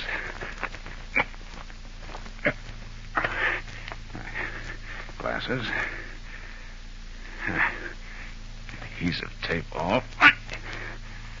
Ah, there's the mustache. Now the blueprints. And into the hall. 50 yards to freedom. 3 minutes left before I miss. Guard. Hey, who are you? I'm the architect's assistant working on alterations to be made in this prison. Yeah? I didn't hear nothing about no alterations. How did you get into the prison? By the entrance on the other side with the rest of our staff. Has this desk you're seated at always been located at this spot? Yeah. 12 years now. Says I can watch this inside gate. An automatic slide gate controlled from here? No. When the gate's to be opened, I phone the main gate room and they push a button. Oh, And listen. this gate slides open. Will you demonstrate, please? My dear man, I'm in a hurry. I've got to know how these things work. All right. Erickson, gate number 2. Open her up. Some architect guy. Yeah. Okay. Now she'll open. Well, there's your gate.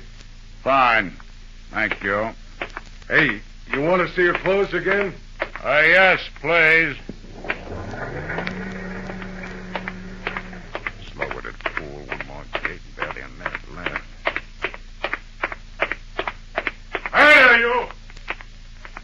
You can't just walk out of here. I'm connected with a building contractor. You gotta sign out with me. Then I gotta check it to the main gate room. They check it with your signature when you sign in. Yes, all right. But first you've got to show me how this gate works. We're planning alterations. We may have to move this platform that you sit on. Oh. Well, the gate there is controlled by this button here. But the inner gate's controlled from the main gate room. Why is this one easier? They figure anybody who gets past that gate has a right to leave. Oh, we may have to change that. I want a closer look at the gate itself. Push the button out, please. Thank you. Hey! You coming back? No, my work here's all done. You can close the gate. Okay.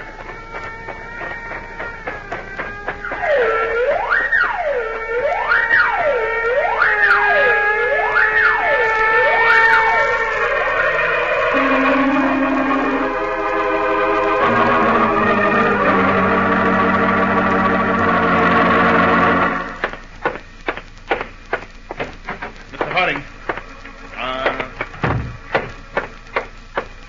Helen, Harry Peters. Mr. Harding's not in his office here. I'll try all the departments.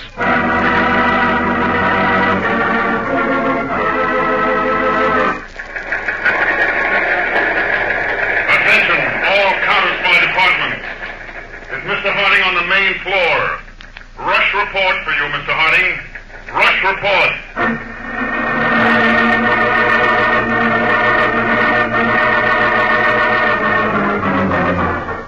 Attention, all Counterspy departments. This is David Harding. I've just learned that Professor Emery Horn has made an amazing escape from Aldolanda Penitentiary. All trace of him has been lost. All information having even a faint bearing on the professor. Rush to me, top priority. Dave, I was sure we had the professor salted away for good. He's fantastically clever, Peter. Now he's loose again, a vicious killer. Well, I smelled trouble during his trial, Peter. The amazing knowledge of legal tricks he passed on to his defense lawyer almost saved him from the chair. But we're going to get him again if it's the last case I ever handle. I don't think I've ever seen you so angry, Dave. He's killed 2 state troopers, a woman accomplice, a counter-spy agent, probably a fellow convict. I'm never going to give up on that man. We haven't got one lead on him. Then we'll have to start back at the beginning. Now, we know that for some years Horn posed as a scientist and lived quietly in a small town in Illinois. Where he killed the Counterspy. But, Dave, we fine-tooth combed that place at the time. This time we won't be looking for a clue in the ordinary sense, Peters, but some new clue to his character. We'll have to learn about the man from that old house.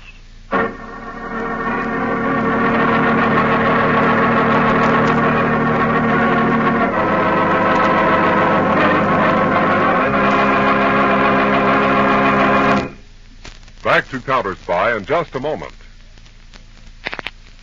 But first, Pepsi-Cola hits a spot. 2 full glasses, that's a lot. Lots more value, lots more zest. Why take less when Pepsi's best? more and more among fellows and girls, among mothers and dads, you hear that sane and sensible question, why take less when Pepsi's best? No budget, no allowance ever had a better friend than tangy, sparkling Pepsi-Cola. Because one big 12-ounce Pepsi bottle gives you 2 delicious drinks. That's twice as much tangy taste, twice as much delicious Pepsi, to go just twice as far. That's why more and more families say, why take less when Pepsi's best? Yes, families like yours and mine, families all over America, they're all saying, why take less when Pepsi's best? Pepsi-Cola hits a spot. Tastes terrific when you're hot. More and better than the rest. Why take less when Pepsi's best? Today, tomorrow, always. Get America's biggest cola value. Take home a carton of 6 big Pepsi bottles.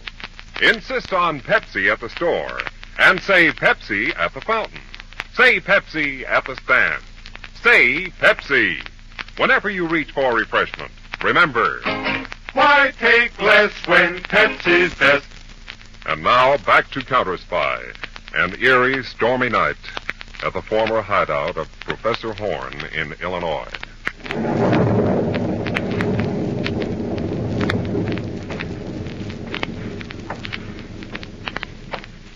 Dave, this old house is the best locale for a murder I've seen in years. It was the locale of a murder, Peters. The stain of Agent Cameron's blood still there on the carpet. I know. That thunder. This musty, creaky old place.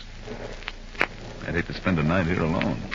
I'll control your imagination, Peters. Let's stick to facts. Gladly. Have we got any? Well, I've been here in the study looking through some of these scientific books Horn left behind. Check with me and see if I make sense. Now, look. A book on physics. Stresses and strains. Take this page. Little drawings. Sort of doodles in the margins. Scribbled probably while he was thinking over, digesting what he was reading. Sketchy little drawings, aren't they? Unfinished. Almost absent-minded. There's some on almost every page. See? I'll take another book at random. This one on biochemistry. Nothing 8th grade about these books, is there?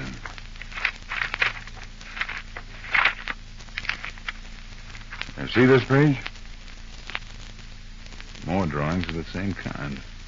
It's true of a dozen more of these volumes I've leafed through. And Horn's a doodler. A scientific doodler.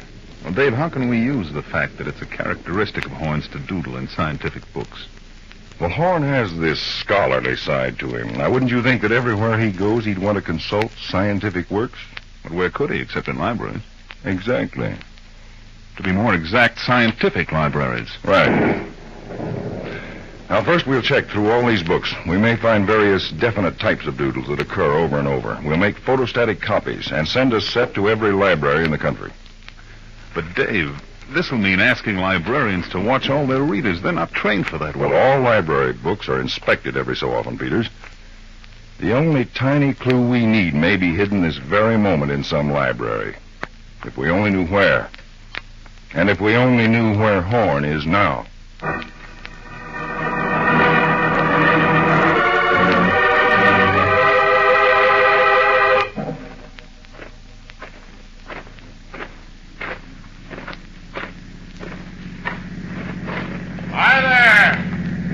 Hi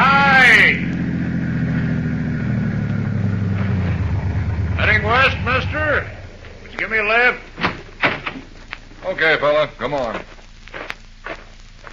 Thank you, stranger. These desert flats are mighty lonely. Not many cars coming through. I'm glad you came along. Especially since I see you're, just about my size. What? Get out of the car. Oh, stick up, huh? Okay. I guessed very well about your size, mister. Your suit will, suit me very well. My suit? I'd rather you took my money. I can always get money when I want it, Mr.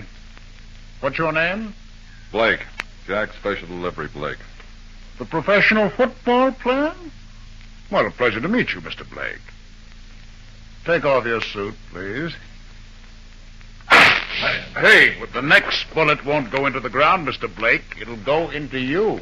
Okay, tough guy. There you are. Jacket, throw it into the car, please. Now the trousers. I'll need the shoes, too, please, Mr. Blake. And, of course, your car. Hey, look, I'll die out in this desert in the sun. True. We must be 20 miles from water. Oh, be a sport, will you? Give me some kind of a chance. A chance? Very well, Mr. Blake.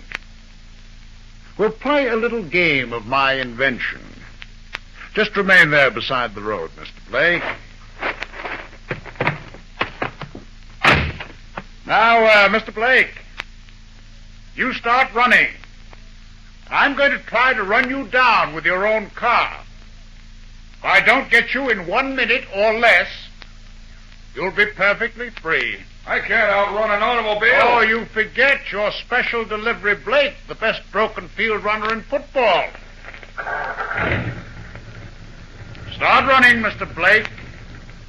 Any direction. I'll even give you a little head start. Good. Now, here I come.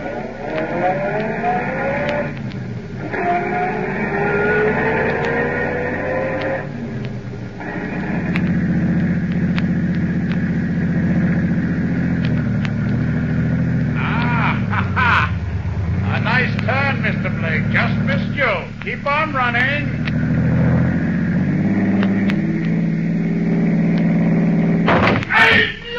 Too bad, Mr. Blake. Only 10 seconds more and you'd still be alive. But then I wouldn't have had your clothes and your car, would I?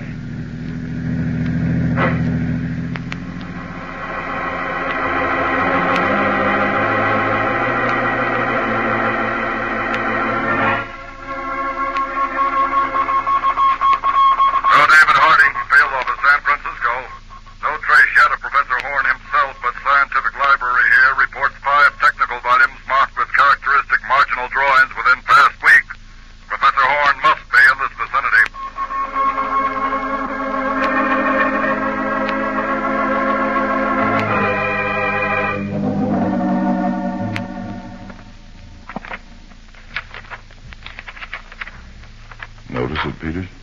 What? We've got the 5 books Horn used on some 8 visits to this San Francisco Scientific Library, but the drawings don't seem the same. It may not be on them. I think it is. The characteristics are here. The little drawings are more definite and finished. As if he had a definite plan. There's a volume on explosives. Here. Page 287. Dealing with liquid explosives.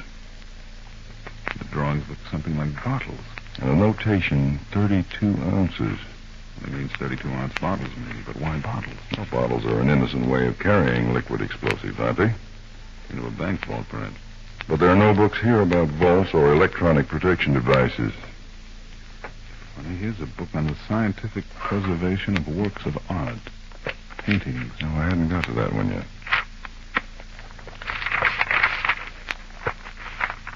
Here's something, Dave.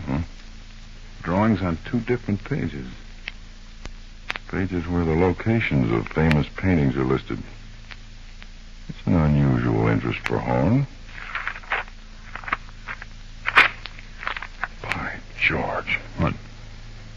Little drawing drawings that might represent explosions. And look where they are.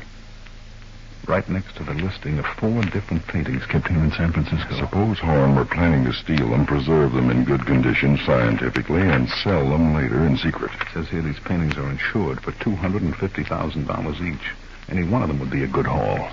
Unless some of these paintings are kept in vaults. They might be. Then that's where his liquid explosives would come in. No doubt there are watchmen to be taken care of. The explosives might serve 2 purposes, Dave. Kill the watchman and blow open the vaults, yes. But why pick quart bottles to carry the stuff in? Anyway, we'll check these museums about their storage vaults. See if we can't narrow the field.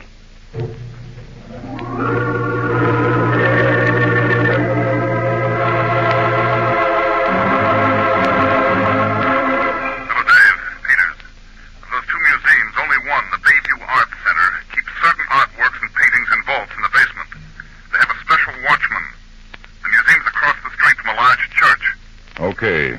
And as to the watchman, Peters, that's your special assignment.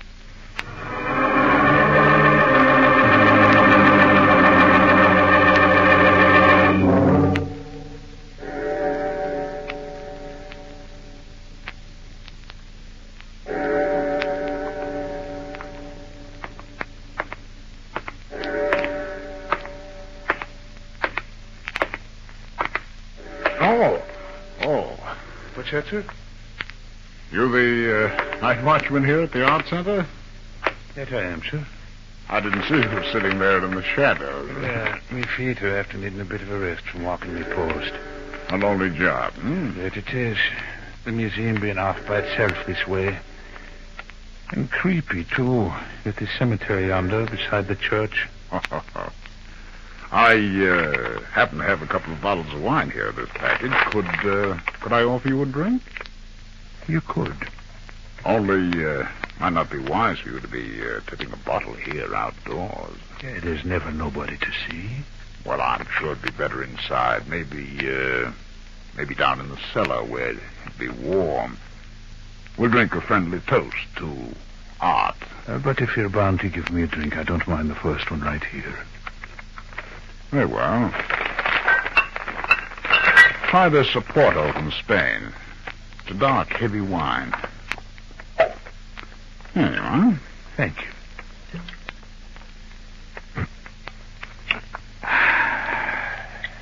And mighty fine it is, too. Shall we go inside now? What kind of wine would that other bottle be now? I'll show you inside. Let me see. Ah, very well. It's a light white wine. Well, now that's more like it. Might I read the label? Oh, I must say, you can take my word. I'd like to know what it is I'll be drinking. I only want to look at the label. If you insist. Yeah. Thank you. Tip Top Valley Sauterne. Bottled by Tip Top Valley Winery Incorporated. Now, I wonder if this bottle would bounce. You've thrown it. You wanted me to drink some wine that blows up, You fool, you! You fool! Let go my arm. Take it easy, Horn. We've got No. It's okay now, Dave. All right, Horn. You're not blowing open any vaults tonight with explosive wine. Howdy. I'd like to know how you caught on. I'll be glad to tell you, and I'll also tell you that we know where you got that suit you have on. You murdered Jack Blake in the desert 2 weeks ago. I'll be glad to tell you a lot of things, Horn, including this. You're not going to cheat the executioner again.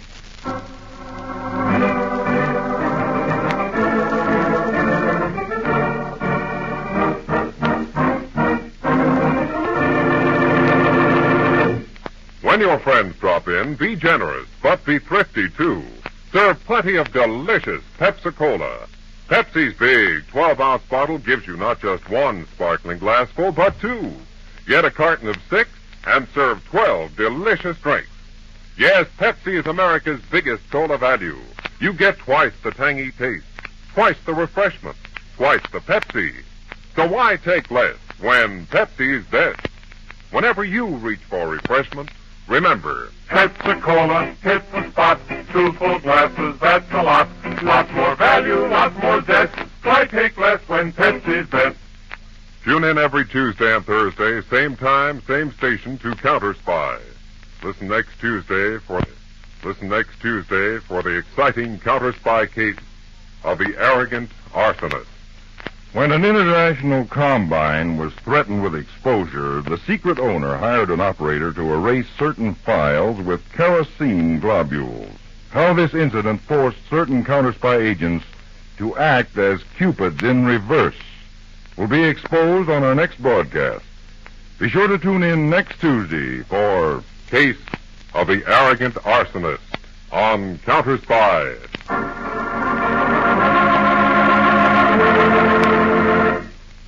Tonight's Counterspy program originated in New York, was directed by William M. Sweets, and featured Don McLaughlin and Mandel Kramer, with music by Jesse Crawford.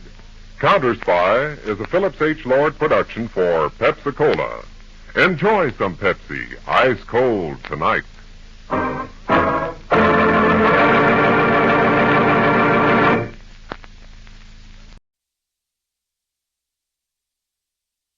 Columbia Broadcasting System and its affiliated stations present Orson Welles and the Mercury Theater on the air in The War of the Worlds by H.G. Wells.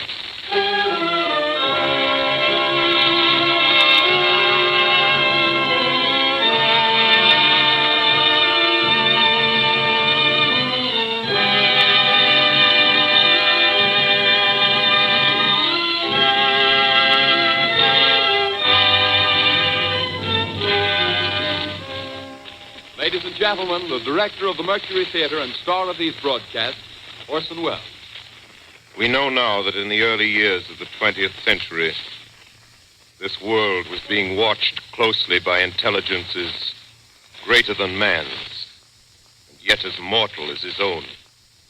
We know now that as human beings busied themselves about their various concerns, they were scrutinized and studied, perhaps almost as narrowly as a man with a microscope might scrutinize the transient creatures that swarm and multiply in a drop of water. And with infinite complacence, people went to and fro over the earth about their little affairs, serene in the assurance of their dominion over this small, spinning fragment of solar driftwood, which by chance or design, man has inherited out of the dark mystery of time and space.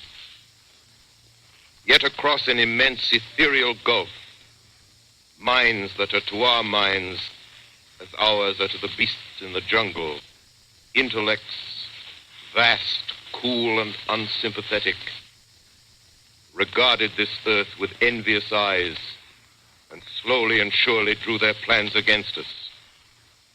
In the 39th year of the 20th century came the Great Disillusionment. Near the end of October, business was better. The war scare was over. More men were back at work. Sales were picking up. On this particular evening, October 30th, the Crosley service estimated that 32 million people were listening in on radios. Not much change in temperature. A slight atmospheric disturbance of undetermined origin is reported over Nova Scotia, causing a low-pressure area to move down rather rapidly over the northeastern states, bringing a forecast of rain accompanied by winds of light gale force. Maximum temperature 66, minimum 48. This weather report comes to you from the Government Weather Bureau.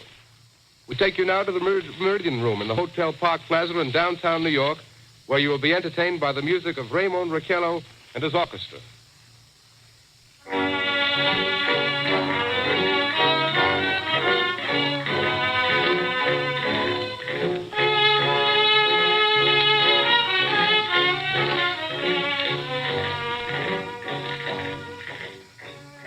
Good evening, ladies and gentlemen. From the Meridian Room in the Park Plaza Hotel in New York City, we bring you the music of Raymond Raquello and his orchestra. With a touch of the Spanish, Raymond Raquello leads off with La Comparsita.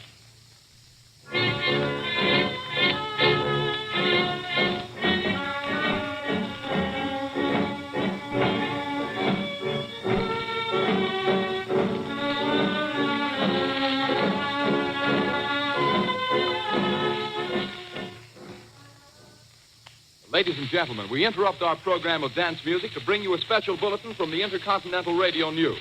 At 20 minutes before 8 Central Time, Professor Farrell of the Mount Jennings Observatory, Chicago, Illinois, reports observing several explosions of incandescent gas occurring at regular intervals on the planet Mars.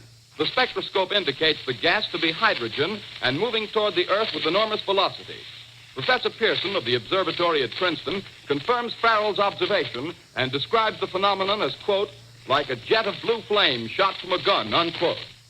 We now return you to the music of Ramon Raquello, playing for you in the Meridian Room of the Park Plaza Hotel, situated in downtown New York.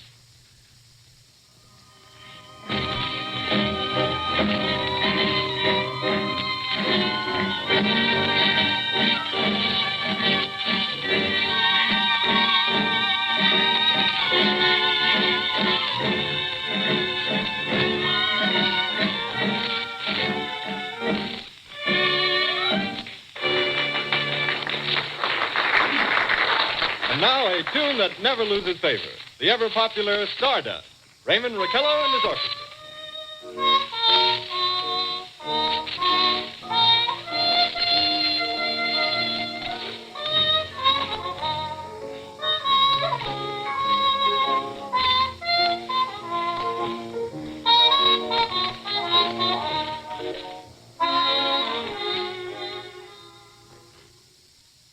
Ladies and gentlemen, following on the news given in our bulletin a moment ago, the Government Meteorological Bureau has requested the large observatories of the country to keep an astronomical watch on any further disturbances occurring on the planet Mars. Due to the unusual nature of this occurrence, we have arranged an interview with a noted astronomer, Professor Pearson, who will give us his views on this event. In a few moments, we will take you to the Princeton Observatory at Princeton, New Jersey. We return you until then to the music of Ramon Raquello and his orchestra.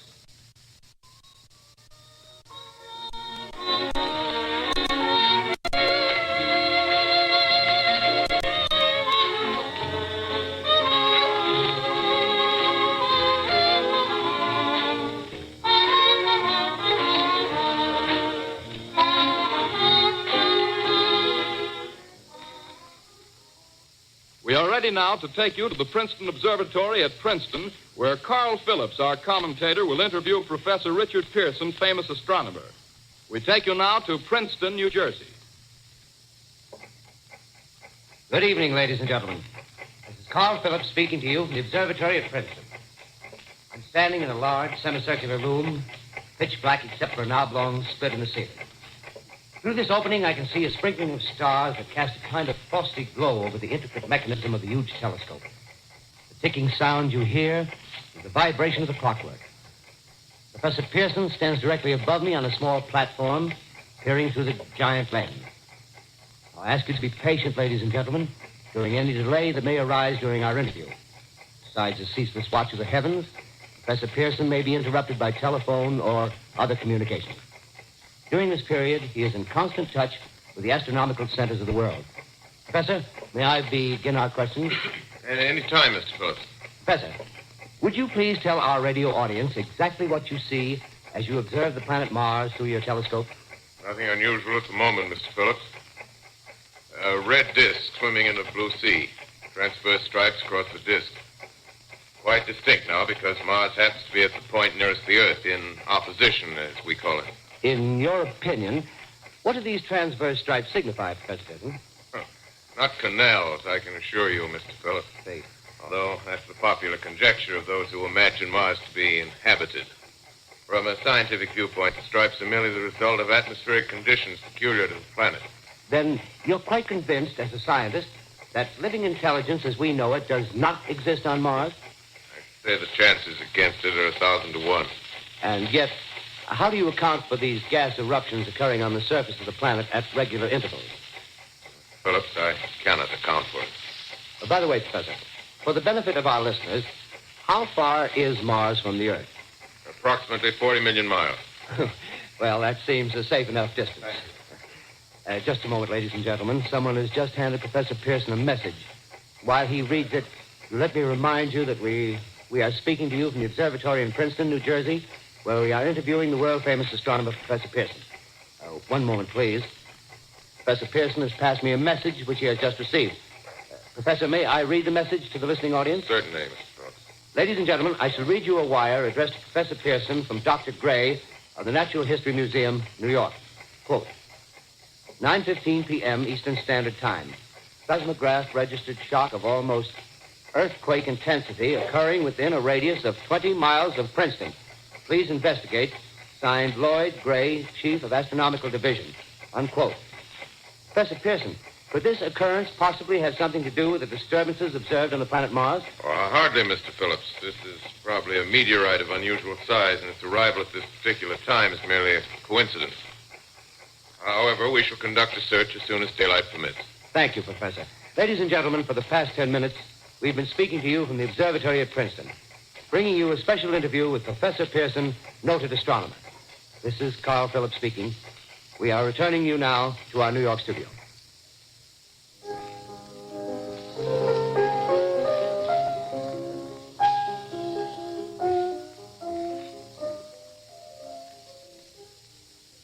Ladies and gentlemen, here is the latest bulletin from the Intercontinental Radio News. Toronto, Canada. Professor Morse of Macmillan University reports observing a total of 3 explosions on the planet Mars between the hours of 7:45 p.m. and 9:20 p.m. Eastern Standard Time. This confirms earlier reports received from American observatories. Now, nearer home, comes a special bulletin from Trenton, New Jersey. It is reported that at 8:50 p.m., a huge flaming object, believed to be a meteorite, fell on a farm in the neighborhood of Grover's Mill, New Jersey, 22 miles from Trenton. The flash in the sky was visible within a radius of several hundred miles, and the noise of the impact was heard as far north as Elizabeth. We have dispatched a special mobile unit to the scene, and we'll have our commentator, Carl Phillips, give you a word picture of the scene as soon as he can reach there from Princeton. In the meantime, we take you to the Hotel Martinet in Brooklyn, where Bobby Millett and his orchestra are offering a program of dance music.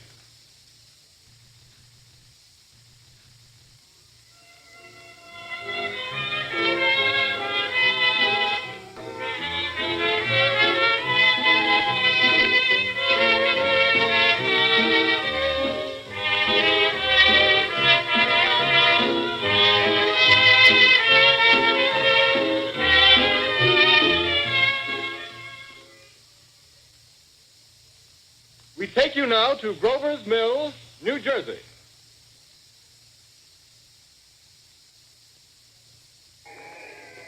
Ladies and gentlemen, this is Carl Phillips again, out at the Wilmot Farm, Grover's Mill, New Jersey. Professor Pearson and myself made the 11 miles from Princeton in 10 minutes. Well, I hardly know where to begin. To paint for you a word picture of the strange scene before my eyes, but something out of a modern Arabian Night. Well, I just got here. I haven't had a chance to look around yet.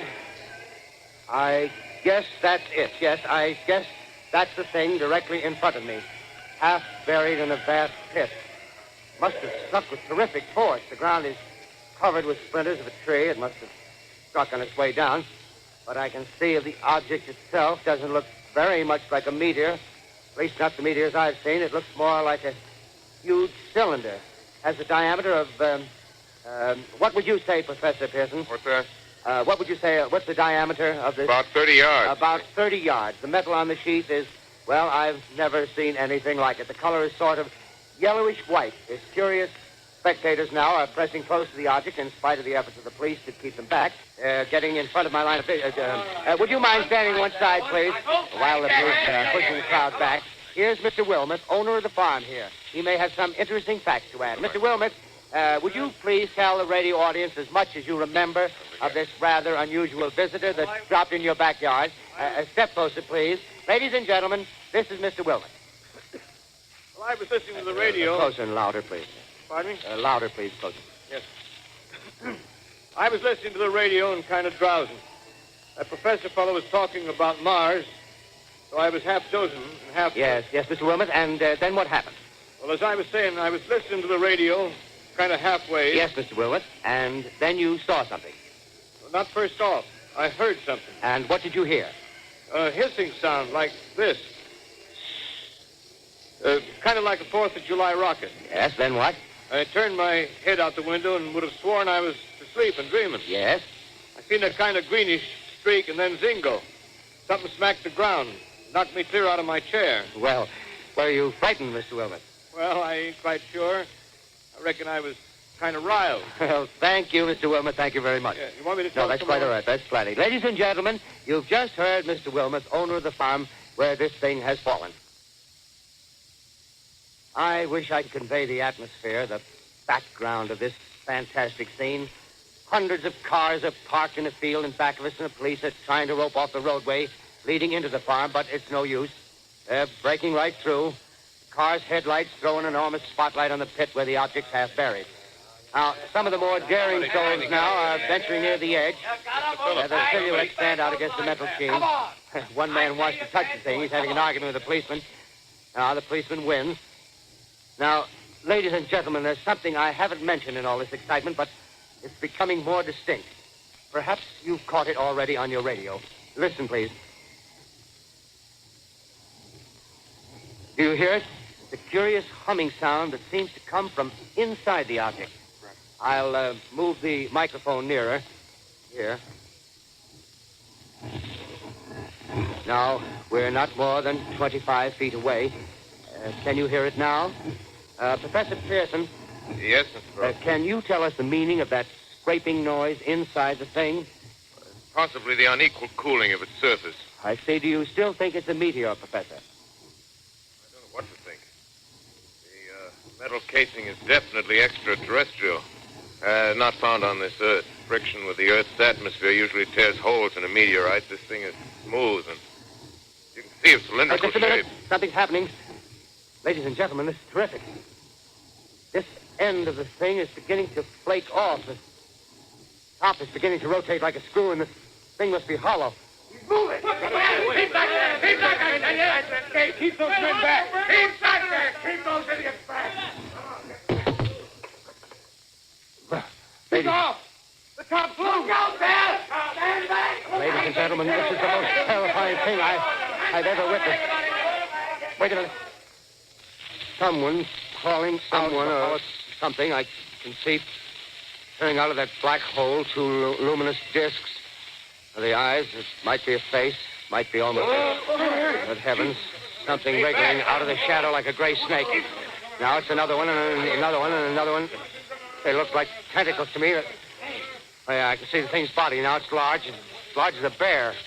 It glistens like wet leather, but face, ladies and gentlemen, it's indescribable. I can hardly force myself to keep looking at it. It's so awful. The eyes are black, and they gleam like a serpent. The mouth is a kind of V-shape with saliva dripping from its rimless lips that seem to quiver and pulsate. And the monster, or whatever it is, can hardly move. It seems weighed down by possibly gravity or something. The thing's rising up now, and the crowd falls back. They've seen plenty. The most extraordinary experience, ladies and gentlemen. I can't find words. Well, I'll pull this microphone with me as I talk. I'll have to stop the description until I can take a new position. Hold on, will you, please? I'll be right back in a minute.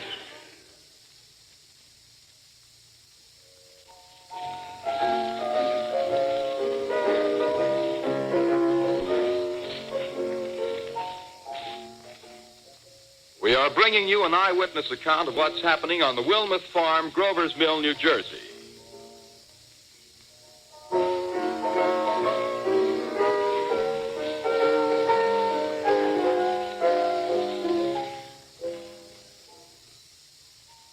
We now return you to Carl Phillips at Grover's Mill. Ladies and gentlemen, am I on? Ladies and gentlemen, here I am, back of a stone wall that adjoins Mr. Wilmot's garden. From here, I get a sweep of the whole scene. I'll give you every detail as long as I can talk and as long as I can see. The more state police have arrived. They're drawing up a cordon in front of the pit. About 30 of them. No need to push the crowd back now. They're willing to keep their distance. The captain's conferring with someone. Can't quite see who. Oh, yes, I believe it's Professor Pearson. Yes, it is. Now they've parted, and the professor moves around one side, studying the object while the captain and two policemen advance with something in their hands. I can see it now. It's a white handkerchief tied to a pole.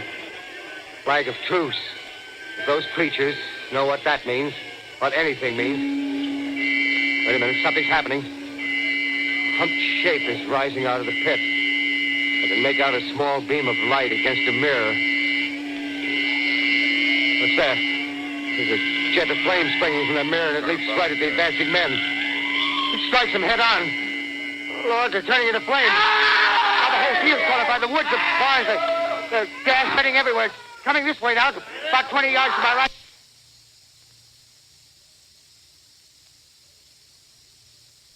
Ladies and gentlemen, due to circumstances beyond our control, we are unable to continue the broadcast from Grover's Mill.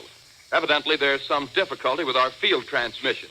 However, we will return to that point at the earliest opportunity. In the meantime, we have a late bulletin from San Diego, California. Professor Indelkoffer, speaking at a dinner of the California Astronomical Society, expressed the opinion that the explosions on Mars are undoubtedly nothing more than severe volcanic disturbances on the surface of the planet. We continue now with our piano interlude.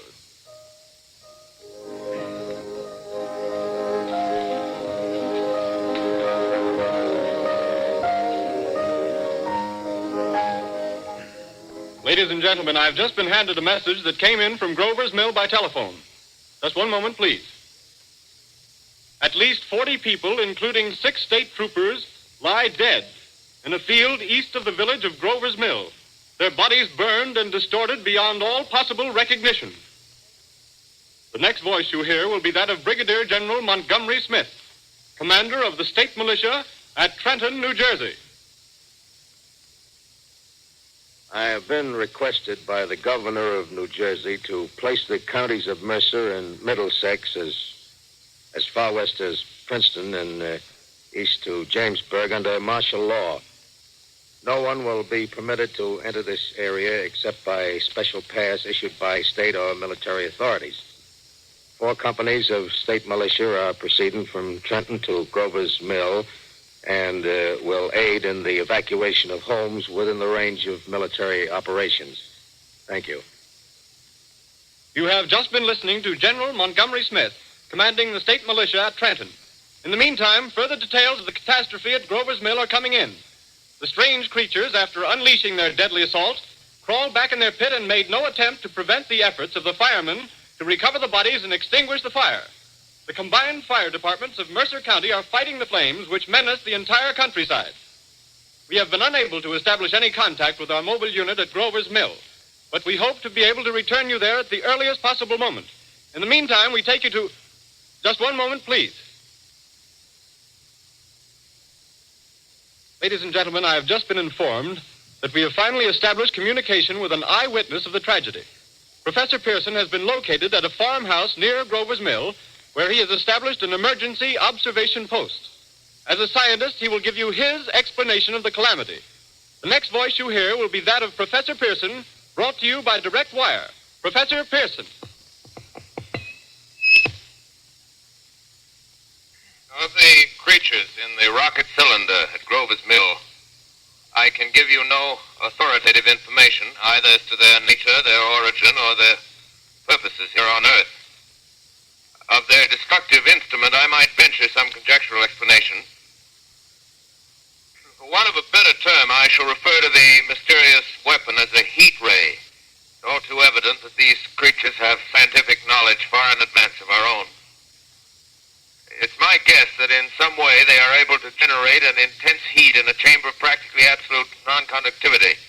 This intense heat they project in a parallel beam against any object they choose by means of a polished parabolic mirror of unknown composition, much as the mirror of a lighthouse projects a beam of light. That is my conjecture of the origin of the heat ray. Thank you, Professor Pearson. Ladies and gentlemen, here is a bulletin from Trenton. It is a brief statement informing us that the charred body of Carl Phillips has been identified in a Trenton hospital. Now, here's another bulletin from Washington, D.C. The Office of the Director of the National Red Cross reports 10 units of Red Cross emergency workers have been assigned to the headquarters of the state militia, stationed outside of Grover's Mill, New Jersey.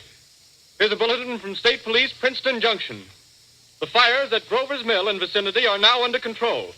Scouts report all quiet in the pit, and there is no sign of life appearing from the mouth of the cylinder. Now, ladies and gentlemen, we have a special statement from Mr. Harry McDonald, Vice President in charge of operations. We have received a request from the state militia of Trenton to place at their disposal our entire broadcasting facilities. In view of the gravity of the situation, and believing that radio has a responsibility to serve in the public interest at all times, We are turning over our facilities to the state militia at Trenton. We take you now to the field headquarters of the state militia near Grover's Mill, New Jersey. This is Captain Lansing of the Signal Corps, attached to the state militia, now engaged in military operations in the vicinity of Grover's Mill. Situation arising from the reported presence of certain individuals of unidentified nature is now under complete control. The cylindrical object, which lies in a pit directly below our position, surrounded on all sides by 8 battalions of infantry, without heavy field pieces, but adequately armed with rifles and machine guns. All cause for alarm, if such cause ever existed, is now entirely unjustified. Things, whatever they are, do not even venture to poke their heads above the pit.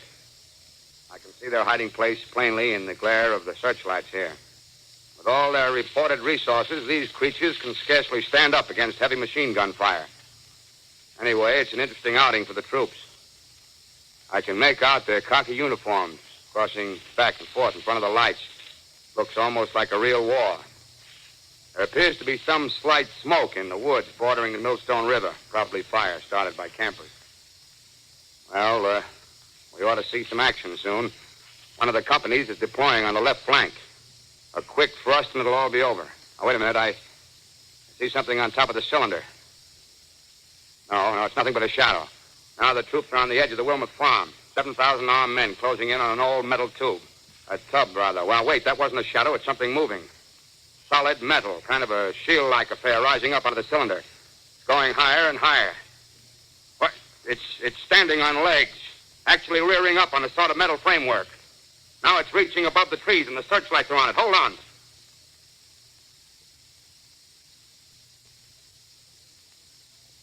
Ladies and gentlemen, I have a grave announcement to make.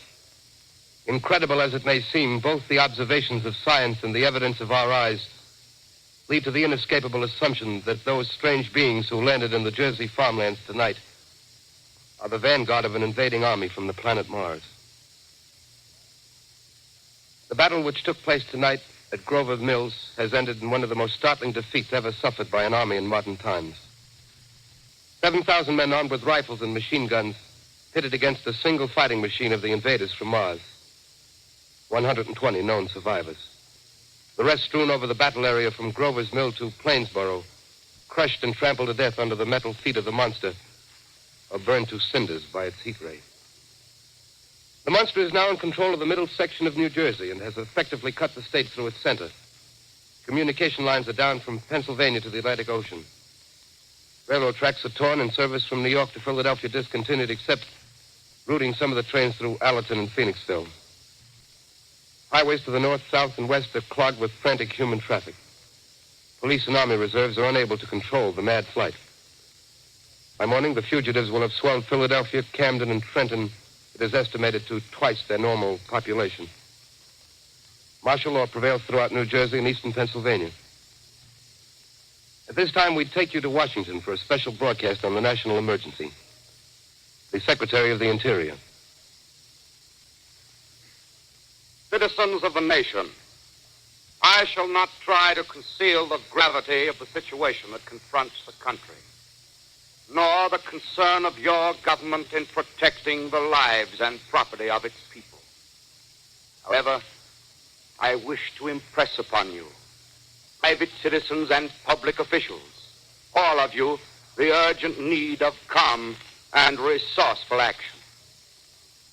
Fortunately, this formidable enemy is still confined to a comparatively small area, and we may place our faith in the military forces to keep them there.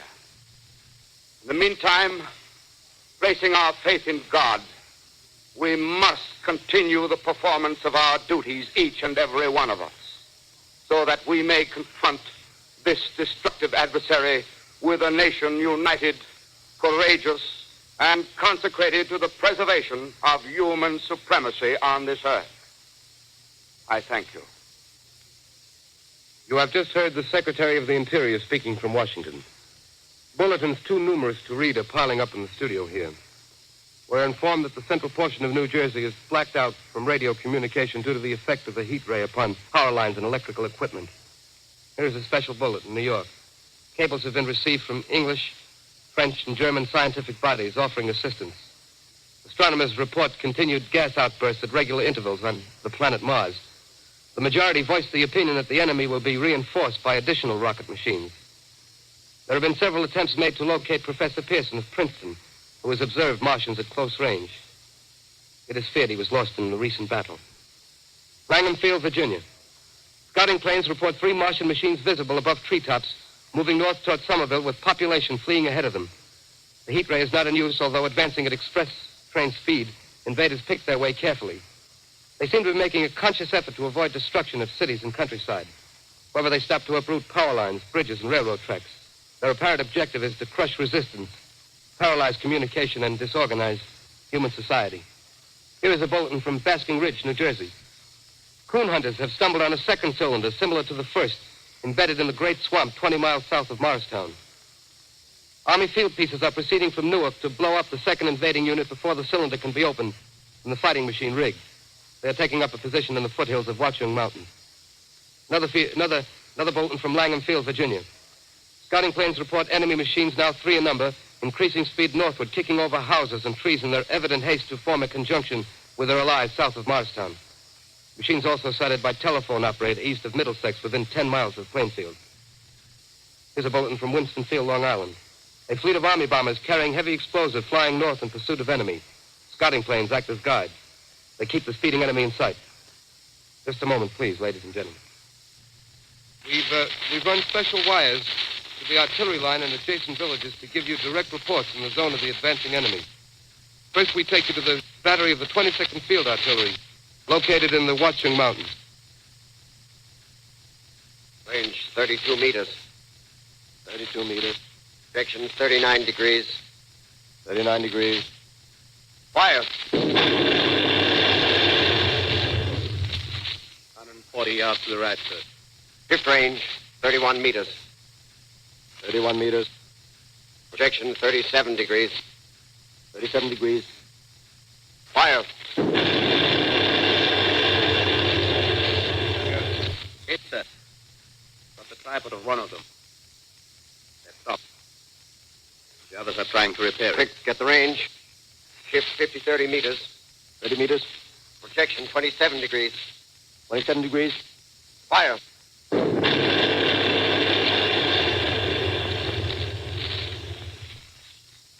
see the tail land, sir.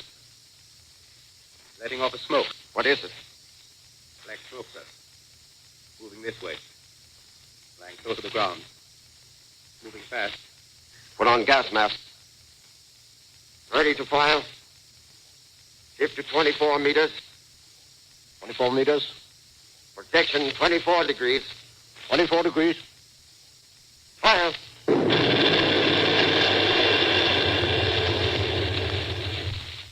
Still can't see, sir. No coming nearer. Get the range. 23 meters. 23 meters. 23 meters. 22 degrees. 22 degrees.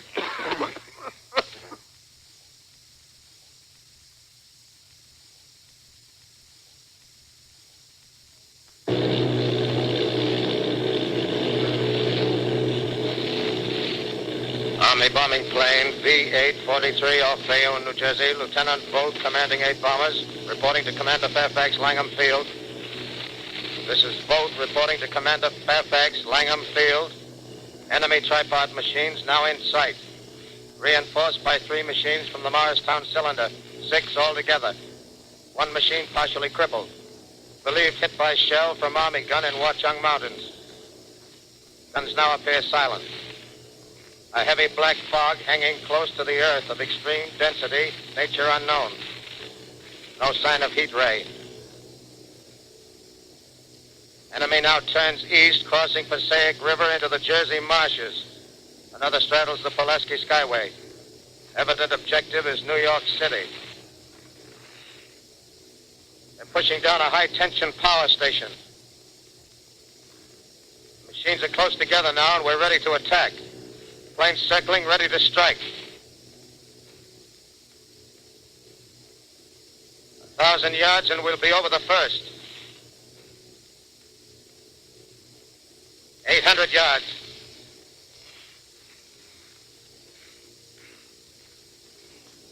600.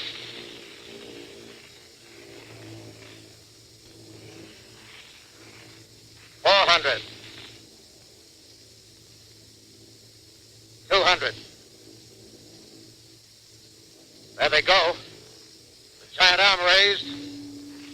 Green flash. They're spraying us with flame. 2,000 feet. Engines are giving out. No chance to release bombs. Only one thing left. Drop on them, plane and all. We're diving on the first one. Now the engine's gone. 8.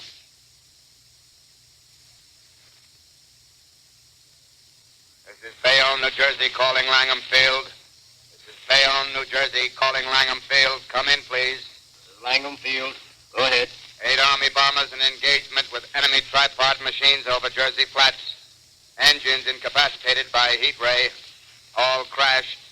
1 enemy machine destroyed. Enemy now discharging heavy black smoke in direction of... This is Newark, New Jersey. This is Newark, New Jersey. Warning. Poisonous black smoke pouring in from Jersey marshes. Reaches South Street. Gas masks useless. Urge population to move into open spaces. Automobiles use routes 7, 23, 24. Avoid congested areas. Smoke now spreading over Raymond Boulevard.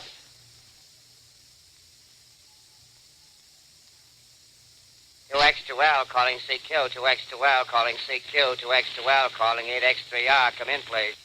This is 8X3R coming back at 2X2L. How's reception? How's reception?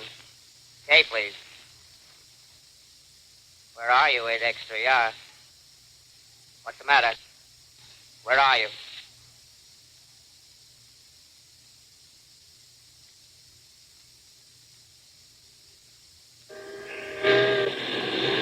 I'm speaking from the roof of Broadcasting Building. I'm speaking from the roof of Broadcasting Building, New York City. The bells you hear are ringing to warn the people to evacuate the city as Martians approach.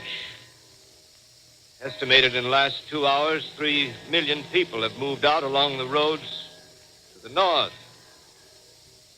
Hutchison River Parkway is still kept open for motor traffic. Avoid bridges to Long Island, hopelessly jammed. All communication with Jersey Shore closed 10 minutes ago. No more defenses. Our army is wiped out. Artillery, Air Force, everything wiped out. This may be the last broadcast. We'll stay here to the end. People are holding service here below us in the cathedral.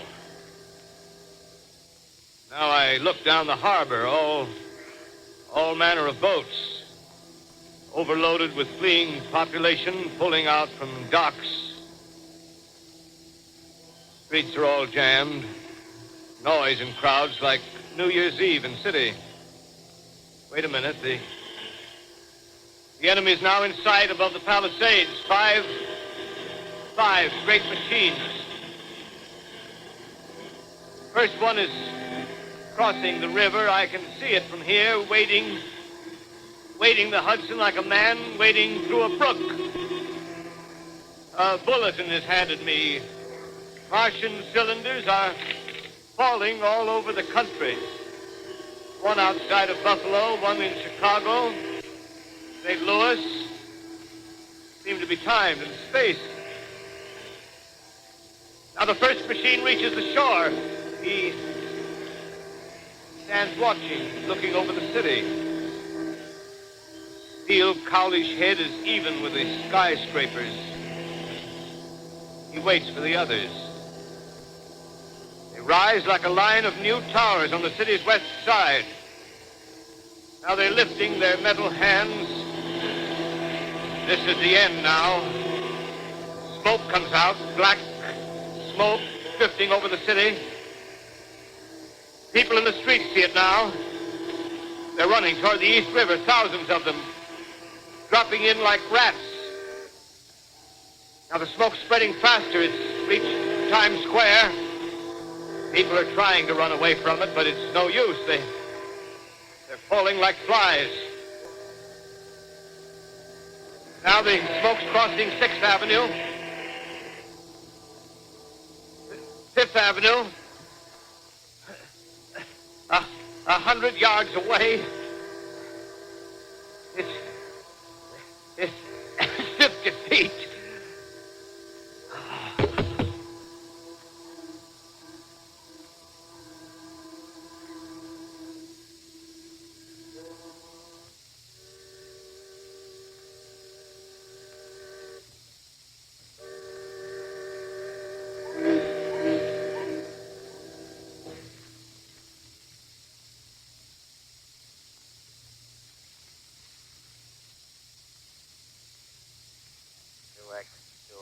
Calling CQ.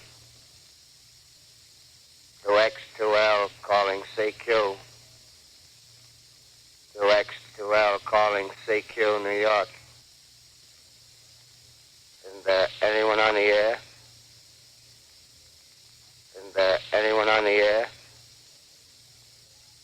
Isn't there anyone? 2X2L.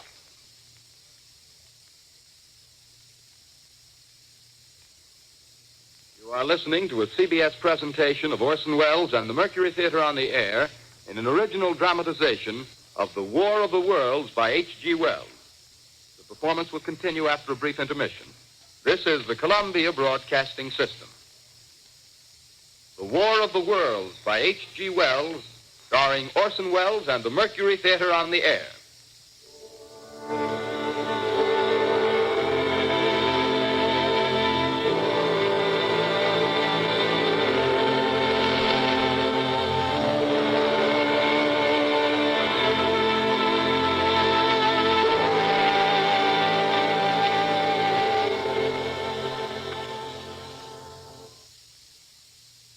I set down these notes on paper.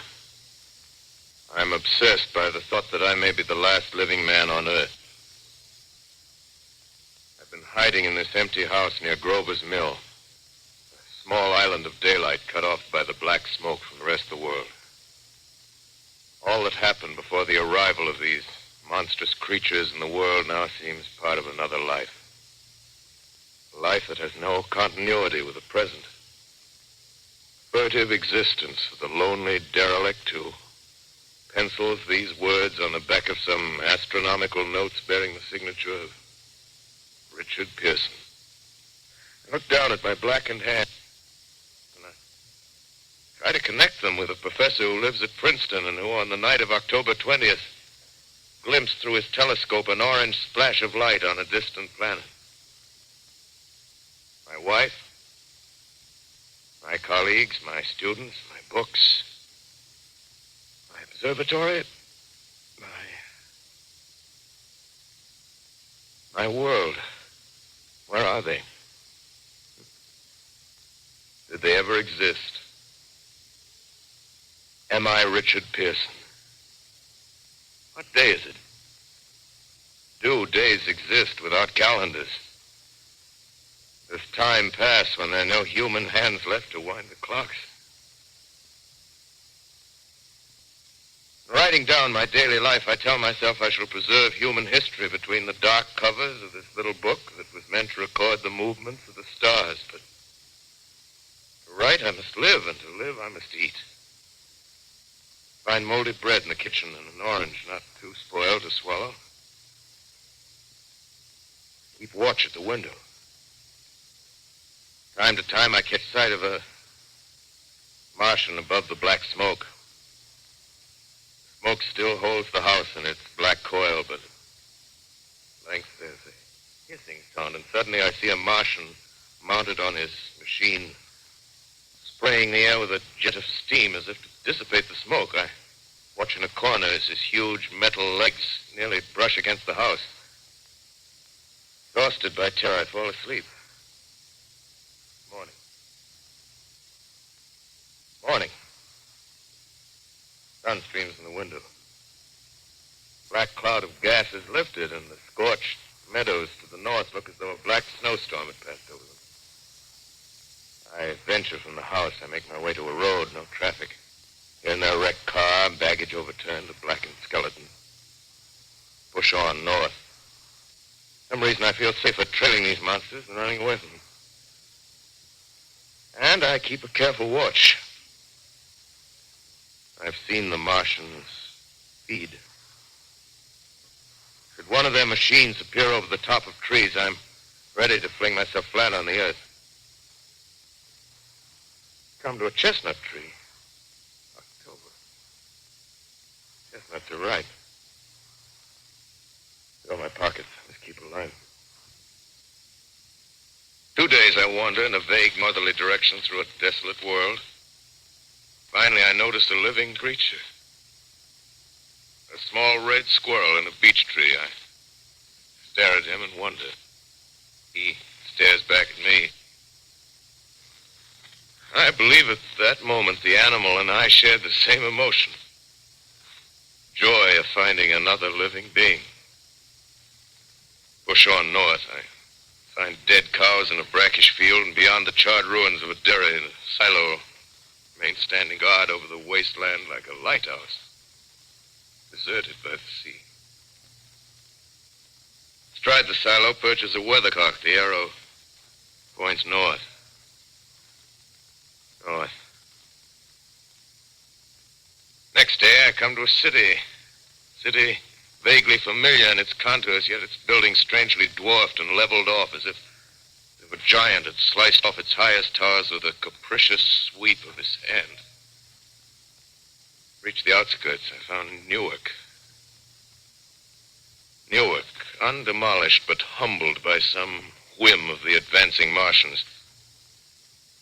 Presently, with an odd feeling of being watched, I caught sight of something crouching in a doorway. I made a step towards it and it rose up and became a man. A man armed with a large knife. Stop! Where do you come from? I come from many places. A long time ago from Princeton. Princeton, huh? That's near Grover's Mill. Yes. Grover's Mill. There's no food here. This is my country. All this end of town down the river. There's only food for one. Which way are you going?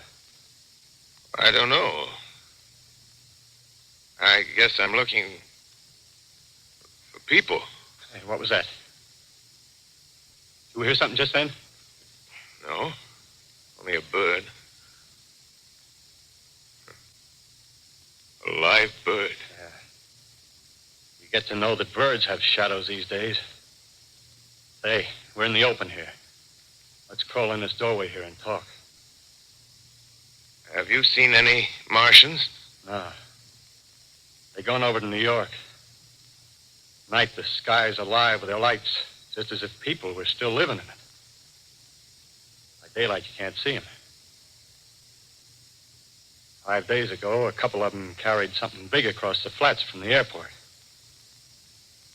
I think they're learning how to fly. Fly? Yeah, fly. Then it's all over with humanity. Stranger, there's still you and I. 2 of us left. Yeah. They got themselves in solid. They wrecked the greatest country in the world. Those green stars, they're probably falling somewhere every night. They've only lost one machine. There isn't anything to do. We're done. We're licked. Where were you? You're in a uniform. Yeah, what's left of it. I was in the militia. National Guard. That's good. There wasn't any war. Any more than there's war between men and ants. Yes, but we're eatable ants. I found that out. What'll they do to us? I thought it all out. Right now, we're caught as we're wanted. A Martian only has to go a few miles to get a crowd on the run. But they won't keep on doing that. They'll begin catching us systematic, like keeping the best and storing us in cages and things. They haven't begun on us yet. Not begun? Not begun. All that's happened so far is because we don't have sense enough to keep quiet. Bothering them with guns and such stuff and losing our heads and rushing off in crowds. No, instead of our rushing around blind, we got to fix ourselves up according to the way things are now. Cities, nations, civilization, progress. Yes, but if that's so, what is there to live for? Well, there won't be any more concerts for 1,000,000 years or so, and no nice little dinners at restaurants. If it's amusement you're after, I guess the game's up. What is there left? Life, that's what. I want to live. Yeah, and so do you. We're not going to be exterminated. And I don't mean to be caught either. Tamed and fattened and bred like an ox. What are you going to do? I'm going on. Right under their feet. I got a plan.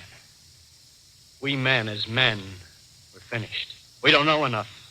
We got to learn plenty before we got a chance. We've got to live and keep free while we learn, see?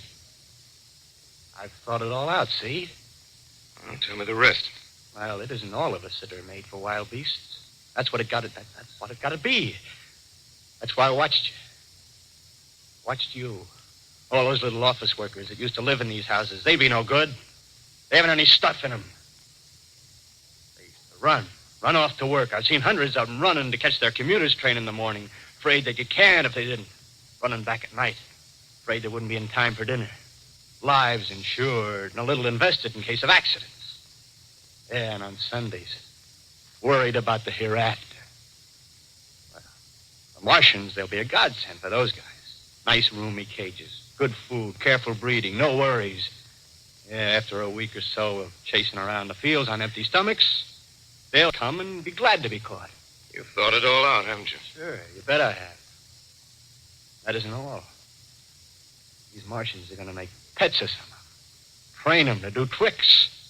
Who knows, get sentimental over the pet boy who grew up and had to be killed. Yeah, and some maybe, they'll train to hunt us. Oh, no, it's impossible. Human Yes, they will. There's men who do it gladly. One of them comes after me, by... In the meantime, you and I and others like us, where are we to live when the Martians own the Earth? I got it all figured out. We'll live underground. I've been thinking about the sewer. Under New York, there are miles and miles of them. The main ones, they're big enough for anybody. Then there's cellars, vaults, underground storerooms, railway tunnels, subways. You're beginning to see, huh? We'll get a bunch of strong men together. No weaklings. That rubbish, out.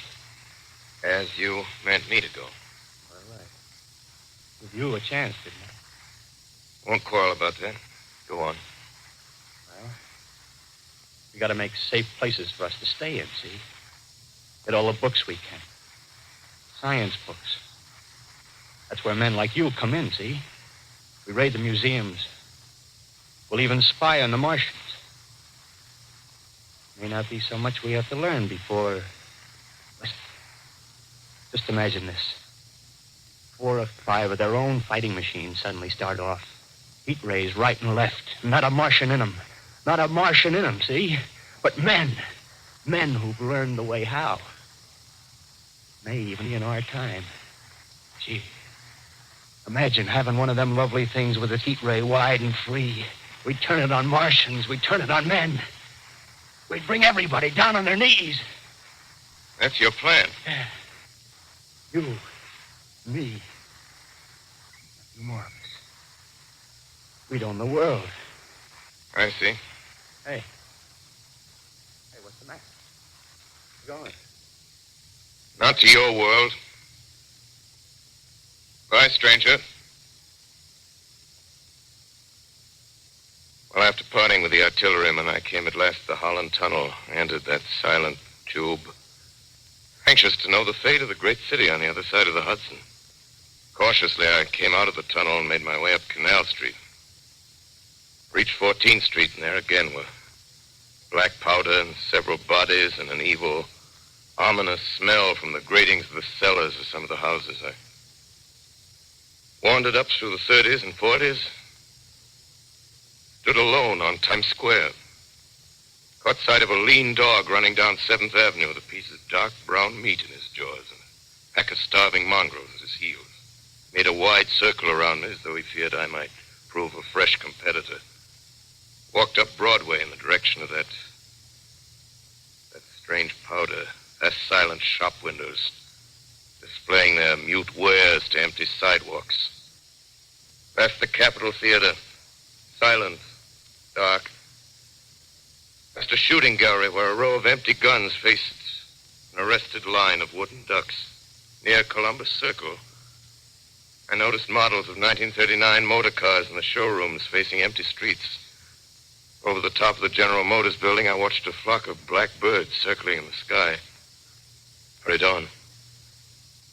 Suddenly, I caught sight of the hood of a Martian machine, standing somewhere in Central Park, gleaming in the late afternoon sun. An insane idea. I rushed recklessly across Columbus Circle and into the park.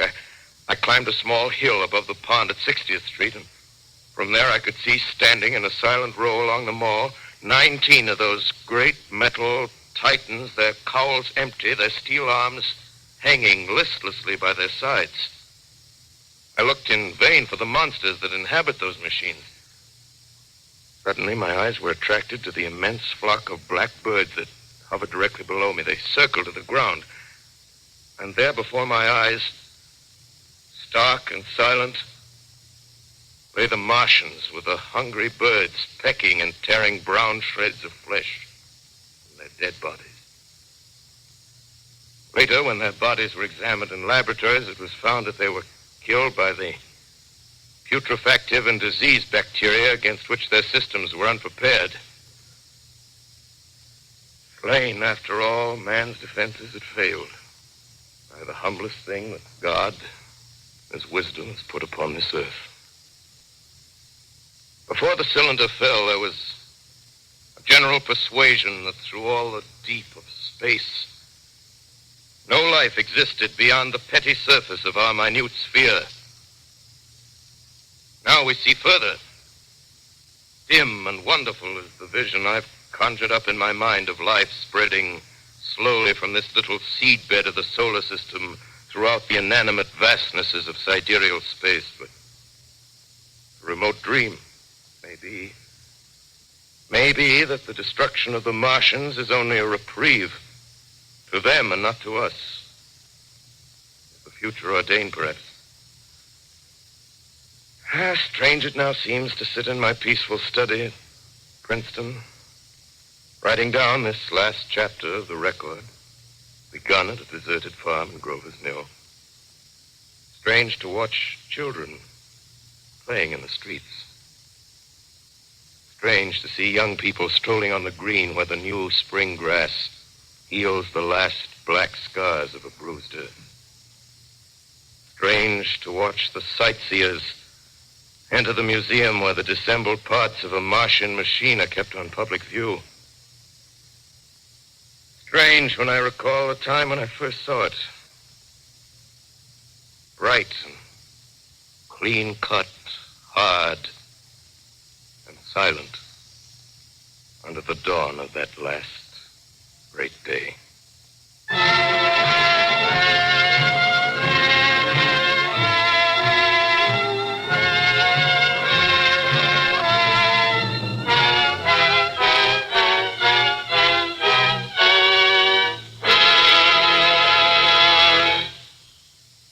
This is Orson Welles, ladies and gentlemen.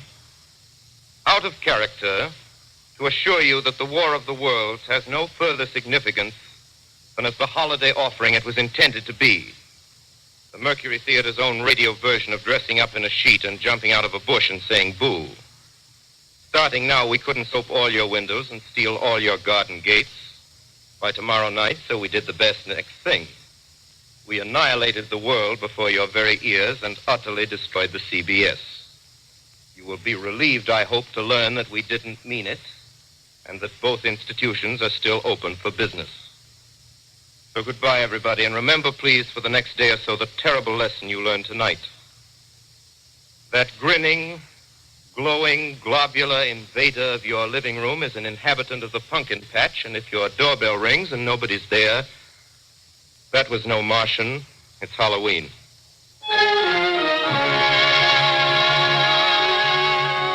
Tonight, the Columbia Broadcasting System and its affiliated stations coast to coast has brought you The War of the World by H.G. Wells, the 17th in its weekly series of dramatic broadcasts featuring Orson Welles and the Mercury Theater on the air.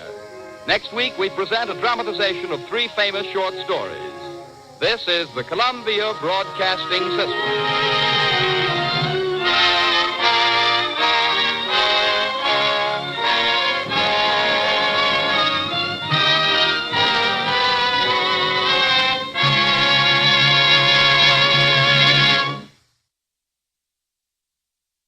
The rest of the story. And this is a love story. A love story of Josephine and Earl. They were ordinary, unglamorous folks, leading rather ordinary, unglamorous lives, and yet the world is different today because he loved her. Earl Dixon was a well-educated fellow, a graduate of Yale and Lowell Textile Institute.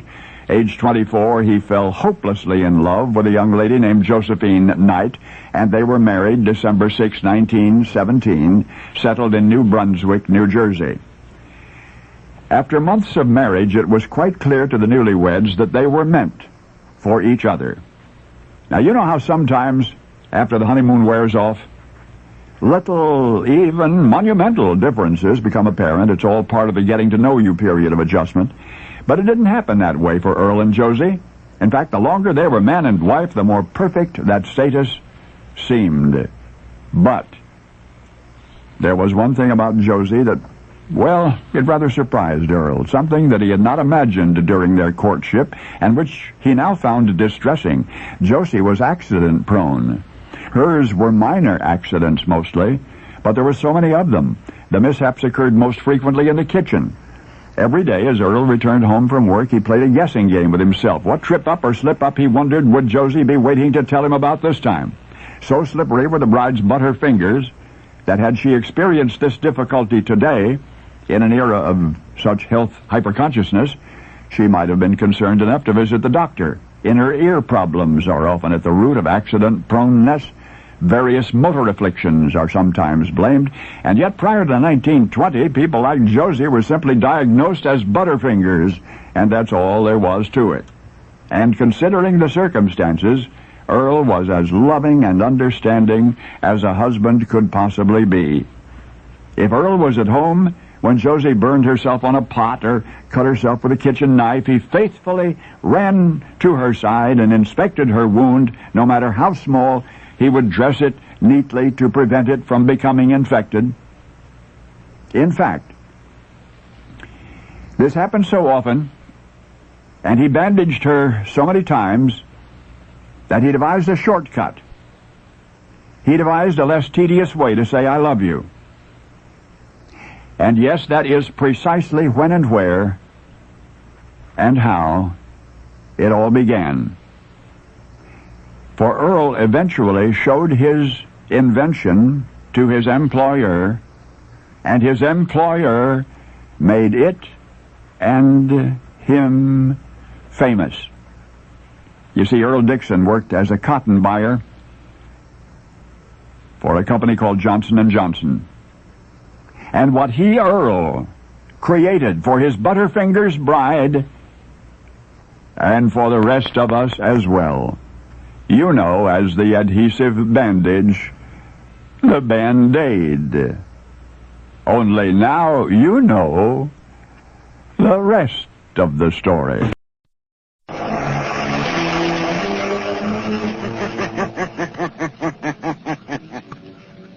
Who knows what evil lurks in the hearts of men? The shadow knows.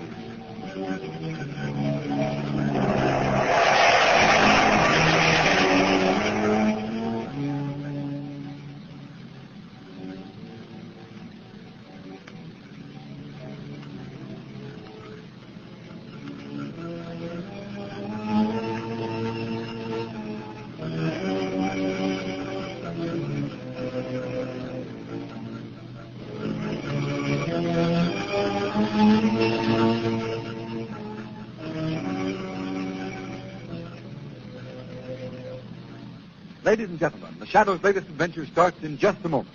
Right now, I want to tell you about a new kind of tire that will stop you quicker, safer on wet, slippery roads than you've ever stopped before. It's the new Goodrich Safety Silvertown with the amazing lifesaver tread that actually dries wet roads. Impartial tests made by the independent Pittsburgh testing laboratory prove this fact beyond dispute.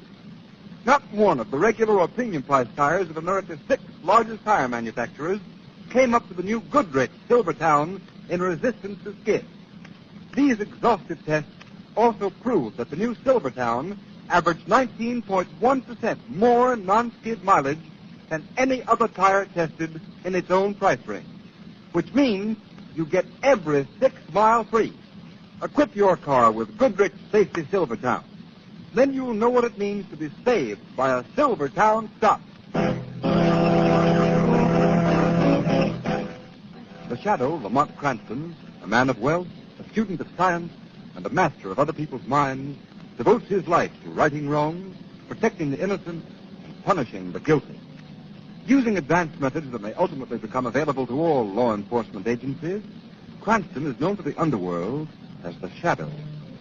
Never seen, only heard, as haunting to superstitious minds as a ghost, as inevitable as a guilty conscience. The Shadow's true identity is known only to his constant friend and aide, Margot Lane. Today's story, The Creeper.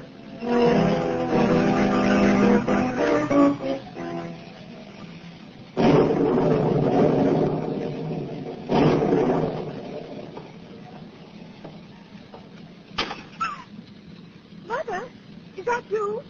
Is the storm frightening you? Mother!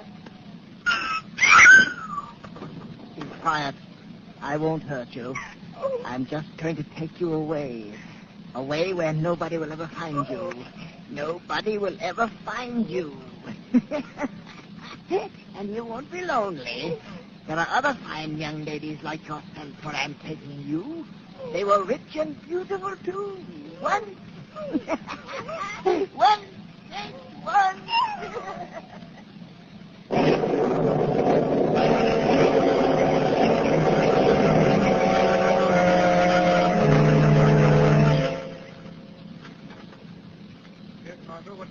Lamont, forgive me for making you rush over here to my apartment at this time of the morning. I just learned that something's happened to one of my dearest friends, Edith Day. Edith Day? I remember her, Margot. Came out 2 seasons ago. Isn't she that beautiful little dark-haired girl I know as the Allanders? Yes, that's the one, Lamont. Her mother just phoned me. She's frantic, terrified. Now, Margot, suppose you compose yourself and tell me exactly what's wrong. Just as Margot Lane, my assistant in criminal investigation, would do if it was someone who meant nothing to you. This is such a shock, Lamont. Edith's missing. Missing? Yes, she disappeared from her bedroom last night. There was signs of a struggle. Where's the house located? In the Mayfair district. 5-block section where all those recent robberies have occurred? Yes, and 2 murders and 5 other disappearances. That's right, but the paper said every block is a private garden. The finest burglar alarms have been installed in all the houses. But, Lamont, it's terrible. People just disappearing into thin air without a trace, without any clue as to what's happened to them. Something awful must have happened to Edith. No ransom note? No, nothing. Police are there, of course. Oh, yes, swarming all over the house. Commissioner Weston himself is conducting the inquiry. Mrs. Day asked me to come over here and stay with her, but I want to talk to you first. Oh, poor Edith. Police must have searched the house, I suppose. Yes, we talked about She him. might have been carried across the rooftop. No, the door to the roof was bolted and locked on the inside. It's equipped with a burglar alarm, too. You go ahead and console Mrs. Day, Margot. I was hoping you'd come with me. Not at the moment, Margot. But it's a case for you as the Shadow. Yes, Margot, the Shadow will take a hand in this game of violence and death.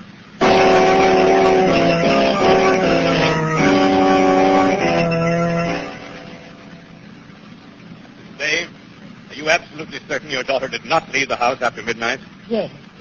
Yes, Commissioner Weston, you asked me that before. Yes, I know. I'm sorry, but... Come in.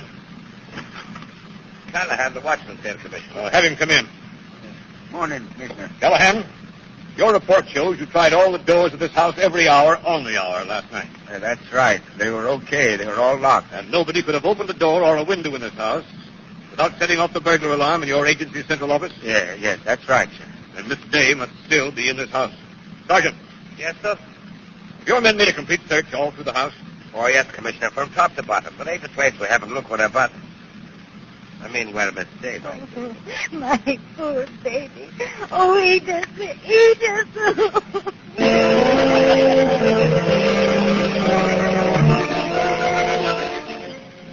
Hello? Hello? Century Moving Company? This is Mrs. Claremont. I'm moving out of the Mayfair district. Yes. I want a van today. Yes, I'm moving to a hotel. I won't spend another night in this section.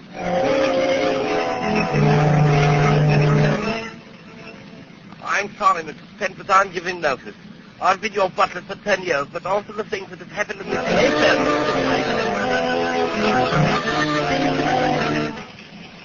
Jake, about that Mayfair crime wave story. Make it hot. Pour it into Commissioner Weston. List the unsolved crimes. 2 known dead, 6 persons missing without a trace. Demand action. Results, smear it all on the front page. Go to town on it.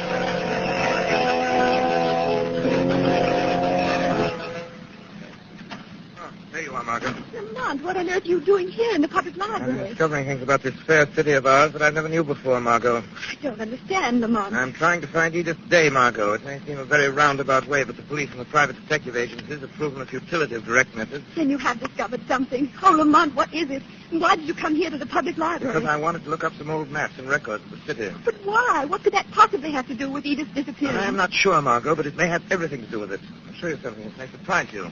Lamont, what are you driving at? That's just an old map. Exactly, Margot, an engineering map, a plan of the proposed water conduit, surveyed and laid out in the year 1896. But, Lamont... Wait, Margot, I'll explain. This plan calls for a 12-foot water main from the West Park Reservoir to the Central District, a distance of 1.5 miles. Margot, 1 mile of that water conduit was built. Then the Spanish-American War came along and the project was abandoned. It was sealed up. It's all here in the old city records. In some way, the whole project became lost in the tangles of official red tape and forgotten. What are you driving at? I still can't see what this has to do with... I'll show you in just a minute. Here. Here's a rough sketch of the Mayfair district, Margot, on tissue paper. I've marked the location of every house in that district where a murder, robbery, or abduction has taken place in the last 2 months. Here. Place it over this old map. Now, look. See what happens? Oh, why, Lamont, every one of those houses is located directly over that old abandoned water main. Yes, Margot, and unless I'm badly mistaken, that is the answer to the disappearance of Edith Day, and it'll lead us to the solution of this crime wave in the Mayfair district. Lamont, that water main must be way down underground. The police searched the basements of those houses. There'd have to be an entrance big enough for a man to get through. I believe there is, Margot. It's the only possible answer. In every one of these crimes, the story's been the same. No one was seen going into the houses. No one was seen going out. The burglar alarms were intact, yet people vanished. Oh, Lamont, only you're right.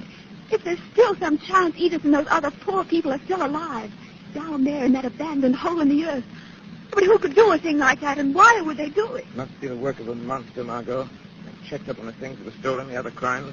Richly upholstered furniture, tapestries, paintings. Never any money or jewelry. Things you would ordinarily expect a thief to take. Heavens, Lamont. You think someone's taken those things down into that black hole? Yes, and he's taken something else that is doubly significant. Food. Storerooms have been stripped. Case after case of canned goods has been carried away, Margot. Food enough for 12 people.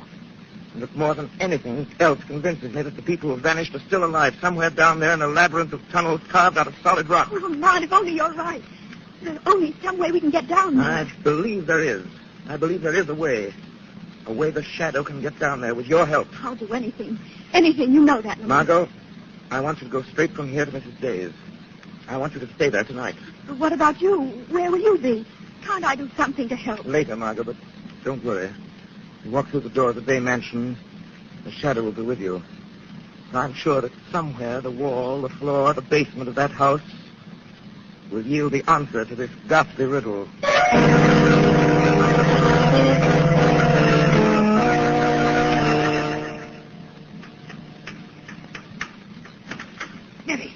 Billy. Anyway, I heard something down there in the cellar. Sort of a tapping sound. Oh, don't go down there, Henry. Don't do it, I tell you. Henry, this house is giving me the creeps. I won't work here another day. I'm giving notice to Mrs. Day in the morning. She'll have to get another maid. Yes, you're right. I don't hear nothing now. Maybe we're just imagining things after what happened last night. I'm a butler, not a detective. Mrs. Day insists on staying in this house. I'm leaving her service, too. Oh, shut the door, Henry. I can't stand the looks of that downstairs. It just...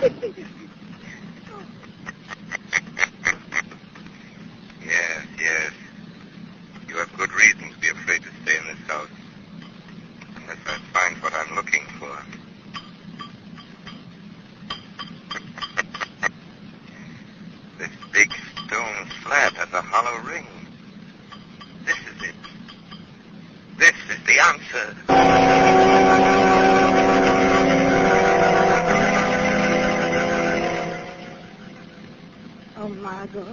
don't know how much it means to me to have you stay here.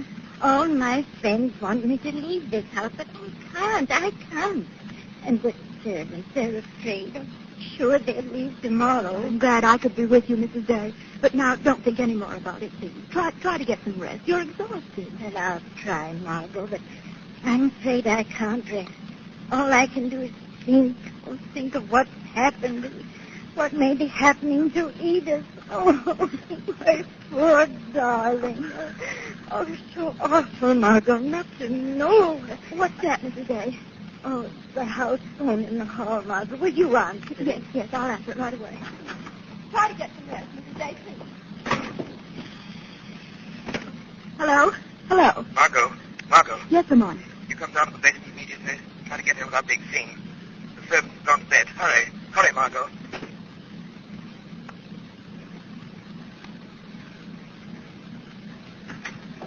Lamont?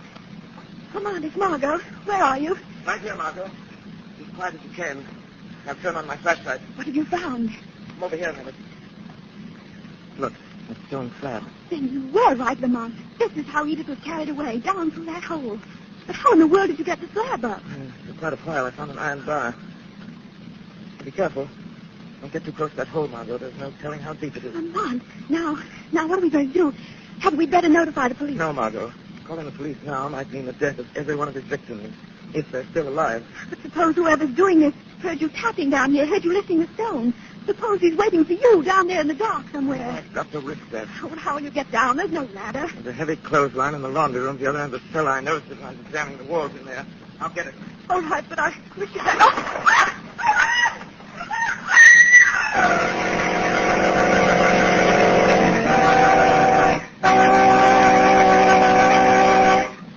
Ladies and gentlemen, before the Shadow's exciting adventure continues, I have a word about auto trips. Because there are so many motorists who risk life and limb without knowing it. Yes, the Shadow knows. Many a motorist rushes through the rain, puts himself in real danger of skidding, spinning, swerving on wet roads, can't stop quick, can't stop short, can't control his car. Many a motorist faces a death-dealing, accident-dealing blowout. Why should you risk your life through skid or blowout when today, without paying a cent extra, you can get life-saving protection against both of these hazards? Yes, motorists, a new kind of tire.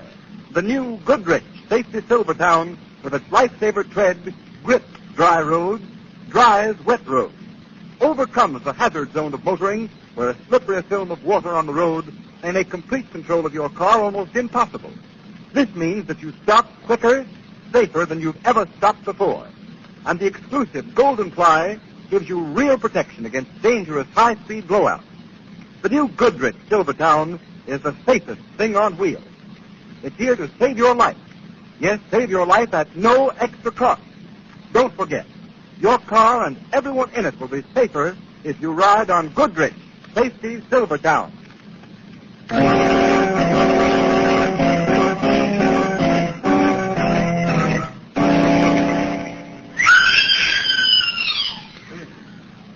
you hear that? Yes. Yes, do you know what it means? The creeper is bringing you another victim to keep us company in this living tomb. There was only something we could do. We could only get these chains off. No, it's no use. We're helpless. Dr. Conrad, do you think there's any chance? Any hope? We mustn't give up hope, Miss Day. Sooner or later, the police will track the creeper, find the tunnel. The police. Listen, all of you. Some of you have been here a day, a week, 2 weeks. I've been here too much. Nothing but that creeper and rats for company. Chained like an animal half-starved. I thought the police would find me. I had hope, too, but now I know. We'll die here. We'll never get out. Never. Never. Never get out. Never get out. You're telling you that with again. I can't stand anymore. I said. Quiet. I will. What difference does it make? Sooner or later, the creeper will kill us all. We'll never see the light of day again. Never. Never see the... Why did you hit him? He didn't know what he was saying. I had to. He's unconscious now, and it's better that way. Can't stand much more. Heaven help us if someone doesn't get us out of here soon.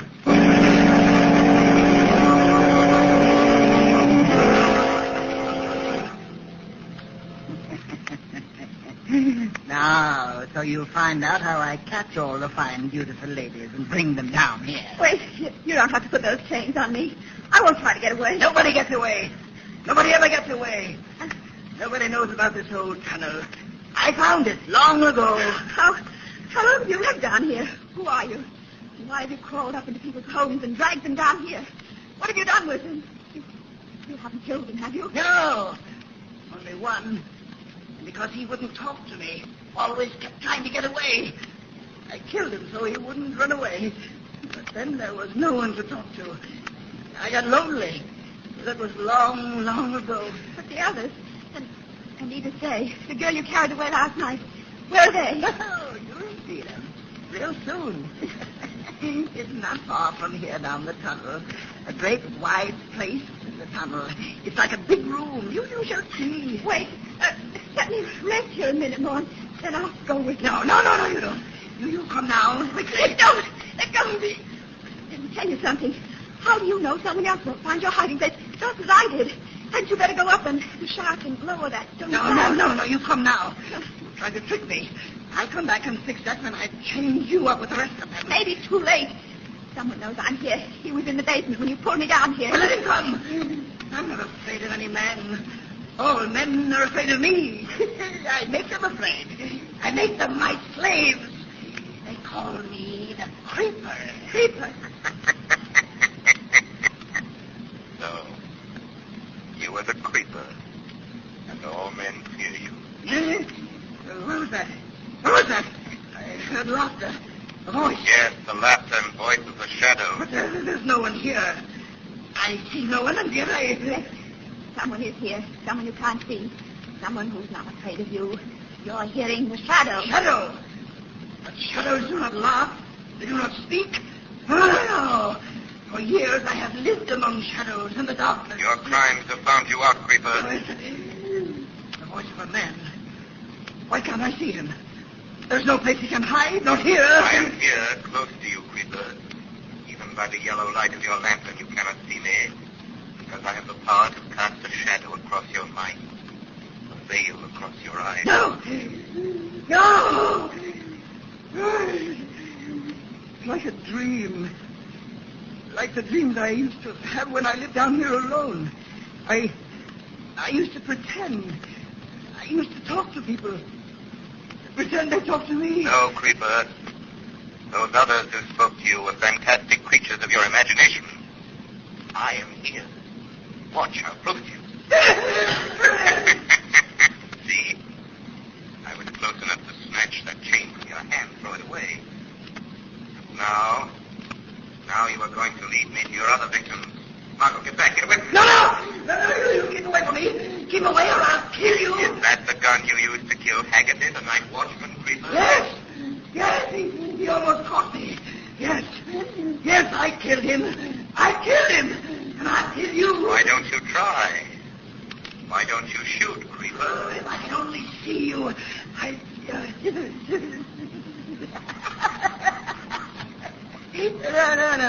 No, that doesn't matter. There's a better way. I can see the girl. Keep away from me, Shadow. You keep away or I'll shoot her. You'll never have the chance. Let go of me. You'll never take me. Never. I told you. I told you I'd kill her. I told you, Shadow. Margot. Oh, what a fool I was to expose you to this. Did he get away? No. I knocked him out, but not quite soon enough. Did he shoot you? Nothing, Lamont, nothing. Bullet hit my shoulder. Only a flesh wound. I'll be all right. Find me to stay in the others, Lamont. Get them out of here. No, Margot, that can wait. I've got to stop this flow of blood. I'm all right. Let me get up. No. Don't try to get up. Hold still. As soon as I get this hinge. Get in, Margot. Tight. Best we can do is I get you to the doctor there. I've got to find some way of getting you back up that shaft. No, please, Lamont. It's only a flesh wound, I tell you. The bleeding's almost stopped. I'll be all right. Just leave me here and go help the others. Lamont. What? The creeper. The man's still there. Yes? He's gone. You said good. Listen, I thought I'd knocked him out. You've got to go after him. Now that he knows someone found his hiding place, he'll kill Edith. He'll kill all the people he's got down here. I'm afraid you're right, Margot. I hate to leave you here like this. Mark, go on, please. I'm all right. I'll try to find a way to get up the shaft and notify the police. All right, Margot. You think you can. There's a ladder, but be careful. It's old and rotten, and some of the rungs are gone. I'll get out. I'll get help, but it may be too late unless you can find the creeper and stop him from murdering those poor people he's dragged down into this awful pit. I could only be sure which way he went. He was trying to take me that way, down the tunnel. Hurry, Lamont. Hurry. Take the land. All right, Margot, but get out of here if you can. Notify the police. Tell them the creeper shot you. Tell them you saw him escape down here through the cellar, but don't come back down here, Margot. There's no telling what may happen, what this fiend may do.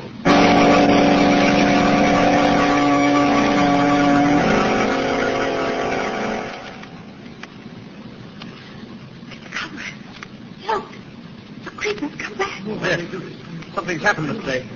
Maybe the police have found this horrible place at last. His face is bleeding. His eyes. Horrible, being chained up like this, like animals. What happened? If the police are coming, he'll kill us. I know he will. Wait. He's going to that chair. He calls it throne. What did he do? Do something. Why is he standing there? Turning this way. Something's happened, all right. I'm afraid something worse is going to happen. Oh, nothing could be worse than this. Nothing. Oh. Why don't you get it over with? Oh, you can kill us and be done with it. Yes. Why don't I? Why don't I kill all of you? That's it. That's it. Then you won't be able to take me away from my castle in the earth. So easy. I have the dynamite, and it's all ready. All I have to do is light the fuse. That's it. That's it. That'll seal the tunnel, and we'll all die. But we'll all be together. I will be lonely. It's too late for that, Creeper. Shadow! So you followed me here? Yes, Creeper. Did you hear that? It's the shadow. Shadow? Listen to me, all of you. You have nothing to fear from me. Nothing to fear from the shadow. I've come to help you. Get you out of this death trap. But you won't, Shadow. You'll never take them away from me. Look. Look what I have in my hand. See? Dynamite. Dynamite. I stole that, too. I knew that someday I might need it. Someday someone would come. But it'll kill us all. And it'll kill you, too, Shadow. No, Creeper, I'm not chained. I can get away from you. Why don't you follow me? Follow my voice. You're afraid, Shadow. You're running away, but you won't get far. You don't know this tunnel like I do. Then follow me. Follow my voice, Creeper. Follow my voice. I'm following you. You can't go much further. You've come the wrong way. Behind you is the end of the tunnel. The end of the tunnel. And the end of you. Yes, this is the end of the tunnel. What are you waiting for, Creeper? Light the fuse. Now is your chance. Yes. Yes, you're right. Now. Now is my chance. Now. You can't get away. Throw the dynamite. Throw it, Creeper. Can't you guess where I am by the sound of my voice? Yes. Yes. You're caught. You're caught, Shadow. With you out of the way, no one else knows except that girl. And I killed her. She can't tell. And I'll be safe. I'll be safe.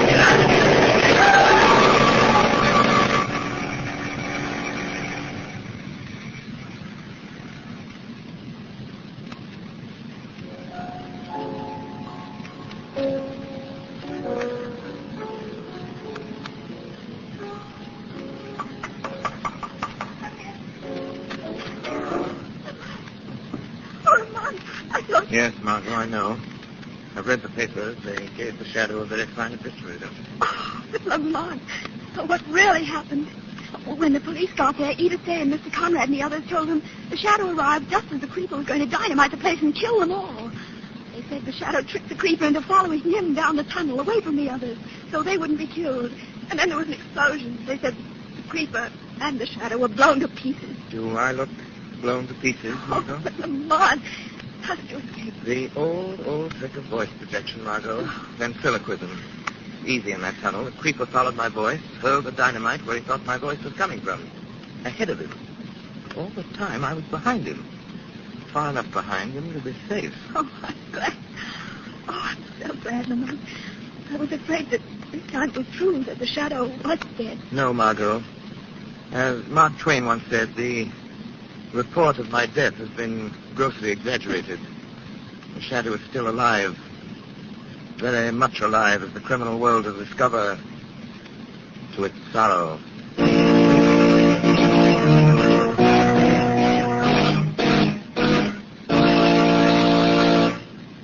You have been listening to a dramatized version of one of the many copyrighted stories which appear in the Shadow magazine.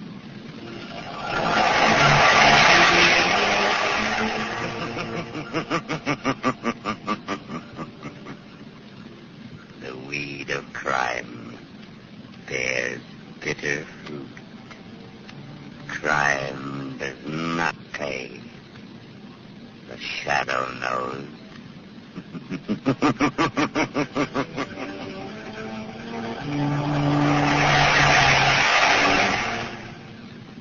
All the characters and all the places named are fictitious. Any similarity to persons living or dead is purely coincidental.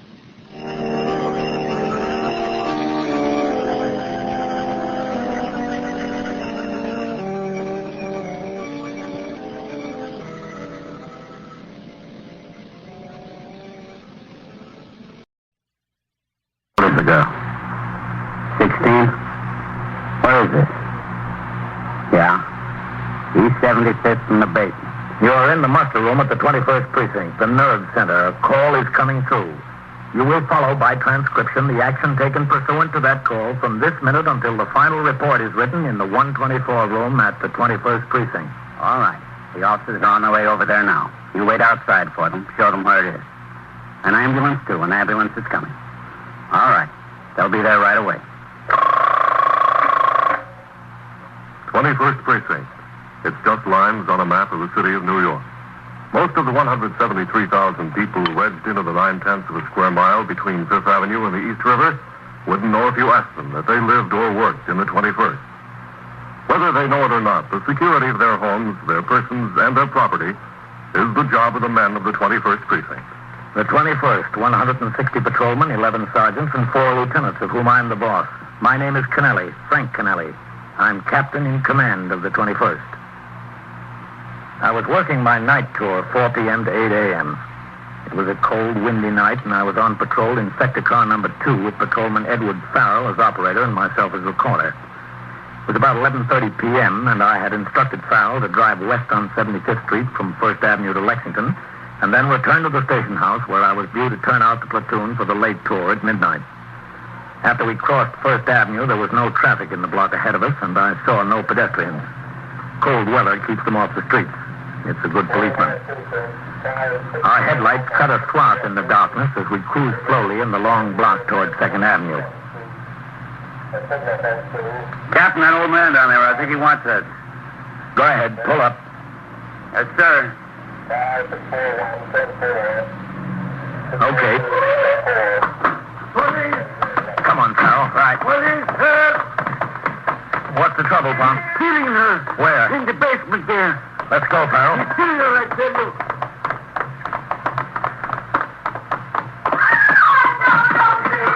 Down there. What's the step? I got my light. All right, hit the door. Get away from her. Get away. Right there. Come here.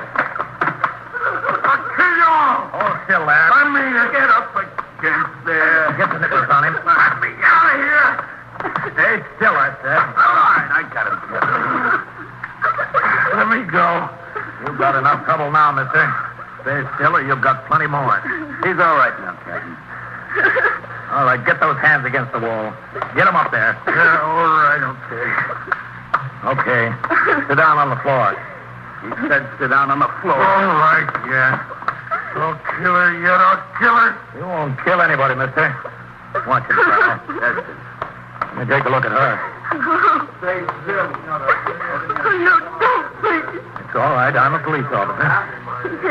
Hit me.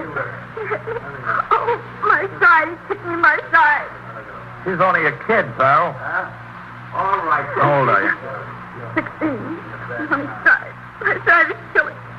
My face. All right, just take it easy. We'll get help. Watch him, Farrell. I'm going to call in for an ambulance. I got him, Captain. Is everything okay? Come on upstairs, Bob. Yeah, okay. You know that girl? Yeah, sure, the Truro girl from my building. This building? No, the next building, that one, fourth floor here. You know him? No, I never seen him. She live with her folks? Her folks, yes. All right, you go upstairs and tell them, okay? Yeah, tell him. All right, I go. Car 681 to Central, K. Car 681, proceed. At 380 75th Street, in the basement. E753K. That's right, an assault case. Send an ambulance and assistance, K. Okay, 681, 21st Precinct. The address? 388 East 75th Street, car 634-635, signal 32. The ambulance is responding, K. 634-10-4. Car 635. Within a few minutes, in response to the radio signal, sector car number 4 and the sergeant's car were on the job. When the call was heard on the radio monitor by the desk officer at the station house, he notified the 21st Squad and Detective James McLeese and Louis DeLuca hurried to the scene. As we waited for the arrival of the ambulance, the assailant, Joe Packus, sat on the floor in a corner of the basement with his back against the wall under the guard of Patrolman Farrell. The victim's mother had been summoned from the apartment. She tried to comfort the girl. Anita, my baby, my baby. He wanted to kill me, Mom. He tried to. Oh, my baby. Oh, Mrs. Truro, don't touch her, please. baby. Where's the doctor? She's gone. Now, the ambulance is on the way. Where is it? Mrs. Truro, you'd better stand over here. No. It'd be better for her. Go on, Mom. Go on, baby. Mrs. Truro, Yes, all right. the ambulance will be here right away. Sergeant. Yes, sir? My poor baby. Yes, sir, Captain. Stay here with the girl. Yes, sir. Is that the ambulance, that siren? Yes, I'm sure it is. Let's go over here, Mrs. I Truro. don't like to leave her. I don't like to leave my baby. How old is she? 16, just 16. Will she die? She won't die. No, I think she'll be all right. Excuse me, Captain. Oh, yes, McLeese. This is the girl's mother, Mrs. Truro, Detective McLeese. I'd like to ask you 2 questions, Mrs. Truro. Yeah, anything. That's the ambulance? Yes. Good. Oh, my poor baby. This fellow, this Joe Packus, he said he's known her for a long time. Oh, 6 months, maybe 7. But she don't want anything to do with him. He comes around to the house. He scares us all. He brings a bottle of whiskey and sits down in the kitchen. He says he wants to marry us. She don't want anything to do with him. But we're scared.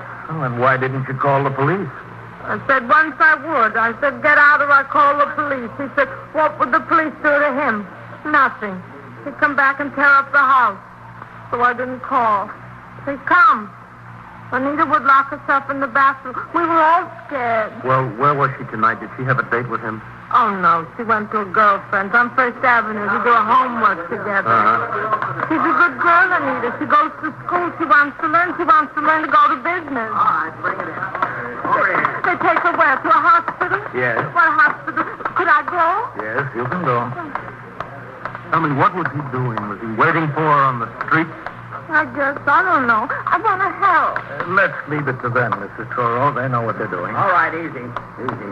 Oh, Put her on. my baby, my poor baby. Mama. Oh. All right. Take it out. Oh. Come to the house. He said, where is she? I said, out. He sat down with a bottle of whiskey for 2-3 hours. I was scared. Watch the turn there, easy. All right, lift. Up with her. He said he'd kill her. He'd kill me. I was glad he went. Easy now. Keep it high. Can I go with her? Can I? Sergeant, Yes, sir? see that Mrs. Truro gets over to the hospital. Yes, sir. Oh, wait for me. You can talk to the mother later, can't you, McLeese? Oh, yes, sir. Right now, I want to talk to that bum over there. All right, you men. Don't stand around here. Get back on patrol. How's he doing, Farrell? All the steam's out of him, Captain. He's no trouble. All right, you get on your feet. Why? You first, hey! Get on your feet. McLeese? Yes, Captain. What's your name? Packus. Joe Packus. How do you spell that? P-A-K-U-S. And where do you live? East 81st Street. 816. What do you do to justify your existence? What do you mean? Have you got a job? Yeah, I work. Where? Different places. Contractors. I'm a plasterer. How old are you? 27. 27, huh? Yeah. Well, you grow gray by the time you're through with this one, mister. I'll teach you to leave that family alone. I'll teach you to stay away from 16-year-old girls. I want to marry her. I love her. A fine way to show her you love her, didn't it? Almost killing her. You're no good. You're plain no good. I was a little drunk. That's a great excuse, isn't it? You get half in the bag and you think you own the world. Well, I'll show you what you own. You don't own any part of it. You don't even own your own time. All right, Mike, take it easy. He should be in the hospital, not her. That's enough. Joe, what are you coming around here making trouble for that family? They told you they didn't want anything to do with you. I want her. I want to marry the girl. She won't speak to me. She won't see me. She go out with other guys. All right, I waited for her tonight. To talk to her, just to talk. When I saw her, she tried to go away. She wouldn't talk. Okay, sister, you won't talk. You'll do what I tell you. You threw her down in the cellar and you beat her up and you almost killed her. And she might die yet. It was a whiskey. I didn't mean it. 16-year-old girl. 16? I don't know. I don't care. I want to marry. She's a woman. And you're a man, huh? Well, not in my book, mister. In my book, you're a nothing. A great big cipher. The suspect, Joe Packius, was taken to the station house in the custody of Patrolman Farrell, the first officer on the scene. Detective McLeese rode with them in sector car number 2, and I returned in the sergeant's car just in time to turn off the platoon for the late tour at midnight. At the station house, Packius was taken upstairs to the 21st Squad, still in the custody of Patrolman Farrell. There, he would be questioned further by detectives, and on completion of the investigation, booked in on charges of felonious assault. As the senior officer on duty in the 6th Division during the night, I was called to the 25th Precinct, where a 3-alarm fire in a loft building had caused the evacuation of 2 tenements. It was 2:20 a.m. when I returned to the 21st Precinct and walked into the muster room and around the desk to sign the blotter. Hello, Sergeant. Captain. Captain. Red. 21st Precinct, Sergeant Collins. What about that Truro girl in the hospital, Red? How bad is she? 2 broken ribs, Captain. Their face is pretty badly cut off. No internal injuries, I don't think. Mm-hmm. Lieutenant Gorman, Iceman bringing in. He made that notification on York Avenue. He got hold of the brother. Okay. All right, Iceman. Did they book that Joe Packius yet, Red? No, sir, not yet. They still got him upstairs. Mm-hmm. What about Farrell? He's still there. As soon as he's booked in, he'll get a couple of hours sleep before he has to go to court with him. That's a mean one, that guy, Captain. 16-year-old girl. Yeah. I'll be in my office, then. Yes, sir. 21st Precinct, Sergeant Collins. Oh, Sergeant. Yeah, all right. You take your meal now, right? Okay. Yes, sir, Captain? Sergeant, I'll tell you what. I want you to... What's that? In the back room. Come on, Sergeant. Yes, sir. Somebody fell down the steps. Yes, sir. That's what happened. Are you all right? Packius. What happened, Mac? He tripped, fell down a whole flight of stairs. Did he? Packius. He's out. He's out like a light. What's going on? What happened? Where were you, Farrell? He's your prisoner. Well, Captain, Just a second. Packius. Come on. Packius. Sergeant, ring for an ambulance, will you? Yes, sir. Right away, sir. Well, he's out, all right. All right, Farrell. Where were you? Oh, we're taking him down to book him. He left his hat in the squad room. I went back inside for it. You were alone with him, McLeese. That's right, Captain. Yes, sir. How'd he fall? I don't know. He tripped, I guess. Did he? On what? Captain, I didn't lay a hand on him. If anybody deserved to get thrown down those stairs, he did, but I didn't lay a hand on him. We'll find out about that, McLeese. We'll find out about that right away. You're listening to 21st Precinct, a factual account of the way police work in the world's largest city. Since 1910, the work output of each of us has more than doubled. In the same period, machine power has increased 4.5 times, and the average annual income has gone from $2,400 a year to about $4,000 a year in equivalent purchasing power. In spite of all this, about 18 hours has been cut off the average work week in the same period. Those facts are but a few in the great story of our American economic system, a story that adds up to this for all of us. The better we produce, the better we live. Now back to 21st Precinct and Captain Frank Canelli. Any unusual occurrence concerning a prisoner, injury, death, escape, or attempted suicide is a grave matter. The commanding officer of the precinct concerned is required to make an immediate and thorough investigation and forward his report to the office of the chief inspector and the New York State Commissioner of Corrections. Joe Packius did not regain consciousness by the time the ambulance arrived. He was taken to Bellevue Hospital. In the meantime, I had instructed the desk officer, Lieutenant Gorman, to telephone Lieutenant Matt King, commander of the 21st Detective Squad, at his home and inform him of the incident. Lieutenant King was at the station house within 25 minutes and sat in my office as I questioned first Patrolman Farrell. Oh, sir, I didn't leave him for a minute, not since I brought him in. You got him into the station house about 5 minutes to 12. How come you didn't bring him downstairs to be booked until 25 after 2? Well, McLeese was conducting an investigation, Captain. Well, there wasn't much investigation that needed conducting, was there? You were an eyewitness to the assault, so was I. Yes, sir. And you had another witness, that old man that stopped you. Yes, sir. Did McLeese make any threats against this Joe Packius up in the squad room? No, sir. You just talked to him calmly? Well, not exactly calmly, Captain. McLeese didn't think much of the guy. Who did? Did either you or he use any violence in the squad room? No, sir. Well, then when you started downstairs to book him, what happened? Well, we came out of the squad room and into the hall. I had Packius by the arm. As soon as we got outside, McLeese said his hat. We left his hat inside. Whose hat? Joe Packius. Didn't Packius say anything about it? No, sir. I guess he forgot. So you went back for his hat? Yes, sir. That was your prisoner, Farrell. You weren't supposed to leave him. But it was just back in the squad room. We were out in the hall. I didn't really leave him, Captain. And when you came out with the hat, Packius was down at the bottom of the stairs. Yes, sir. You were in the squad room with Packius all the time, between about midnight and 2:25? Yes, sir. Was McLeese? No, sir. Where'd he go? Well, when we first got there, he printed Packius.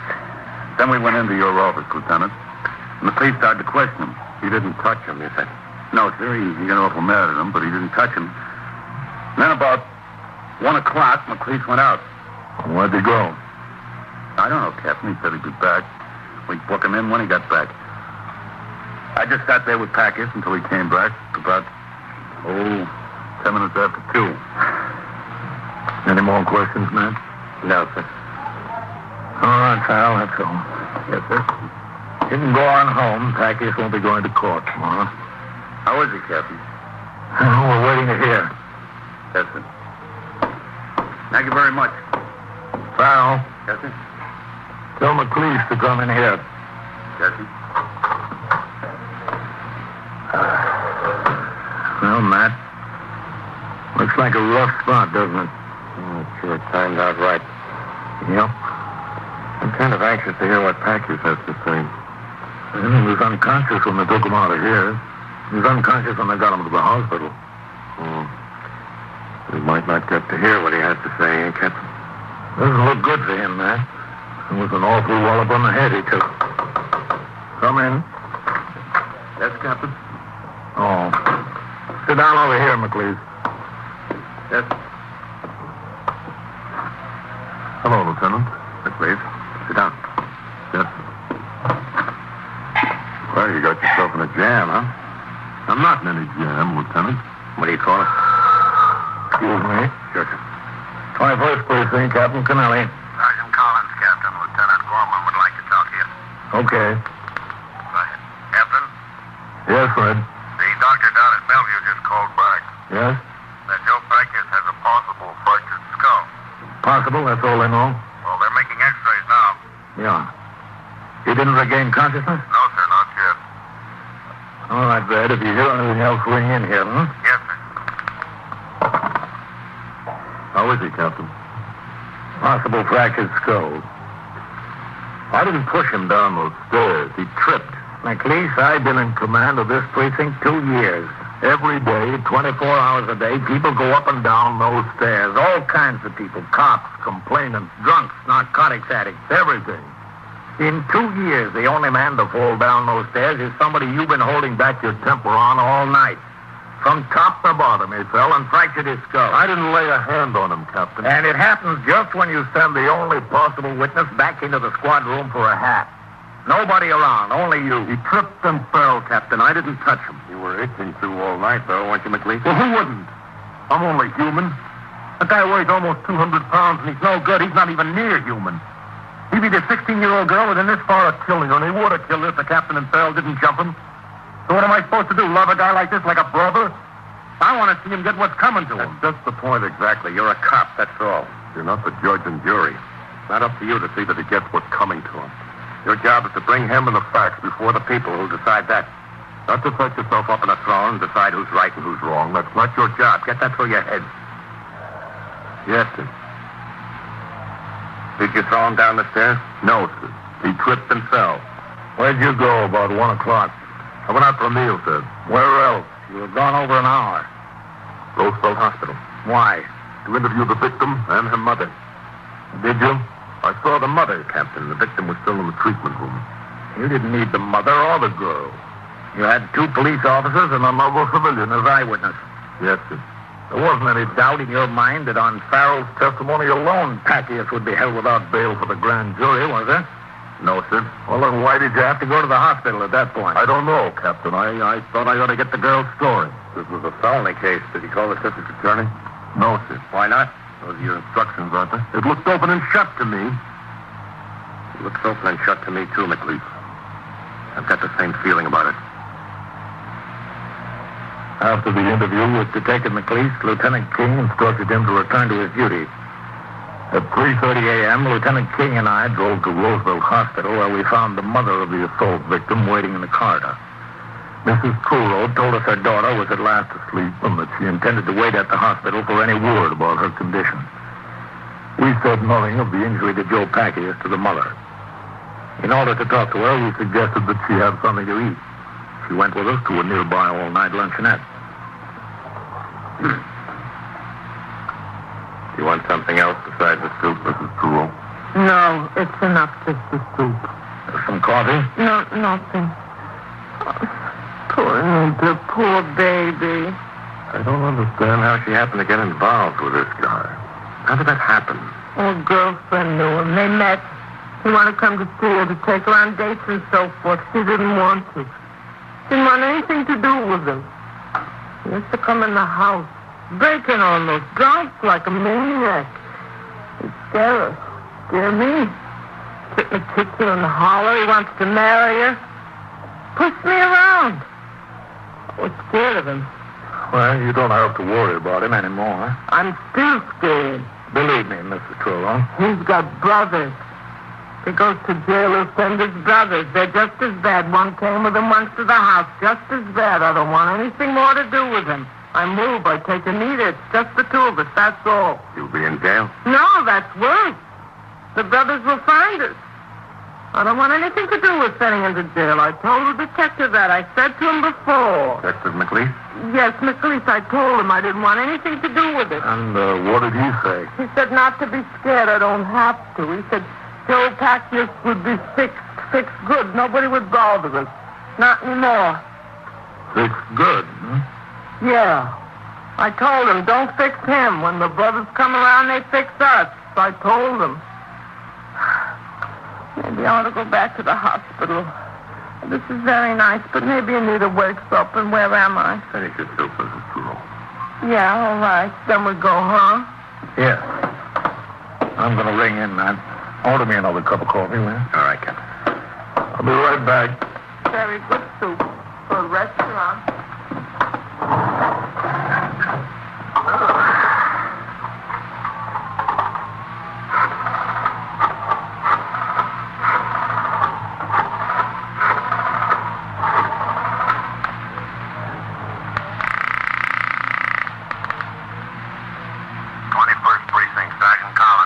Captain Kennelly, Sergeant. Oh, yes, sir. Corman wants to speak to you, Captain. He tried the hospital. We left there. Put him on. Yes, sir. Captain Kennelly, Lieutenant. 21st Precinct, Lieutenant Gorman. Yes, Red. Captain, I got a call from the Department of Correction man at the prison ward in Bellevue. Pacquias isn't dead.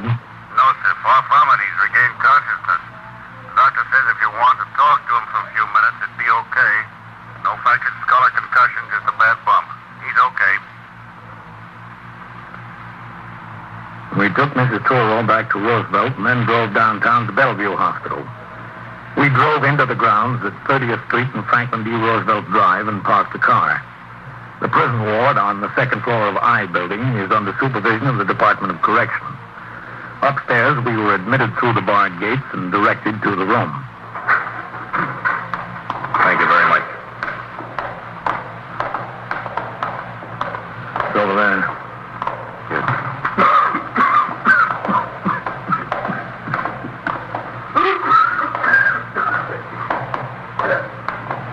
Back here? Who are you? We're police officers. Oh, I want to see my lawyer. It's the only one I want to see. You'll see your lawyer. Wise guys, that's all you are, a bunch of wise guys. Wise guys, huh? What does that make you, beating up a 16-year-old girl, a big hero? I want to see my lawyer. Tell us how you came to fall down the stairs. My lawyer. It's the only one I'll tell. I don't want nothing to do with you guys. You've got something to do with us. You've got plenty to do with us. Tell us about how you got hurt. Go ahead. Hit me. See what it'll get you.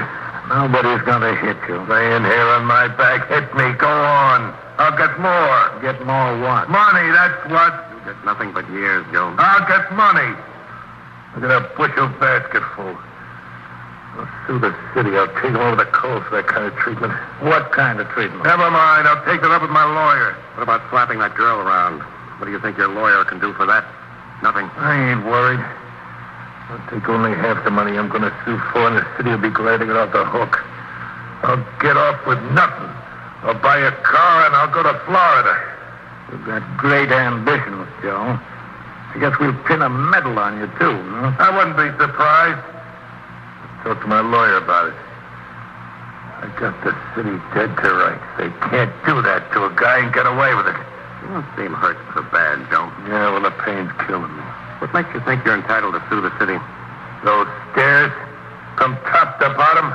Look, the detective said you tried to break away from him and missed the top step. That's a lie. Well, what did happen? Oh, no. You take that up with my lawyer. But I wasn't trying to break away. Don't let him tell you I was. He's lying. I don't think so. I wasn't. I was walking down as quiet as you could. There was this thing sticking up, caught the heel of my shoe. That's the city's fault, ain't it? I tripped and I went down to the bottom. I looked at those stairs, Joe. That's not what happened. Tell us the truth now. I caught my heel. I caught it on the step. I fell. I tripped on something that was sticking up. I tripped and fell. The city has to pay for that, don't they? That detective wouldn't tell you what happened. He don't like me. He don't want me to collect, doesn't he? Like he never beat up a woman. Big man. Get him to tell you the truth. We will, Joe. Come on, man. Yes. How long, Joe? Get him to tell you.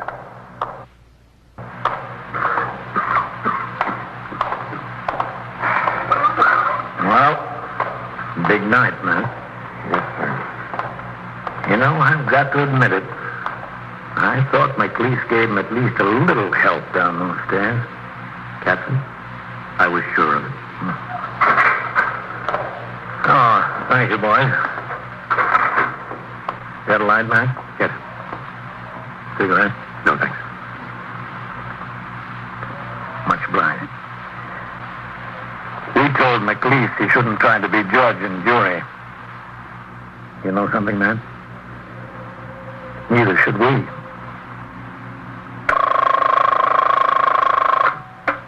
'21st Precinct, Sergeant Collins. What do you mean, robbed? Held up? Where is it? The what, bar and grill? Oh. What's the address? Yeah. Did they have guns? How many men? How many? Well, which way did they go? Were they in a car? What kind of a car? What kind?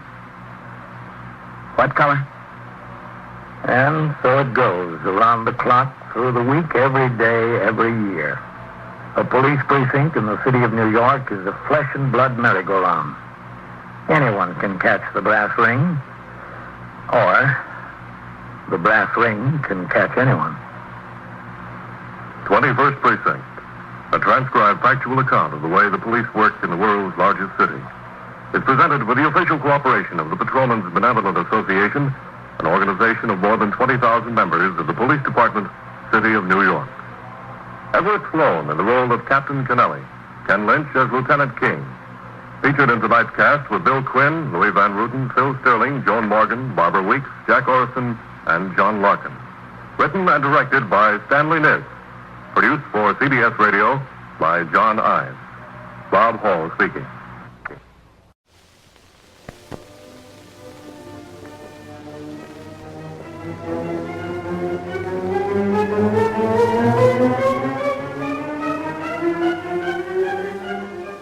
The police reporter.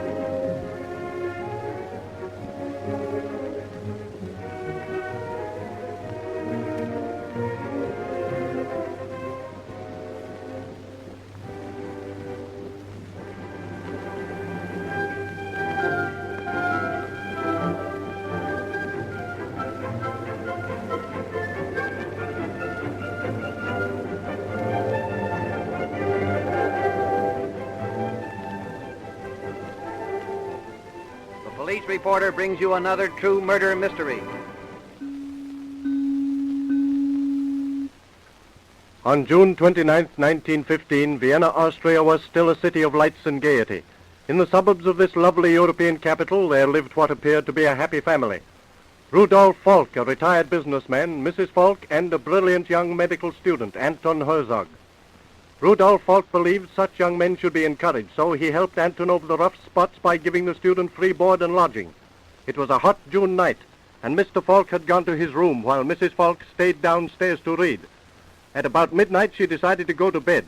As she passed Mr. Falk's room, she noticed the light still burning, so she stopped. Rudolph? Rudolph, are you awake? Rudolph! Oh, you men. Oh, just as I thought. Asleep in your chair. Aren't you ashamed? Rudolph, go to bed. Oh, what's the matter? Why, Rudolph, you're sick. Oh, I'll get the doctor right away. Oh, Anton, is that you? Yes, Frau Falk. I just came home. Oh, I'm so glad you're here. Well, what's the matter, Frau Falk? Something wrong? Oh, it's Rudolph. I think he's had a heart attack. Well, call Dr. Reiter. And in the meantime, I'll give him a stimulant. Oh, hurry, hurry. Wait till I run up to my room and get my hypodermic and some strychnine. Get the doctor right away. Oh, I will. I will. Quick, Anton. Do what you can. Don't worry, Frau Falk. I think we can save him. By the time Dr. Reiter arrived, Rudolf Falk was dead. He had rallied slightly after Herzog's injection, then collapsed and died. In Vienna, sudden or unexpected death must always be certified to by the coroner. This gentleman made his examination and pronounced it a death from heart failure. Inspector Vorst of the Vienna police had been present and watched the whole proceeding. And when the coroner left, he stayed behind. Frau Falk, I'm Inspector Vorst from the police. There are some things here that are not quite clear to me. If I can be of any help, don't hesitate to ask me. Thank you. When you found Herr Falk, didn't it strike you as strange that he should be wearing his bathrobe? Oh, yes, it did. Especially his heavy woolen one. All day he'd been complaining about the heat. You know, his heart trouble made him suffer more than ordinary people. That's what's been running through my mind. Your husband wasn't crippled in any way, was he? Oh, no. Why do you ask? Look at the way that bathrobe is buttoned. Does it look right to you? Why, no, it's buttoned the wrong way. Exactly. Rudolph never buttoned his clothes that way. I wonder how that could have happened. So do I, Frau Falk. Strange, isn't it? Yes, it's so strange that I shall have to have his death certificate held up until this has been investigated. Is there anything else? Not just now. If you don't mind leaving us, I'd like to ask the doctor and young Herzog a few questions. You mean you want me to go? If you don't mind. Oh, not at all. Excuse me. Well, Herzog, what do you know about this? You heard what I told the coroner, didn't you? About being at a party all evening and not getting home until midnight? Yes? Well, that's it. You've nothing to add to that? Nothing? Dr. Richter, Yes, Inspector. if you found a man suffering from a heart attack, what would you do? Give him an injection of strychnine. And that's just what I did. Yeah, I know. You told us that. When was the last time that you saw Herr Falk alive, Doctor? When I left here about 10 o'clock this evening. Where did you go when you left? I went for a walk. I got home about 10 minutes before Frau Falk telephoned. Do you come here often? About once each day. Besides being my patient, Herr Falk was an old and dear friend. How was he feeling when you left this evening? Very lively. In fact, too lively. That's why I left. What do you mean by that? Well, we had quite a heated argument. About what? Old coins. We are both ardent collectors of old coins. And how was Herr Falk dressed when you left his house? He'd been suffering from the heat all day, so he'd put on his pajamas. And his bathrobe? No, just his pajamas. Did you button or unbutton the bathrobe when you examined him? Why, it wasn't necessary. As soon as I saw him, I realized he was dead. And what did you think had caused his death? A bad heart attack. That's all that you have to tell me? Why do you ask all these questions? Is there something wrong? I feel there are a lot of things wrong. Herr Falk's death is very suspicious to me, and I'm going to continue this investigation. And Inspector Vorst did investigate. He called an ambulance and had the body taken to Professor Hermann G. Jeserich, a scientist at the University of Vienna. Professor Jeserich, I hate to bother you so late at night, but I feel that this is important. Herr Rudolf Falk died tonight under what I consider suspicious circumstances, and I'd like to have you make an immediate autopsy. You think he was murdered? I don't know. That's what I want you to find out. Where's the body? Outside in an ambulance. Have it taken to my laboratory, eh? At once, Professor. What about the room where he died? Did you find anything there? Nothing of any value. You police never half look. Oh, but there wasn't anything to be seen. Oh, not with the naked eye, perhaps, but the microscope finds things the eyes cannot see, you know. Well, what do you want done? Well, have a man go over Herr Falk's room with an empty vacuum cleaner and bring me the dust he picks up. I'll have it done right away. Is the dead man still wearing the same clothes he had on when he was found? I brought him exactly as his wife discovered him. Then we can get to work. I believe in thoroughness, Professor. But is all of this microscope business necessary? You know I'm interested in the scientific detection of crime, and you must let me do this in my own way. Well, that's all right with me. But I would like an immediate autopsy on Herr Falk's body. You shall have it. I'll get to work immediately, and by noon tomorrow, I'll give you a detailed report. And while the professor worked untiringly all night examining the body and clothes of the dead man and giving a microscopic scrutiny to the dust from the room, Inspector Vorst had also been busy. Several detectives had been sent out to pick up whatever information they could about the principals involved in this puzzling case. Promptly at noon, the professor came into Inspector Vorst's office. Well, Professor, what did you learn? Quite a lot. There was a constriction around his heart that would have taken a month to develop naturally, and he would have been ill all the while. Yes, but he wasn't. He's been feeling fine. Then his condition was caused by a poison that brought it on artificially. Did you find the poison? No. Well, then how do you know he's been poisoned? By his condition. Is there a poison that would cause such a condition? Yes, there is. The poison of a certain African scorpion. Oh, come now, Professor. This is getting fantastic. And I have definite proof that there was such a scorpion in the room. What? Yes. There were 2 of the insect's bristles among the dust in that vacuum cleaner. And there were definite traces of scorpion poisoning on the sleeve of Herr Falk's bathrobe. Then he was murdered. Not necessarily, no. Well, how could anyone be killed accidentally by a scorpion here in Vienna? It is possible, although I don't think this particular death was accidental. There are too many things that point to murder. Well, both young Herzog and Dr. Richter are in positions where they could obtain scorpions. The thing we must discover is which one did buy such an insect. That's simple enough. Get the names of all the purchasers of scorpions. These little beasts can only be bought by accredited students and men of science, and even they must sign for them. There are only 2 places in the whole of Vienna that handle them. It should be a simple matter to investigate, yes. An excellent thought, Professor. Then at least we'll know if either of our suspects has purchased such an insect during the past month. Whoever has will have to account for it. Excuse me. What are you going to do, huh? I'm going to get the information. Hello. Give me Grossman's office. Hello, Grossman. Vorst talking. Send men out to dealers and Scorpions and get their list of purchasers for the past month. Let me know immediately if Anton Herzog or Dr. Reicher's name are on either of these lists. That's all, but work fast. And now I suppose we sit and wait, No, I have Exhibit A and B waiting to be questioned. Oh, where are they? In the next room. Well, we'll have the doctor in first, eh? Yes, I found a lot of interesting information about that gentleman. I'll call him. Well, Dr. Reicher, will you step in here, please? Why, certainly. Sit down, Doctor. Well, we found that Herr Falk did not die of heart failure in the ordinary sense. His heart failure was induced by a powerful poison. What? Yes. So I'm compelled to investigate. Doctor, have you ever seen this tray full of coins before? Why, I know those coins as well as my own collection. It's part of Rudolph Falk's. Our old coin expert found them in your cabinet. In my cabinet? Yes. Do you know how they could have gotten there? Why, I haven't the least idea. It's all very odd. It isn't possible that you might have, taken them? Why should I? If you look in Rudolph Falk's will, you will find that he left his coin collection to me. So why should I steal them? Well, we've looked, and that's one point that's been bothering me. Now, is there anything else? Yes. How many pair of rubber gloves have you? Only one.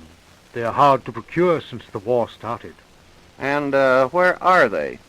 Well, they've been in my office, but they're not there now. They might have been in your office, but you're right, they're not there now. And why are my rubber gloves important to this case, may I ask, sir? Because whoever buttoned Herr Falk's bathrobe wore rubber gloves, and yours seems to be missing. Well, might I suggest that all this evidence tends to prove that the old gentleman's death was murder?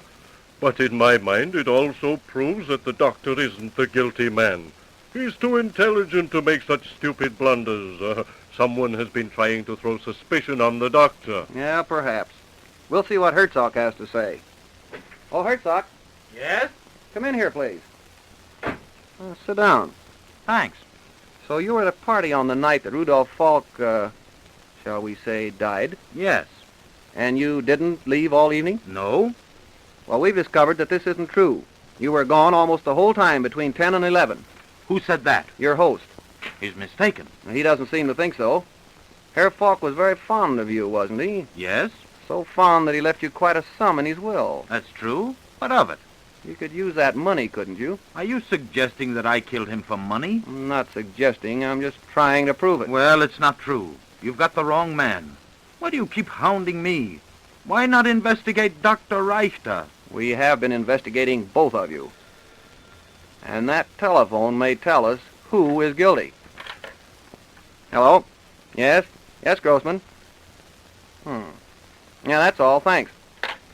Anton Herzog, it becomes my duty to arrest you for the murder of Rudolph Falk. You're making a terrible mistake, Inspector. I don't think so. You were the one who made the mistake when you purchased an African scorpion 2 weeks ago. My evidence is now complete. I shall have no difficulty in convicting you. When the chains of evidence had finally been welded together and Anton Herzog could no longer deny his guilt, he confessed and threw himself on the mercy of the court. The jury, however, found him guilty and he was executed. So, a master of the art of murder was caught by a master of science.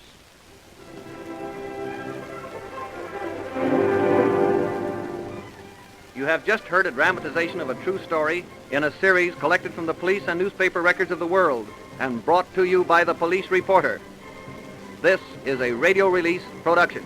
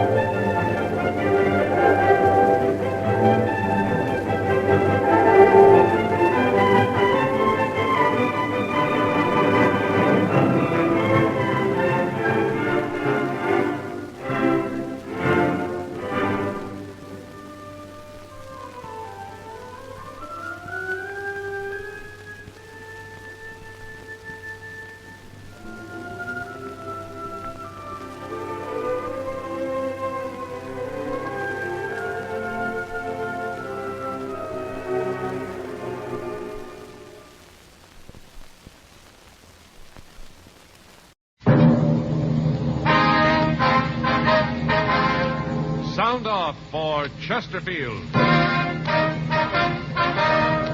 Chesterfield, the only cigarette in America to give you premium quality in both regular and king size, brings you Dragnet.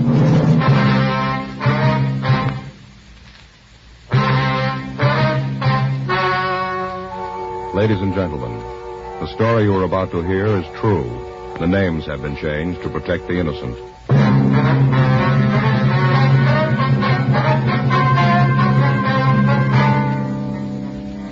You're a detective sergeant. You're assigned to robbery detail.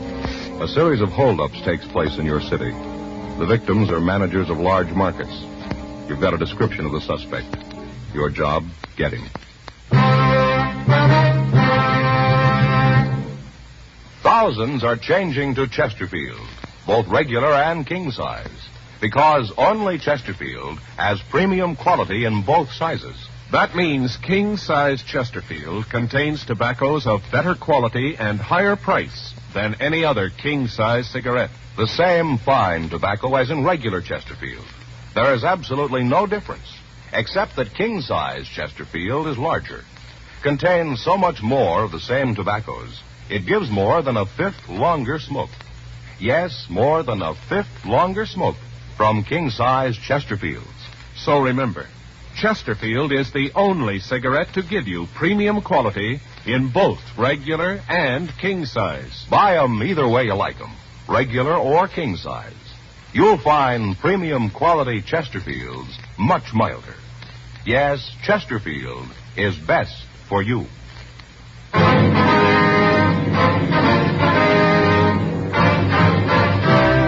Dragnet, the documented drama of an actual crime. For the next 30 minutes, in cooperation with the Los Angeles Police Department, you will travel step by step on the side of the law through an actual case transcribed from official police files. From beginning to end, from crime to punishment, Dragnet is the story of your police force in action. It was Thursday, February 7th. It was raining in Los Angeles. We were working the day watch out of robbery detail. My partner's Frank Smith. The boss is Captain Didion. My name's Friday. I was on the way back from R&I, and it was 8:42 a.m. when I got to room 27A. Robbery. Hey, you, Joe? Yeah. Where you been? Down to R&I. Oh, I'm sorry I'm late. No, there's no problem. Couldn't get the car started. The battery was dead. I had to call the gas station and have them get me started. Well, don't worry about it. It's okay. Anything here in the book? No. Checked him when I got in. Had a 211 out in Westwood last night. Same M.O. Might be the guy. Who's checking it? Murph and Creasy went out there this morning. Here's the stuff we got last night. R&I went through it. Doesn't look like they got anything. You seen the skipper yet? Well, I saw him come in. I didn't talk to him. Came in, went to his office carrying a bottle of milk. Well, that figures. He's like a barometer, isn't he, Joe? When there's no milk on his desk, you know everything's under control. Yeah. As soon as that milk comes out, you know the ulcers are grinding. Yeah, I suppose. That must be real rough on him, though. The way the papers have been yakking about this thing. I saw Captain Jack this morning on the way in. Yeah. He said the corner pocket's leaning all over him. Well, there's got to be an answer someplace. The guy can't just keep walking into the stores and walking out again. He's got to make a mistake someplace. Yeah. What's it figure, 6 jobs so far? Yeah, 6 of them. Every one of them he's made it clean. Hot shot. I'll get it. Well, those figures were wrong. Yeah? He just made it 7.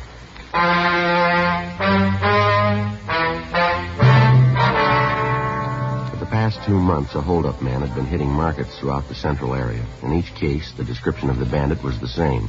His M.O. tallied with that used in other robberies. In each instance, the bandit had been waiting for the manager of the market when the store was open. At gunpoint, the suspect would force the manager to accompany him around the market. He'd push a wire food cart in front of him as they walked. He'd pick up various merchandise and place it in the basket. He'd then force the manager to open the safe, clean it out, lock the manager in a cold storage vault, and walk out of the market pushing the food cart in front of him. Special stakeouts had been arranged at the markets. Extra units from Metro Division had been assigned to patrol duty, but the holdups continued. 9:22 a.m. Frank and I got to the address of the latest robbery, the county market at the corner of Olympic and Maryland. A radio car was there when we arrived. Come in. Yes, something you wanted? Police officers. It's my partner, Frank Smith. My name's Friday. Hello, I'm Arthur Scott. I'm the manager here. You got that man did this yet? No, sir, not yet. I wonder if you could tell us just what happened. Sure. You know where the other officers are, Mr. Scott? Outside someplace. They were talking to the others, getting names and addresses, something like that. You want to check them, Frank? Yeah, sure. Fine. I wonder if you'd mind telling me just what happened. Well, the man was waiting for me when I came in this morning. I don't know how he got in. He just walked up behind me and said that I shouldn't cause any trouble. About what time was this, do you remember? Well, let's see. It must have been about 7:10, 7:15. Mm-hmm. Yeah, I came in the front door. Everything looked all right. Walked back here on my way to the office. He just came up in back of me. Yes, sir. Had this gun. He pointed at me, told me not to cause any trouble, like I said. What kind of a gun was it, would you remember? It was just a gun. He pointed it right at me. Well, I understand that, sir. Do you remember if it was an automatic or a revolver? I guess it was a revolver, long barrel. I could see the bullets in it. I knew it was loaded. I wasn't going to mess with him. Yes, sir. And what happened after he walked up to you? He told me that if I went along with him, I wouldn't get hurt. And then he walked me up to the front of the store by the check stands, took one of the baskets, and started to walk along the racks. Made me walk in front of him. Real nervy. Took his time. Mm-hmm. Well, while we walked along, he'd take things out of the displays. Well, what kind of things? Well, you know, different kind of cheeses, caviar, took some special artichoke hearts. Things cost $1.50 a jar. Expensive. Yes, sir. What did the man look like, Mr. Scott? Can you give us any kind of a description? Well, that's kind of hard. He had on this big overcoat and a brown hat pulled down, and then the black mask over his face. I couldn't get a very good look at him. Well, how old would you say he was? Oh, boy, I'd have to guess on that. Maybe 50, 55. Looked that old anyway. About all I could see was the bottom part of his face, like he was pretty old. Mm-hmm. How about the color of his eyes? Could you see them? Yeah, through the mask they were blue. Real light blue, kind of watery. About how tall would you say he was? Maybe 5'2" or 3. Short little man. Mm-hmm. How about his weight? Real little, like I said. I don't think he weighed more than 130. That'd be outside, too. Was there anything unusual about him? Anything at all that you could remember? No, not that I can remember. Anything in the way he talked? Some accent of any kind? Anything like that? No, nothing at all there. Mm-hmm. How about the coat he was wearing? What color was that? Do you remember? It was a dark brown, sort of a herringbone. Looked real old, like it'd been worn for a long time, kind of frayed around the edges of the cuffs. You know, around here like this, and the buttonholes on the coat were all torn, too. Oh, excuse me. Yes, sir, go right ahead. Scott? Yeah. How much? Yeah, and how much case? Mm-hmm. That's not too bad. Yeah, we'll order 25 cases of it, huh? We'll use it as a loft leader this weekend. Okay. Well, don't bother me about it now. You do what you think. Okay. Seems like nobody can do anything but you. Give people a little responsibility, they hardly ever know how to use it. Yes, sir. Wonder if you'd go ahead with your story. Hmm? Well, right after this man picked up the food? Oh, well, at first I thought he was going to take that. And then I got thinking about the stuff in the papers. You know about the Black Mask Bandit? Yes, sir. Well, I got thinking about that, and then I knew who he was. I tried to get as much information about him as I could. Not much, anyway. About this time must have been 7:30 or so. Jack Thomas came in. He works in the vegetable department. And right away, this guy said for him to get in the back. You mean back here? No, back in the meat department. Put him right in the refrigerator. Well, what about the other employees? What happened when they came in? He'd make them get back in the refrigerator. Cool. People were pretty lucky. Being as how it was cold outside, most of them had coats on. Would have froze if they didn't have. I understand. Customers, too. They'd come in, he'd put them in the refrigerator. There was 14 people in there when he got through. A couple of kids, too. Came in with their mothers. I see. Well, then he took me back to the safe, made me open it. I thought about saying no, but it's a little safe, you know, down low. Yes, sir. Well, I knelt down to work the combination. I looked up at him, had the gun pointed right at my head. I looked right into the barrel, saw the bullets in the cylinders. I was scared, and I opened the safe. He took the money and put it in a paper bag and dropped it into the basket. And he put you in the refrigerator, too, did he? Yeah, that is, he started to. When he opened the door, the people in there were all shivering, flailing their arms around, trying to keep warm. It's a little room, not much bigger than this, and there wasn't much room to flail. Anyway, they asked him if he wouldn't let him out. He said no, but then he asked me if there was someplace else he could put him. And I told him that the only place I could think of was another storage room. We use it sometimes when we got a real big shipment of meat. Don't usually keep it under refrigeration. I see. They let you all go there, huh? Yeah, the darndest thing I ever saw. 14 of them. All 14 herded them just like cattle. Moved them all to the other cooler. They were all so cold they'd have done anything to get out of that one. I tell you, officer, I was scared that one of them might try to be brave about it and cause trouble. I think that guy would have killed him right on the spot. Yes, sir. Well, what did he do then? Well, he locked the door, Then from what I could see through the cooler window, he just strolled out of the store and down the street. He was still wheeling a basket in front of him. Anything, Frank? Yeah, Joe. I checked with Wheelock from the radio car. He said they canvassed the neighborhood, came up with a man who thinks he saw the bandit drive away. Was he able to give us any kind of a description on the car? No. Said he saw this guy walking down the street pushing a basket and thought it was kind of funny. Didn't pay too much attention to it. Saw him get into a late model Ford and drive away.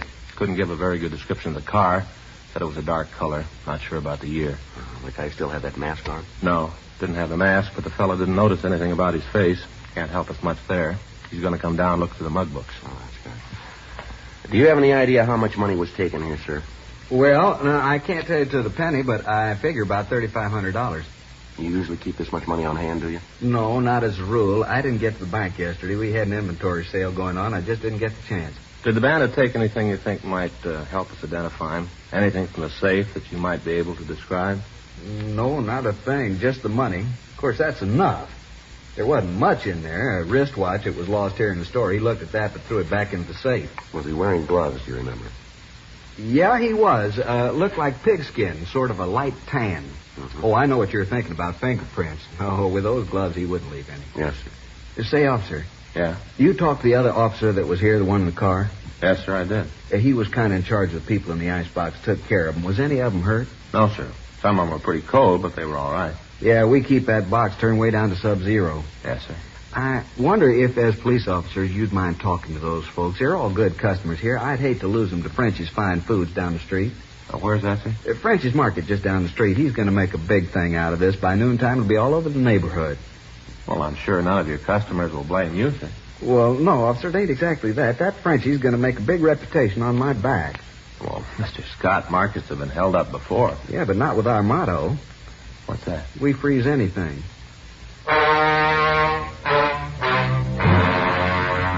9:46 a.m. Frank and I continued to talk to Arthur Scott. We questioned him about the actions of the hold-up man, but he was unable to give us any new information. The crime lab came out and checked the store. The M.O. was the same. He'd entered through a rear window. Tool marks were found. Photographs were taken. No other physical evidence was found. 10:14 a.m. We drove back to the office and checked with Captain Didion. 3 other teams of men were assigned to help us in interviewing the people who had been locked up in the refrigerator. None of them could add anything to what we already knew. Because of the age of the bandit and the smoothness with which he operated, we had a hunch that he might have served some time in a state prison. Frank and I checked out a trip car and drove up to Folsom Penitentiary. We checked with Warden Heinze and told him what we wanted. For the next 2 days, we checked the prison files. We got several possible leads, but when we got back to Los Angeles, none of them led anywhere. Tuesday, February 12th, 8:49 a.m. We checked with Captain Didion. Well, you come up with anything? No, not a thing, Skipper. We checked them all out. Nothing. How much longer do you figure it's going to take you to come up with something we can use? We're doing everything we can. We've run down every lead. They all go nowhere. Yeah, I know. I've been telling the corner pocket that all month. It doesn't prove a thing, and they aren't buying it anymore. Well, Frank and I got an idea, Skipper. It's kind of wild, but might turn it. Well, let's hear it. Well, if you take a look at the map over here. Now, the last 2 months, he's hit 7 places here. Here, through here, and up and through here. Not much of a pattern, but maybe there's enough to work on here. Mm-hmm.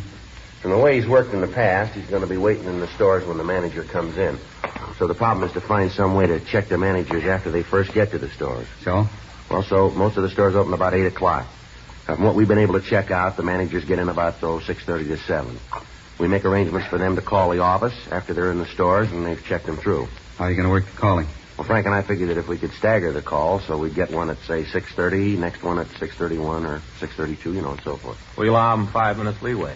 If we haven't heard from them in that time, then we know something's wrong. How many men do you figure you're going to need to do this? Well, maybe 2, 3 other teams. Those and the men from Metro that we have now. It's wild, Skipper, but it's about the only thing we got left. How long will it take you to check with the store owners? Well, maybe 2, 3 days. We figured we'd keep it in this area right over here. It seems to be maybe where he'll hit next. Now, just a minute. Robbery, Didion. Yeah. When? They sure about the ammo? Mm-hmm. Description? Send it in, will you? Right. Better enlarge that area. What do you mean? We're just hitting Sacramento.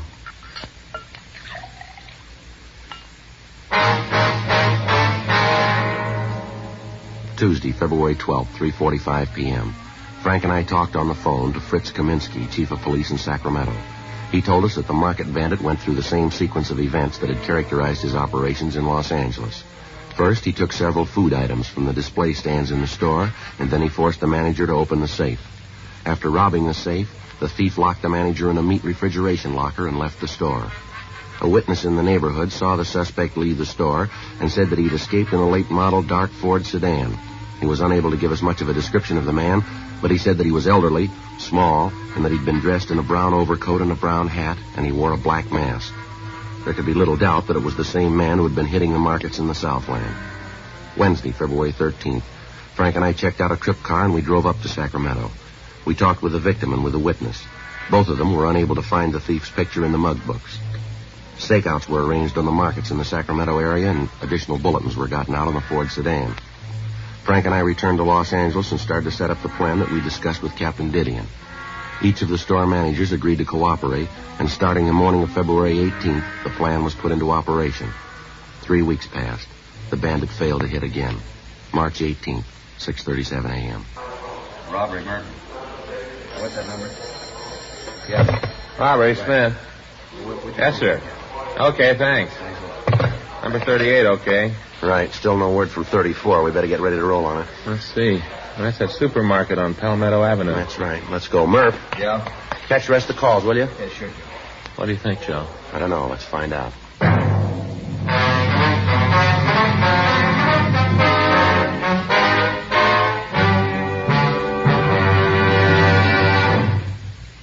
You are listening to Dragnet, the authentic story of your police force in action. The modern way to sell cigarettes is the Chesterfield way, both regular and king size. And we're the only one that does it. We tell you what Chesterfields are made of, to give you premium quality in both popular sizes. Our scientists select the best materials. They select for Chesterfield the world's best tobaccos, blend them just right. And they keep Chesterfields tasty and fresh with the best of moistening agents. Now, here's something else that's completely modern about Chesterfield. People smoke Chesterfield, and we tell you what happens. Scientifically, but simply.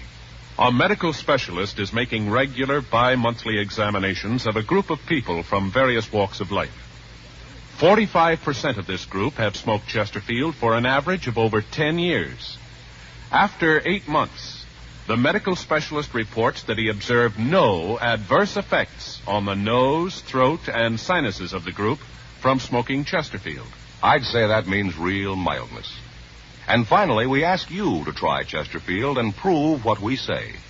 Chesterfield is best for you. They're much milder, to give you all the pleasure that the modern cigarette can give.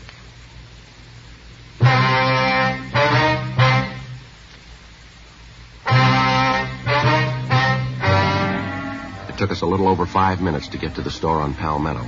As we went by the place, we couldn't see anyone through the front windows. The store looked empty. Frank pulled the car into the parking lot next door to the store, and we walked around to the front. How about it? No, I can't see anything from here. You want to cover the back? Yeah. I'll give you time to get back there, then I'll go in the front. Right. Watch it.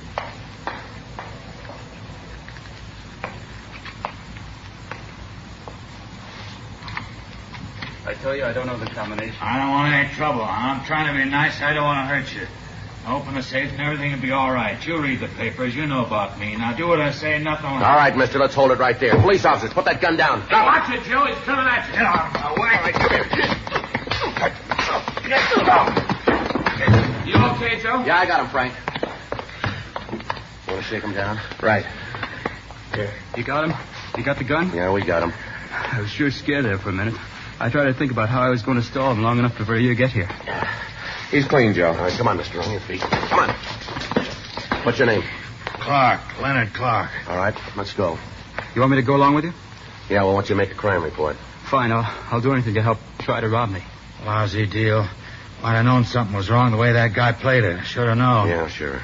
You figure me for the guy you're looking for, this black masked bandit the paper's been yakking about? That's the way we figure it. Too bad, fellas. You can't make me for it. Is that right? Yeah, you're looking for somebody else. You got the wrong man. How old are you, Clark? 52. Ever serve any big time? Sure, what's that prove? Well, the way you look, the way you work this one, even the mask, we made you for it. Only one thing. What's that? You gotta prove it.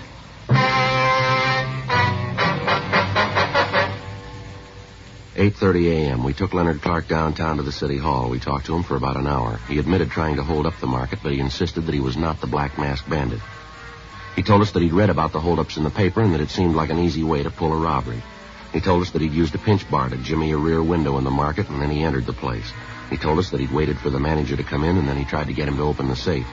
Sergeants Murphy and Creasy went out to his home. They found nothing there to tie him in with the other robberies. A check through R&I showed a record on Clark listing 2 convictions for 211 and 1 count of 245 PC. He'd served time at both San Quentin and Folsom penitentiaries, as well as some of the eastern penitentiaries. Mug shots of Clark were shown to the victims of the Black Mask Bandit, and they said that it was a possibility that he could be the man who'd robbed them. Friday, March 21st, a special show-up was arranged, and the victims were asked to be present. We explained that the questions asked were for the express purpose of acquainting the victims with the suspect's voice. Clark was brought out on the stage and asked his name. Leonard Clark. What were you arrested for? I don't know. You must know what you're being held for. They say I'm the Black Mask Bandit. Are you? No. Were you armed when you were arrested? What? Were you armed when you were arrested? Yeah. What kind of weapon were you carrying? 38 revolver. Leonard, could you speak a little louder, please? 38 revolver. How long you been in jail? Since Tuesday. Where were you arrested? Market out on South Palmetto. It's a long street. Where on South Palmetto? 1721 South Palmetto. What were you doing there? Was arrested for trying to hold up the place. You ever done any big time? Huh? I say, you ever done any big time? Yeah. Where? At Cube and Folsom. What'd you do the time for, Leonard? Which time? Well, let's take them in order. How about Quentin? 5 to life for robbery. How about Folsom? Same thing. You owe any time now? Yeah, I'm on parole. Joe. Yeah. Ask him to turn around, will you? The victims can't see him too good. All right. Leonard, take a quarter turn to your left. No, Leonard, to your left. All right. Now another quarter turn. Another quarter turn. Now another quarter turn. No, same way. Another quarter turn. Now face the front, Leonard. Where do you live? Out in Hollywood. Where? Corner of Delancre and Monroe, apartment house. It's a good-sized corner. Which apartment? Ashley Arms, apartment 604. What do you do for a living? I'm a carpenter. A what? Carpenter, I said. You work steady? Yeah. Who do you work for? I'm a carpenter for a contractor named Gageley. Now look straight, will you, Leonard? Straight ahead. Yeah. You remember where you were on February 7th? That was a Thursday. No. You got no idea at all? None at all. You own a car? Yeah. What make is it? It's a Ford. Speak up, will you, Leonard? We can't hear you. A Ford. What color is it? Dark blue. What year? 1950. All right, Leonard. Now, would you step over to the side of the stage? No, the other way. Side of the stage. How's it look, Frank? Nothing yet. Manager at the county market seems to think it's him. The others aren't sure. Yeah. Well, maybe when we get the coat and mask on, it'll help. Those clothes, Leonard, are they yours? Yeah, they're mine. How about that mask? That belong to you, too? Yeah. Would you put the mask on? Well, just put it on. That's it. Now put the hat on. That the way you usually wear it? That's right. All right. Take a quarter turn to your left. No, Leonard, your left. That's it. Now again. And again. Once more. All right, now face forward. Now all the way around. Come on, Leonard. Straight forward out of this. That's it. Yeah. Now repeat these words. Just be quiet and you won't get hurt. Just be quiet. You won't get hurt. Now say, open the safe and don't cause any trouble. Open the safe. Don't cause any trouble. A little louder, Leonard. Open the safe and don't cause any trouble. All right, Leonard. You can take the mask off. How many times have you been arrested? I don't know. About how many times did you say? Maybe 15, something like that. What'd you fall for? Suspicion. Suspicion of what? A lot of things. They didn't nail me for 'em. How old are you now, Leonard? 52. How old were you when you were arrested the first time? 16. You've had quite a life, haven't you? Yeah, I fell among evil companions. All right, Leonard, that's all. How about it, Mr. Scott? I can't be sure, Sergeant, but I think that's the man. Can I see a minute, Joe? Mm-hmm. Scott just gave a tentative identification. Yeah, well, he's the only one. What do you mean? The others say we got the wrong man.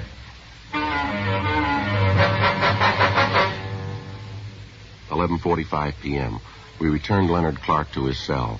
Frank and I continued to question the victims of the Black Masked Bandit. Only one of them was able to give us a tentative identification. Clark would be filed on the following morning for attempting to rob the market on Palmetto Avenue, pending investigation on the other charges.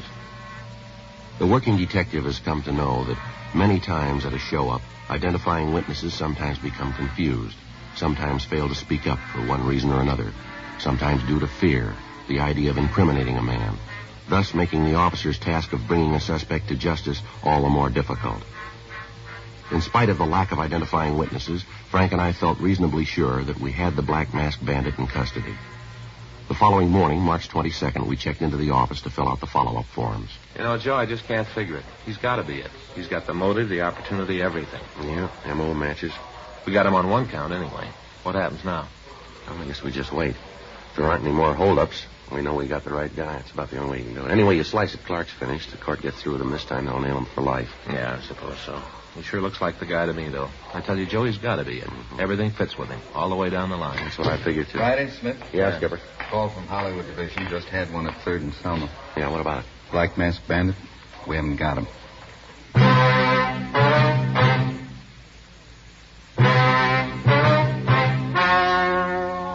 The story you have just heard was true. The names were changed to protect the innocent. On July 17th, trial was held in Department 89, Superior Court of the State of California, in and for the County of Los Angeles. In a moment, the results of that trial. Now, here is our star, Jack Webb. Thank you, George Fenneman. Friends, all of us who sell Chesterfields want to thank you for making 1952 such a wonderful year, both for Dragnet and for Chesterfield. Remember, Chesterfield makes it possible for us to bring you Dragnet, and in return, we hope you'll try our cigarette, because Chesterfield is best for you. Premium quality Chesterfield. Either way you like them, regular or king size. They're much milder.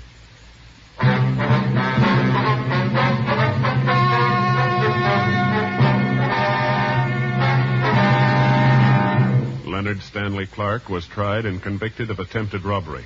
Because of his previous criminal record, he was sentenced to life imprisonment without possibility of parole. He is now serving his term in the state penitentiary, Folsom, California. Next week, The Big Mask, Part 2. Ladies and gentlemen, as an investment, bonds are better than ever. So whether you already buy on the payroll savings plan where you work or the bond-a-month plan where you bank, get an extra bond for defense tomorrow.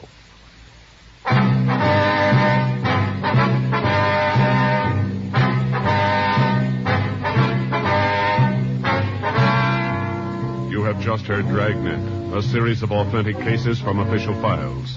Technical advice comes from the Office of Chief of Police W.H. Parker, Los Angeles Police Department. Technical advisors, Captain Jack Donahoe, Sergeant Marty Wynn, Sergeant Vance Brasher. Heard tonight were Ben Alexander, Whit Connor, Harry Bartell. Script by John Robinson. Music by Walter Schumann. Hal Gibney speaking. Sound off for Chesterfield. Either way you like them, regular or king size, you'll find premium quality Chesterfields much milder. Chesterfield has brought you Dragnet, transcribed from Los Angeles.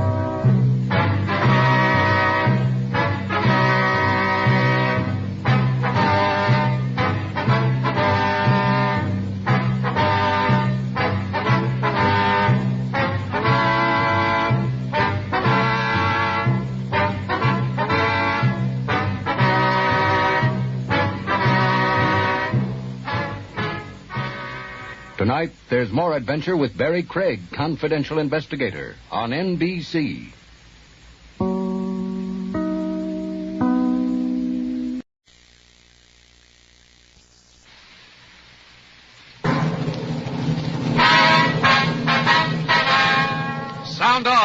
for Chesterfield. Chesterfield, the only quality in both regular and king size.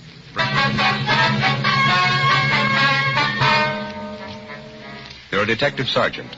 You're assigned a robbery detail. For the past 6 months, the managers of large markets in your city have been the victims of a hold-up man. You thought you had the suspect in custody. You were wrong. Your job, get him.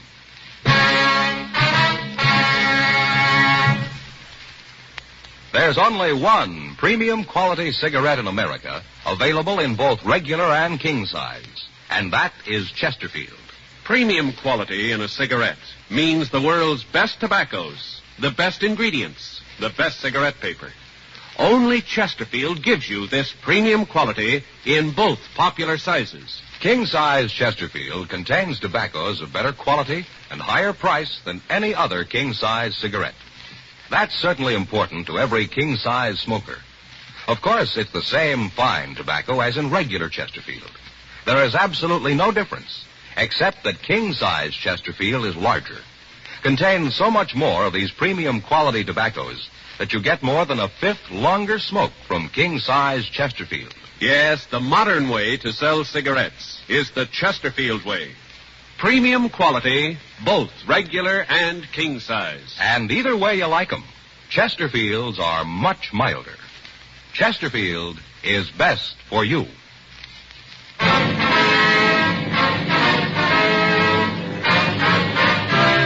Dragnet, the documented drama of an actual crime.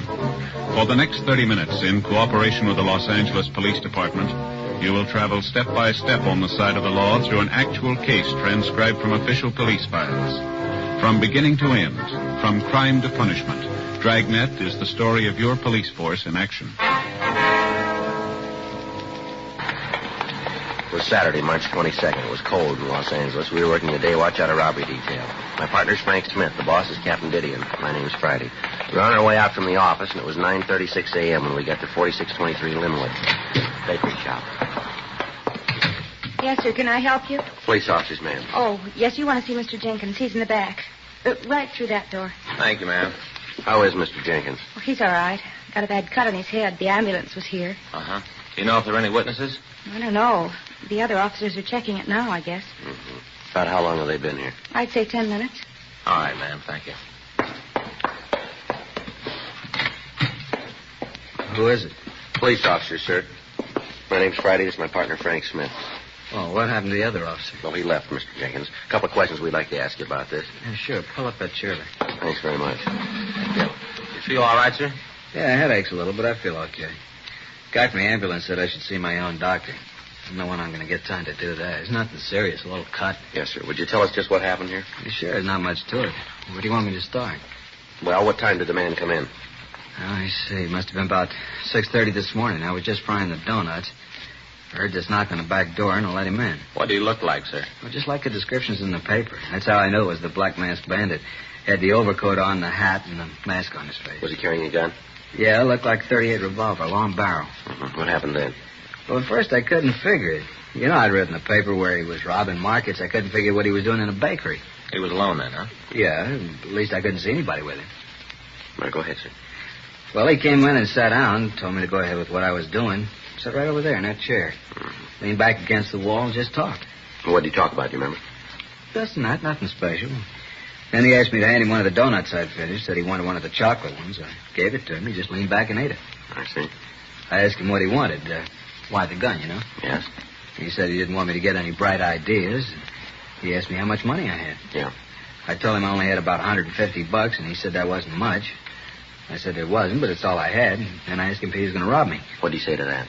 He said he probably would. Mm-hmm. All this time, did he keep the mask on? Yeah, he never took it off. How long was he here? Well, he got here, like I said, at 6:30. He left about 8:15, just before Vera came in. She's the one who found me. Vera? Yeah, she's the girl who takes care of the store. You probably saw her out front when you came in. Oh, yeah, sure. Go ahead. Well, I finished up with the donuts, and then I asked him if he'd like a drink. And I said I had some brandy locked up, and I asked him if he'd like a shot. Mm-hmm. He said he would. I went over to get it. I keep it over there in that cupboard. And when I walked over, I had to walk right in front of him. Yeah. Well, you probably know it gets pretty hot in a bakery, the ovens and all. I guess he was kind of relaxed. Yeah. Well, when I walked by him, I grabbed his gun, took it right out of his hands, and he jumped up and told me to hand it over to him, said for me to give it back and I wouldn't get hurt. I told him he had the shoe on the wrong foot, that I was calling things now. Yes, sir. What did you do then? Well, if I hadn't seen it with my own eyes, if it hadn't happened to me, I'd never believe it. What's that? When I took the gun away from him, he looked real surprised. That's when I told him that I was the boss, and he just stood up and started to walk toward me. I told him to stop. I pointed the gun at him, told him to stay where he was. Yeah? But he didn't stop. He kept coming right at me. I told him again, but he kept right on walking. And then I fired at him. Well, it wasn't any farther away from him than 10, maybe 15 feet. Didn't hit him, so I pulled the trigger again. Shot right at him 6 times. Right at him. He just kept walking at me. Now, first I thought the shells in the gun were blanks. And then I could see where the bullets were hitting. Well, there, you can see a couple of them in the wall. I couldn't believe my eyes. I missed him every time. What did he do right after you shot at him? When I fired the last shot, the gun clicked a couple of times. He just stopped and laughed. He said that I'd run out of bullets and that I'd better give the gun to him. Did you? Yeah, I threw it at him as hard as I could. I missed him then, too. The gun hit the floor and I could see the sparks fly, and then he picked it up and came after me. I didn't think I'd be in much trouble. He looked so little. But when he grabbed at me, I knew I'd had it. That man had hands like a vice. Mm-hmm. He grabbed my arm and hit me on the head right here. He knocked me out. He came to when Vera came in. The guy was gone, so was the money. Well, where'd you keep this money? In my pocket. I had it in my wallet. I don't usually put it in the cash register until Vera gets in. I see. Now, you said that when the gun hit the floor, you saw the sparks fly from it. Is that right? Yeah, you know, like when you hit a piece of flint with another rock, like the Boy Scouts. Yeah. You know, like that. Did you notice that the gun seemed damaged in any way? No, I didn't have time to notice anything. Right after that, he hit me. Uh-huh. I wonder if you'd give us a description of the man. Well, sure, like I told the other officers, he was a little man, real old. How old would you say? Oh, maybe 50 or so, not any younger. You're pretty sure about that, are you? Yeah. About how tall? Maybe 5'2", not any more than that. Kind of hard to tell with that big coat on. It looked like it was 5 or 6 sizes too big. Looked kind of funny at first, then you realized who he was, and it wasn't funny anymore. Mm-hmm. I wasn't too scared of him when I first saw him, even when he came at me, but when he grabbed my arm, I knew I had trouble. Yes, sir. Still can't understand it. 6 shots and I didn't hit him once. I tell you, the guy's not human. Well, he's scoring pretty good for a ghost.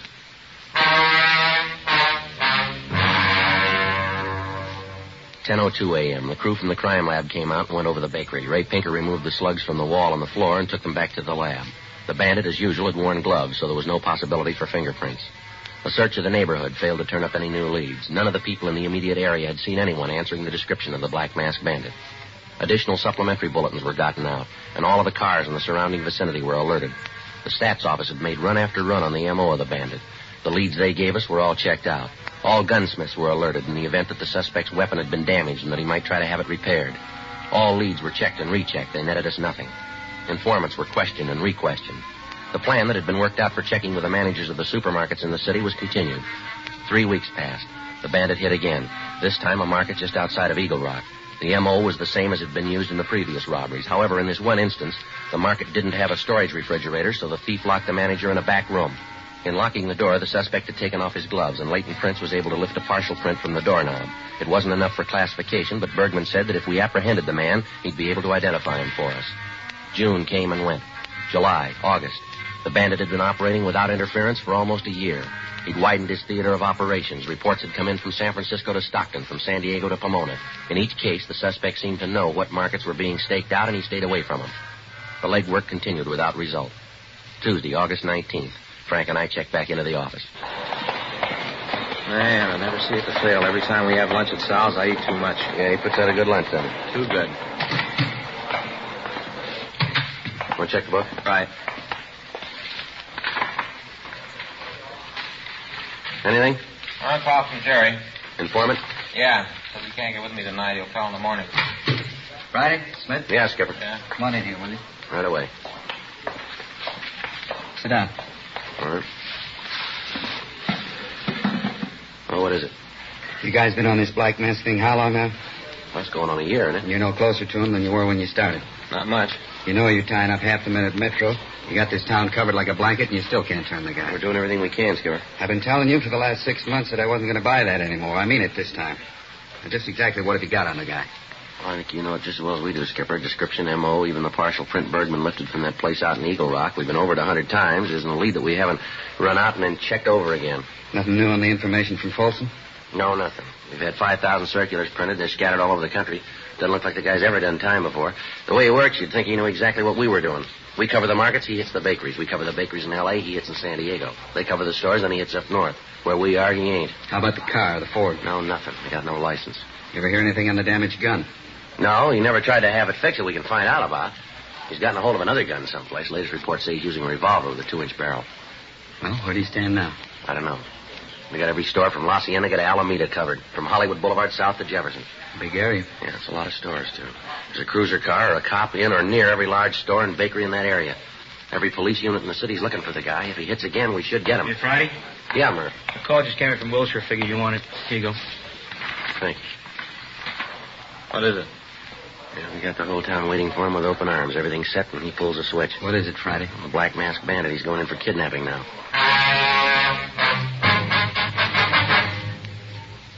The local broadcast stated that the manager of one of the big supermarket chains in the city had been taken from his home about 2:30 in the morning. The bandit forced him to drive to the store and open the safe. The thief then bound the manager and left the premises. The manager gave us a complete description of the bandit, and locals and APBs were gotten out on him. In this instance, the thief didn't use his own car. He forced the manager to drive his car to the market. The manager told us that when they'd left the house, he hadn't seen any other cars on the streets. Tuesday, August 19th, 5:20 p.m. Frank and I got in touch with Lieutenant Dick Tiernan of the Sheriff's Robbery Squad. Together with him, we worked out a plan to try to keep the homes of the managers under surveillance. In addition to this, men from the Sheriff's Department aided in canvassing the houses of the owners and managers. Each car was assigned 3 houses, while other cars covered 3 markets each. A month passed. The Black Masked Bandit hit 5 times, each time in areas which were not under direct surveillance. Friday, September 26, 5:20 a.m., we got a call at home that there had been another kidnapping, this time an elderly market manager and his wife. Frank and I drove out to see them. The radio unit had returned them to their home. Yes? Mr. Gunther? That's right. Police officers, Mr. Gunther. Oh, yes. Come in. You have some sort of identification? Yes, sir. Here's my ID card. My name's Friday. This is my partner, Frank Smith. How do you do? Mr. Gunther. Come into the living room, won't you? Thank you very much, sir. Sit down. Hope you didn't mind my asking about your identification. Just that the way things have been happening, you can't be too sure. Yes, sir, we understand. Now, I wonder if you'd mind telling us what happened. Sure. Awful thing. Awful. Just can't believe that a man his age would do a thing like this. Seems that he'd know not to be so cruel. Yes, sir. Just what did happen? Well, last night, must have been about 2 or 2:30, I woke up with this flashlight shining in my eyes. Mm-hmm. First, I didn't know what it was. Just this real bright light, you know. Yes, sir. Well, right away, of course, I knew there was somebody else in the room. About that time, Agnes woke up. Agnes is my wife. Yes, sir. Anyway, she woke up, wanted to know what was going on. I told her I didn't know. All this time, that light didn't move. Just stayed in one place and shone right in my eyes. Yes, sir. Then we heard this voice tell us to get out of bed. Said he wanted me to go with him. I told him to get out of the house, that I didn't want any trouble. If he wanted money, he'd find all we had in the house right on the dresser with my wallet. Mm-hmm. Could you see who the person was, sir? No, not then. The light and all. But I got out of bed, and then I could see a little old man with a black mask over his eyes. How could you tell his age, sir? Well, just could, that's all. Little beady eyes, and his mouth mean. Never saw a mouth like that on a young man. His voice was old, I could tell. Yes, sir. Well, he told me to get dressed, said that I should hurry up about it. Was he armed? Could you tell that? Yes, I could see it. He was holding a gun. All this time, Agnes was yelling at him to get out of the house. She's not well, you know. Yes, sir. Agnes, she has a bad heart. Uh-huh. Been with the doctor for years, takes pills and medicine. That's the big reason that I did what he said. I didn't want there to be any trouble to get Agnes excited. I understand. Well, finally I told him if he'd get out of the room and leave her alone, I'd do what he wanted. Not to give him any cause to hurt anyone. Mm-hmm. Then he did about the meanest thing he could have done. Told Agnes to get out of bed. Said for her to get up and get dressed and go with us. Just can't understand why he'd want to do a thing like that. Just plain meanness. Yes, sir. Did your wife do what he said? Well, at first she said she wouldn't do it. Really told him off. I thought he'd maybe get mad and hit her. He was mean enough to do it. Mm-hmm. Finally, I asked her to do what he wanted. Figured that'd be the easiest way of getting him out of the place. I thought that maybe I could talk him out of taking her with us, but I couldn't. He made you leave the house, then? Yeah, told me to get the car out of the garage, and then he and Agnes get in the back seat. Made me drive down to the store. Did you notice any other cars in the area? Any cars parked near your house that weren't usually there? No. On the way to the store, though, I saw a police car. I thought about trying to attract their attention. He must have thought about it, too, though. Why'd he say that? Well, he told me that if I did anything to call attention to us, he'd kill Agnes. I think he would have, too. I didn't do anything to get him upset. Yes, sir. Well, we got to the market, and he made me open the safe, and then he took the money and tied us up. I begged him not to tie Agnes. I've never done that before, Sergeant. I'm 52, and I've never begged a man for anything, but I did this time. Begged him not to kill Agnes. I knew that if he tied her up like he said he was going to, it'd kill her. Pleaded with him, but it didn't do any good. Tied her up and put that tape over her mouth. One thing I can say for him, though, just one. He called the police and told them where we were. If he hadn't done that, I think we'd have both died. Agnes almost suffocated. Where's your wife now, Mr. Gunther? In the other room. Doctor's with her. He gave her a sedative. Awful thing, Sergeant. I just don't know how anyone could be that mean. No, just one reason we can think of. What's that? He's had a lot of practice. 11:30 a.m. We talked to Mrs. Gunther. She told us pretty much the same story that we'd gotten from her husband. The police car in the area was contacted, but they reported that they hadn't noticed the Gunther car. The unit that was patrolling the area around the store was contacted. They reported that they had checked the store at 3:15 a.m. At that time, there were no lights and no suspicious cars in the vicinity. The Black Masked Bandit had been working for over a year. In that time, he'd robbed 59 stores that we knew of. His theater of operations had taken him from Northern California right down to the Mexican border. From the desert to the beach, he'd stolen approximately $500,000. The entire nation had received communications carrying the description of the suspect. The entire facilities of the police and sheriff's departments in Los Angeles were devoted to apprehending him. Thousands of man-hours had gone into stakeouts and searches. None of them produced any results. As the case grew in importance, robbery detail began to get an average of 30 calls a day from well-meaning citizens with information. Every lead, no matter how remote, had to be checked out. This meant more hours of legwork and interrogation. Every officer in the Southland was looking for the bandit. Every car and motorcycle on the streets had his description. None of it did any good. Thursday, October 2nd, 11:05 p.m. Frank and I checked back into the office. Well, there's another one that didn't go anyplace. Yeah, you want to fill out the reports? I'll check the book. Yeah. Never fails, does it, Joe? What's that? Oh, something like this one comes along. Some people use it to get back at their neighbors.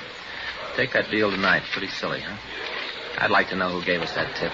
There's something kind of sneaky about anonymous phone calls. Well, we'd miss a lot of breaks if we didn't get them. Yeah. You figure we're ever going to nail this guy? Who knows? I'm getting a little punchy. Every time we miss him, we get another pasting. Have you read the papers lately? Well, you got to expect that, Frank. They're probably calling it the way it looks to them. There's only one way to answer them. That's to nail the guy. I'll get it. Robbery Friday. Yeah, that's...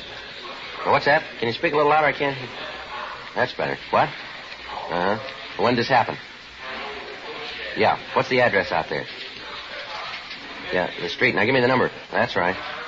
All right, you bet. We'll take care of it. Right. Bye. Looks like something here. Market manager's son. Yeah? Says someone's just kidnapped his father.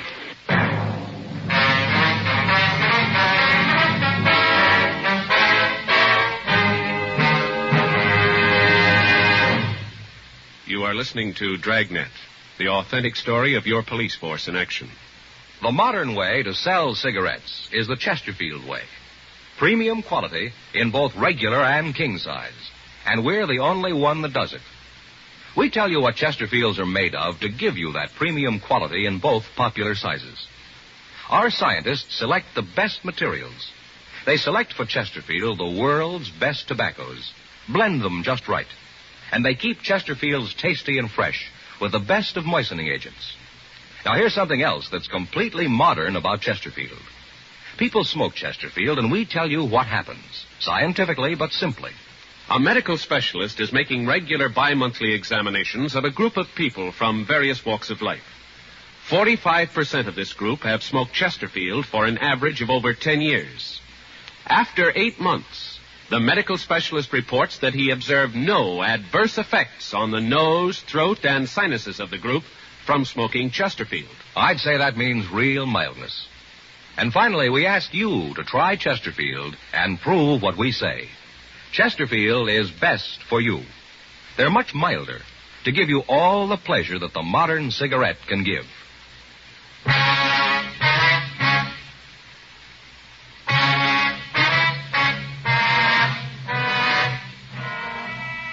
$11:23 p.m. Frank and I checked the manager's name on the list. We got the address, and 7 minutes later, we pulled up in front of the store.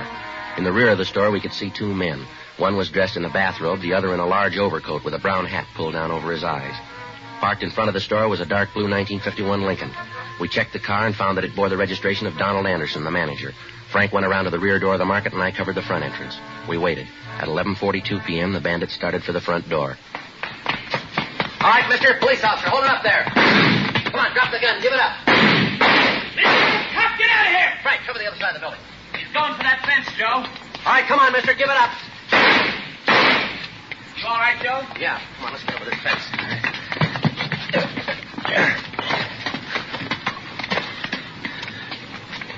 He's not over here. No, we missed him. He must have got over that wall. I'll get back to the car and notify the radio units. All right. You think you hit him? I don't know. I might have. Well, let's check the ground by the fence. You got your flashlight? Yeah, here it is. Hold it, Joe. Huh? Here. See? By the fence. Oh, yeah. Blood stains, quite a few of them. I'll stay here and check. Okay, I'll be right back. Watch yourself. Yeah.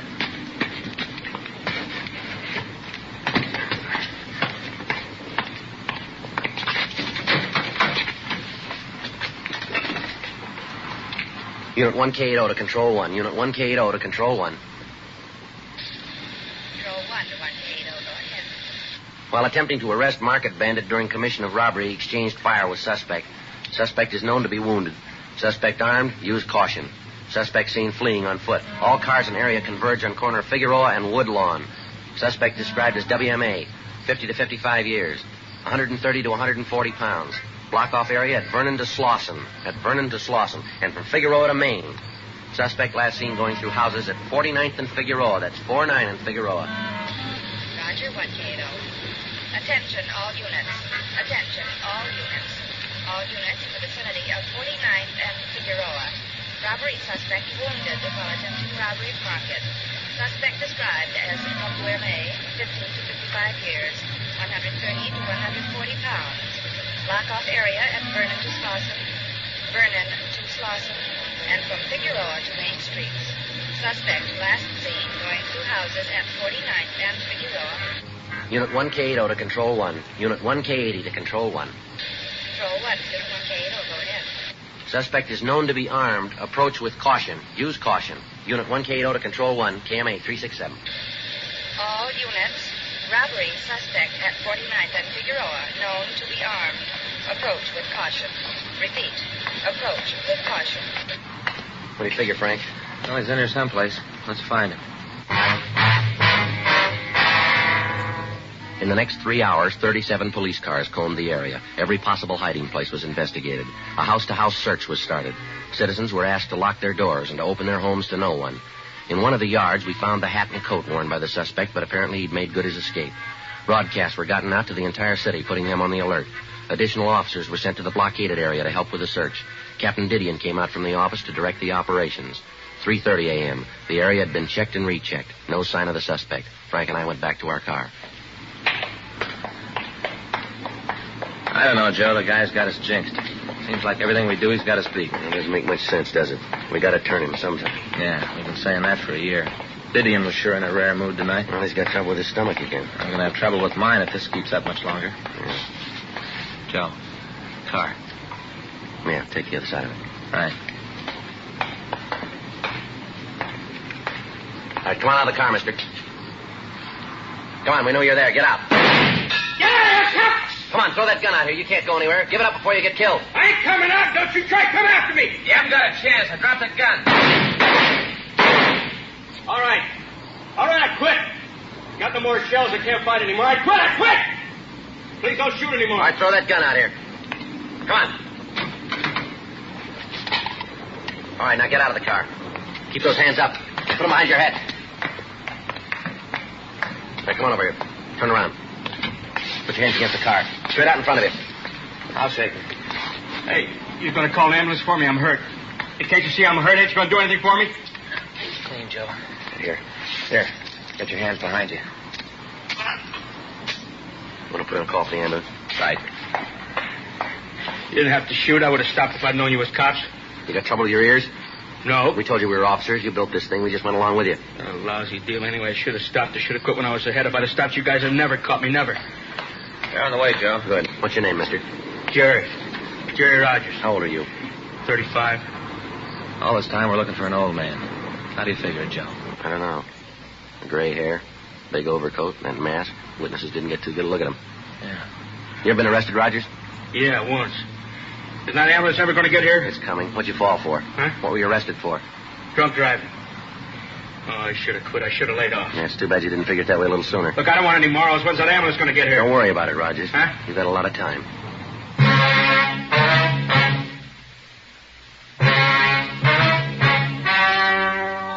The story you have just heard was true.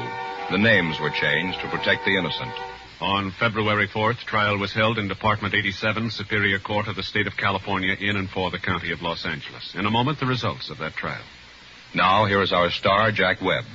Thank you, George Fenneman. Let me tell you again why Chesterfield is best for me and for you. Now you have scientific evidence on the effects of smoking. No adverse effects on the nose, throat, and sinuses of the group from smoking Chesterfield. And remember, Chesterfield is the only cigarette to give you premium quality in both regular and king size. I'd like you to buy Chesterfields and prove that Chesterfield is best for you. Regular or king size, they're much milder to give you all the pleasure the modern cigarette can give.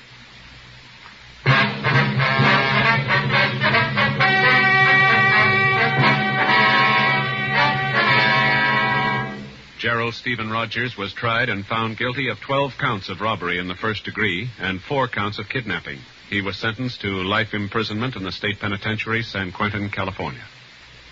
Ladies and gentlemen, the National Safety Council reminds you to make sure your car is really in shape for winter driving.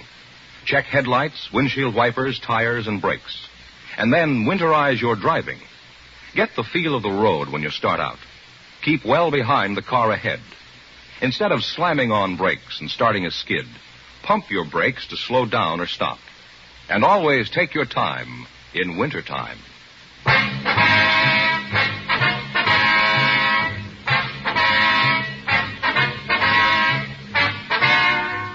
You have just heard Dragnet, a series of authentic cases from official files. Technical advice comes from the Office of Chief of Police W.H. Parker, Los Angeles Police Department.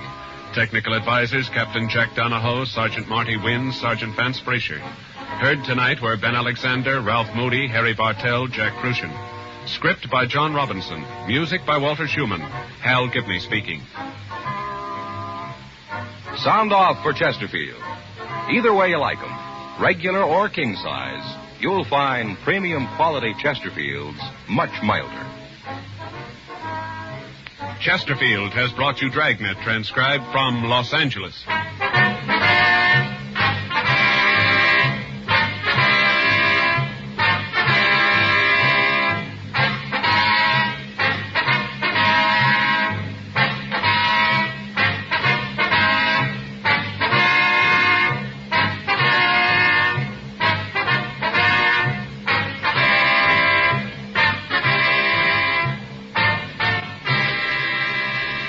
Tonight, it's Adventure with Barry Craig, confidential investigator on NBC.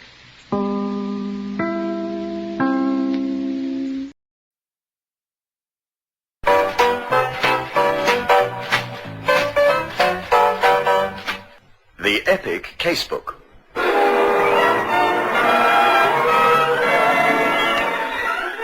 In which Inspector Carr investigates.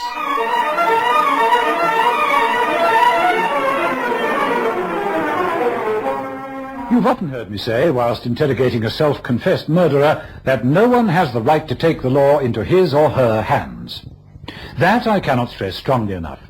And those who set themselves up as executioners outside the machinery of the law must be punished. Yet, a policeman knows better than most that there are times when the victim has goaded his assassin to a point where the crime might easily come under the heading of manslaughter and not be judged as a premeditated act of murder. However, that is for the court to decide, not your police officer. The victim in tonight's story was a stinker of the first order. As I delved into the background leading up to his death, the man became more and more repulsive in my eyes. Yet, he was murdered, and it was my job to find out why and how, and of course, who. Let me tell you about it. I've called my story, Till Death Do Us Part.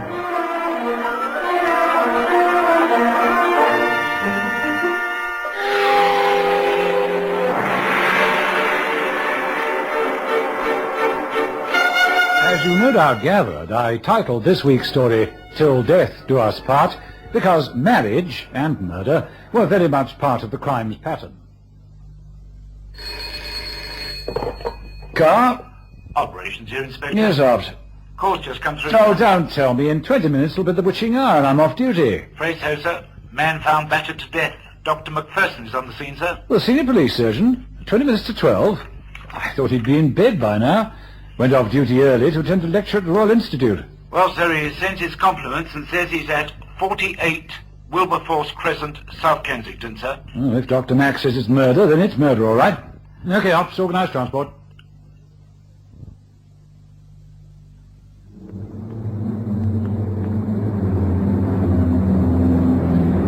That's number 48, sir. Ah. The lights are ablaze in the downstairs room. I see that Dr. Macpherson's car's outside. Well, you can return to the yard, driver. Oh, very good, sir.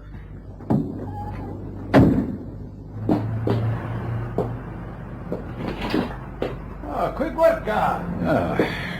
Still wearing your black tie. Now, how did you... I was cutting through Wilberforce Crescent when I saw this young woman running along the pavement, screaming at the top of her voice.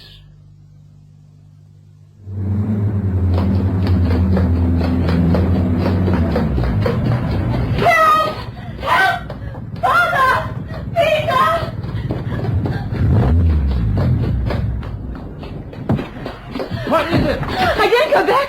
He'll murder me. I know he will. He? My husband. I must get a policeman. My baby's in there fast asleep. The man's mad. I tell you, he's mad.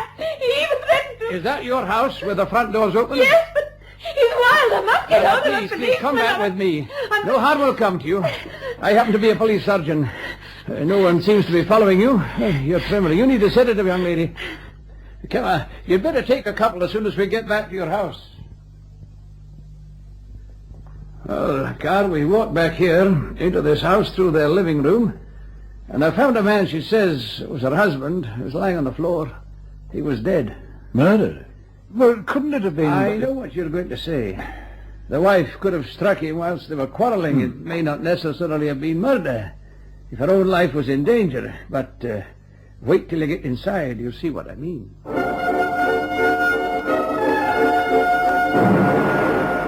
I followed my friend and colleague into the house. Through a narrow hallway shaped like the letter L, at the end of the right angle was a further door.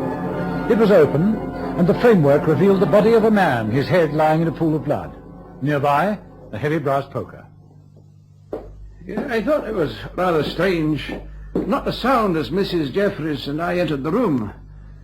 Well, as soon as I saw this, the lack of noise ceased to be a mystery. Is that the name, Jeffries? Just take a look at the body. You see that? Now, that blow has almost cracked the back of his skull in two. Yeah. Now, that wasn't warding off an assault. Besides, whoever killed him struck from behind. Therefore premeditation, therefore murder. Exactly, Carr. Yeah. Now, Mrs. Jeffries is under. I had to sedate her. As soon as she saw her husband lying there, she had the screaming hysterics. I had the greatest difficulty in giving her a jab with a needle. I see. You say there's a child upstairs? As soon as the injection began to take effect, I persuaded Mrs. Jeffries into a bedroom. Now, above are the servants' quarters. They are away. The wife is in hospital and hubby's got the weekend off. Now, opposite the bedroom, there's a child's nursery. Kid can't be more than 2 or 3 years old. Poor little nipper is going to wake up to a sad and tragic world. Just a minute, Mac. Judging by the amount of blood that flowed and the condition of the carpet and your own account as to what happened tonight, it means one of two things. Either Mrs. Jeffries clobbered her husband while his back was turned and then went running into the street shouting blue murder, hoping to get away with a charge of manslaughter or self-defense.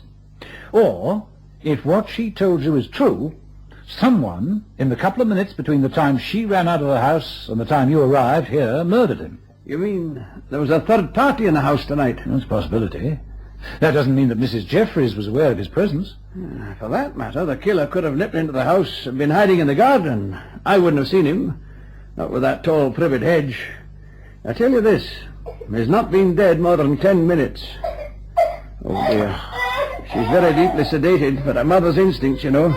If Mrs. Jeffries wakes now, you'll not be able to get any coherent statement from her. Okay, Mac, now you go out and see if you can pacify the child. I'll take a look around. That poker might reveal something interesting. Brass is an ideal metal for showing up prints. All right, I'll be down in a moment. Right. Oh, is this the telephone you used to get through to the yard? Ah, it is. Right.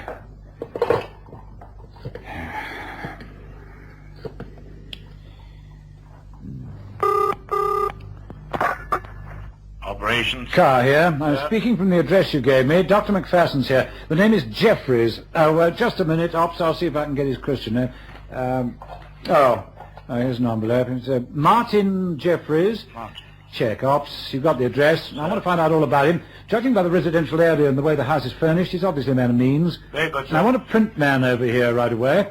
I haven't looked at the murder weapon yet. It's a large, heavy brass poker. Prints may come up under my microscope. Will do, sir. Tell the night duty officer at X branch I can't wait till morning. Time is of the essence. I want to know everything about his wife. Right, sir. Will you be back at the yard tonight, sir? I can't tell yet. I should be off duty by now. Oh, send a docket through to ACO's office. They like to know what's happening. Very good, sir. Oh, and one other thing, Ops, the body. The quicker we can get the corpse out of the house, the better. Send an ambulance right away.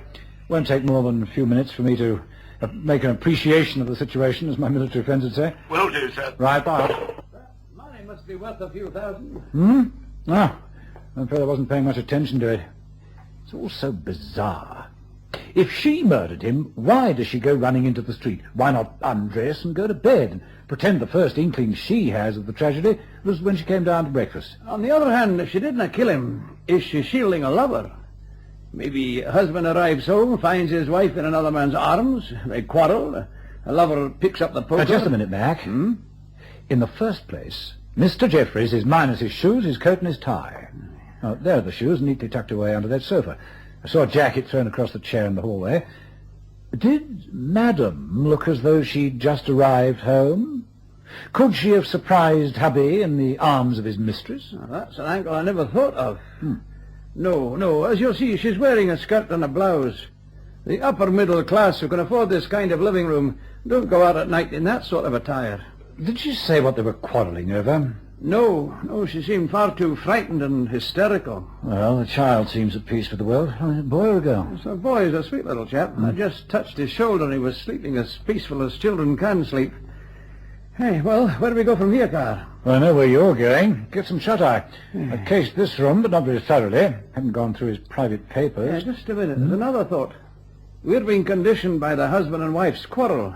Supposing it was a perfect stranger, supposing as soon as Mrs. Jeffries ran into the street crying blue murder, it was some man intent on robbery and cracks the skull of Jeffries, but is interrupted by the return of the wife and me. You mean ran out the back way? Why not?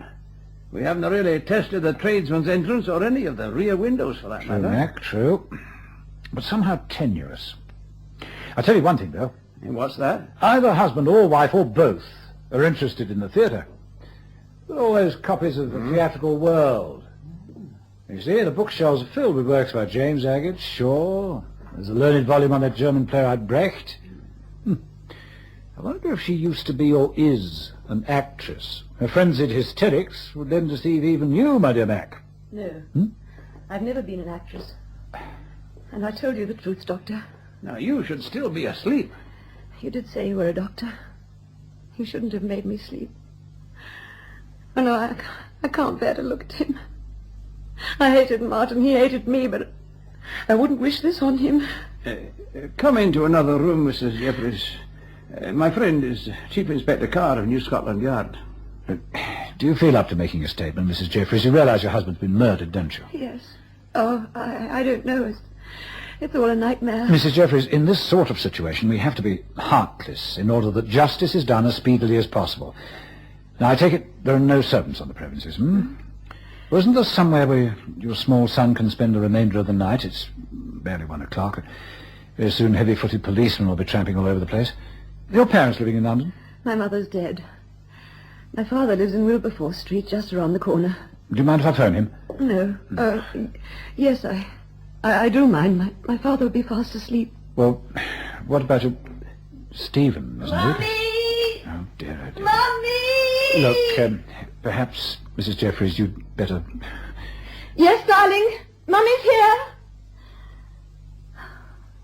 All right, gentlemen. All right.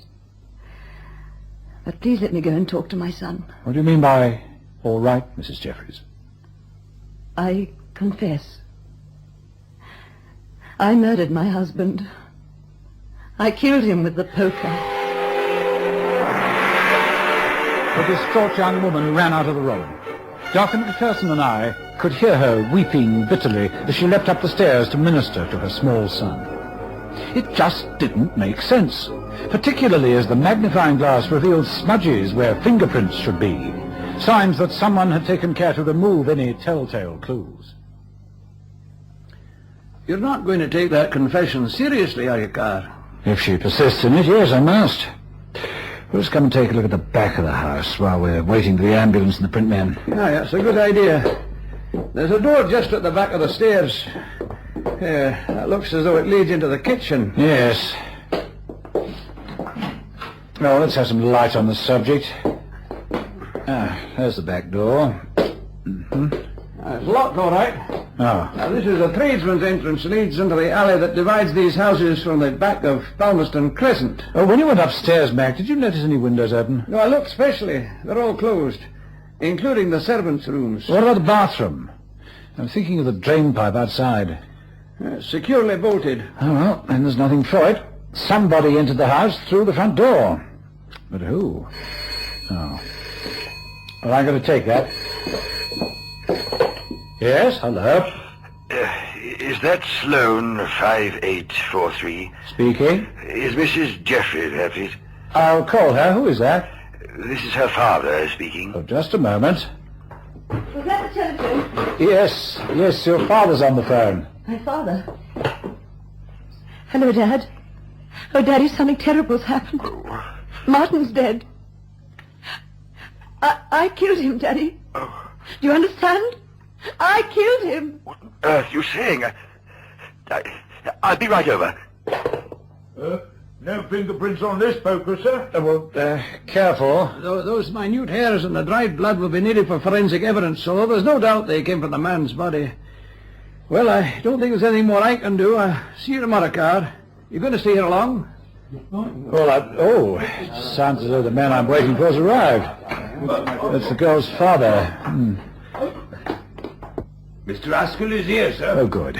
Where's my daughter? Was that Martin? Well, they'll be taking him away in the ambulance. Yes, I'm Chief Inspector Carr, New Scotland Yard. This is our senior police surgeon, Dr. Macpherson. My name is Haskell, George Haskell. He was my son-in-law. What happened? Speaking medically, your son-in-law died from brain hemorrhage caused by a violent blow to the cranium. Mr. Haskell, your daughter has confessed to the crime. My poor child. She's trying to shield me. I killed him. I see. George Haskell, I arrest you for the murder of your son-in-law. I must warn you that anything you now say will be taken down and used in evidence against you. You understand that? I understand. Do you want me to go with you now? Would you like to tell me what happened? Well, you know what happened. I killed him with a poker. You killed him with a poker? Why? Well, because he was slowly driving my daughter mad. The man was cruel, a sadistic beast. Every time my daughter threatened to leave him, he'd laugh and say, go by all means, but little Stephen stays with me. Every time I threatened to cut off their allowance, he'd sneer and say it was all right by him if I wanted to see my daughter and my grandson starve. What did your son-in-law do? Do? Oh, for a living, you mean?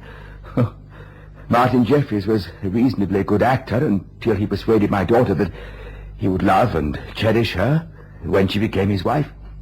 From that day on, he's done nothing but gamble and torture my daughter with stories of his sexual exploits, but never in front of a witness so that she could get a divorce. Oh, no, always when they were alone. And that's when he started to strike her. Once he even thrashed my grandson. Oh, he might barely 3 years old. And that's why you killed him? Yes, sir, that's why I killed him. May we not go now before my... Daddy! Daddy! There, my child, please. It's all right. I told the inspector everything. Now, why don't you and Stephen go to your aunt, please? All right, Inspector, I'm ready when you are. Oh, no, he didn't do it. I did it. Please, Mrs. Jeffries, for your baby's sake. Mommy! Oh, look... Mommy! Mrs. Jeffries, you'd better go back to him. Yes. Yes, I'm going. Mr. Haskell, at what time did you strike your son-in-law this evening? Oh, not more than an hour and a half, 2 hours ago. That's about right. What were you doing here? I came to see my daughter. She was out. She was running up the street. I ran in and said, "What have you done to my daughter?" I picked up the poker and, as his laughing, staring face stared at mine, I struck him. Do you hear? I struck him. On his face? Where? I don't know. On the temple, I suppose. We were shouting at each other. I see. You're sure you struck him on the temple? Why, yes. Why? Where was he struck? Well, don't you know, Mr. Haskell? Let me through, you fool. Yes, he didn't do it. Father, what on earth do you think you're doing? Go back home. Peter, you've to keep out of this. The sergeant at the door says that my father's confessed to murdering Martin. The sergeant's a stupid god. He talks too much. Please go. Don't interfere. There's nothing that you can do. In a moment of misguided love for her father, your sister has confessed to a murder which I committed. Gail confessed? Inspector Carr, this is like some awful black comedy. I did it. My father's covering up for my sister, and my sister is covering up for me. How did you kill him? I hit him with a blood-stained poker. That's a very interesting answer psychologically, Mr. Peter Haskell. What do you mean? Well, you couldn't have killed your brother-in-law with a blood-stained poker. The act of murder caused the bloodstains.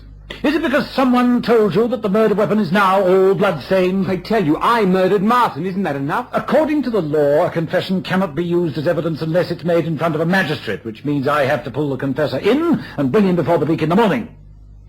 Now, I'm going to look silly if I present the three of you. Now, who's covering up for who? Oh, before anybody speaks, I must tell you, Mr. George Haskell, that I'm convinced you know something about the murder, but he doesn't. He... Look, he rings this house at this time of night, expresses no surprise at a strange voice answering the phone, and calmly inquires whether Mrs. Jeffries is here. Why did you phone, Mr. Haskell?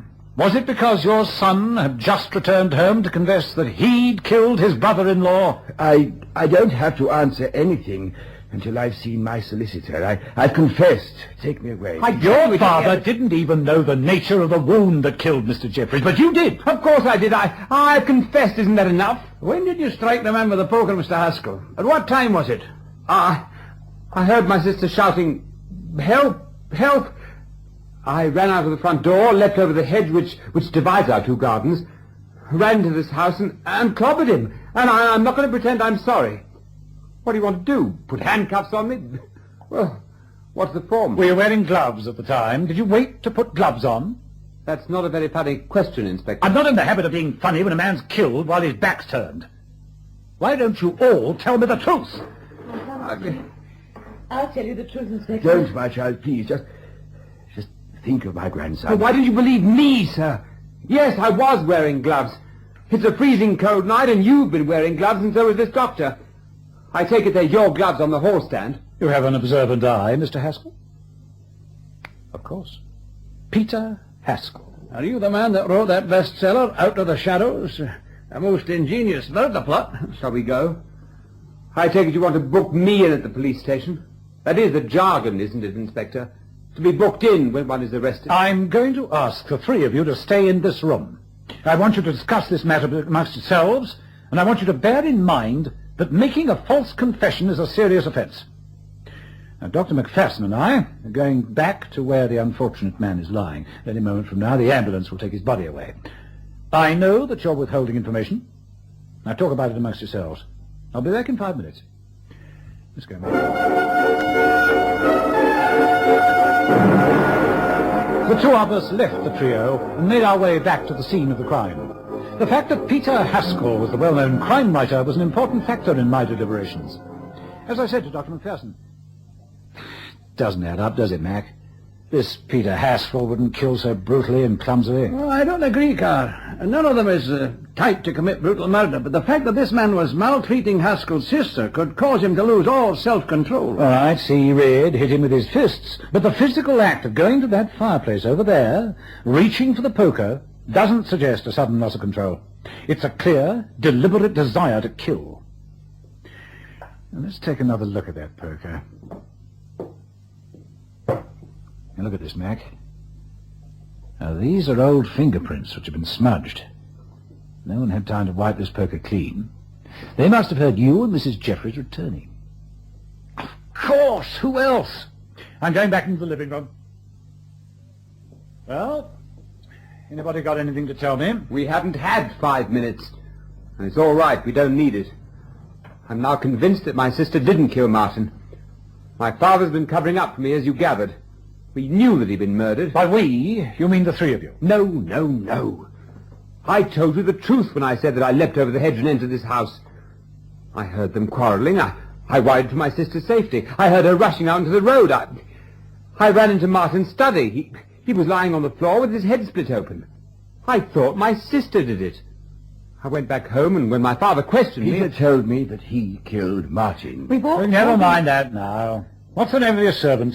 But he's away. Please, Mrs. Jeffries, he may be innocent, but I want him picked up tonight, or rather, I should say this morning. Well, you can't think that Palmer is... Madam, either one of you is guilty, or it's your servant. There can be no other possibility. Well, I'm keeping a sergeant here tonight. I'm going to get some shut-eye. Come. Operations here, Inspector. It worked, sir. As soon as the armoured police told Palmer that if he didn't come clean, Mrs. Jeffries would be arrested for murder, he broke down and confessed, sir. Seems he stayed too long in the pub and missed his train. So he returned home using the back door, as he normally did, heard his mistress shouting help, rushed into the study and clobbered his boss. That the story? Yes, sir. He ran out of the back door, locked it. Swears he would have confessed eventually, but... Probably telling the truth. Running back to his own hometown was a natural thing to do. Okay, Ops, my thanks to Yarmouth. Tell them we're sending an escort to bring Palmer back to London. Very good, sir. Well, Mac, did you hear that? Aye, poor chap. He won't be able to get away with a plea of self-defence. He might have done if he hadn't struck Jeffries on the back of the head. True, but what with the evidence of the Haskell family, they won't be able to pin a murder rap on him. I hope he doesn't get too stiff a sentence. Now, what is it, Mac? Well, it's pretty clear that the Haskells didn't kill Jeffries the way they told their stories, but why did you look to Palmer as being the killer? Because it had to be Palmer, don't you see? Because he was the only one, other than his employers, who had a key to the back door. A contributory factor, but not only that, there was the all-important matter of...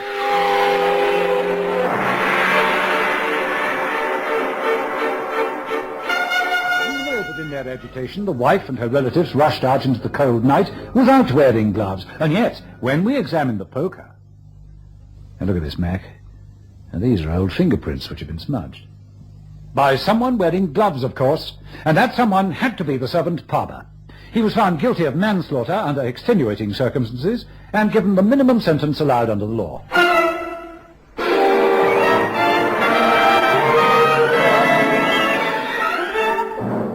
The epic Casebook was produced by Michael Silver with Hugh Russ as Inspector Carr.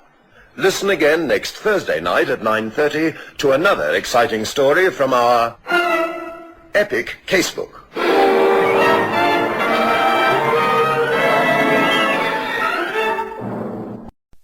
Petri Wine brings you Basil Rathbone and Nigel Bruce in the new adventures of Sherlock Holmes.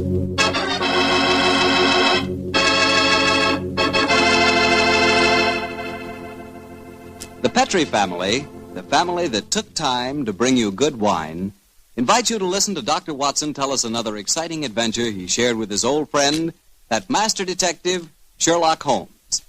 And as for me, well, I'd like to tell you the easiest way I know to get the reputation of being the perfect host. Next time friends come over for dinner, before you sit down to the table, serve glasses of Petri California Sherry. Petri Sherry is the best beginning a good meal ever had. I say Petri Sherry because Petri Sherry is extraordinary sherry. You can tell by looking at it. Hold it to the light. Notice how clear it is. Notice its beautiful deep amber color. And you can tell Petri Sherry is unusual from just a whiff of its fragrance. And, of course, in the last analysis, you can tell just how fine a wine Petri Sherry is by tasting it. That's the best test of all. And that's where you'll get the most pleasant surprise because Petri Sherry really tastes wonderful. a flavor right from the heart of the grape. So serve Petri Sherry to your family and your friends, and serve it proudly, because the name Petri is the proudest name in the history of American wines.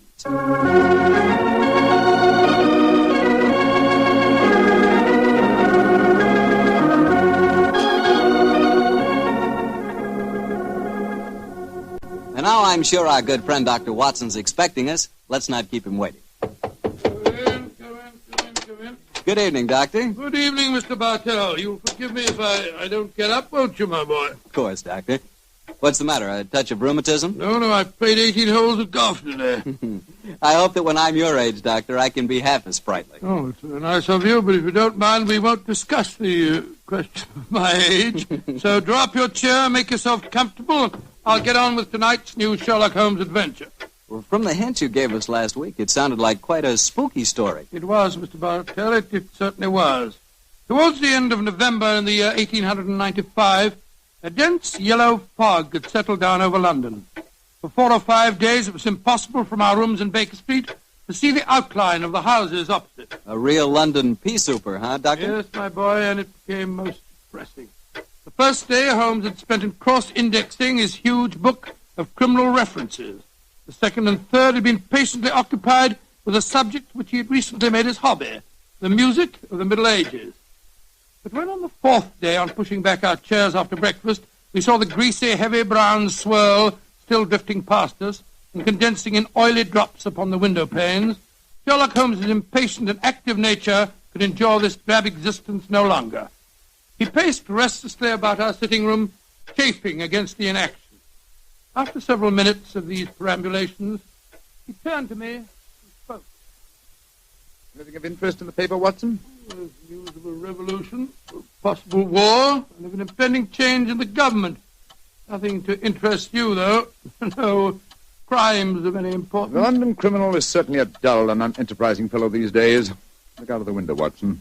See how the figures loom up, are dimly seen and then blend once more into the foggy depths. What a day for a thief or a murderer.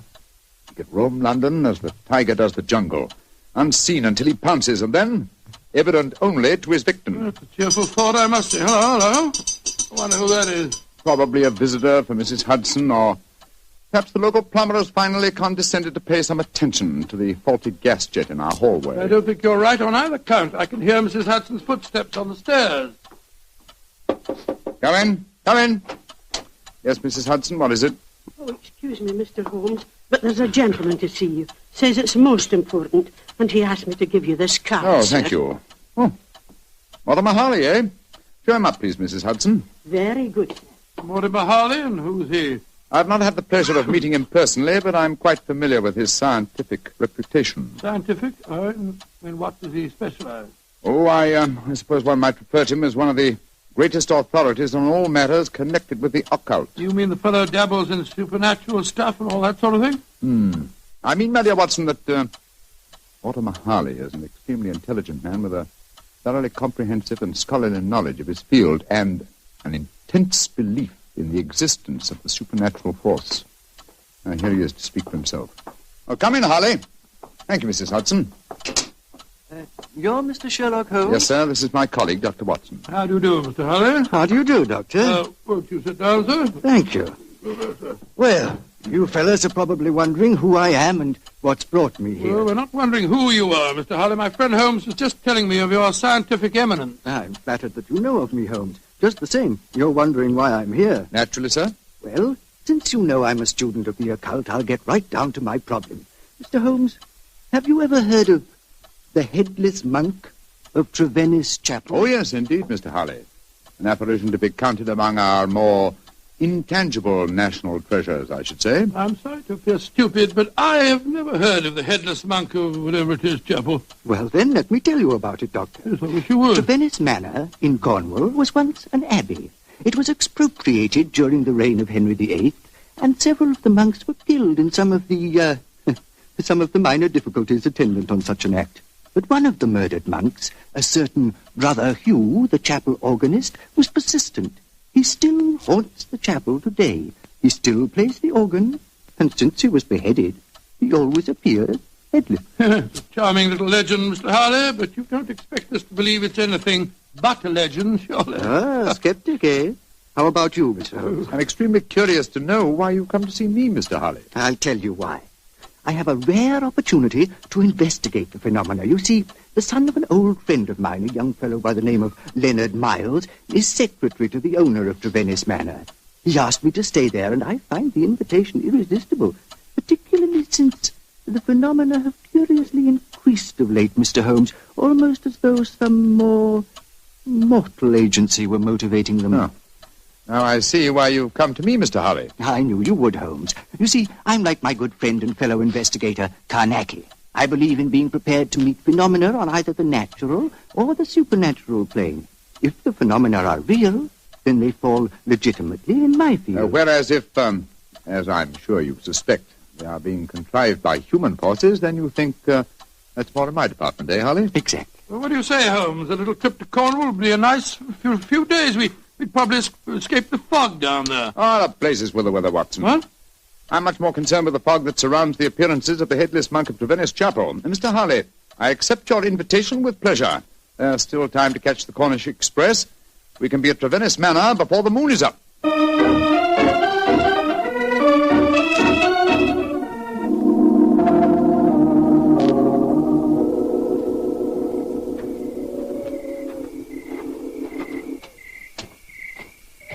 Hello? Who's this funny-looking fellow coming down the steps towards us? If I didn't hear the sound of his footsteps, I'd believe it was a psychic manifestation. He certainly looks as if he came from beyond the grave. Who be ye, gentlemen? Where be ye going? Well, supposing you tell us who you are first, my good man. Who be I? I be David Pendragon, sir. That's who I be. Stable hand here at the manor. And I ask you gentlemen again where you be going. We're staying at the manor, and we're just going to take a look at the chapel. Oh, don't he do that, sir. People that go in there don't often come out the way they go in, sir. Don't he do it, gentlemen? What are you talking about, my good fellow? I be talking about the ghoulies and the ghosties and the organ music that comes out of the nowheres. You've heard it? Of course I heard it, sir. Just like I seen the poor monk walking around without his head on. Take us into the chapel, will you? And show us where you saw the figure. Aye, that I will not, sir. Not for all the gold in Port Call will I go back and chance seeing the poor lost soul wandering about without his head on. You gentlemen know what's good for ye. You'll not go in there either. Mark my words. Don't he go in that chapel. Extraordinary chap. Seems really frightened of the place. Yes, but it's more than blind superstition that accounts for his reluctance. Let's go in, shall we? Well, I suppose it's all right.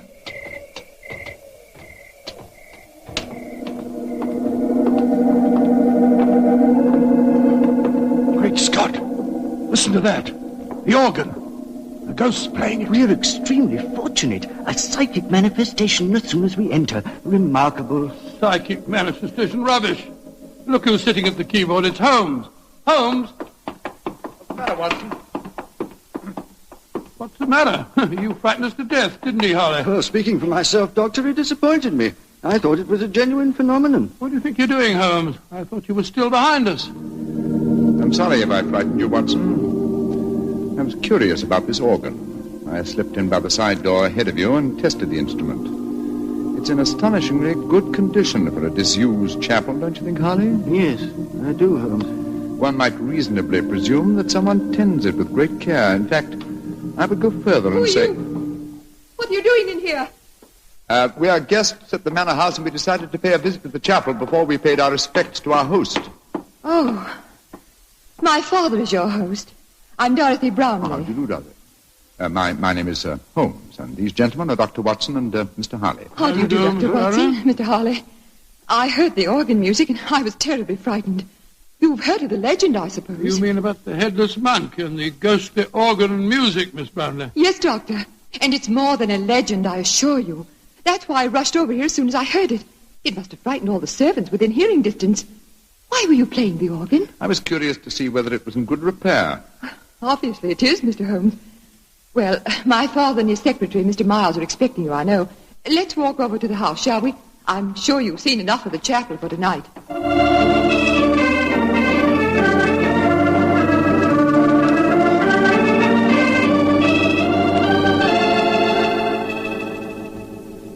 Father, This is Mr. Sherlock Holmes and Dr. Watson. How do you do? How do you do, sir? How do you do? This is my secretary, Leonard Miles. How do you do, Mr. Miles? Mr. Miles? Dr. Watson?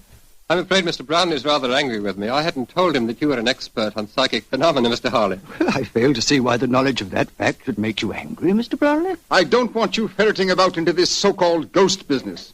There's been enough trouble in the neighborhood already. It's almost impossible to keep servants, and these Cornish people are incredibly superstitious. You haven't seen the ghost yourself, Mr. Brownlee? Oh, of course not. There isn't any ghost, I tell you. You heard the mysterious organ playing? No, I haven't. And I don't want to talk about it anymore. Yes, what is it? David Pendragon's at the door. He's very anxious to see you, sir. Pendragon? Oh, very well. Tell him to come in. Yes. David? What does he want, I wonder? Pendragon, that's the fellow we met outside the chapel, isn't it? Yes, quite a colourful character. Oh, he's a superstitious old fool, if you ask me. But he is a good groom. Yes, Pendragon, what is it? Begging your pardon, sir, but there be trouble at the chapel again tonight. I says to myself, David, 'tis your duty to go to the master, I says. Never mind. What's the trouble? As the moon was hanging low tonight, sir, I hears the organ a-playing. But that was Mr. Holmes, my good man. Aye, that's what he thinks, maybe. But what I says to myself is, what made him play the organ? Then this very night, I saw the headless monk. With my own eyes, I saw that poor soul with his head off, wandering in the moonlight. I saw that, sir, with my own eyes, I did. Oh, get out of here, you blithering old fool. And I'm warning you. If I hear any more nonsense about this ghost, you'll lose your job, you understand? Now come along, be off with you. Aye, sir, begging your pardon, sir. Come on, I'll give you chaps a drink. Mr. Brown seems absolutely rabid on the subject of the ghost, eh? Yes. Suspiciously so. Wonder what he's trying to hide. Whatever it is, I don't think he'll be successful. In your profession, Holmes, you know that murder will out. It's true in my profession also. Try to suppress them as you may, gentlemen. Ghosts will out.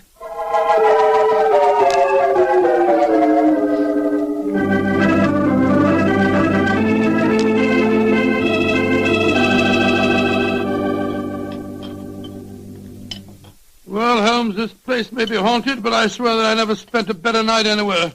Good morning, Mr. Harley. Good morning. Good morning, sir. Good morning. I'm glad to see I'm not the only late riser. Oh, were you up late too, sir? Yes, I was, Doctor. I decided to ignore the veiled threats of Mr. Brownlee, and so I did a little investigating in the chapel. Do you mind passing the teapot? And what were the results of your investigations, Mr. Harley? Well, there was no psychic manifestation, you understand, but I'm sure of one thing. That chapel is evil.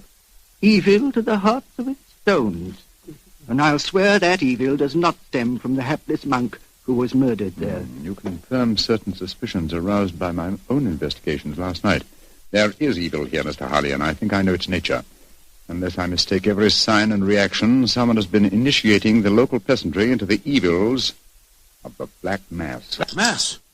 Good Lord, what a shocking thought. My own sensations last night confirm your theory, Holmes. There is a coven here, I swear it, hiding its own obscene practices under cover of the haunting. Well, that sounds quite feasible. After all, the people are so superstitious that they'd keep as far away as possible from the chapel when they heard the organ playing. This problem falls into both our fields, Harley. The practice of black magic is a criminal offense. Perhaps it's just as well the old laws against witchcraft are still in force. I imagine, Mr. Harley, that you have your own methods of combating such forces as we're up against? Oh, yes, Holmes, though mine are not connected with the legal aspect of the case. May I ask what you plan to do, sir? Well, I have several rather elaborate preparations to make, Doctor. It'll take me most of the day, I'm afraid. However, I shall explain them to you all after dinner tonight.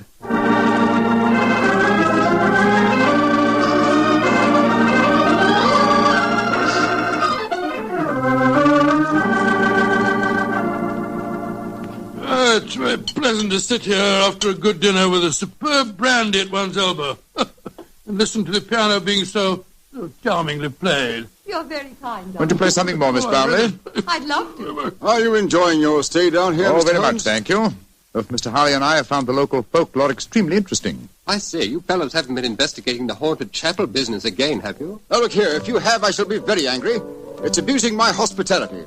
I told you distinctly I didn't want any more talk of ghosts. We are not talking of ghosts, my dear Mr. Brownlee. I have something even more important that I must fight now.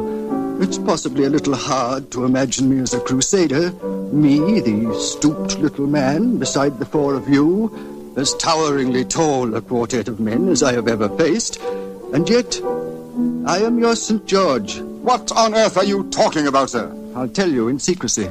This mustn't reach the ears of the peasantry. I refer to myself as St. George because I go to wipe out an evil that lives in your midst, a living, modern dragon. Oh, please, Mr. Harley. That sounds dreadfully frightening. And to rid you all of this fiend, I must cleanse the chapel, purify it, exorcise it, remove its residue of psychic evil. That, gentlemen, is my mission tonight. Dorothy! She's fainted. Get some smelling salts, quickly. I'm afraid you were a little too graphic, Mr. Harley. I'm sorry if I frightened the young lady, but I'm sure that after tonight she will have no further grounds for fear in Trevennis Manor.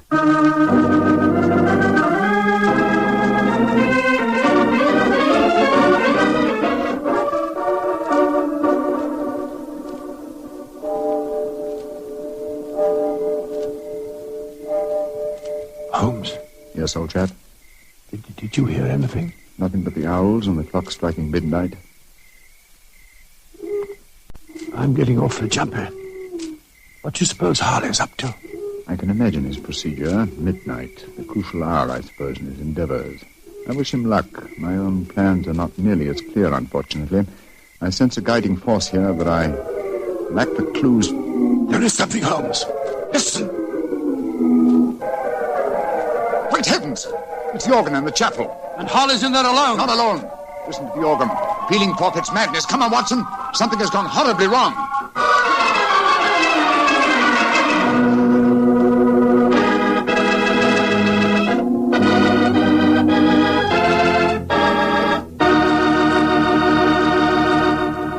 You'll hear the rest of Dr. Watson's story in just a second.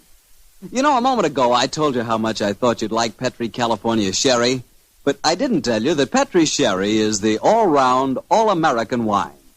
You can not only serve Petri Sherry before dinner, it's good after dinner, too. And, of course, later in the evening when you're listening to the radio with some friends, a glass of Petri Sherry is just the thing. And say, Petri makes two kinds of sherry, the regular and Petri Pale Dry. To make sure you get the one that you like best, do what I do. Don't buy one, buy two. But remember, always buy Petri. Dr. Watson, that was a heck of a place to break off your story. Then let us continue it as speedily as possible, my boy. As soon as we heard that devilish organ music, Holmes and I rushed out of the house and raced in the moonlight down the path leading to the ruined chapel. By the time we reached the entrance, the organ music had ceased, and the tall, gangling figure of David Pendragon was standing in our path. You gentlemen be wanting at this time of night. What are you doing here? I be here because the gentleman gave me 5 shillings to stand outside here and see that no one disturbed him. That's why I be here. And nobody did come or go. He still be there, he be. But when you heard that organ music, why the devil didn't you go in? Organ music? I heard no organ music, come on, sir. Watson.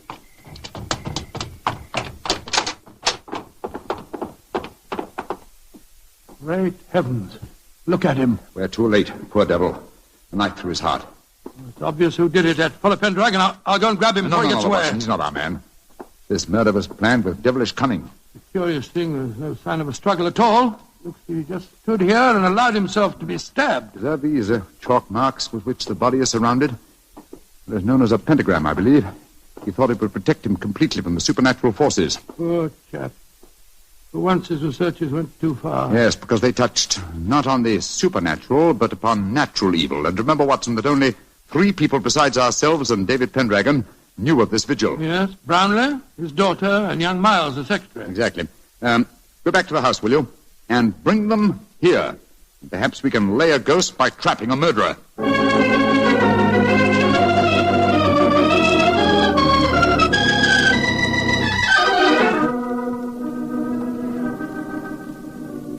And that's all I know, Mr. Holmes. Well, you've not established much so far, Holmes.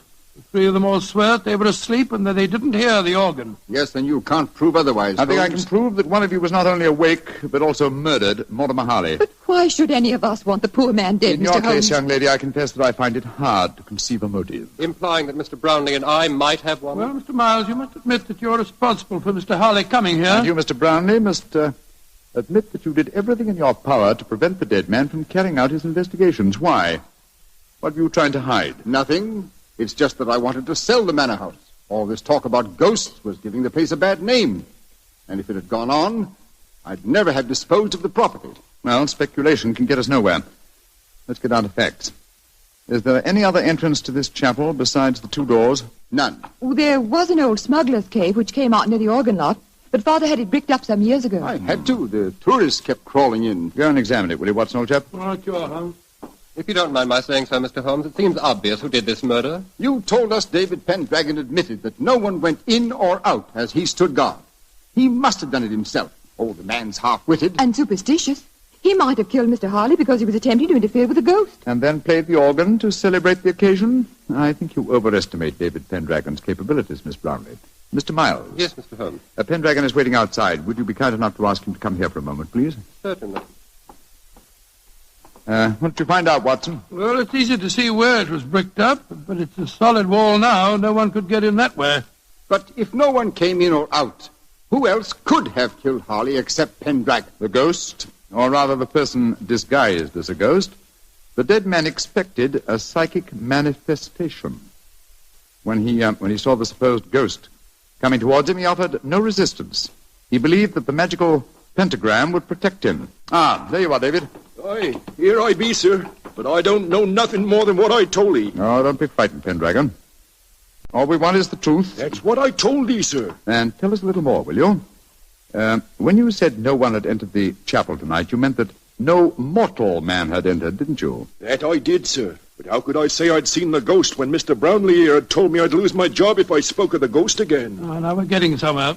So you did see the ghost? That I did, sir. The poor soul walking through the moonlight with no head on his body. You saw it quite clearly? Just as clearly as I sees you now, sir. How tall was he? He was... Would you mind standing against the wall, sir? Yes, of course. He was as tall as... Well, his shoulders come to just where your shoulders come now, sir. You're a tall man, then, so we narrow it down to either you, Mr. Brownlee, or you, Mr. Miles. This is utterly ridiculous. Of course it is. On the contrary, gentlemen, the case is solved. Which one of them was it, Holmes? Neither. Remember that the ghost is headless. That means that the impostor must have built up fake shoulders covering the head. On either of these men, it would have brought their shoulders to the level of my head. Great Scott, it was... Bravo, Mr. Holmes. I didn't think you'd catch me. Dorothy! No, I don't believe Miss Brownlee, I must warn you that... Keep back. Don't any of you come near me. As you see, I have a revolver. Dorothy, for heaven's sake! Don't speak to me of heaven! You thought I was a sweet little girl, didn't you, Father? You didn't know your dear, demure daughter could murder a man, did you? Why did you kill Mortimer Harley? Because he was a meddler. For months I've been practicing black magic here. For months I've been building up the legend of the headless monk and the organ music. It made me so wonderfully alone, so gloriously free to practice the rites. And then he came here. I let him live that first night because I thought he was a fool. But on the second, when he said he was going to exorcise this chap, to purify it, as he said, he signed his death warrant. If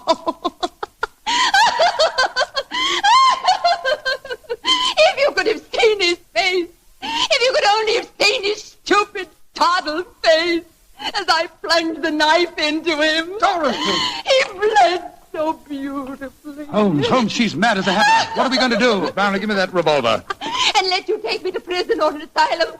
No, you'll never catch me. She's backing up the stairs leading to the organ loft. Dorothy, come back! Don't try and follow me. Look out! The railing's behind you.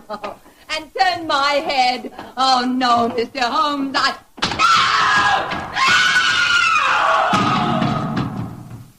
Dorothy! My poor little girl.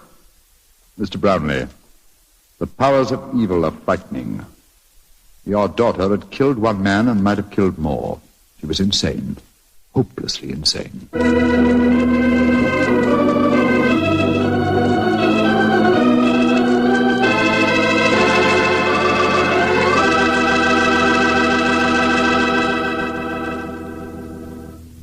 Well, Doctor, that was quite an exciting story. You know, I wish I could play the organ and write music for it. There's nothing like music to really express a thought. Yes, I can just imagine the kind of music that you'd write. Probably catchy little ditties such as, "The Petrie family took the time to bring you such good wine. So when you eat and when you drink, remember Petri wine. Oh, no, Doctor. Is that the way I affect you? Although on the level, you could probably write beautiful music to describe the way the grapes look on the vine in the sunlight. But what music could tell you about the Petri family and how long they've been making fine wine? You know, the Petri family has been making wine for generations, handing on down from father to son, the knowledge necessary to transform luscious, sun-ripened California grapes into delicious, fragrant wine. And when you see that name Petri on a bottle of wine, remember, you're not looking at a mere trademark. That name Petri is the personal assurance of the Petri family that every drop of wine in that bottle meets their unusually high standards. Petri wine is always good wine. It's got to be, because Petri took time to bring you good wine. Well, Dr. Watson, what new Sherlock Holmes adventure do you have lined up for us next week? Well, now let me think. Next week, Mr. Bartell, I'm going to tell you a story that started quietly enough as Holmes and I sat at a London dinner party, and yet, before the evening was over, we found ourselves involved in one of the most shocking scandals that ever rocked London society.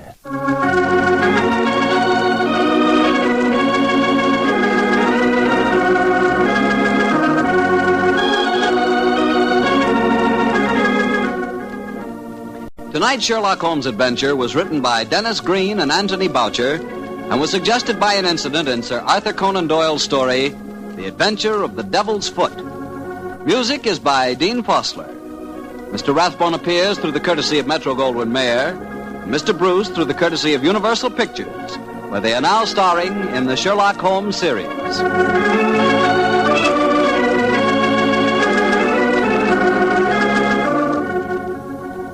The Petri Wine Company of San Francisco, California, invites you to tune in again next week, same time, same station.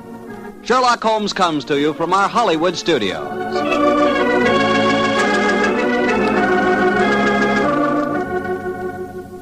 This is Harry Bartell saying goodnight for the Petri family. This is the Mutual Broadcasting System. The rest of the story.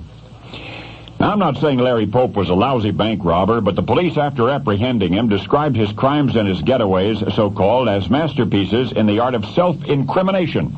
Larry Pope just did it all wrong. With a $35 pawn shop pistol in his belt, Larry set out for a small town east of Waco, Texas, called Thornton. Driving a used car, newly purchased in Houston for $500 cash, he pulled up at the First State Bank of Thornton, got out, walked in, approached the teller, wearing a disguise no more cryptic than a pair of sunglasses. At first, Larry asked about taking out a loan. Suddenly, he pointed the .38 at the teller, told her to bring all of the money there was in the vault. Shortly, the teller, Lois Jackson, returned with less than $2,000. "That's it?" cried Larry, incredulous. "Indeed," answered Lois, "that's all there was." Larry, in articulate sentences uncharacteristic of a common criminal, began arguing with the teller. "There should be considerably more than this," he insisted. "But there was no more," Lois declared. "Well, I want to see for myself," the robber retorted, and he promptly demanded, listen to this, he demanded that Lois produce the bank's general ledger. Astonished, the teller did so, and then stood there patiently as Larry perused the list of transactions and examined a stack of canceled checks. To his dismay, the teller had told the truth. There were only 3 people besides Larry in the bank at the time, Lois Jackson and Jack and Laureen Barnett, the couple who owned the bank. Larry, brandishing his revolver, ordered all 3 into the vault and told both women to undress, take off all their clothing. "What are you going to do with us?" the beseeched one said in a trembling voice. "I'm going to take your picture," Larry said. No kidding, that's precisely what Larry intended to do. And that's precisely what he did. With a Polaroid camera he had brought with him for the purpose, he took photos of both women in poses, well, unflattering to say the least. And then he promised that should they subsequently attempt to identify him, he was going to send those photographs to the newspapers. And then Larry tied up his captives and fled. 1 week later, he pulled the same caper at the Farmers State Bank in Schulenburg, taking similar Polaroids of disrobed would-be witnesses. Yet by that time, Larry had left such an obtrusive breadcrumb trail that it seemed the entire state of Texas was closing in on him. Avoiding a roadblock during his second getaway, he swerved onto a back road, got himself so desperately lost that he had to stop at a farmhouse to ask directions. He did make it back to Houston, and yet in order to switch getaway cars, he bought a white Volkswagen Beetle In 1960 Texas, that attracted more attention than a pink bulldozer. In any case, having returned to Houston, where there were all sorts of friends who could identify him, all sorts of friends identified him. And the following morning, 4 FBI agents took Larry into custody. The witnesses whom he had sought to intimidate were instead all the more angry over the embarrassing photographs, and therefore even more eager to put him away. They didn't care that he had taken pictures of them naked. They were ready to put him away. Larry had just done it all wrong. Now, in case you have not guessed, Larry Pope was not a professional bank robber. Even if he imagined himself to be uniquely qualified, he was not really. Larry had been a businessman, but he had figured that there must be some easier way to make a living. He quickly discovered that there was not. At least the easier way that he chose was not. You see, Larry Pope, before he was a bank robber, was the president. Before Larry Pope was a bank robber, he was the chief executive officer of Texas West National Bank. And now you know the rest of the story.